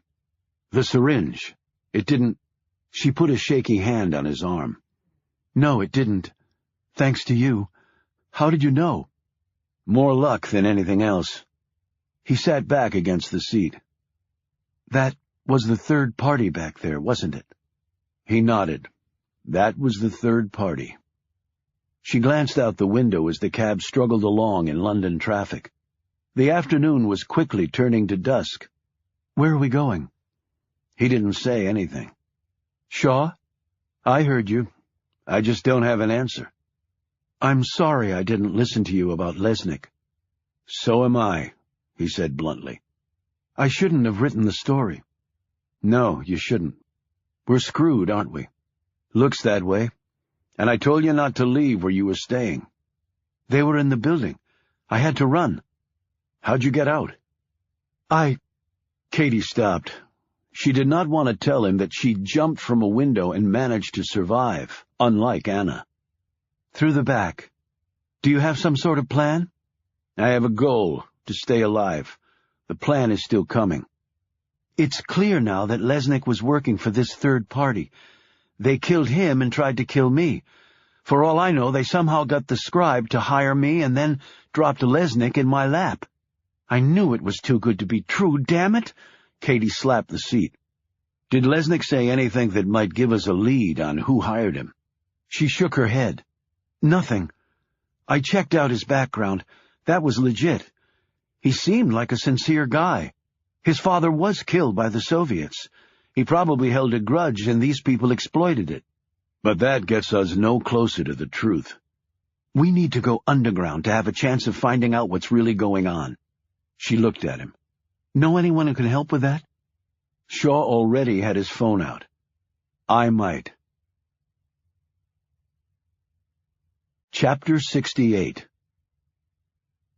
This should have been one of the happiest days of Nicholas Creel's career. After years of work and one enormous and recently manufactured international crisis, both the governments of Russia and China were about to sign contracts with Ares Corporation and its subsidiaries to the tune of $500 billion, with plenty more to come down the road. It was a testament to the centralization of defense contractors in the modern age that countries on either side of a dispute would buy their weaponry to destroy each other from essentially the same outfit. Yet Ares did not pick favorites. It was an equal opportunity provider of weapons of mass destruction and always would be. The final catalyst for the successful deal had occurred when President Gorshkov had sent a strongly worded demand for a public apology to Beijing, and the man also wanted money, in the billions, for the damage done to Russia's international reputation. Beijing, not surprisingly, had not agreed with that position. They sent an equally forcefully worded reply to Moscow, stating that the Chinese weren't involved in the Red Menace machine, and thus owed the Russians nothing. Predictably, international relations between the two behemoths went downhill from there at a remarkably brisk clip. Other countries had stepped in to try and broker a peaceful resolution to this mess. The United States naturally took the lead role. But since the Chinese government was basically financing America's consumption by buying its debt, Washington had little recourse when Beijing told it to back off. The Russians accused the Americans of being in China's pocket for this same reason.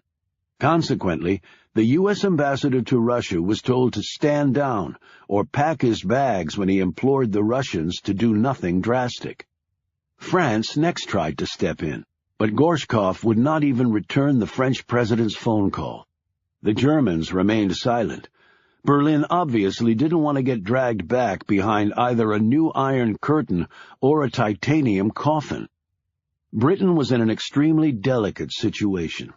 If Russia had been behind the massacre and China had been operating the Red Menace campaign from London, the poor Brits didn't exactly know what their role or response should be, and when initial diplomatic channels had been opened with China over the matter, the Communists had been as stern in their denials of culpability as they had been with Russia, and ended by telling Downing Street to keep clear of the dispute. The entire world was now arming for a Third World War. The new amount of business would be the biggest in the history of the world, the vice chairman of Ares Corporation emailed to Creel, his glee evident in every word of his message. "What a stroke of luck, this Red Menace thing," he'd added. Creel read the message once and then deleted it. What a stroke of luck indeed. He made a mental note to find a new vice chairman to replace that idiot. The Cold War was back, and better than ever. With a series of deft moves and remarkable planning, he'd reshaped the planet's power structure to where it should be.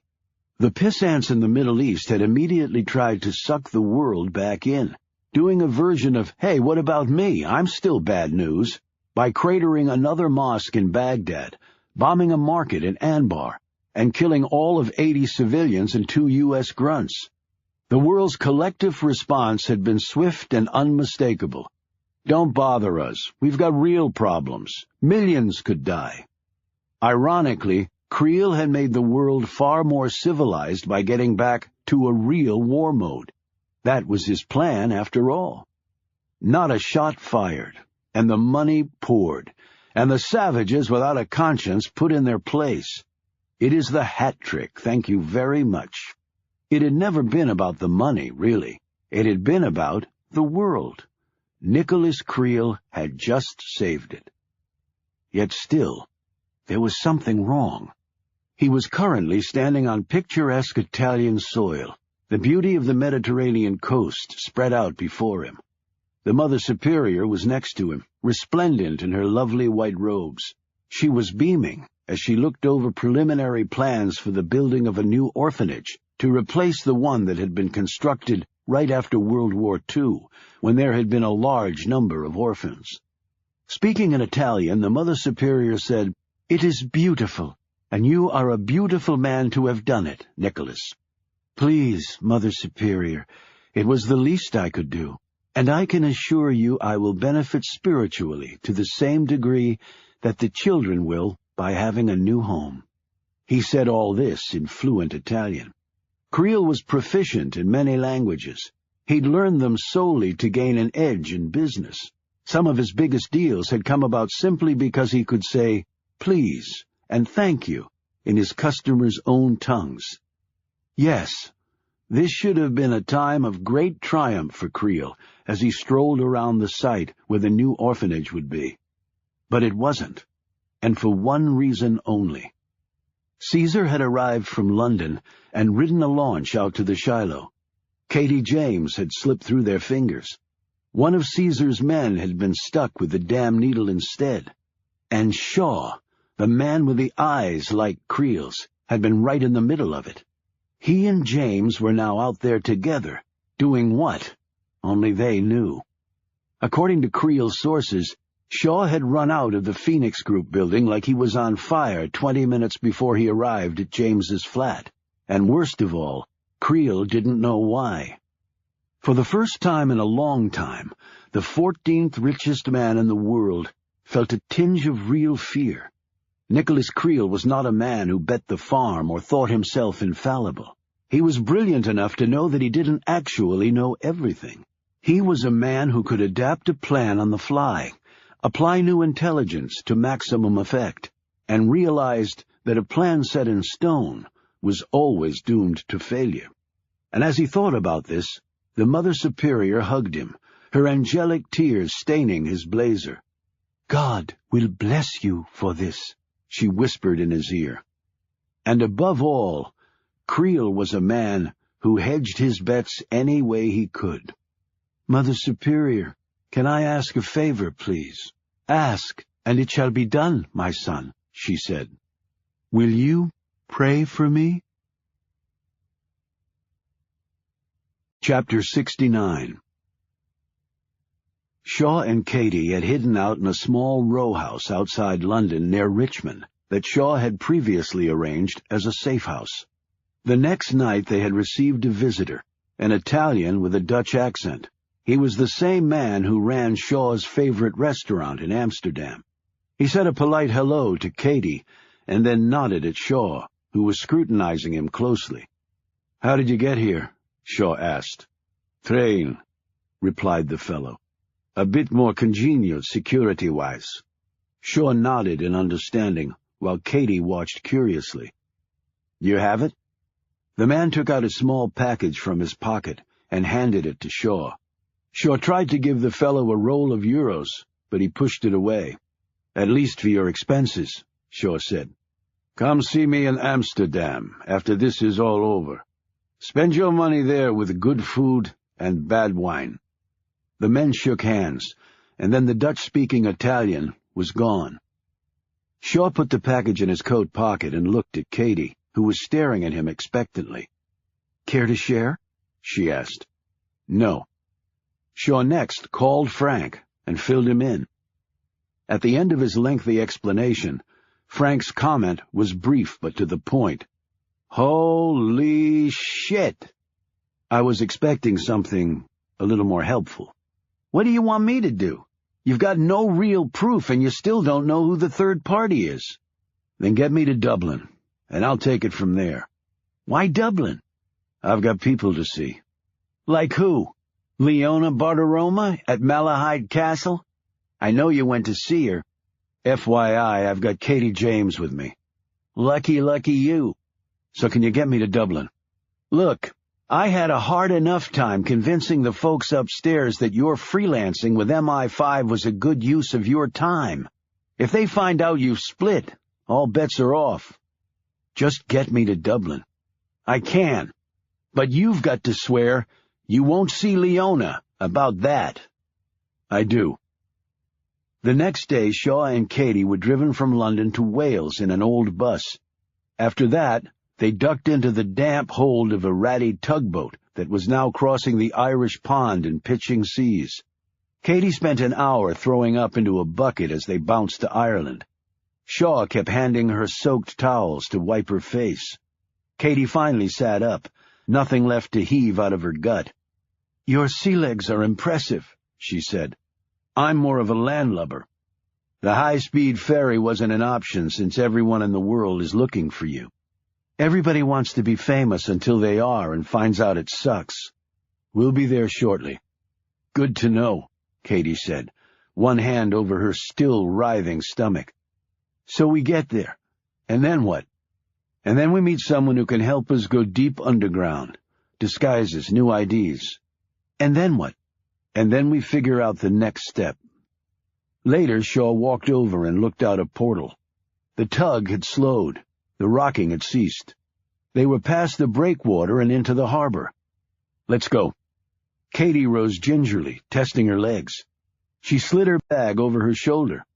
"Shaw, we're going to die, aren't we?" "Probably. Why?" "Just wanted confirmation." Chapter 70. They took a cab from the harbor, driving through small villages on their way west to Dublin proper. A chilly rain was falling, and even the pubs they passed were mostly empty. As Katie gazed into the window of one bar and saw a cheery fire and a man pulling down a pint, she didn't have the least desire to join him. Her alcoholism was apparently cured. All it had taken was the end of the world. Before they left England, Katie had phoned Kevin Gallagher and explained that her source had probably lied to her. "Do you have absolute proof that he did?" Gallagher demanded. "No, not absolute." "Do you have absolute proof that the facts of your story are untrue?" "No, I don't." "Then we're standing by it." "Even if I'm not?" "This is the biggest story of my life, Katie, so I'm going to pretend this conversation never happened, and I suggest you do the same." Then Gallagher had promptly hung up on her. "Son of a bitch!" screamed Katie. "I hate editors." The cab dropped them off, and they walked in the rain. Katie looked around. "Isn't that the university?" Shaw nodded. "Come on." They headed down a side street. He knocked on a door where a sign hung. "Maggie's Bookshop?" Katie said. The door opened, and a tall, stout woman ushered them in. She closed the door, and Katie surveyed the books on all four walls. They were running for their lives, and Shaw had forced her to vomit her way across the Irish Sea so he could take her to a bookstore in dreary Dublin? The woman didn't tell Katie her name, and Katie didn't volunteer hers. She assumed the woman was Maggie. "I'm so sorry about Anna," the lady said to Shaw. She led them upstairs, where a room had been set up as a hair and makeup area. "Sit here, please." The lady motioned to a swivel chair in front of a long mirror. Katie sat, and the woman picked up a pair of shears and lifted a handful of her hair. Katie jumped out of the chair. "What do you think you're doing?" "You didn't tell her?" "Tell me what?" Katie said, staring at Shaw. "Haircut," Shaw said. He nodded at the woman. "Do it short and change the color, and then you can scalp me." An hour later, Katie James was a brunette with spiky hair. Her eyes were brown instead of blue. Her skin coloring was darker, her eyes rounder, her lips narrower. She wore bulky clothes that added about 20 pounds. Shaw could not make himself shorter, but 20 minutes later his hair was mostly gone, and the woman had done a number on his face, including a mustache and goatee, a bulked-up nose, and contact lenses that turned his startling blue eyes a muted brown. Katie couldn't even swear it was him. She led them to another room set up as a photo studio. Katie said to Shaw, "She sure has a lot of sidelines for a bookshop owner." The pictures were taken, and 2 hours later, Shaw and Katie had brand-new passports, driver's licenses, and other official papers showing them to be a married couple from a London suburb. Shaw thanked the woman and paid her. "I wish you luck," she said. "Oh, we're going to need a lot more than luck, honey. Why don't you go ahead and pray for a miracle?" Katie shot back as she slammed the door behind her. As they walked down the alley, she said, "Where to now?" "Grab some sleep, and then I have a doctor's appointment in the morning." "A doctor's appointment?" she said skeptically. "Let's get something straight. I'm not going to tell you everything." "Fine, just so long as you know that cuts both ways." "The ground rules are set."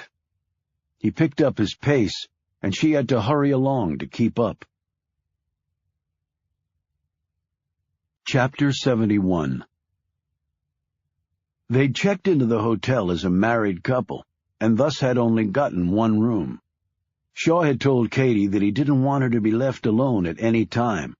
"They almost got you once. They'll definitely try again."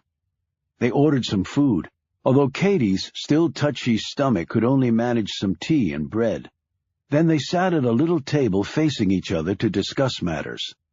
"What I still don't understand," Shaw said, "was why they targeted the Phoenix Group in the first place." "It was Chinese-owned," Katie answered, as she cradled her teacup and watched the drenching rain out the window. "There are lots of Chinese-owned places in London, and why pick London?" "But a Chinese-owned think tank?" "Okay, so why a think tank?" "According to you, they planted those docs about the Red Menace. A bunch of super-smart people working at a secret think tank being behind the global smear campaign seems plausible. It probably wouldn't have seemed nearly as credible if they'd hit a local fast food place, slaughtered a bunch of teenagers, and planted the incriminating docs there.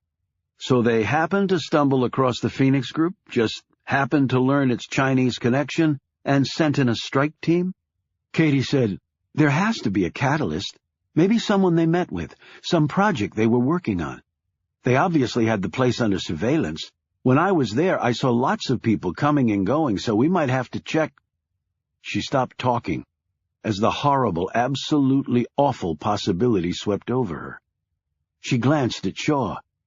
By his look, she could tell he'd reached the same conclusion. "They would have seen you there," Shaw said, a discernible edge to his voice.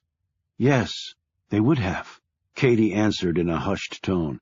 "And since they were already using me, They might have focused on the Phoenix group because of my connection to Anna, and then discovered the Chinese element.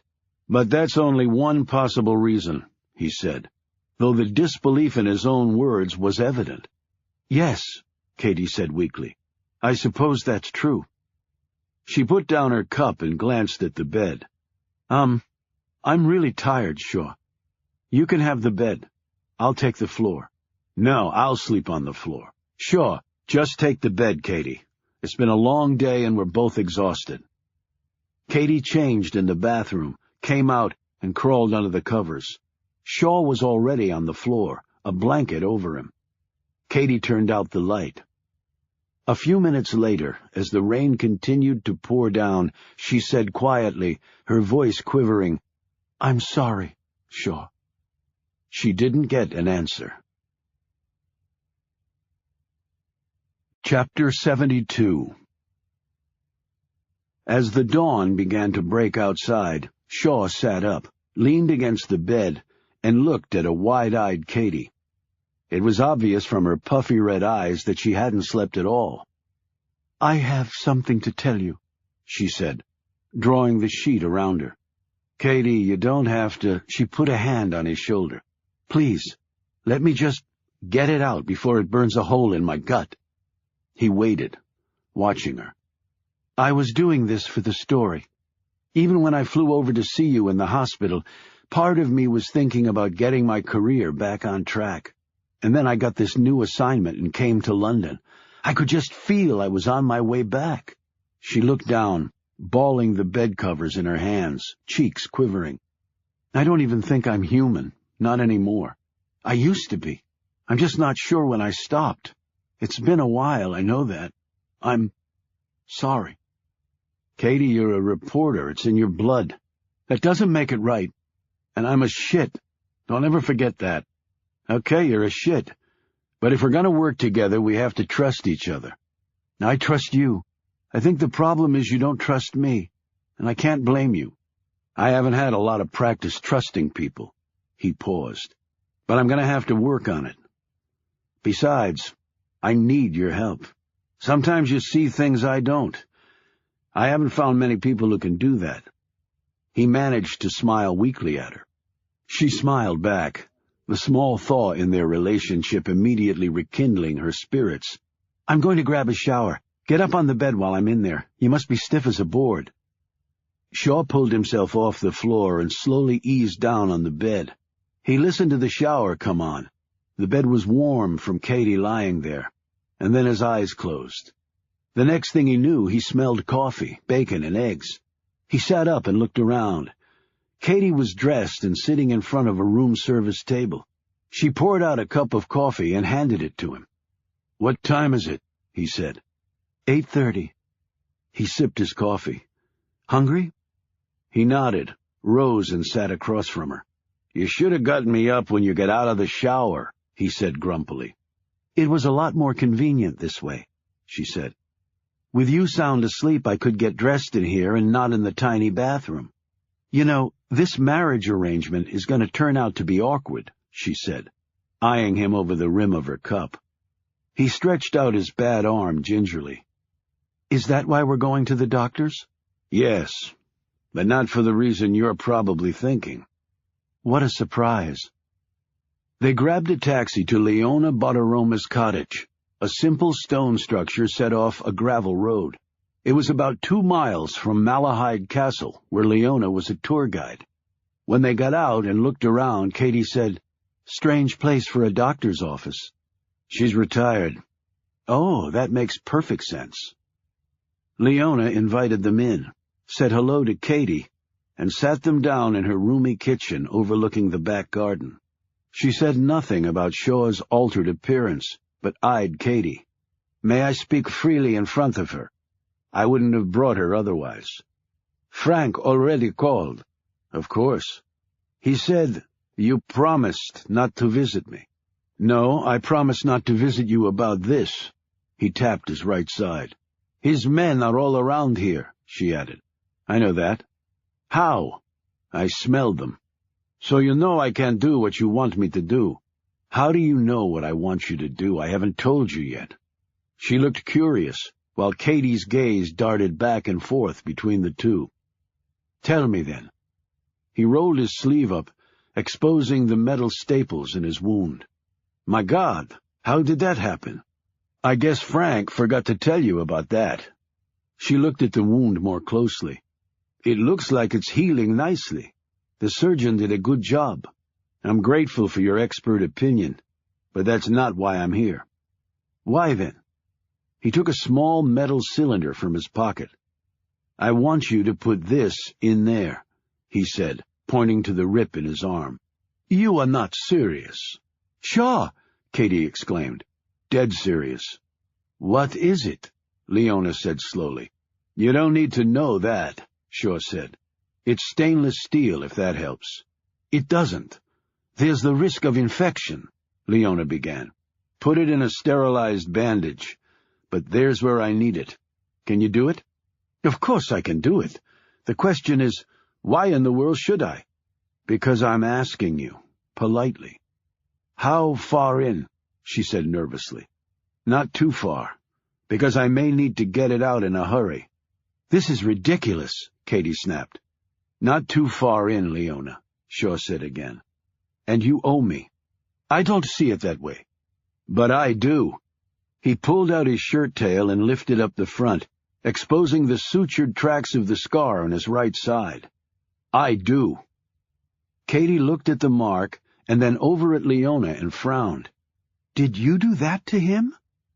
Leona wet her lips. "I don't have a surgery here, Shaw. No instruments. Dublin's a big town. I'm sure you can find what you need. It'll take a bit of time." "This afternoon," he shot back, a tinge of menace in his voice. "I can't. I have to go to Malahide." "This afternoon." "All right. I'll call you." Shaw rose to leave, and Katie quickly stood too. "I don't have the means to put you completely under," Leona said. "Just a local. There'll be pain." He tucked his shirt back in. "There's always pain, Leona." Outside, Katie said, "Okay, who the hell was that, Dr. Frankenstein's wife? And what is going on?" "It's better that you don't know, Katie. Trust me." "Trust you? What about trusting me like we talked about?" "I said I was going to work on it. I didn't say I was there yet." Chapter 73. The rain had passed, and it was a lovely day in Dublin. Skittish birds flitted from tree to tree. Colorful flowers in neat beds waved in the slight breeze. People walked and chatted, drank coffee at street cafes. Cars drifted down wide streets. Inside the small antiseptic room, Shaw gritted his teeth and crushed the arm of the chair he was in. Leona, gloved, masked, and dressed in surgical scrubs, had pulled out several of the metal staples holding his ripped skin together, while Katie gripped his other arm with her gloved hands. "That was the easy part," Leona said pleasantly, as she dropped the last of the 3 staples she'd removed into a pan. There were 4 left in his arm. "Glad to hear it," muttered Shaw. "Still want to go through with it? It's going to set back the healing process." "Just do it, Leona." She used a slender instrument that looked like a miniature crowbar to pry open the wound, and blood started to trickle out. Droplets of sweat popped up on Shaw's brow. Katie tightened her grip on his arm. Leona had given him local anesthesia all around the wound, but warned him again there would be pain. And the lady hadn't been mistaken. She'd wrapped the small metal device in a layer of sterilized mesh surgical wrap. "You can't keep this in here long," she said. "I've sterilized it, but there will eventually be infection. It's unavoidable." "Funny you didn't say that the last time. The last time was different." "Not for me, it wasn't." He touched his side. "You never said me having this thing in me long-term was a problem." "Apples and oranges," she snapped. "That device is like a pacemaker, designed for long-term use inside the body, but not this thing. So, as a doctor, I'm giving you that warning. There will be infection here." "Duly noted," Shaw grunted. "Now stick it in." She carefully wedged the device into the wound, her nimble, gloved fingers finding a small cavity where it would fit. The pain made Shaw's entire body shake. "Take my hand, Shaw. Squeeze it," Katie offered.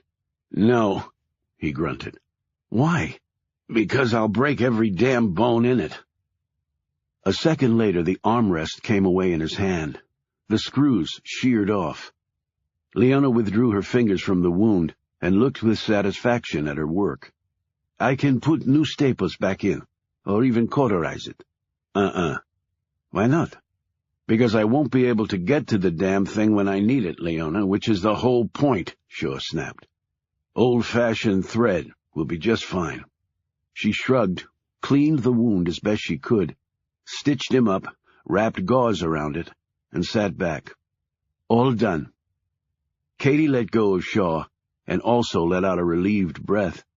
Shaw slowly sat up, carefully moving his arm. "Thanks," he said gruffly.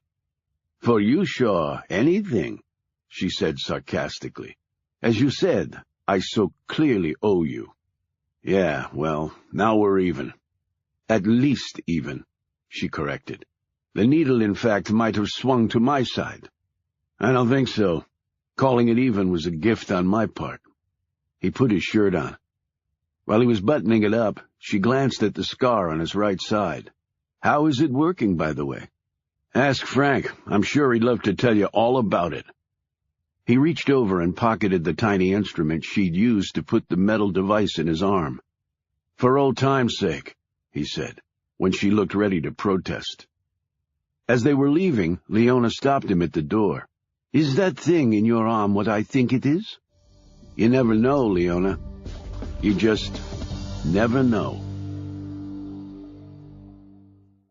Chapter 74. "Shaw, are you going to tell me what's going on? What is that thing in your arm? How do you know that Leona person? Where'd you get that scar on your side?"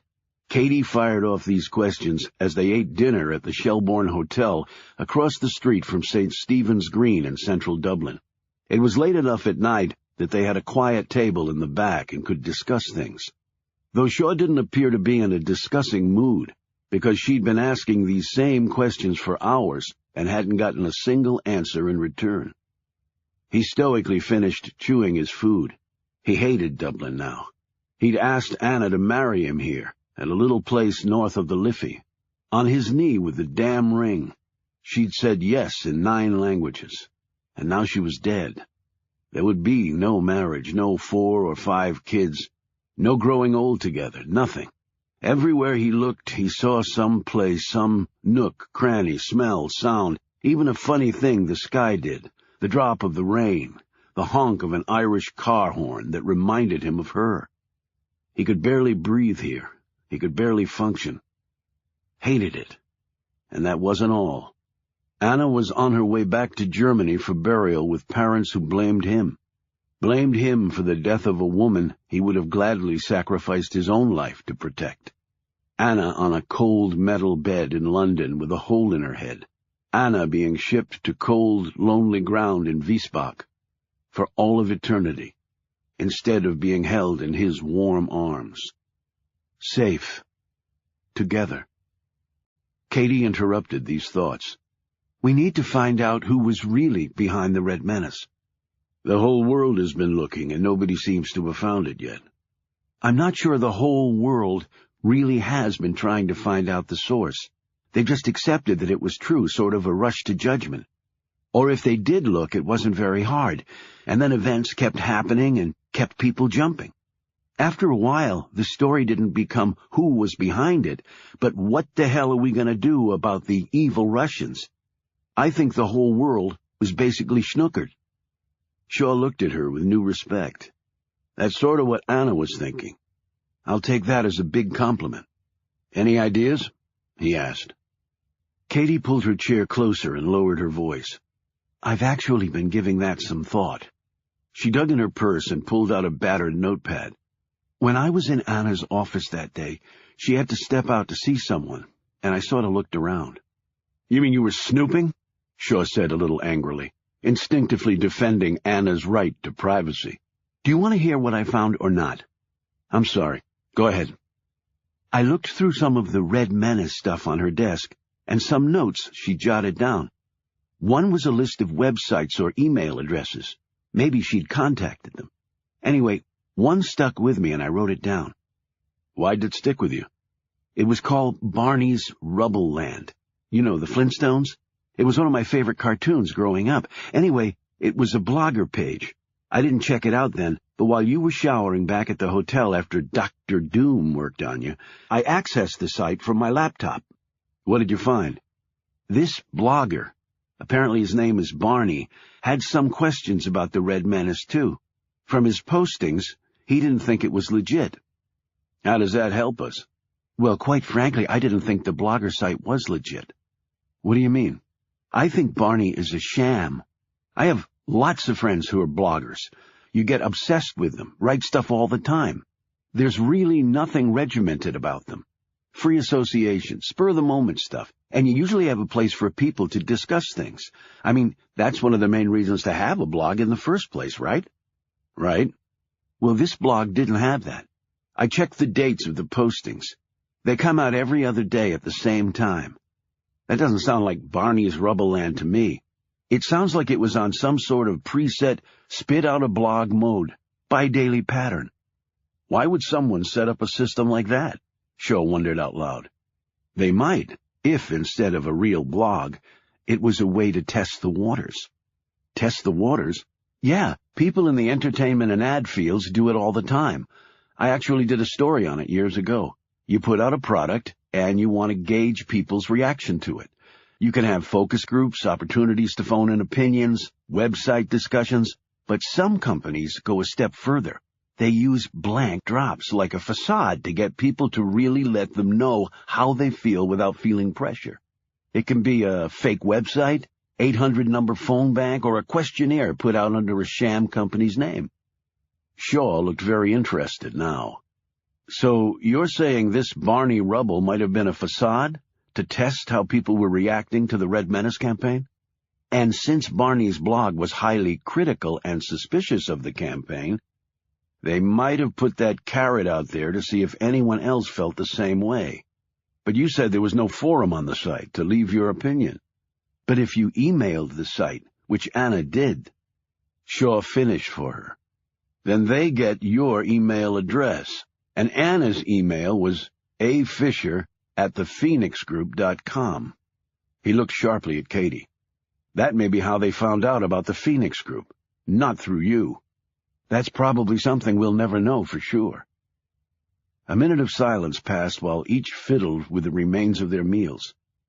Katie, don't even go there, Shaw. This thing is complicated, and we both made mistakes, and we'll both probably make some more along the way. Let's just hope one of them doesn't end up getting us killed. Can we track this website somehow? I'm not that great with technical things. Shaw nodded, made a call to Frank. He put his phone away and finished his wine. We'll see what he comes up with. So, are we staying in Dublin? She asked. He shook his head. We're flying out tomorrow. Where? Germany. A little town called Wiesbach. Chapter 75. There is never a good day to bury someone, even when the sun is shining and the air is warm. There is nothing whatsoever positive about laying a cold body in the cold earth, particularly someone with 3 bullet holes that cut her life short by at least 4 decades. And in Wiesbach, there was no sun, no warmth. The rain was coming down in sheets and buckets, as Shaw and Katie sat in the car at the graveyard that was set next to a small church.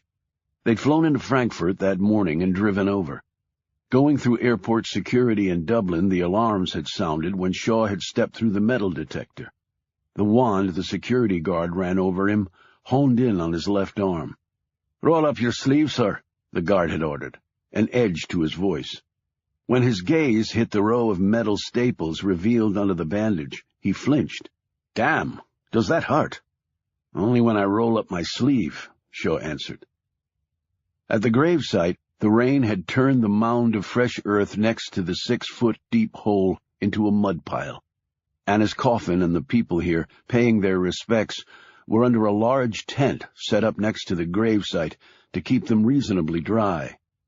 Shaw had decided not to join the mourners. He'd spotted Wolfgang Fischer's lumbering figure, Natasha next to him. Neither looked very tall today. They seemed bent, destroyed. So Shaw just sat in the car and watched them lower the coffin into the grave. Wolfgang nearly collapsed with grief. It took several men to get him back to the car. Next to him, Katie felt tears slide down her cheeks as she watched. Thank God, she thought, that I don't have to write death lines about this. She looked at Shaw. His gaze was impassive, his eyes dry. "It's so sad," she said. Shaw didn't answer. He just kept watching.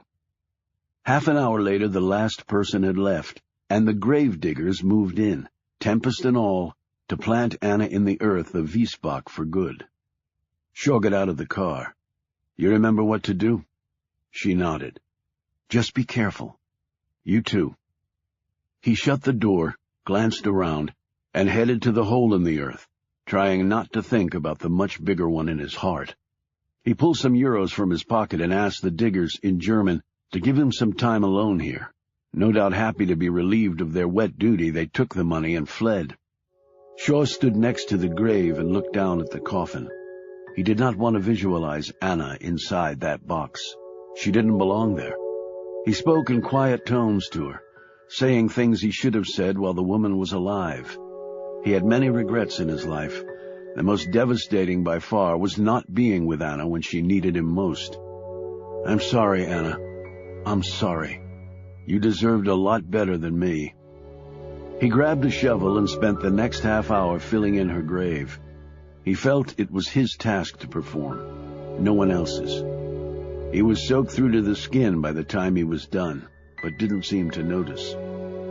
He looked at the headstone. It gave Anna's full name, Anastasia Brigitte Sabina Fischer, her dates of birth and death, and the phrase at the bottom in German, "May our beautiful daughter rest in peace." "Rest in peace," Shaw said. "Rest in peace for both of us, Anna, because I don't see peace ever coming my way again." He knelt down in the mud, his head bowed. As he did so, the two men stepped clear of the trees, guns in hand. The car horn instantly split the silence of the cemetery, and then Katie slid down in her seat. Startled, the two men ran straight at Shaw. A split second later, the rear glass of the car Katie was in was shattered by a gun blast. Chapter 76. In a blur of motion, Shaw erupted forward like a blitzing linebacker, knocking both men to the ground. In another instant, his pistol was stuffed nearly down one man's throat as his partner lay unconscious next to him. A moment later, the men in black swooped in. Katie sat back up in the car, flicking glass off her. She looked anxiously over at Shaw. When he rose from the ground, clutching one of the gunmen, she breathed a sigh of relief and climbed out of the car. 20 feet behind the car, Frank stood over the dead man who tried to kill Katie. She joined him. Frank said, "Sorry we cut it so close. Bastard got the shot off before we could nail him." Later, they sat in an empty barn outside of Wiesbach. The two would-be killers were manacled together, back to back in the middle of the straw floor. Frank, Katie, and Shaw stood together in an informal powwow. "Thanks for agreeing to back us up on this," Shaw told Frank. "Hey, other than keeping the world safe and secure, I've got lots of time on my hands." They'd already run the pair's prints through the usual databases and gotten zip for their troubles. Their interrogation so far had resulted in a cascade of foul language from the man who'd ended up chewing on Shaw's gun barrel. By contrast, his partner, a beefy man with a stoic expression, hadn't said a word. He looked like he might not even speak English. They'd tried several other languages out on him, but his silence remained golden. They had no IDs. 2 pistols and a gutting knife were the only things of interest found on their persons. The dead man had been similarly sterilized. "Not even a cell phone," Frank said. Means they were going to rendezvous with someone after they killed me and Shaw, Katie said. Probably close by. Frank turned to Shaw. What now? Keep pounding away at these two until they pop. We'll be in touch. Frank put a hand on Shaw's shoulder. Look, Shaw, watch your back. My gut's telling me something is off here. Off how? Katie asked. Off as in it seems like they're always a step ahead of us. As they drove down the road, Shaw said gloomily, I was pretty sure they'd be watching Anna's funeral in case we showed. That's why I called in Frank for an assist. But it didn't score us anything. They might talk at some point. I doubt they know much beyond getting paid to kill me and you. These people have been really good about covering their tracks. They'll make a mistake. They always do, she said confidently. Oh, you think so? I know so. He stopped the car. Why are you so sure all of a sudden? Katie could barely contain her excitement. Because I just thought of a brilliant way to flush them out. Chapter 77. By now, the entire world was convinced that China was behind the Red Menace for reasons as yet unknown, and that Russia had wiped out the Phoenix Group in retaliation. And no matter how many denials issued from Beijing and Moscow, this belief remained largely unshaken.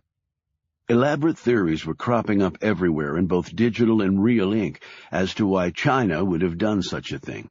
They ranged from wanting to turn the world against the only country in Asia that was a true rival, both economically and militarily, to China's ascension to the top spot in the global pecking order, to fears in Beijing that Russia's slide back to autocracy posed a real threat to the region's stability. How making Russia even angrier and more dangerous than it supposedly was would alleviate that threat was still a puzzle. Yet when people wanted to believe something badly enough, facts and logic never proved to be difficult obstacles. Whatever the reason, it was true that both nations were now mobilizing. The two countries shared an enormous border to the east of Mongolia, along with a much smaller wedge of land between Kazakhstan and Mongolia. Russian army units, along with armor and air support, were being marshaled at both of these sites. It was also rumored that Gorshkov was contemplating going straight through Mongolia in a planned invasion of China, which would have made it a much shorter route to Beijing, despite some political and topographical problems. The Chinese, knowing this full well, had set up thick walls of men and machines at each of these points, yet war did not seem imminent. Indeed, it was clear that both countries well knew that such a contest would result in them both losing, so closely matched were they. But it was also believed, though no public statement had been made, that both China and Russia had signed long-term deals with unnamed defense contractors to rearm, so that if they indeed did go to war, years from now, they could each wipe out the other in grandly impressive style. In response to these developments, many Western countries, the United States included, were doing the same thing, namely rearming. The Pentagon, always unafraid to make its intentions public, announced that the Ares Corporation, taking the lead position with several other major defense contractors in tow, had been awarded a series of no-bid contracts that had long been percolating to rebuild its tank and artillery divisions, upgrade its electronic intelligence gathering infrastructure, reconfigure its missile defense systems, retool several aircraft carriers, ballistic missile subs, and destroyers, bring online several thousand heavily armored personnel carriers and other troop vehicles, and upgrade the nearly brand-new and apparently already obsolete Raptor combat aircraft. It was only American-based Ares, the Pentagon stated, the original manufacturer of much of this weaponry, with its myriad areas of expertise and global management capability, that could carry out this enormous task to the exacting standards demanded by the U.S. military complex. A Pentagon source said, "This will ensure that the U.S. military retains its position as the #1 fighting force in the world for decades to come." The Congress had quickly passed a spending bill to pay for all this, which the President had just as quickly signed. In several newspapers, a source who asked not to be identified because he was not authorized to say what he was about to, reported that the Ares Corporation contracts were for 8 years and added up to nearly $1 trillion of taxpayer money. This would ratchet the U.S. military budget up to over $800 billion a year, dwarfing even annual Social Security payouts, and making it by far the biggest expenditure of the budget. But fortunately, it would not technically increase the enormous budget deficit and national debt, because some clever bureaucrats, backed by equally slick members of Congress, were able to get the additional defense funding pushed through on a supplemental spending bill that technically was not included in the official budget, and in Washington, D.C., technical was all that mattered. So the next generation can worry about reality, remarked one political insider who requested anonymity, citing a desire to remain a political insider. After signing the defense spending bill in a grand White House ceremony, the embattled president, his re-election chances still hurting from him being painted as soft on Russia, called a press conference where he said in the most unmistakable terms, "Now anyone seeking to harm the interests of the United States of America will find us superbly prepared to do whatever is necessary to defend ourselves to the fullest, and may God continue to bless the United States of America."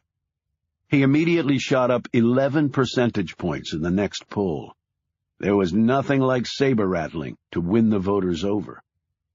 Ares Corporation released a new ad campaign that had been carefully crafted and polished for months. It didn't tout the new contract or the dollars involved. That was deemed too crass by the top New York ad agency that created the message. The narrator merely said, "The United States of America and the Ares Corporation. Together, we are unbeatable." It was quite a statement, and its underlying message crystal clear. Ares had just put itself on equal footing with the world's only remaining superpower. This simple narrative was followed by classically styled black and white video shots of aircraft flying, tanks rolling, ships sailing, and a platoon of soldiers marching.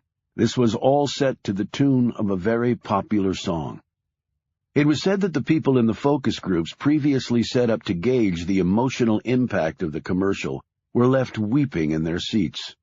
It was whispered in certain ad circles that it was the best $50 million Nicholas Creel had ever spent. Everything was all going exactly as planned by Creel and Pender, all except for one little unexpected bump in the road that would turn out to make things even better. At midnight, Mongolian time, a Russian field general received a set of garbled orders that he took to authorize a probing attack into China. Being an enthusiastic commander who had never seen combat before and who possessed a personal hatred of all things Chinese, he immediately launched said probing attack without bothering to request clarification from up the chain of command. His artillery roared, hitting previously designated targets, while overhead MiGs rocketed into Chinese airspace with authority, and the MiGs promptly ran into Chinese combat aircraft that, ironically enough, had been legally reverse-engineered by the Chinese from the MiG family of aircraft under license from Russia. So, in essence, the pilots on both sides were flying in the same planes. In keeping with this equality, the ensuing dogfights culminated in a draw, with each side losing 2 aircraft apiece. The Chinese, a bit ticked off to say the least by this Russian punch in the face, immediately launched a counterattack. For the next 6 hours, the two armies fired off everything they had at each other. When it was over, in addition to the lost aircraft, the probe resulted in a rural Chinese town being pulverized and 2,000 citizens killed. 10 tanks, 20 armored personnel carriers, 40 artillery pieces, and 900 Chinese uniformed grunts were also wiped out, as 1 million rounds of various Russian ammo rained down on them, even though far more missed their mark than hit it. On the Russian side, 600 civilians, unfortunately caught right between the two armies, perished, most of them still in their beds when the ordnance struck their homes.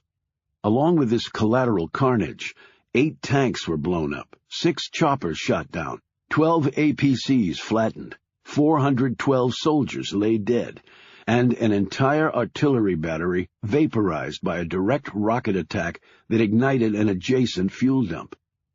As an interesting side note, this conflagration also claimed the life of the Russian field commander who'd started the whole thing in the first place, based on orders that, on further review, had instructed him merely to launch such an attack only on the occasion of him being attacked first. It really was in the details, it seemed. The breathless and shell-shocked armies retreated back to their respective home turfs to regroup and contemplate what the hell had just happened. If this was to be the beginning of World War III, it was truly an inauspicious start. Chapter 78. Nicholas Creel, along with the Mother Superior, ceremoniously lifted the first spade of dirt for the new orphanage to the chairs of the Italian press and public. That done, and the heads of tiny, grateful orphans patted, special treats given out to them, a brief statement read to the press, and the hands of the mayor and other dignitaries shaken, Creel retreated to the Shiloh to relish how well things were going. The Russians had attacked China, and the Chinese had counterattacked. As Creel searched the web for stories on the latest incident, he saw with glee that there were already thousands of them, with more pouring in every minute. This would only cement his contracts with the two countries, and encourage other nations on the fence about rearming to jump down on the side of muscling up. He would be only too glad to accommodate them. While it was true that the Americans, Brits, and French were leading diplomatic efforts to forge a ceasefire and reconciliation between the two Asian lands, Creel knew it was too little, too late. A summit-level conference had been set for this week in London, yet the two warring nations had not even agreed to attend. And even if they did, which was unlikely after this latest incident, it wouldn't matter. The phone call he received wiped the smile off his face. It was Caesar. The hit at the cemetery in Wiesbach had not gone according to plan. In fact, it had gone as not according to plan as it was possible to be. 1 man dead, 2 others arrested, Creel said, repeating back Caesar's report. I'm assuming the men you hired know nothing useful. Nothing, Caesar said firmly. I know this is a setback, but we'll get to Mr. Creel, I guarantee it. We're close, really close. That's what I thought a while back, Caesar. And look at us now. He clicked off, took a deep breath, looked out the portal in the direction of where the new orphanage would spring up, and phoned Pender. Pour it on, Dick, he ordered. I want to see the media stream full of vitriolic ammo to support the war. Without actually having a war, Pender said wearily. A Cold War, Creel said impatiently. I make the most money when shots aren't fired. But shots have been fired. A stupid, meaningless probe that, according to my sources, scared the hell out of both sides. Now we can settle down for a nice, long rearmament phase. But what if they actually go to war? Dick, just do your job and let me worry about the consequences, remember? And if they do go to war, well, it won't be the end of the world. They'll have to have weapons to fight with, and what they use up, they have to replace. And if they beat the crap out of each other, who cares? But what about the nukes? They have nukes. Mutually assured destruction. Neither Moscow nor Beijing wants to disappear. That's why I could never do this with the Muslims. They don't seem to care if they get annihilated, so long as everyone else does too. You see, even in war you need a civilized attitude to make it really work. Now pour it on. Creel clicked off, and Pender immediately instructed his team to pull out all the stops. The mission had been a challenge for Pender, but then Creel always was a challenge. Pender opened up his official playbook and turned his horses loose. He would show Creel very clearly what pouring it on meant. There wouldn't be a news outlet in the world that didn't get his attention. The globe would ring with more lies than ever before in history. It would be the Master PM's finest hour. Now that they were nearing a successful end, Pender contemplated how large the bonus to his firm, to him, actually, would be. Creel did not deal in small numbers. 50 million? 100 million? Pender had always wanted two possessions more than anything else, his own yacht and his own aircraft. Not in the same class as Creel's, of course. That would always be beyond his purse strings. Yet a Gulfstream 5 jet and a trim 120-foot Italian-built double-decker vessel would be perfect. These days, those two items were what one really needed to say they had actually made it to the big time. And Pender wanted to say that with gusto.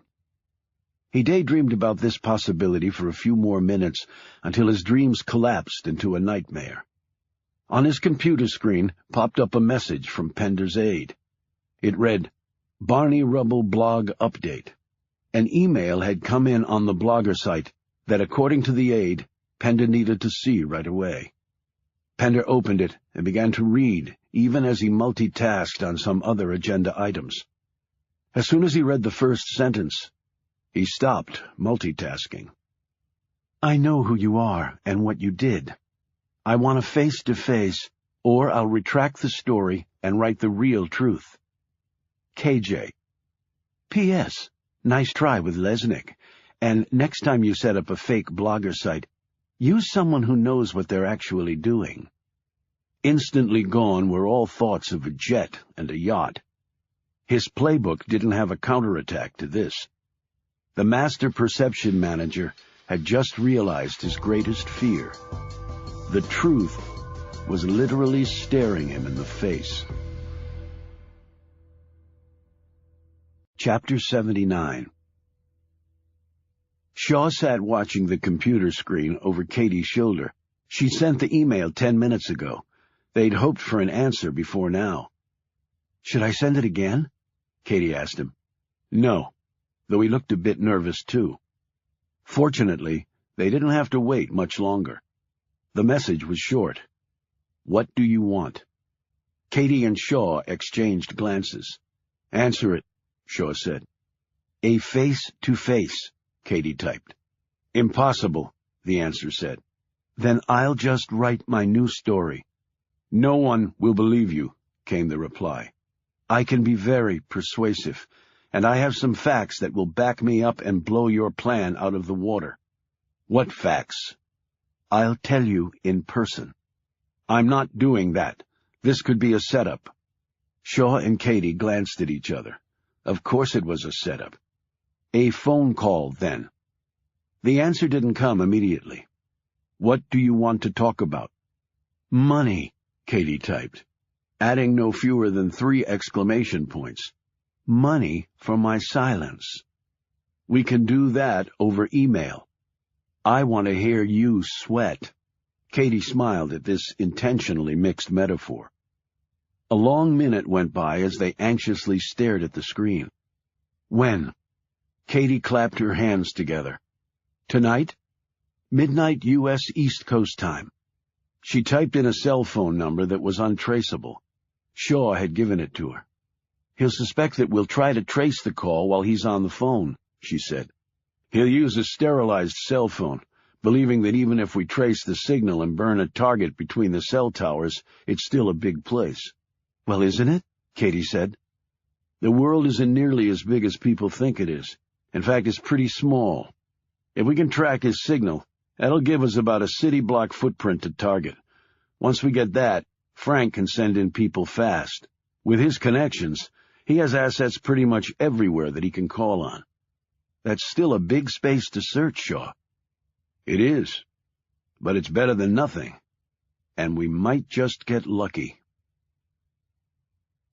Pender sat back in his office after having finished his digital conversation with Katie James. That's who it had to be, of course, the damn reporter. The initials at the end of the email, K and J, the threat to retract her story. He should have immediately phoned Nicholas Creel, but he couldn't. He'd obviously blundered on setting up the sham blogger site, because the damn woman had seen right through it. He could not let Creel know about that. He had never personally seen what Creel had done to underlings who'd failed him, but he'd heard enough rumors. He would handle this himself. It was only a phone call, and he would take all necessary precautions against it being traced. There was no way they would be able to find him. If it was merely money she wanted, that was doable, James would no doubt be reasonable in her request. If it took millions, he'd just take it out of his bonus. It wasn't like he needed both the yacht and the private plane. But what if she kept coming back for more money? Pender took a deep breath as his nerves began to bunch up and down his spine. This had never happened to him before.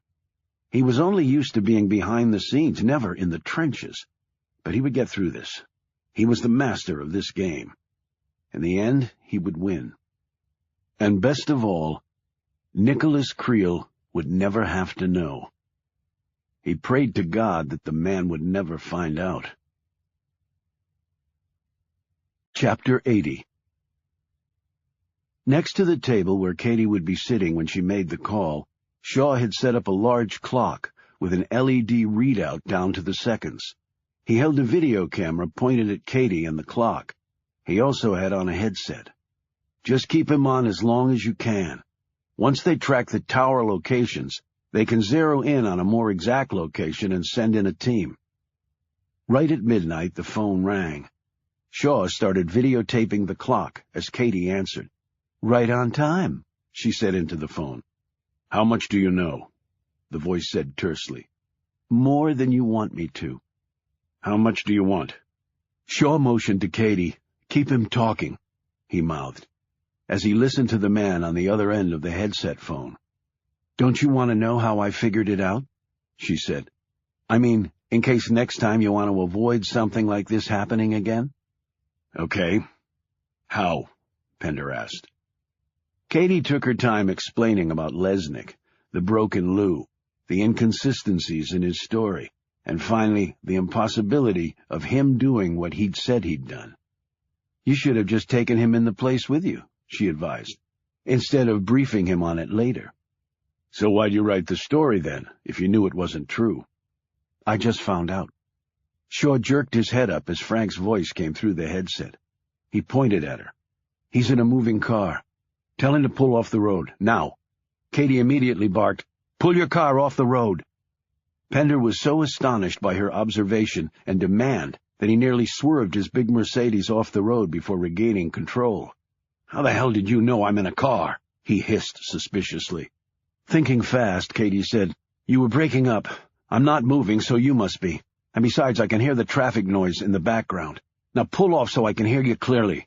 We don't want any misunderstandings, do we?" "Give me a minute." Pender still sounded wary. He pulled off at the next exit and said, "Okay, how much?" $20 million. And consider it a gimme." "That's not a gimme. It's a hell of a lot of cash." "Well, it's a hell of a big thing you're involved in. But if you don't want to pay, fine. I'll retract my story and tell the real one." "Which is?" "You can read about it along with everyone else, but the world will know that the Russians did not do the London massacre, and the Chinese are not behind the Red Menace, and this whole war thing goes right down the tubes. That's what this is about, right? War." Pender was really sweating now. $20 million. "It'll take me a little time to raise the cash." "No, it won't. I want it in 24 hours. I have, big surprise, an offshore account. You can write down the wiring instructions. I know you'll send it in a way that can't be traced, but that doesn't matter to me. I just want the cash." "I can't do it that fast. I need more time." "How much more time?" "A week. 72 hours. And consider yourself lucky. I really want to start my vacation." "Tired of being a reporter?" Pender sneered. "I'd much rather be rich." 5 days, he retorted. "The negotiations are closed. 3 days, or your plan goes down the tubes. I doubt one story from you will turn such an overwhelming global tide." "Fine, then don't pay, and we'll see what happens. Goodbye." Wait. "I'm listening." "All right, 3 days. But a piece of advice, Ms. James. If you do something as incredibly stupid as double-crossing us—" I know. It won't be pretty. Don't worry, I've already got my Pulitzers. All I want now are the good things in life." She gave him the bank information and glanced at Shaw. He was making a slashing motion against his neck.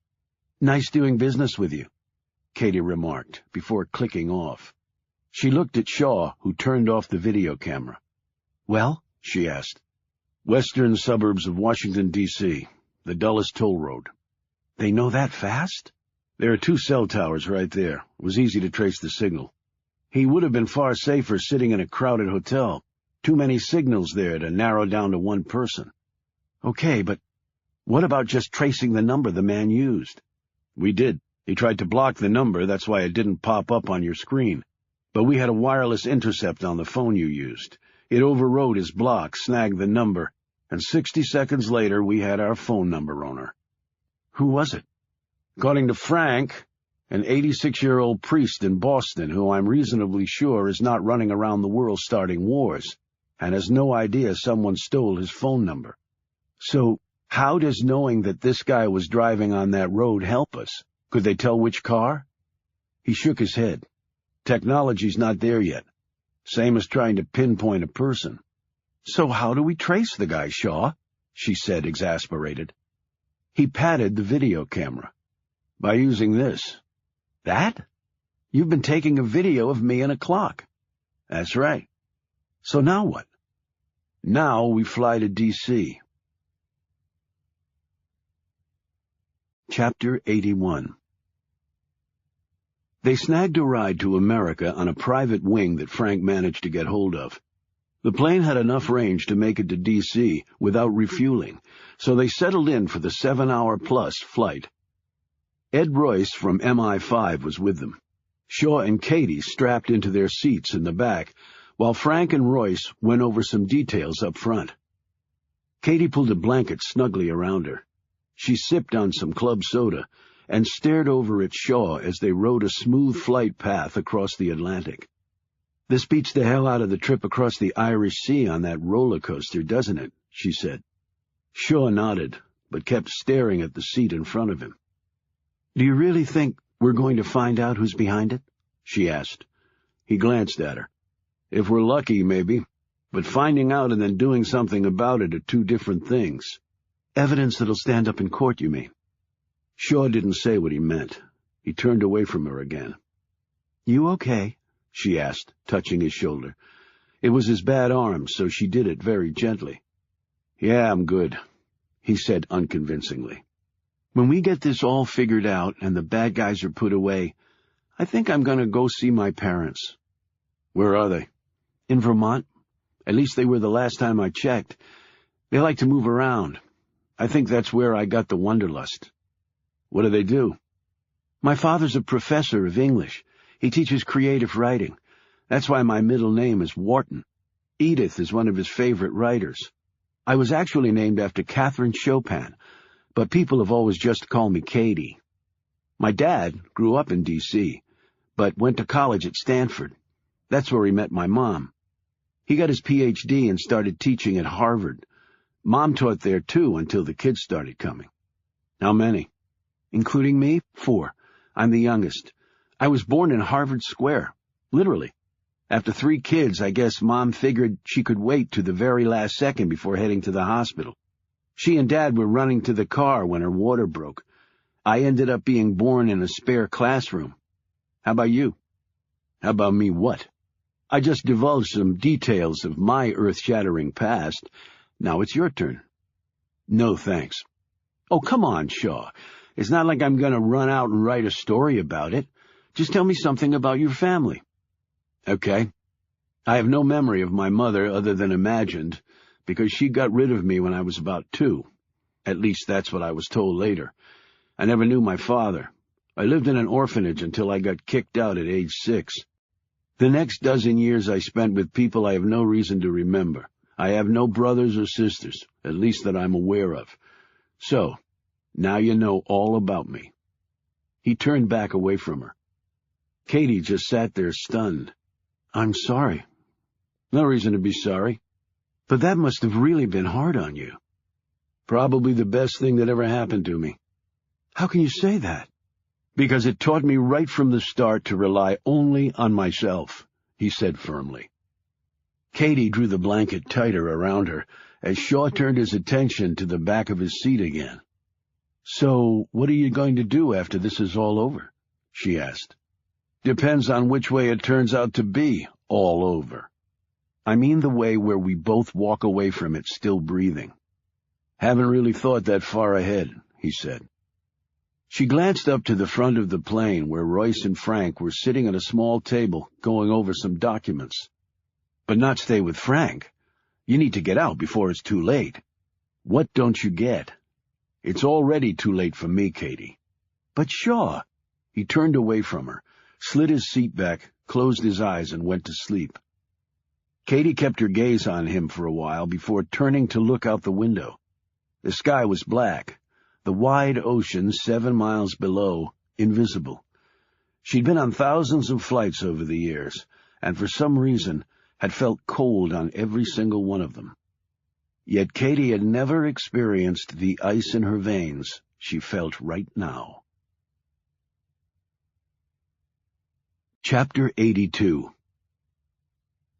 Frank, Royce, Shaw, and Katie sat in a room and looked at the video stream pouring over the large screen. Now Katie understood what Shaw had been talking about. "There are video cameras mounted on poles all along the highway here," Shaw had explained.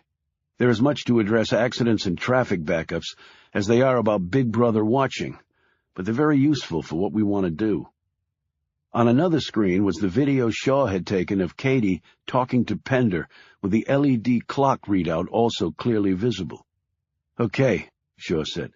"Start the highway video at the same time as the film that I shot of Katie and the clock." The video started up and the time ticked away. At midnight, there was still traffic on the dullest toll road. D.C. was just that kind of place, but it wasn't bumper to bumper. "There's the starting position of the cell signal burn," Frank pointed out on the screen. "Looks like the cars are going about 65, Shaw estimated. "So a minute a mile." He looked at the video of Katie and the LED clock. He told Royce, "As soon as Frank told me they'd picked up the signal on the highway and that the guy was moving, I had Katie do the pull the car off the road maneuver." That was 3 minutes and 3 seconds into the conversation. Royce nodded. "So, about 3 miles of drive time." "I thought I could hear the squeal of tires on the cell phone when I told him," Katie said, "and a horn, too." "We're coming up on that time slice now," Shaw noted. He paused. 5, 4, 3, 2... He broke off and everyone stared at the video of the highway. "There!" Royce snapped. He was pointing to the far left lane, where a black Mercedes swerved into the middle lane, nearly hitting a pickup truck. Frank spoke into the headset. "Zoom in on the black Mercedes that almost took out that truck and then freeze it." A few moments later, the image of the Mercedes grew in size until it nearly took up the entire screen. Unfortunately, the angle wasn't great. The driver, though clearly a man, something they already knew, wasn't completely visible. "White guy," Shaw observed. "Thin, a little gray in the hair, but the door jamb is hiding his face. Looks like he's on the phone." "So are probably 90% of the people on that road," Katie said.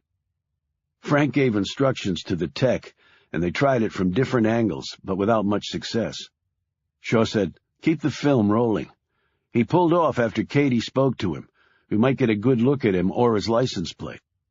Unfortunately, that did not turn out to be the case. The Mercedes had pulled off, leaving at the next exit, but any more images had been blocked by other traffic. They couldn't see the man or the license plate once he left the highway. "It's a black Mercedes S500, Frank said. "That narrows it down some. We'll assume it's registered in D.C., Maryland, or Virginia and start looking at motor vehicle records."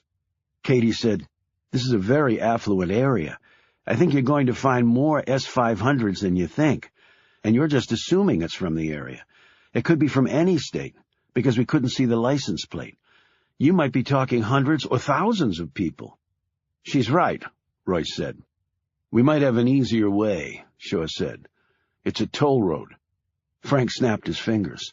"They'll have a camera there to record people who don't pay. And if they don't, dollars to donuts, he's got an electronic toll-paying device. That'll give us a record." "How can you be so sure he pays his tolls electronically?" Royce asked. "An S500 costs over $100,000. You spend that much on a ride, You're not going to be digging through your fancy pockets for quarters." Royce said, "But isn't there a chance that the car swerved to avoid an accident and isn't connected to this at all?" "And then shoots off the highway at the same time Katie tells the guy to on the phone." "No, it's him," said Shaw. "You heard the tires squeal and a horn blare, and the time sequence was dead on with the film I shot." "We can check with the toll people and get a record for that booth at—" Frank glanced at the clock. 4 minutes past midnight. He looked back at the highway film. "That's the Wheelie Avenue exit off the toll road." "We get this guy and it's all over," Royce said.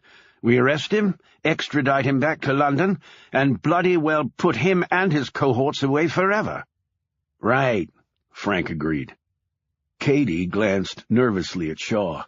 He was looking away from them, his expression stony. "I don't see it that way," thought Shaw. Chapter 83. It had taken the selling of stocks and bonds, the liquidation of retirement funds, the pilfering of corporate accounts, and the rifling of safety deposit boxes, but Pender had raised the $20 million. He rose early on the second day after he had spoken to Katie James. He would now make arrangements for the wire transfer. He was desperately hoping the bonus from Creel would be closer to 8 figures to compensate him for this unforeseen out-of-pocket expense. After that, he prayed he could put this whole ugly business behind him. Divorced with 2 children in college and another a high school senior at an elite private school in Washington, Pender lived in a mansion in McLean, Virginia, home of many of the Washington area's politically famous or infamous, depending on one's perspective. He loved his freedom, was immersed in his work, and his only sexual encounters were of the random variety, occasionally involving a young female employee trying to get a leg up in more ways than one. He preferred it that way, no commitments. He had never understood why a man as smart as Nicholas Creel would keep marrying women whose heads contained about as much brain matter as their breasts. He had the $20 million, it was true, and he would wire it out. But what if James went ahead and wrote the story? Or what if she asked for more money? Or, even worse, what if Creel found out? It will work. It has to. He showered, dressed, gulped down a glass of orange juice, grabbed his briefcase, and headed out. When he reached his garage, Dick Pender's world suddenly turned black. He awoke several hours later on a cot in a small room. The only light came from a bright, shadeless lamp on a table. As he sat up and slowly looked around, he could sense someone was in here with him, behind the wash of light from the lamp. He put his hand up to shield his eyes from the glare. "What the hell is going on?" he said as bravely as he could, which wasn't brave at all, really, as his voice cracked, his lips quivered, and he was nearly hyperventilating. The big, angry-looking man stepped out from behind the light, and Pender immediately shrank back against the wall. A voice came at Pender from somewhere, he wasn't sure. "We only brought you here to keep you safe." The door opened, the overhead lights came on, and Pender found himself blinking rapidly. His face sagged when he saw who'd entered the room. "You?" Pender said. "Me," Nicholas Creel answered, as Caesar stood silently behind him. Chapter 84. While apparently the government could spy on its citizens without benefit of a court-issued search warrant, determining whether a certain car had gone through a certain toll gate at a certain time was far more problematic. Shaw and the others found out that the video camera at the toll booth Pender had taken was not working.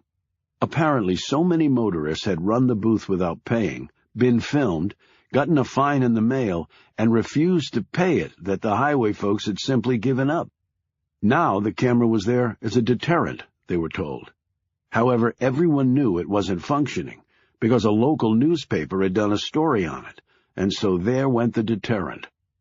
Frank had next checked with the electronic toll payment company.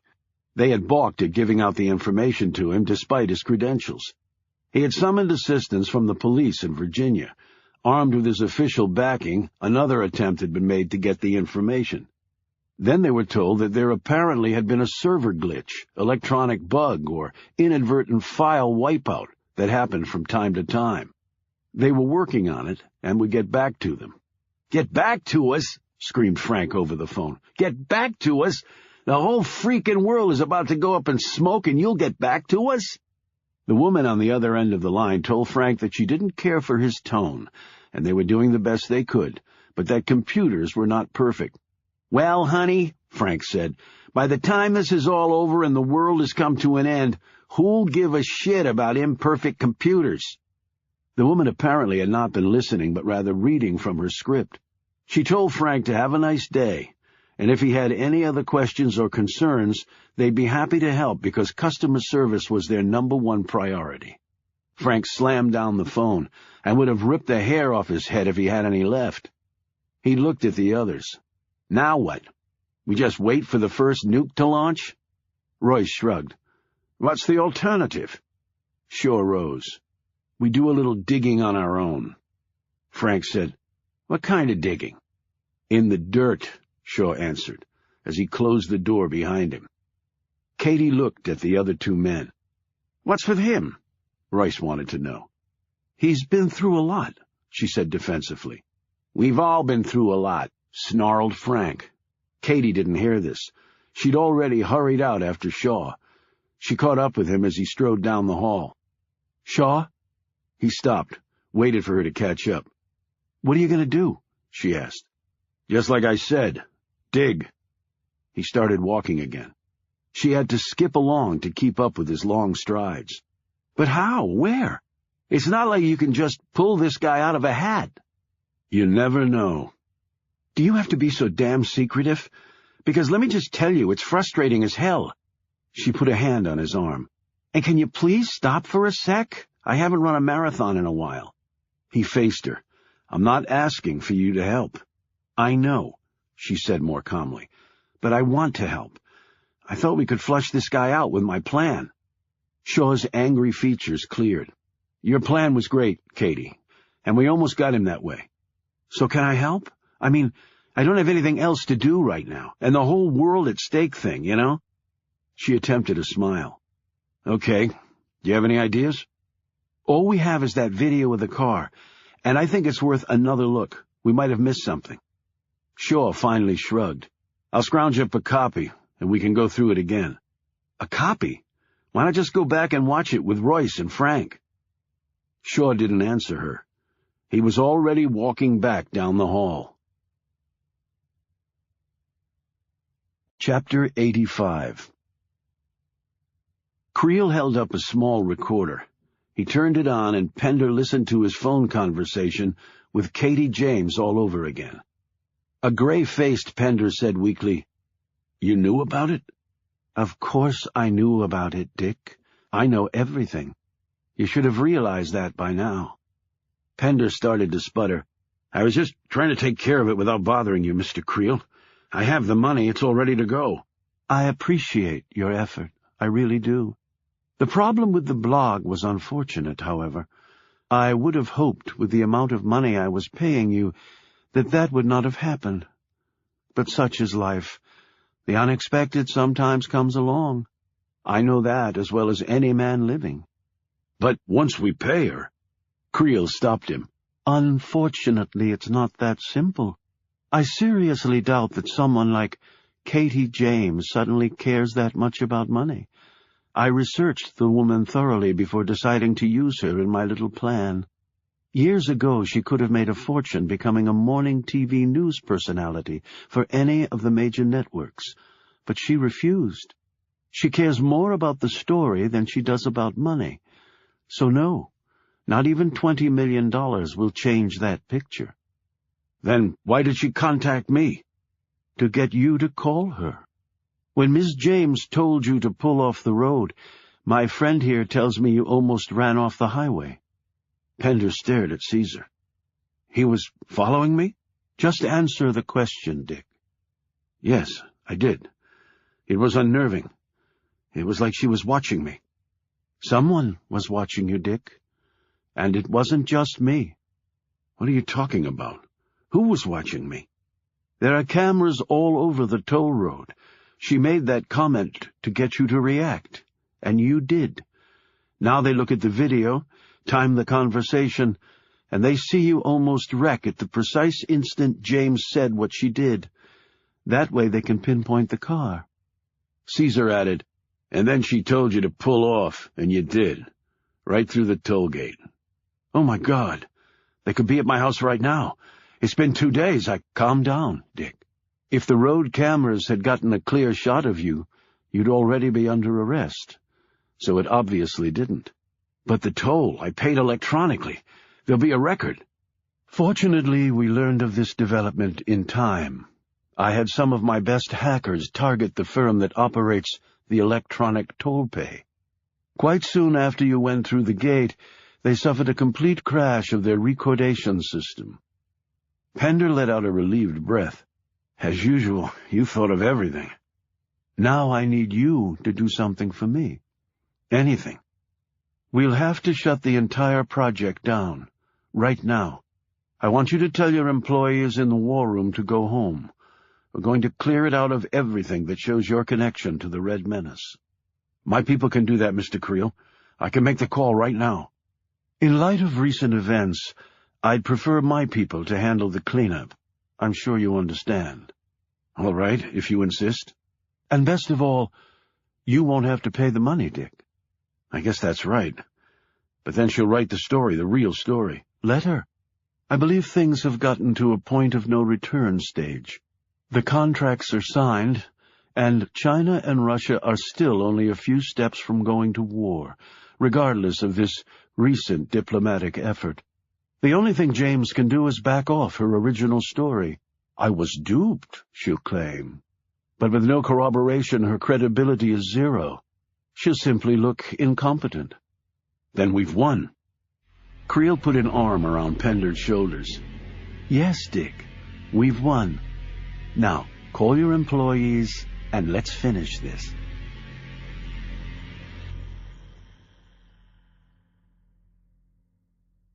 Chapter 86. They sat in Katie's hotel room going over the video for the 100th time.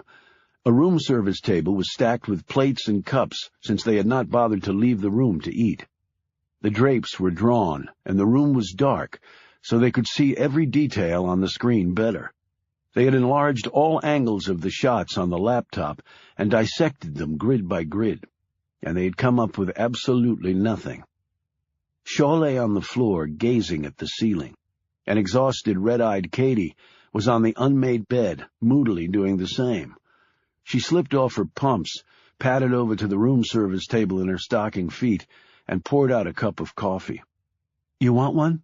she asked Shaw. He shook his head and kept his gaze fixed on the ceiling.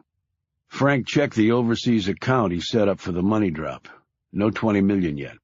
"Great," Katie shot back. "I'm clueless and still poor." She sat down at the desk chair, sipped her coffee, and stared at the screen. "What's the latest on the diplomatic efforts?" Shaw asked.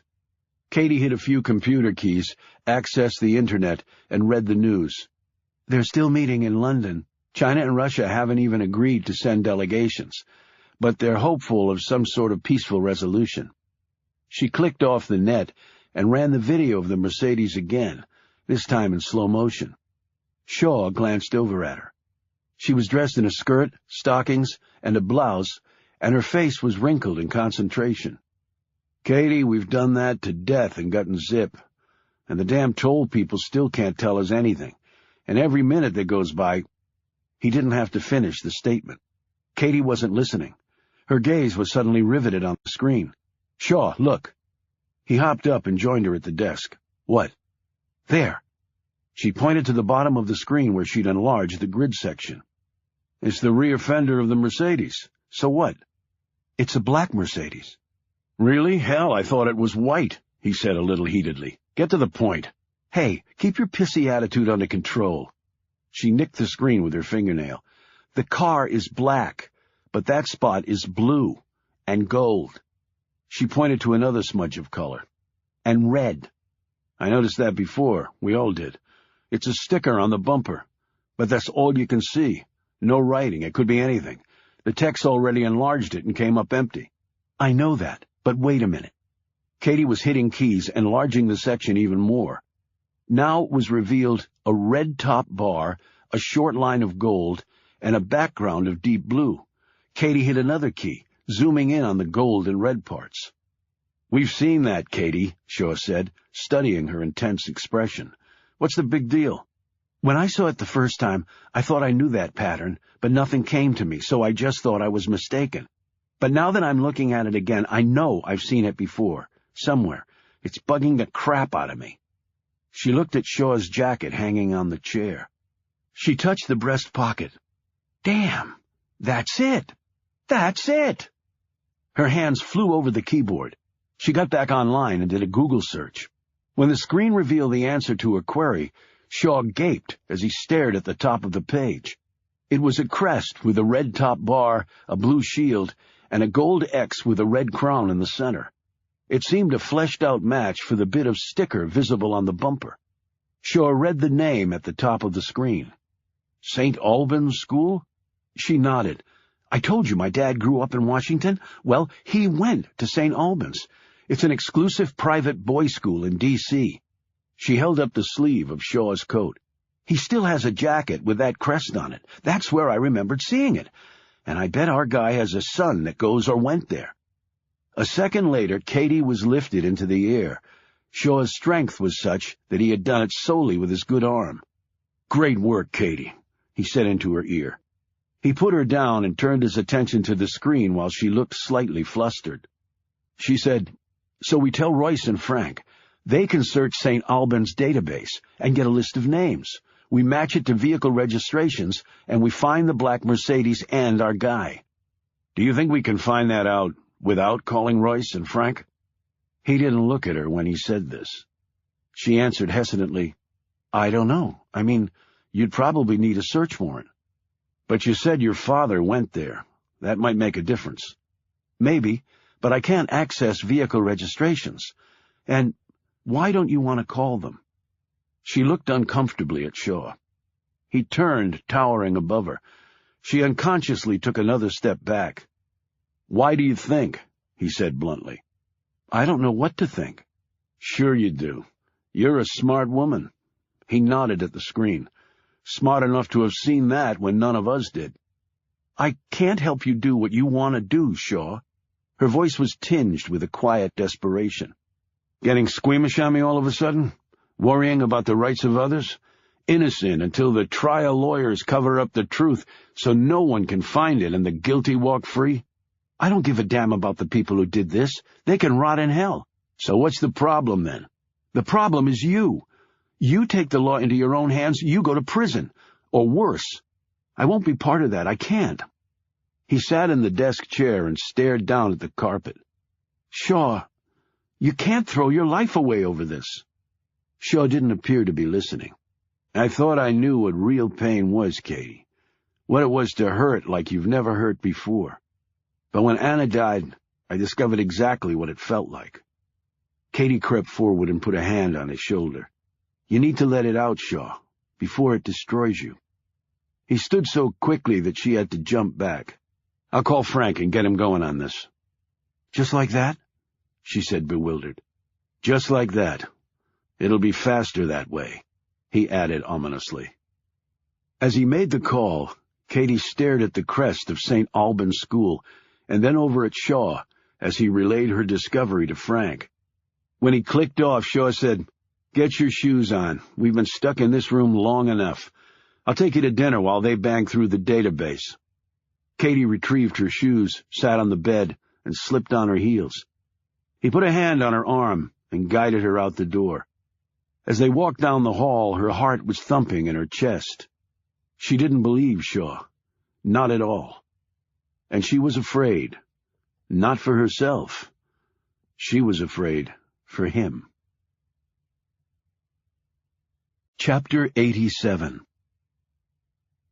There were 8 families on the St. Albans database that owned black Mercedes S500s, a match with vehicle registration showed. Shaw, Royce, Frank, and Katie sat in a room at the FBI's Northern Virginia office studying this list. 2 in McLean, 1 in Great Falls, 3 in Potomac, the rest in D.C. 4 of them have kids currently enrolled in the school, an FBI agent rattled off. Katie broke off, staring at the screen, and glanced at Shaw. His focus was totally on the list, she could see. As she watched, she saw him mouthing words to himself. He's memorizing the names and addresses. "The smart thing to do," Frank said, "is split up our assets and hit them all at once." "We can actually narrow the list down even more," the agent said. "The house in Great Falls and the car registered to a woman. She's 86. The ones in D.C. are men, Stephen Marshall and Sohan Gupta, but they're African-American and Indian, respectively. You said your guy was a white guy. We can check out those people later just in case someone had access to their cars, but it makes sense to prioritize."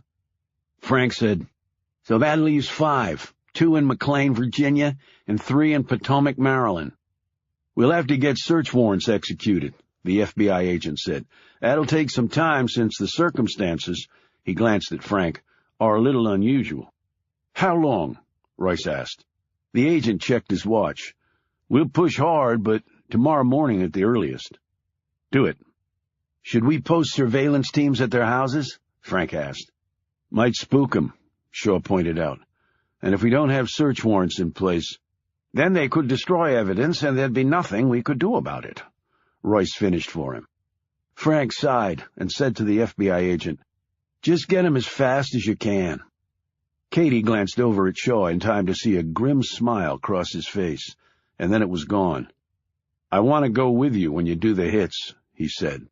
Frank nodded. "But we let the FBI guys lead the way." "Absolutely."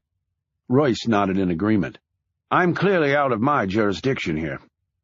The meeting broke up and Shaw walked out. Katie quickly followed him.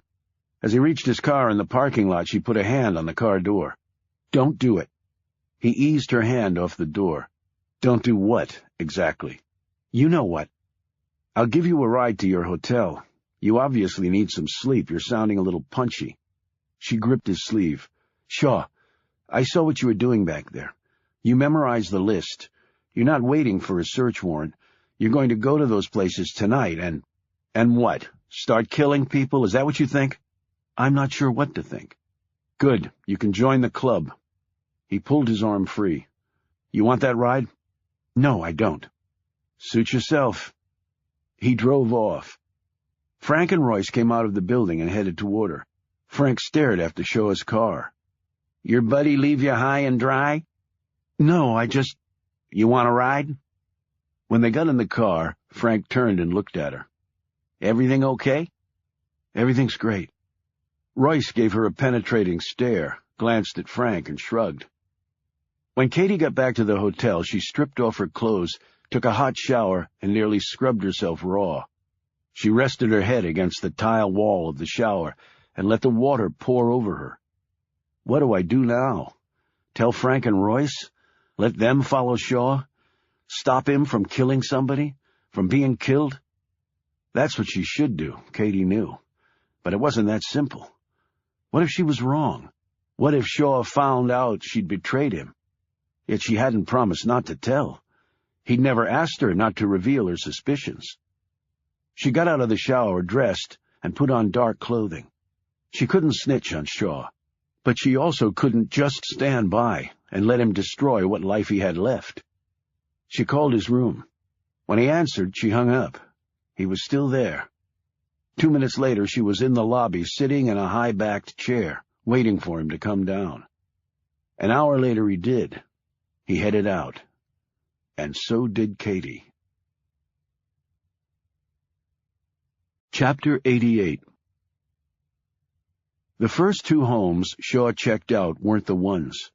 From a distance, Katie watched him enter the places, only to come out of each a few minutes later. At the third house, however, a stone mansion in McLean, he didn't come right back out. In fact, he didn't come out at all. Katie checked her watch. 10 minutes had gone by. This must be the jackpot. She slipped out of her car and crept into the house the same way as Shaw had, through the back door. Her heart was hammering in her ears as she threaded her way down the hall. She almost tripped over something that was in her path. It was all she could do not to scream. Is it a body? Is it Shaw's body? As she groped around with her hand, she felt the overturned chair in front of her. As her eyes became accustomed to the dark, she noticed other things, too, things that shouldn't have been where they were, including a smashed photo on the floor. She picked it up, squinted at the picture. It was a man with a young boy. She put it down and edged along the hall. A box was on the floor. She bent down to see what it was. The box turned out to be empty, but it looked like something had been kept in there. Was this Shaw's doing? Was he looking for something she didn't know about? Was there someone else in here and all this debris evidence of a struggle? She really should just run. But what if Shaw were hurt? The door was up ahead. She clutched the knob, took a breath, and eased it open. It was a bedroom, a large one, the master suite of this McMansion. Her breath caught in her throat as she saw the figure in bed. He was propped up on pillows. The weak moonlight that came through the window allowed her to see. The man looked like he was still screaming, but he wouldn't be screaming anymore. Katie had seen corpses before, and this was one. She turned to run and smacked right into a human wall. Shaw clamped a hand over her mouth. She stared up at him fearfully, every inch of her body sliding into spasms of terror. He removed his hand and motioned to the body. He's dead. Katie slowly nodded, her eyes still wide with a look of terror. Realization spread across Shaw's features and then was replaced with anger. Check the body. It's already cold. No, that's okay. He pushed her toward the bed. I believe you, she said, turning back to him. No, you obviously don't, so go see for yourself. She edged forward. Shaw followed her. He's in full rigor, Shaw said. That happens about 12 to 24 hours after death. I've only been in here for 15 minutes.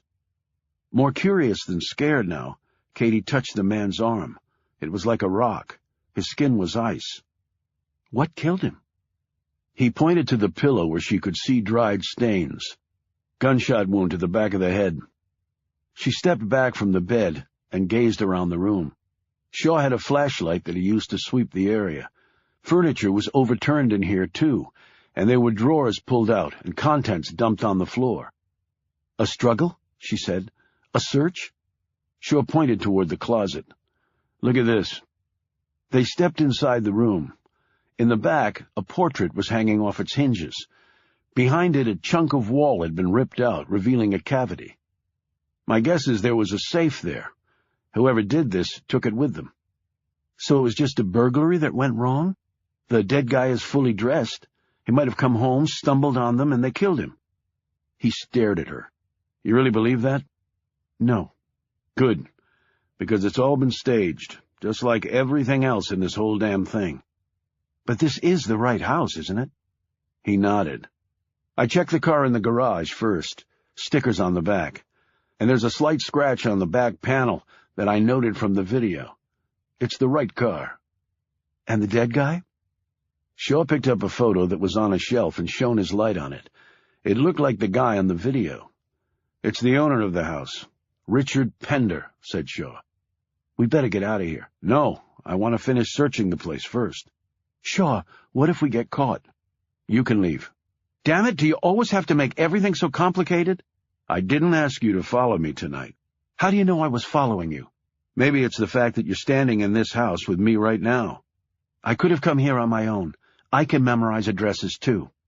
If you had memorized the addresses, you'd know that this was Pender's house. And last but not least, I saw you about a dozen times tonight in your car following me. Wait a minute. If you knew I was following you, why didn't you stop me or try to lose me?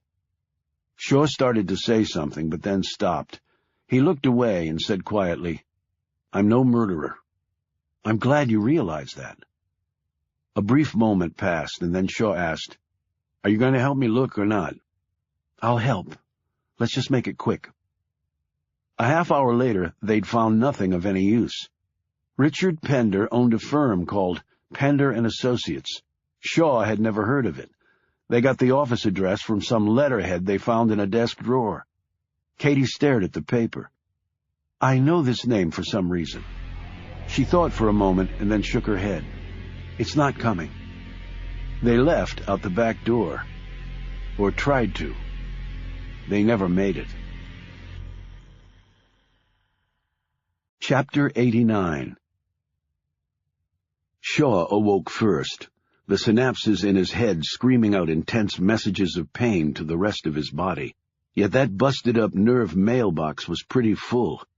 He tried to sit up and push back the feelings of nausea rolling over him. He assumed he'd be bound, but he wasn't. His hands and feet were free. He heard a groan and looked behind him over the top of the seat. Katie was lying on the floor there. "Katie, are you all right?" Another groan was followed by a soft moan, and then came a bit of movement as she slowly sat up. She rubbed her head. "Yeah, but I've got the mother of all knots on the—" There was a grinding sound, like metal against something equally hard. "What was that?" she said. "Where are we?" She looked around. They were in a car. Her car, the one she'd followed Shaw in. "Don't move," Shaw hissed. "What?"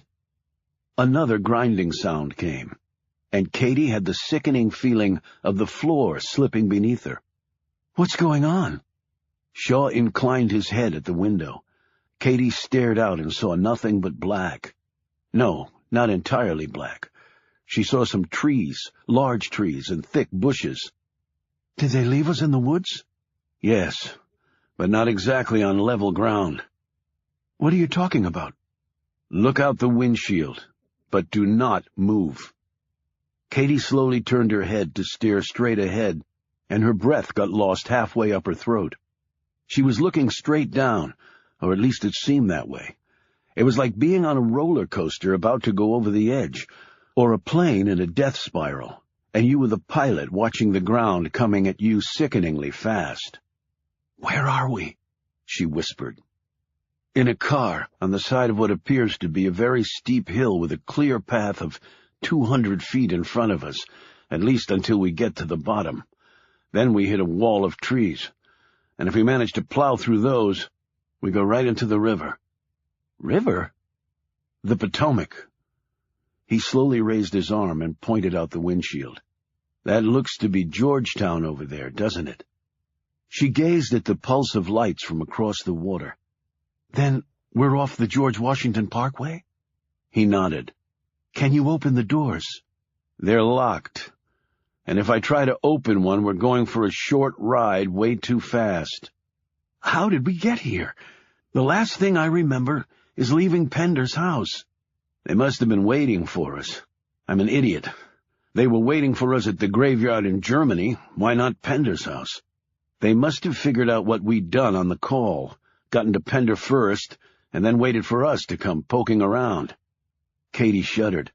"They made his death look like a burglary, and now we're going to end up as a traffic accident." Shaw grimaced as yet another pain shot through his battered head. "A run off the road and down the hill, where we burst into flames when the gas tank ignites as we smash into the trees down there. I'm sure the skid marks off the road were professionally done." "So why hasn't the car rolled down already?" "We seem to have gotten stuck on an outcrop of rock." "Are we really that close to going down, or am I becoming almost hysterical for no reason?" "None of the tires are touching the ground. It's like being on a seesaw and the rock is the fulcrum. We move too much, down we go." "And if we don't move, at some point we go down anyway. Can you call somebody? Frank? Royce? The president?" Shaw gently felt in his pocket. "They took my phone. How about you?" "It was in my purse. I left it in the car. Do you see it?" Shaw eyed the floorboard. "Yeah, but if I try to get it, we're going over." "Can you slide into the back seat? With your weight back here, it might anchor the car." Shaw tried to ease himself backward, but another long groan and a few more inches of the car sliding stopped him. "Okay, that's a no-go." "We can't just sit here waiting to die," Katie exclaimed. He moved his weight a little to the left. The scraping sound came immediately, and they could both feel the car move forward another inch. Okay, that tells me something. What? Not to move again. Shaw eyed the interior. The keys were still in the car. They would have to be, he thought, to make it look like a real accident when the police found the charred wreckage. He edged his hand forward and carefully turned the keys one click to the right. That didn't turn the engine on, but it did do something else. He slowly reached over and depressed the window button. The glass slid down even as the car eased forward another inch or so. Okay, the window's down. Now what? We can't exactly jump for it. Shaw reached down and undid his belt and slid it off. Please tell me you're wearing a belt. I am. Take it off and give it to me, but slowly. She did so, but it seemed like even moving her arms made the car wobble on its precarious perch. She finally got it off and handed it to him. Using very slowly and careful movements, Shaw made a loop with her belt and then slid his belt through that circle, cinching it tight and leaving a stretch of leather about 4 feet long in his hand. What's that supposed to be? She asked. A lasso. What exactly are you going to lasso? That tree branch outside the car window. He nodded at the short but thick piece of wood. If I can pull myself through the window, with my weight out from the front seat, the rear should settle back down. And I can get something to wedge under the front tires, and then get you out. Should settle back down? What if it doesn't? What if you getting out makes the car go hurtling down to those trees? Are you just going to wave bye-bye while I plummet to my death? Shaw thought for a minute. Okay, we've got one shot at this, just one. If we get out together. If we go down, well, trust me, I get the picture. What's the plan? Basically, 1,000 to 1 shot. Okay, I'm already loving it, she said sarcastically. As soon as I get the loop over that branch, you grab onto me like you've never held onto anything in your life, got it? Katie's breaths were coming quickly now as the car started to tilt forward even more. We're going over, aren't we? Katie, did you hear me? Yes, I did. Grab onto you. Never let go. Got it. But wait until I get the loop over the branch. Are you going to do all that in the millisecond you'll have before we fall to our deaths? Pull us to safety using a belt I bought at the Gap for $10? Katie, don't go hysterical on me. I know you've been in plenty of tight places before. This is just one more of them. She gazed fearfully out the windshield and then looked away. Okay. Shaw eased sideways and eyed the branch, trying to convince himself that it would not necessarily be a miracle if what he was about to do worked. It would actually constitute more than a miracle, he realized. It would take divine intervention plus luck, plus some unknown bit of cosmic wizardry. You ready to go? He said. Katie was breathing so hard she sounded like she was about to deadlift a ton of iron, as she prepared herself to escape a 2,000-pound car as it fell away from them at speed. She looked at the window opening. It seemed about 3 inches in diameter. They were never going to make it. I can do this, she said to herself. I can do this. Oh, please, God, let me do this. Shaw tossed the loop. It missed. Katie cried out, Maybe I can try it from back here. She hit the window button, and the panel of glass slid down. And then the car suddenly snaked forward. Oh, shit, Katie said. Hold on, Shaw called out. It's going, Shaw. It's going over. Oh, my God. The car was indeed going, and there was nothing between it, them, and 100 tons of oak. From where he was sitting, Shaw could no longer even reach the branch with his belt rope. Shaw, Katie screamed, gripping the seat with all her strength as the front of the car shot downward and the rear lifted up into the air like the Titanic about to take the final plunge. Shaw swore, flipped backward over the seat, turned in mid-roll, and let the belt lasso fly out Katie's window. It somehow snagged the branch, and Shaw pulled it tight. Miracles did, it seemed, happen. The car's momentum had pulled Shaw, who was holding on to the belt with both hands, halfway out the window. Katie, grab hold of my legs, now! He felt her grip his legs. The car was going all the way, no stopping it now. Shaw slid neatly out of the window, but then something felt wrong. Katie! She wasn't there. He hit dirt hard. A jut of rock nailed him right in the gut.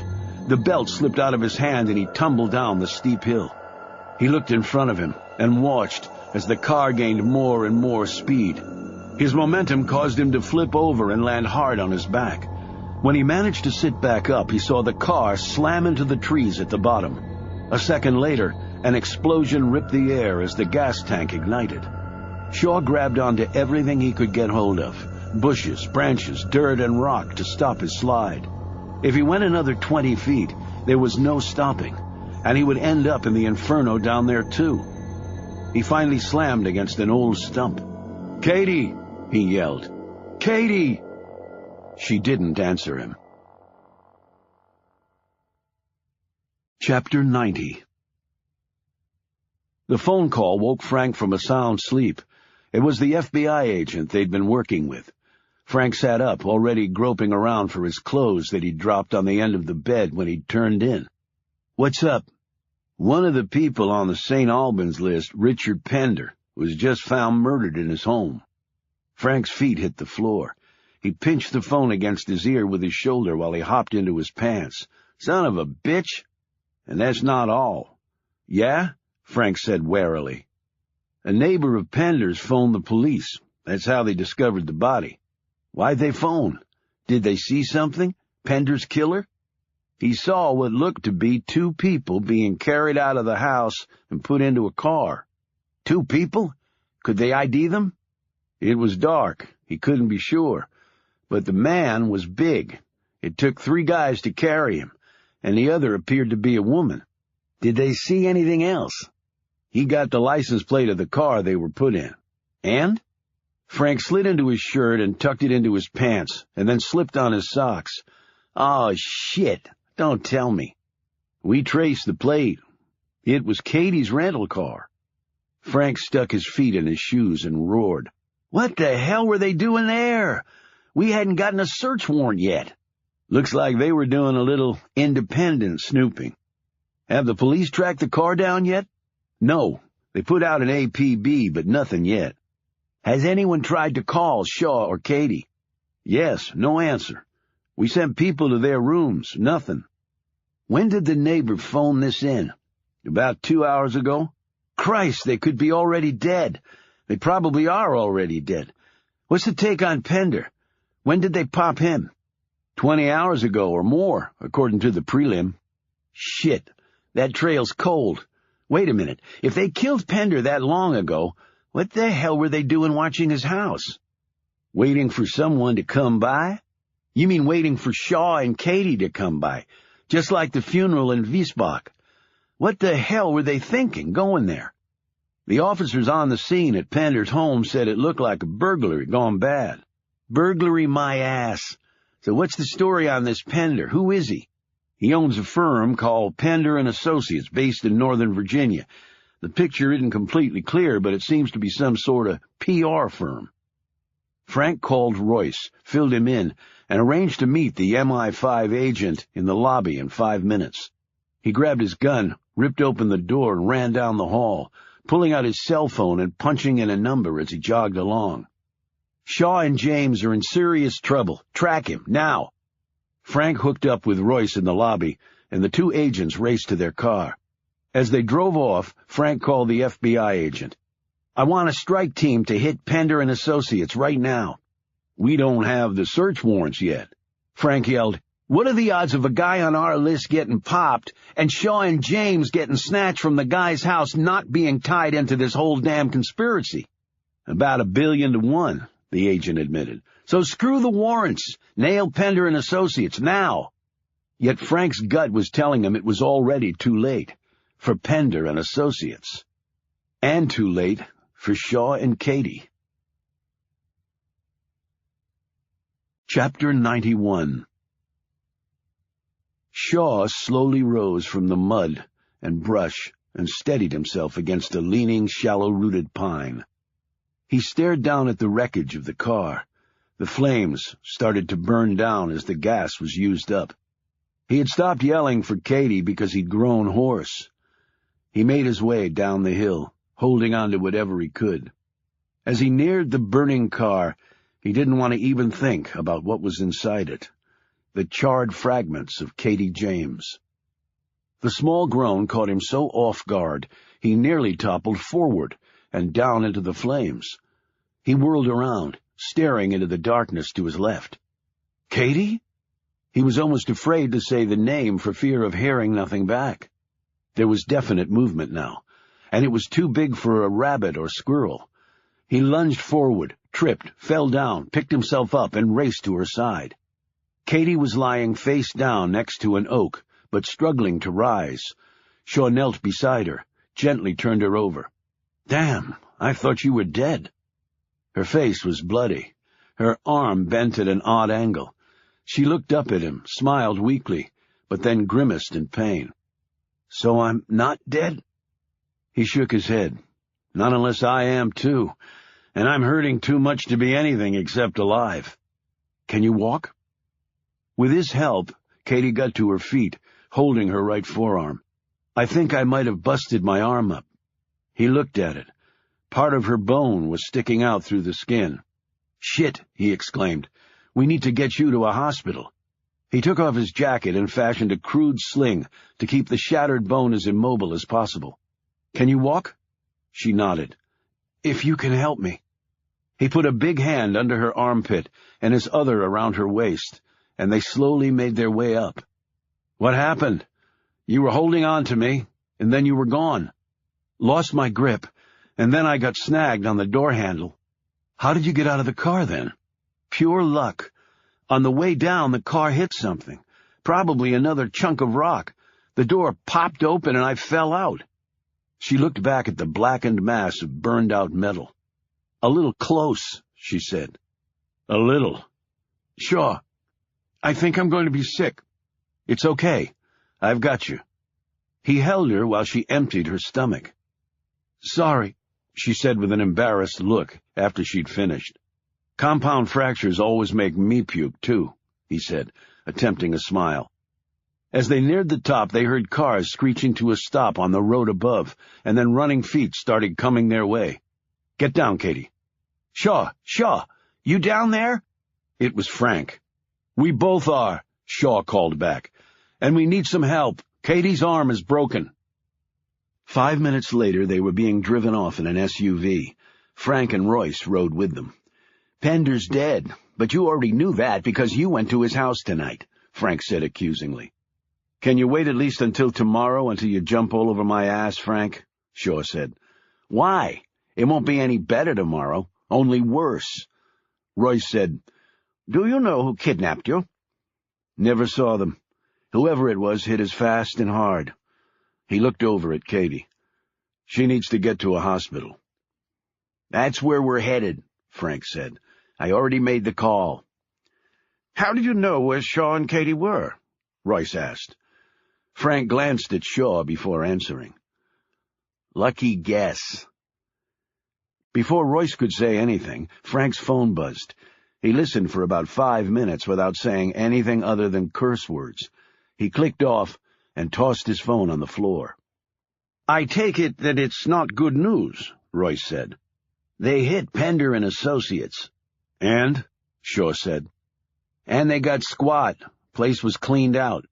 There has to be employees they can talk to." "Oh, sure. But after what happened to Pender, I doubt many of them will be real excited about talking." Royce said, "But they have to interrogate them." "They will. Only don't hold your breath." "I doubt anyone other than Pender knows the name of the third party," said Shaw. "How do you reckon that?" Royce asked. "Because he's dead," Shaw said bluntly. "What do you find out about Pender and Associates?" "FBI did a quick and dirty on them," said Frank. "They're sort of a specialized PR firm." "No, they're a lot more than that. They're a PM firm," Katie suddenly exclaimed. "That's where I knew the name." Everyone looked at her. "What the hell is a PM firm?" Frank exclaimed. "That's what we call our Prime Minister," Royce added helpfully. Katie said, "Well, this PM stands for Perception Management. It's the way to manufacture the truth on a large scale. The Department of Defense has it more precisely defined in some manual or other. The military really got into PM in a big way after the Vietnam War. There are a number of firms around the world that specialize in it. I did a story years ago on the subject, or at least tried to do a story. A few people were speculating that PM firms were behind some of what happened in Persian Gulfs 1 and 2. WMDs, embedded reporters buying the company line, stuff like that. They have all sorts of methods and devices to do it. The best PM firms have taken it to a high art. Frank snapped. So if they specialize in this crap, why didn't anyone suspect them of being behind the damn Red Menace? Most people, including a lot of government leaders, have no idea they even exist. And like I said, I tried to do a story on them, but got nowhere. There's not much information on them. They keep a low profile and don't talk in public about what they do. The firms I did manage to ferret out, including Pender and Associates, wouldn't talk to me, all shrouded in secrecy. And besides, the Russians are an easy bad guy target, Shaw noted. They're like North Korea. People will believe anything bad about them, and usually with good reason. Which is undoubtedly why they were selected, added Royce. Katie said slowly, So Pender and Associates might have also been hired to make the Chinese appear to be behind the Red Menace. You mean they killed 28 people in London and blamed that on the Russians? Shaw added fiercely. But that's crazy. Why would anyone do that? Frank said. Russia and China are just about to go to war. The rest of the world is rearming, Katie said. Okay, but who would want that? Shaw said, Countries are all of a sudden spending hundreds of billions on weapons, and that money's going somewhere. Frank scowled at him. What? You're saying defense contractors are behind this? I really doubt Northrop Grumman, Ares Corporation, or Lockheed are involved in this crap. They have boards of directors and shareholders and all that. There's no way they could keep that secret, and from what I can tell, they're all making plenty of bucks anyway. And really, Shaw, British aerospace is doing quite nicely without resorting to inspiring possible Armageddon, Royce added. Maybe it's not about money, Shaw said. What else do big companies care about? Frank countered. Shaw sat back and closed his eyes. Shaw, you better damn well answer me if you've got an idea about this. But despite Frank's blistering broadsides as they drove along, Shaw did not break his silence. At the hospital, Katie was taken into surgery. Her broken bone was put back in her arm and reset, and her forearm was placed in a cast. She stayed in the hospital overnight with Shaw sleeping next to her bed. When they got back to the hotel the next day, she went with Shaw to his room. Katie sat on the bed with a pillow propped under her injured arm, while Shaw made an impromptu snack for them from the contents of the minibar. Katie rubbed her cast. She was on pain meds, but her arm still throbbed, and her entire body ached from her wild ride in the car down that slope. As she munched on some organic chips and drank a diet soda, Katie said, Okay, Frank's not here. Do you know why Pender would be pitting Russia and China against each other, if not to make some fat defense contractors even richer? Shaw sat down in a chair and chewed on some nuts. Think about what's really been happening. She scowled at him. Death, destruction, war, the plague, or did I miss something? Anna said something to me when she first started looking into the Red Menace. What was it? She said it reminded her of something, of attempts to create a new world order, or at least an old new world order, if that makes sense. The Russians wipe out a big part of the Taliban with one strike, and tell the other Arab countries to back off or risk annihilation. Now, the Middle East is going to hell, and nobody cares because everyone's focused on Russia and China going toe-to-toe. And now the major countries are rearming for what looks to be a long-term standoff. He looked up at her. Deja vu.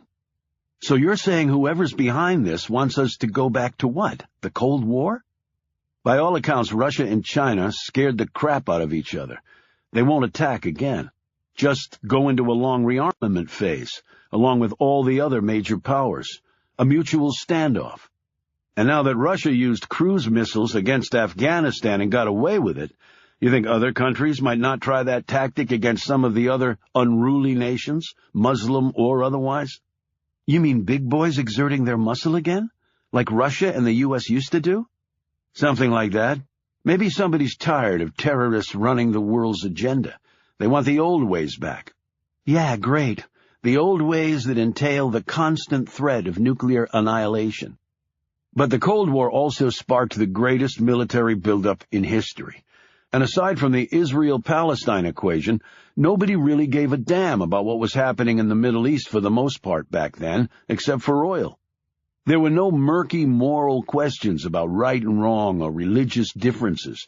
It was simply a case of clearly defined good versus evil. People didn't have to think about it.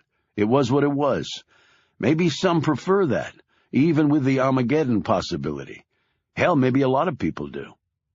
Katie finished her last potato chip.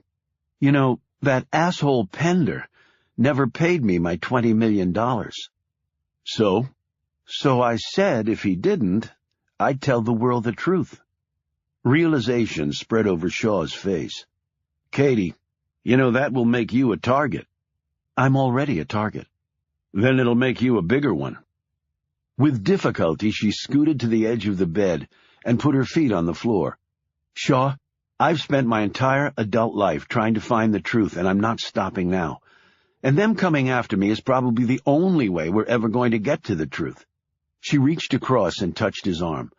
Besides, I've got you to protect me. Shaw gripped her hand. Okay, if we do this, we have to do it my way. There'll be a lot of risks, but you have to trust me. I do. I actually always have. Chapter 92. At 0 hours Universal Time, Katie James appeared on a video released on the same website as Constantine had been. It was not a coincidence. The footage had been shot by Shaw in her hotel room. Katie had returned to her natural blonde hair, though it was still spiky. She spoke clearly and firmly, using no notes. My name is Katie James, and everything I wrote in my earlier story was wrong. I told my newspaper not to publish it, but they did anyway without telling me. But I can tell you the truth now. The Chinese are not behind the Red Menace, and the Russians did not commit the London massacre. My source, Aaron Lesnick, lied. She held up her injured arm. I was almost killed by the people really responsible for all this. She paused. And who are they? A man named Richard Pender was one person behind it. He ran Pender and Associates, based in Virginia. He is, or was, a perception manager. He's dead now, killed by whoever employed him to create the truth out of lies and make the world believe it. Constantine was a lie. The tens of thousands of people we thought had been slaughtered by the Russian government was a lie. The tablet of tragedies was a lie. This was all done for one reason, to bring Russia and China to the brink of war. Why? So that the world would rearm. Who would want that? Who would possibly benefit? Well, over a dozen governments, including Russia, China, the U.S., England, France, and Japan, have recently placed orders for trillions of dollars in weapons with a number of defense contractors because of the events put in motion by the Red Menace. Someone is trying to create a new Cold War where we all live in fear of annihilation. But that's not going to happen because we won't let it. So whoever is behind all this, here's a little message from me. She paused. The real truth will come out. And trust me, you won't like it when it does. Along with Katie's statements on the video, leaks were made to all major news sources about Pender's involvement and subsequent murder, with details designed to make her fellow journalists do all they could to find out the truth. A list of defense contractors benefiting from the new rearmament fervor was posted on the Internet. Details of how it was discovered that Lesnick was lying and his murder were released to 24 major blogger sites. To say these facts spread like a California wildfire would have been a bit of an understatement. The global reaction was swift.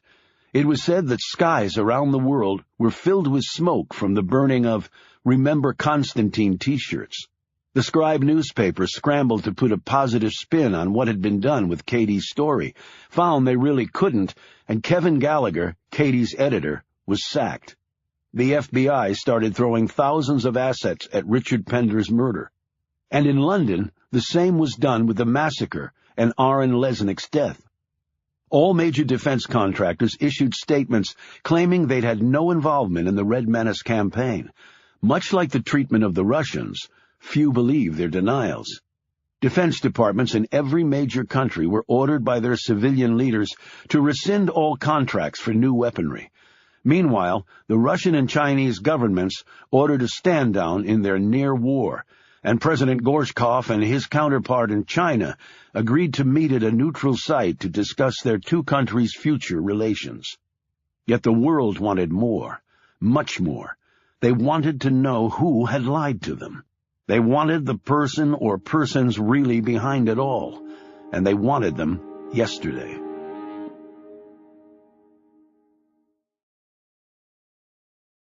Chapter 93. Nicholas Creel sat all alone in his sumptuous conference room on the Shiloh. He'd heard from his executive teams at Ares, and the news was all bad. The contracts had been suspended, every last one of them. There went several $1 trillion straight to oblivion. The idiot woman had guaranteed that the world would remain stranded in a hellish quagmire, where the weak and maniacal ruled the powerful and civilized. And she was anointed as a savior? Was he, Nicholas Creel, the only one who could see the truth? Under his vision, the world would be a far safer place. Now all that was ruined, and she had cost him his PM Maestro. Pender could be replaced, but Creel knew he would never find anyone as good. Because of Katie James, a legion of investigators would be delving into every detail of the origin of the Red Menace. And despite Creel's great pains to keep his involvement unknown, someone might get lucky enough to follow the trail to his doorstep. He would never go to prison, of course. The rich and powerful almost never did, despite whatever crimes they might have committed. His lawyers were too accomplished, his purse too deep, his reputation too good. He had built elaborate safeguards into the plan as part of his exit strategy in the case of a disaster, and his men had destroyed every single scrap of evidence at Pender's office. There was no direct proof anywhere. His fingerprints were on nothing. Pender was dead. No one else knew of his involvement except for a very few who had just as much to lose as he did. No, it was not fear of prosecution that was crushing him now. It was the taste of a terrible injustice done to him. Instead of his triumph, instead of the world being put back into its natural balance, the earth was resonating with one name, Katie James. James had saved the world, people were saying. James had righted a great wrong. The woman was a true hero. Yet the only thing James really had done was screw him, Creel concluded, and emasculated the part of the world that really counted. And for that, she would have to pay. He was not a man who held grudges, at least not for very long. He was far too impatient when it came to that. The offending person must be dealt with quickly. Revenge was not best eaten cold. It was a dish that needed to be served with hatred still blazing hot. He picked up his phone. He might not be getting his beloved Cold War back, but there would be more casualties, starting with one in particular. He said into the phone, "I don't care if you have to take out an entire city with a dirty bomb. Either you bring me the lady within 48 hours, or our arrangement is ended permanently. And so are you." Nicholas Creel left his beloved Shiloh and boarded a launch headed to shore. He spent the next several hours visiting with Italian officials regarding the construction of the new orphanage. After that, he prayed in the chapel, the Mother Superior by his side. That evening he had dinner at a local restaurant and shared a bottle of Chianti with the mayor and his wife, trying to forget, at least for a few hours, the complete disintegration of his vision for the world. Before returning to his yacht, Creel visited the construction site. He stood looking down into a pit that had been excavated a few days before. Very soon they would pour the foundation here. Hundreds of thousands of cubic yards of concrete would flow into this hole. The place would stand for a century, providing a worthy roof for many orphans. But the foundation would not be poured until Creel gave the order, and he wasn't going to do it just yet. He had something very special he wanted to bless this place with, a gift that would lie here for all eternity. He rowed the launch back to the Shiloh and counted down the minutes until Katie James's death. It wouldn't make everything all right, of course. For now, though, it would have to be enough. Chapter 94. Frank and Royce burst into the room where Katie was being kept under the watchful eye of 2 FBI vets. Frank said, "We just got another credible bomb threat. They must have found out where she was. There's an SUV waiting in front." They hustled down the stairs. Royce pushed Katie into the SUV and then called out to Frank. "This is the 3rd damn time. We better bloody well get her out of the country, Frank." "I'm on it. Where do you want me to take her this time?" "Location 4. I'll meet you there in 20 minutes. Royce nodded, shook his head wearily, and climbed into the seat next to Katie. "Here we go again," he said kindly. "Sorry, Katie." The driver sped off, and the man next to him, big and burly, turned to face her, a large gun in hand. Caesar smiled and said, "Glad to have you with us, Ms. James." Katie looked startled, but then something jabbed her in the arm. She looked down at the syringe sticking out of her, and then at Royce, who was pushing the plunger all the way down. As the meds hit her bloodstream, Katie slumped over in the seat. Royce pulled the needle out and nodded at Caesar. Caesar said, "Bugs?" Royce expertly searched Katie for surveillance devices and shook his head. Caesar handed Royce a battery-operated saw, which he used to cut off Katie's cast. Royce checked it over minutely and shook his head again. The truck slowed to a stop. Royce got out and tossed the split cast into a passing garbage truck. He climbed back in. "If the cast is bugged, they'll be on a jolly nice detour now. Hit it." The driver punched the gas, and the Suburban shot forward, hung a left, and was gone. 8 hours later, the private plane touched down on a remote airfield in Italy. A truck pulled up next to the aircraft, and a box was loaded into it from the plane. Several men got in the truck, and it rolled off. An hour after that, it arrived at the Italian seaside, the Mediterranean moodily aglow under a setting sun. A launch carried the box, Caesar, Royce, and several other men out to the Shiloh. The crew had been given the evening off. Only the captain remained on board and was sequestered on the upper bridge. Special visitors of a sensitive nature had been the only explanation given to the man. He didn't ask for another. Nicholas Creel was sitting in the ship's library surrounded by first-edition books he'd purchased over the years, and unlike some collectors, he'd actually read them. When the door opened and the box was brought in, he didn't smile. He actually felt as though he would never smile again. He nodded at Royce. "Good work. I never had any doubts your association would pay off for me." "Pleasure, Mr. Creel. MI5 never saw my potential, and certainly never paid me fairly for it." Creel looked at Caesar. "Shall we let the illustrious Ms. James join us?" The big man opened the box and lifted Katie out. She was just coming to. Caesar laid her on a table. The men stood there until she sat up and looked around. "Welcome, Katie," Creel said. "I may call you Katie. I feel like I know you so well, even though we've never even met." Katie slipped off the table and dropped into a chair. She rubbed her head and grimaced as she clutched her arm. "Where the hell's my cast?" Royce said, "We thought it best to remove it. GPS devices can be embedded in such things." "It was just a damn cast, you idiot." Katie held up her arm where the break in the skin was clearly visible. "So you say." She turned her attention back to Creel. "But I do know you," she said. "Nicholas Creel. Any journalist worth her salt would know you." "I'm flattered, yet you don't seem altogether surprised. Once I thought out a few things, the list of suspects narrowed considerably." She glanced at Royce. His involvement I didn't figure on, though. Creel did smile now. "Of course not, but one must always have a safety valve, an inside source, and Mr. Royce shares my view of how the world should be, a view that you have now effectively destroyed.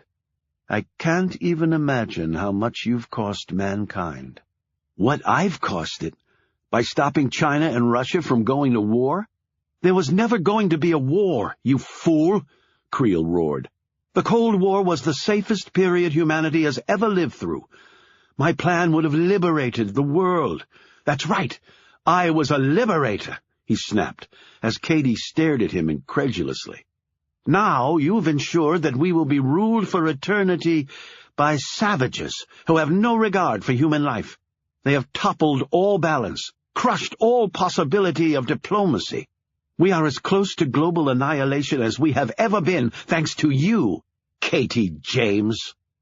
He said her name as though it was the most repellent two words that had ever passed his lips.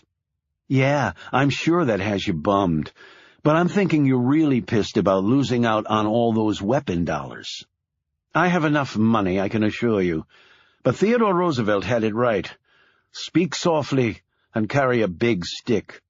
America's greatest presidents knew that military power was the key to everything. Everything. Yeah, war is great, isn't it? You built your career covering them, so you have no room to complain. Glory always goes to the victor. I didn't cover them by choice, and my reporting showed the horror of wars. I never found any glory in it. You obviously didn't look hard enough. Political history is defined by such confrontations. Didn't some famous general say it's a good thing war is so terrible, or we'd grow too fond of it?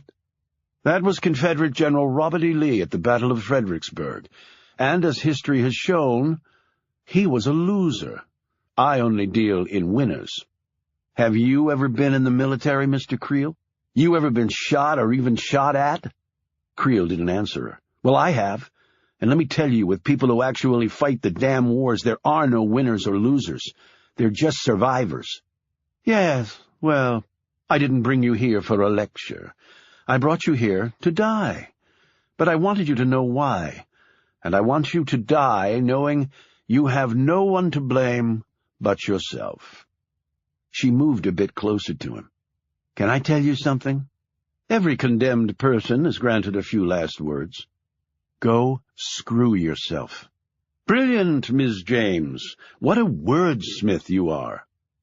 The door opened and one of his men came in. "You have a visitor, Mr. Creel." His voice sank lower. After he listened to him, Creel said, "Get her off the ship right now." The man said, "Sir, she mentioned something about seeing some computer files in your office." Creel's eyes widened a bit. "I see. All right, I'll come out." Out in the hall, Creel's wife was standing in high heels and a short skirt. Two of Creel's men stood next to her.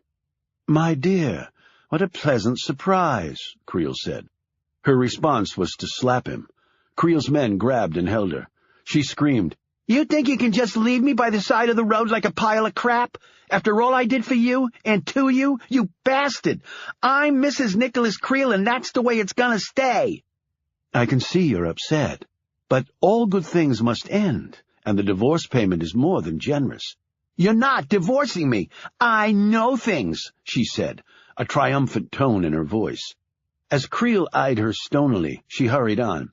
"I know you think I'm just some dumb shit, but do you remember I told you I liked your office? Well, it wasn't for the reason you think.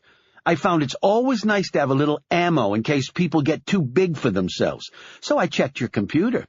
You know, Nick, when you divorced your last wife, you should have stopped using her name as your freaking password. And from what I saw, you've been a really bad boy." "Well," Creel began pleasantly, "that does put a whole new spin on the matter. Come with me and we'll talk this out." He looked at his men. Send her launch back in. She won't be needing it. She's staying with me." Miss Hardy pulled away from the pair and sauntered after her husband. When they entered the room and Creel shut the door behind them, Miss Hardy slowly looked around at the men in the room, and then her gaze fell on Katie. "I know you. You're Katie James." Creel stared in mock sadness at Miss Hardy. "I'm afraid your timing could not have been worse, my dear. And by the way, you coming out here all alone and telling me what you know shows that you are indeed a dumb shit." He glanced at Royce and nodded. Royce pulled out his gun and fired a bullet right into Hardy's brain. The dead woman toppled forward onto the table, slipped off, and crashed to the floor. The phone buzzed. It was the captain. A boat was approaching the yacht. "Who is it?" "Looks to be the Italian police, sir. One of the boats patrolling the Shiloh's perimeter." Creel looked at Caesar. "Drug, James. There's a body bag in the engine room. Put her in it, and then take her and that," he pointed to his dead wife, "to the sub, quickly." Royce held his struggling Katie down as Caesar stuck a needle in her. She fell limp again. As the men dashed off with Katie and the murdered woman, Creel adjusted his jacket and went calmly above deck to greet his visitors. Chapter 95. Shaw emerged from the water after ditching his propulsion scooter and diving mask with a small oxygen tank built in, and scaled the port side of the Shiloh using magnetized grips against the steel hull. Even with the aid of the grips, it was tough going with his injured arm. He'd had a cortisone injection there because he knew things were probably going to get violent, but the limb was still weak. He looked at the transmitter device strapped to his wrist. Katie was on board, somewhere in the bowels of the massive 5-story high ship. Once Katie had been kidnapped, Shaw's plan swung into action. They'd tracked her by satellite, followed the private jet here, and seen the launch heading out to the ship. Frank had been prepared for everything, and had the necessary equipment flown over with them for Shaw to break into virtually anything. They'd agreed that he would go in first, and then call them in at the critical time. The Shiloh undoubtedly had first-class electronic security systems, which was why Shaw was wearing a jammer device around his middle. It would make him invisible to virtually anything the ship could throw at him. Of utmost concern was Katie's survival. While she could have been killed at any time along the way, they'd concluded that whoever wanted her would want to do a face-to-face, which was the only way they could nail the person anyway. It was incredibly risky, and yet Katie had never wavered from it, though they'd given her ample chances. His admiration for the woman's courage had never been higher. Now he just needed to get both of them out of here in one piece. He took a gun from his waterproof bag, saw a door, and slipped through it. A minute later, the police boat pulled up to the yacht. Nicholas Creel graciously welcomed the uniformed officer onto the deck and spoke with him in the man's native tongue. The officer seemed embarrassed, apologetic to be bothering the rich man. Creel offered him a glass of wine and asked him how he could help. The policeman said that it had been reported to them from shore that a very angry woman had boarded a launch to come out to the yacht.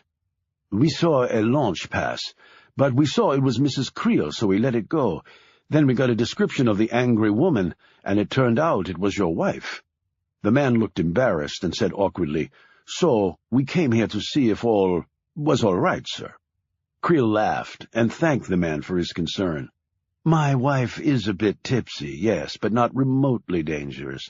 In fact, I can say without reservation that she will never harm anyone." "You are sure?" "Quite. I'm only sorry you had to come all this way for nothing." "No trouble at all, Mr. Creel." As the man stepped back onto his boat, Creel gave him a little salute. Shaw made his way down into the bowels of the ship, and was surprised he didn't run into anyone along the way. The absence of crew didn't make him feel better, only more paranoid that he was being set up. The caution paid off because he hesitated for a split second before rounding a corner. An armed man walked past, and a second later collapsed to the floor with a cracked skull. Shaw kept moving, eyeing the tracker on his wrist. He was getting closer to Katie, but the transmitter couldn't tell him if she was still alive. A pang of guilt hit him squarely in the chest. He never should have asked her to do this, even if she wanted to. There were so many ways for it to all go wrong.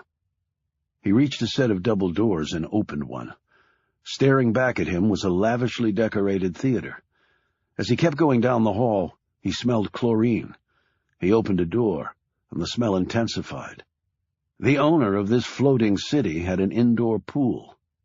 He felt the presence before he saw the person. Shaw and the man collided, and the impact sent them both into the water. One of the man's arms encircled Shaw's neck. He grabbed his attacker's hand, and his finger was nicked by the knife the man was holding. Shaw bent the fellow's wrist back, breaking it. He seized the knife, swung it around, and felt it sink into the man's side. The grip around his neck loosened. Shaw made another stab to the man's chest and kicked free.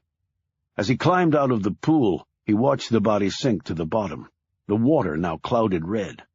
Fortunately, he'd lost his gun before he'd gone into the pool.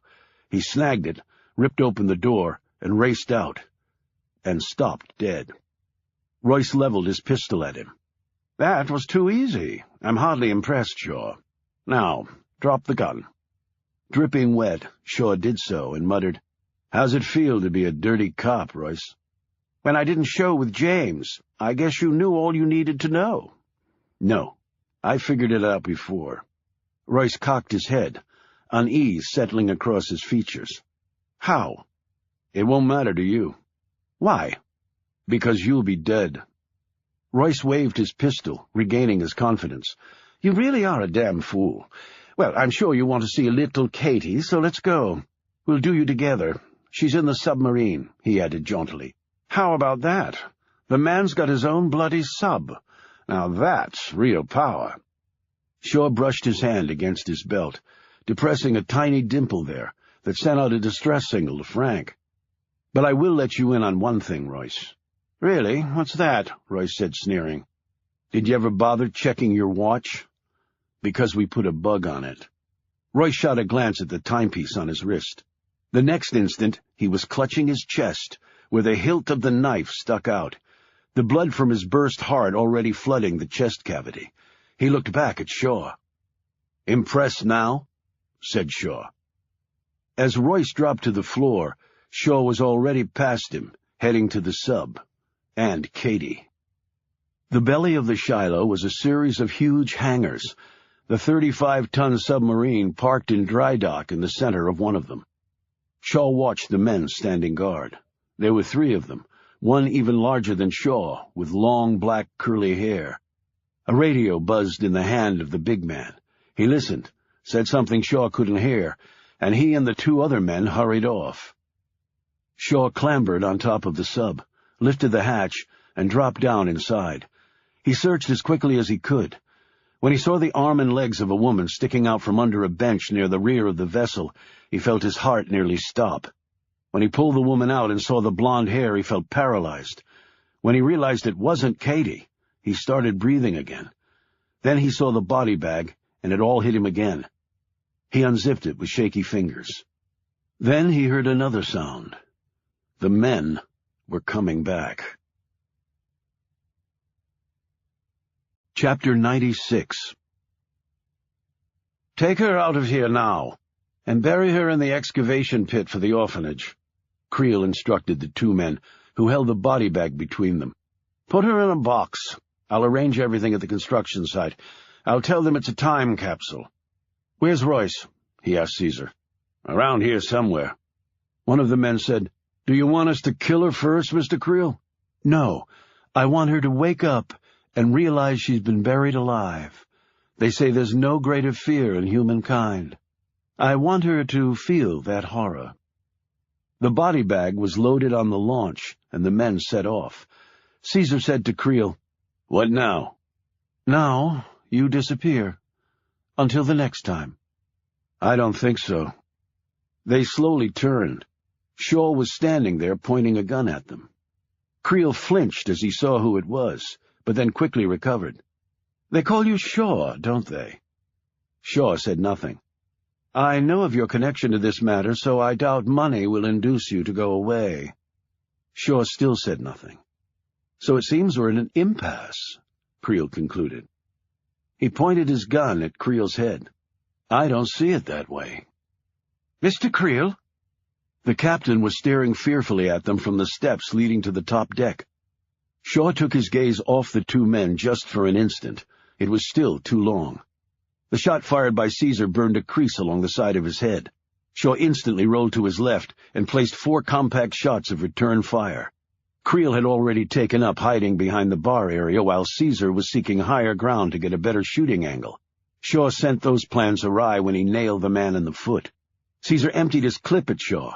A moment later, while Shaw was lining up his killing shot, his gun jammed. Caesar dragged himself up the stairs with Shaw right behind. The two giants squared off on the top deck. After a few jabs to test the other's defenses, Caesar landed a shot to Shaw's injured but numbed arm and got a blow to the gut for his troubles. He next tried a headlong charge, and his superior weight carried Shaw off his feet, and the two men flew against the bridge console. Caesar grabbed hold of Shaw's shirt, nearly ripping it off. Shaw tried to take out the man's legs, but Caesar, showing considerable agility for a man his size, and despite the wound in his foot, jumped out of reach and then attacked. He gripped Shaw around the neck and started to squeeze. Shaw got a hand in under Caesar's chin and tried to lever his head back, but Caesar ducked under Shaw's grasp, spun behind him, and got him in a chokehold. Shaw tried to break Caesar's grip, but quickly realized that even if he'd been at full strength, Caesar was too powerful. His eyes started to bulge out, and his knees buckled. Caesar, obviously sensing victory, said, "First your lady, and now you. Nice little pair. She died without making a sound when I pumped around in her brain." He tightened his grip. "And I can see the same silent exit for you, asshole." At the man's words, Shaw's mind went entirely blank. And then with a scream, he broke Caesar's grip from around his throat. He bent the man's arm back so far and with such violence that he wrenched it completely from its socket. "You?" Shaw said. Caesar dropped to his knees, vomiting from the pain. Shaw smashed him in the face with one of his size 14s, toppling the man onto his back. "R?" A knife flashed in Caesar's good hand, but only for a second, before Shaw tore it free with a strength born of rage. He plunged the blade straight into the man's gut, and then slowly walked it up Caesar's torso, cleaving flesh and bone along the root until he stopped at the man's throat. Caesar was just about to die when Shaw pulled his pistol, cleared the jam, cycled in a fresh round, took aim, and fired it into the man's forehead. "Dead," Shaw finished. Chapter 97. A large chopper circled the Shiloh. Over a PA system, a man's voice said, "FBI, we are boarding this ship. This is the FBI. We are boarding this ship." 100 meters away, the Italian police boat was skimming toward the ship. As the chopper landed on the helipad and the police boat tied up to the yacht, Nicholas Creel stood imperturbably in the middle of it all. The FBI and Frank wanted to arrest Creel on the spot. The Italian police insisted that this could not be done. They spent the next 20 minutes arguing, with neither side making any inroads. "Mr. Creel is in Italian waters." "And what does the FBI want with me anyway?" Creel said innocently. "It can't be tax evasion. I'm not a U.S. citizen." Frank piped up, "Tax evasion? How about creating global mayhem? How does that grab you, asshole?" Creel turned to the Italian police captain. "I have no idea what this man is raving about. They've invaded my yacht. Guns have been fired. Some of my men have been injured and even killed, I believe. I'm the one who should be pressing charges. You were just out here, officer. Did you see anything amiss?" The policeman glowered at Frank. "Nothing at all, Mr. Creel, and now I will escort these men to shore." "I'll be along to press charges against them." "We're not going anywhere," an FBI agent said. "We have the full power of the United States behind us."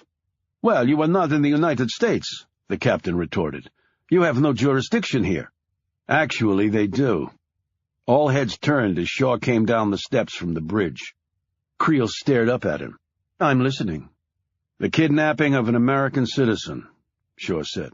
"Who?" snapped the Italian police officer. "Katie James," Frank bellowed. "I suppose you've heard of her. Katie James." "She is here? You are saying this?" the officer exclaimed. "She is not here," Creel said smugly. "Really?" They all turned again as Katie stepped onto the deck. Now Creel paled, and he looked out to the water in bewilderment. "Your guys took the woman who was killed, I guess your wife, in the body bag after Shaw made the switch," Katie said. "They didn't bother to check that it was me in there. We were about the same size and weight." The Italian policeman looked at Creel. "Your wife is dead?" "Of course she isn't. Search the boat if you want. She's not here. I had her taken back to town." "And then how did Katie get here?" Frank said. "Same as he did," Creel said, pointing at Shaw. "Obviously they're trespassing." Katie held up her broken arm. "The tracking device wasn't in the cast, it was in me." She pointed to the wound in her arm. "They cut me open at the same spot as my compound fracture to put the transmitter inside me." She looked over at Shaw. "It was a technique I recently became acquainted with." "That is how we followed her here," the FBI agent said. "And then we got a distress call from Shaw and came charging in." "I am confused," the Italian police captain said. "What is this all about?" "This man," Katie started to say before Creel interrupted. "She's been making these outlandish accusations on the Internet. Now I suppose she's going to say that I'm some criminal mastermind, officer, which is absolutely preposterous." "He kidnapped me," Katie said. "And I'm saying I didn't. It's your word against mine. Hardly the stuff of a successful prosecution." "Mr. Creel is building an orphanage in our town," the Italian said.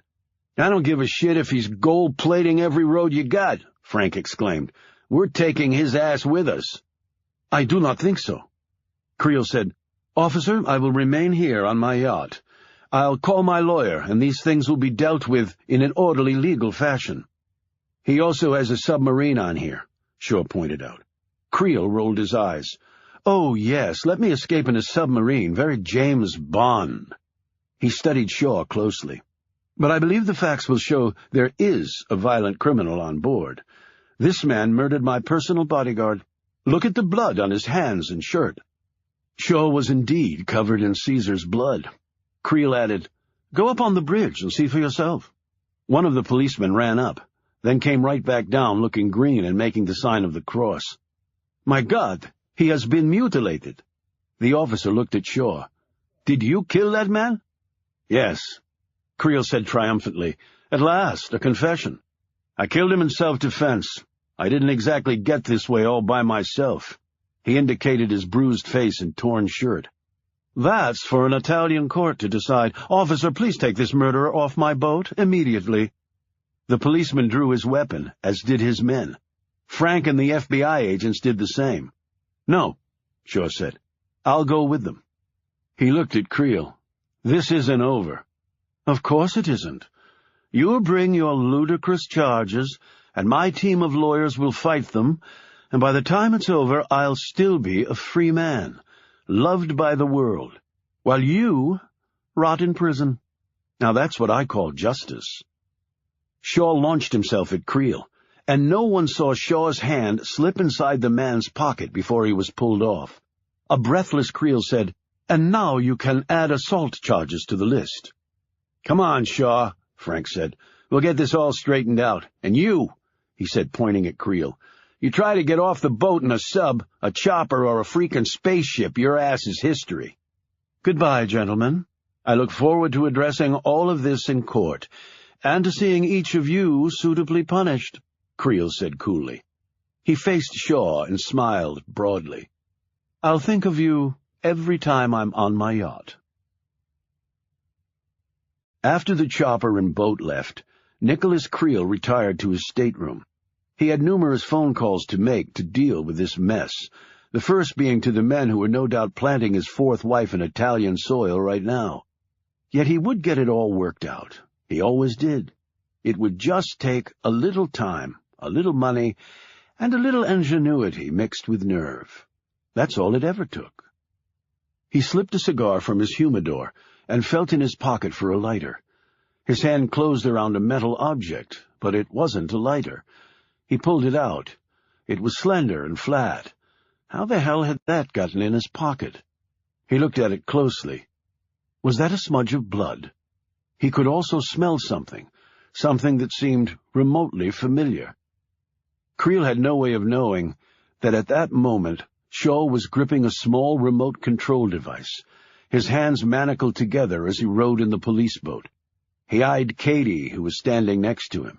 She looked at him, more specifically at his torn shirt. Only Katie seemed to have noticed that the stitches Leona Bottaroma, the tour guide/retired gifted surgeon from Dublin, had sewn over Shaw's arm wound were missing. Then Katie eyed the small device in his hand before glancing up at him. As their gazes locked, Shaw started to say something, but Katie shook her head. "There's no need, Shaw. You do what you have to do." She squeezed his hand and looked away. While the FBI chopper soared over them, Shaw looked out to sea where the large steel floating footprint of the Shiloh sat like a great overstuffed whale on its back. Yet he wasn't thinking about billionaires' water toys bought with death money, nor did he dwell on PM masters like the deceased Pender. Neither was he focused on going to an Italian jail for killing Caesar, and right now not even the truth concerned him all that much. Against the dark sky, he thought he could see Anna's face staring at him, perhaps beckoning to him. He wasn't sure. They were just two people trying to love one another in a world that didn't always allow that to happen. They had been caught up in a nightmare, not of their making, and Shaw was so enraged by it all, so paralyzed by a loss that he would never be able to fully understand or overcome, that it was all he could do to merely press the button on the tiny remote he was holding. But staring at Anna's imagined face in the sky, he found the strength. When he was done, he tossed it over the side, where it disappeared into the water, leaving barely a ripple. The effects elsewhere would be far more lasting. In his stateroom, Creel felt the metal object growing warm. It was the last thing he would ever notice. When he heard the screams and smelled the smoke, the captain raced down the stairs and entered the stateroom. Yet by the time he got there, the spot where Creel had been sitting was now only a blackened mass of ash and bone lying on the floor. Later examination would show that it was the remains of the man, even if it no longer resembled a human being. The captain would later testify that Creel had been completely alone when he died, and thus no one would ever be able to explain exactly what had happened, or why Nicholas Creel had apparently committed suicide using a highly lethal, phosphorus-based incendiary device. Chapter 98. Operating on a tip, the local police discovered the body of Mrs. Creel in a freshly dug hole at the bottom of the excavation pit the next morning. A few minutes after that, Shaw was released from an Italian jail. He walked out a free man, with a fresh shirt on and his arm wound stitched up nicely, courtesy of a local doctor called to the prison. It would take a long time to uncover, catalog, and dissect what had happened with the Red Menace, Nicholas Creel, and Pender and Associates. But regardless, that truth could never be told to the public, decided the powers that be, including the United States, Russia, and China. Every scrap of information unearthed about Nicholas Creel's grand plot was immediately classified and buried forever. It might seem amazing that this was possible, but it was also true that such burials happen all the time, all over the world. Katie, Shaw, and Frank, among others privy to the details, were sworn to secrecy for the rest of their lives. Katie had not taken this directive well. Why keep it a secret, so we can make the same mistake again? She was told that if the world learned how close it had come to Armageddon, and how governments around the globe had been deceived, it would cause people to lose faith in their leaders. Well, maybe people should, Katie had shot back. Yet when the President of the United States himself pleaded his case and appealed to her sense of patriotism, Katie had finally relented. But she had issued a caveat. Next time, Why don't you people think about these things before rushing to judgment? How's that for a strategy? Eventually the world shrugged off this near cataclysmic event and moved on, as it always seemed to do. It might not have been as safe as it was during the Cold War, yet at least it wasn't a mere perception of security built on lies. Shaw, Katie, and Frank traveled to London, where there was a memorial service for the victims of the London massacre. Anna's parents were in attendance, but Shaw kept his distance from them. Being attacked by Wolfgang Fischer in a grand London cathedral was not how he wanted to memorialize Anna. He did travel once more to Wiesbach to visit Anna's grave. On the second day he was there, and unknown to him, Katie and Frank arrived in the small town and knocked on the door of the Fischers' home. Wolfgang, looking very old and tired, answered. Katie said, "I'm Katie James. This is Frank Wells." Wolfgang looked at them suspiciously. "What is it you want here?" Frank said nervously, "I need to set the record straight, so to speak. About Shaw." "I do not need the record set straight with that man," Wolfgang said, his face flushing. "Yeah, I think you do," Katie said firmly. "Why is that?" "Because he deserves it. He deserves the truth, and you need to do it for Anna." "For Anna? What do you mean?" "Your daughter was brilliant and beautiful and accomplished, and also head over heels in love with that man, and you need to understand why." "Let them come in, Wolfgang." They all looked at Natasha, who was standing behind her husband. "Let them come in and we listen. She is right. We must do this for Anna." Frank and Katie swept past Wolfgang, and for the next couple of hours the four of them discussed what had really happened. "My God," Wolfgang explained when it was over. "I would like to see Shaw. Tell him. He looked helplessly at his wife. "Tell him how we feel. That it is different now. How we feel," Natasha finished for him. "Yes," said Wolfgang. "Different." Katie said, "Get your coats." Chapter 99. Shaw sat on the ground next to Anna's grave. The leaves were just starting to turn and the wind had a bite. It felt good to be here, as though she was still alive. Her presence seemed very real. He believed he could stay here forever. He heard them approaching long before he could see anyone. He rose and stared as the group came into view, Wolfgang leading the way. Shaw started to furtively back away from Anna's grave until he focused on Katie and Frank. Then he stopped, unsure of exactly what was going on or what he should do. Wolfgang walked directly up to Shaw. "These people," he motioned to Katie and Frank, "they have told us things about what happened." "They have told us the truth, Shaw," Natasha said, taking his hand in hers, "and we are sorry for how we treated you." "Yes, so very sorry," Wolfgang added with a guilty glance at him. Shaw looked sharply at Katie and Frank. Frank didn't meet his gaze, but kept his eyes pointed at the ground. Katie just gave him an encouraging smile. Wolfgang slipped his arms around Shaw and hugged him, while Natasha embraced both men. Soon tears were slipping down the Fischers' cheeks. Even Shaw's eyes moistened, and his lips quivered from time to time, as the three stood around Anna's final resting place with their arms interlocked, quietly talking.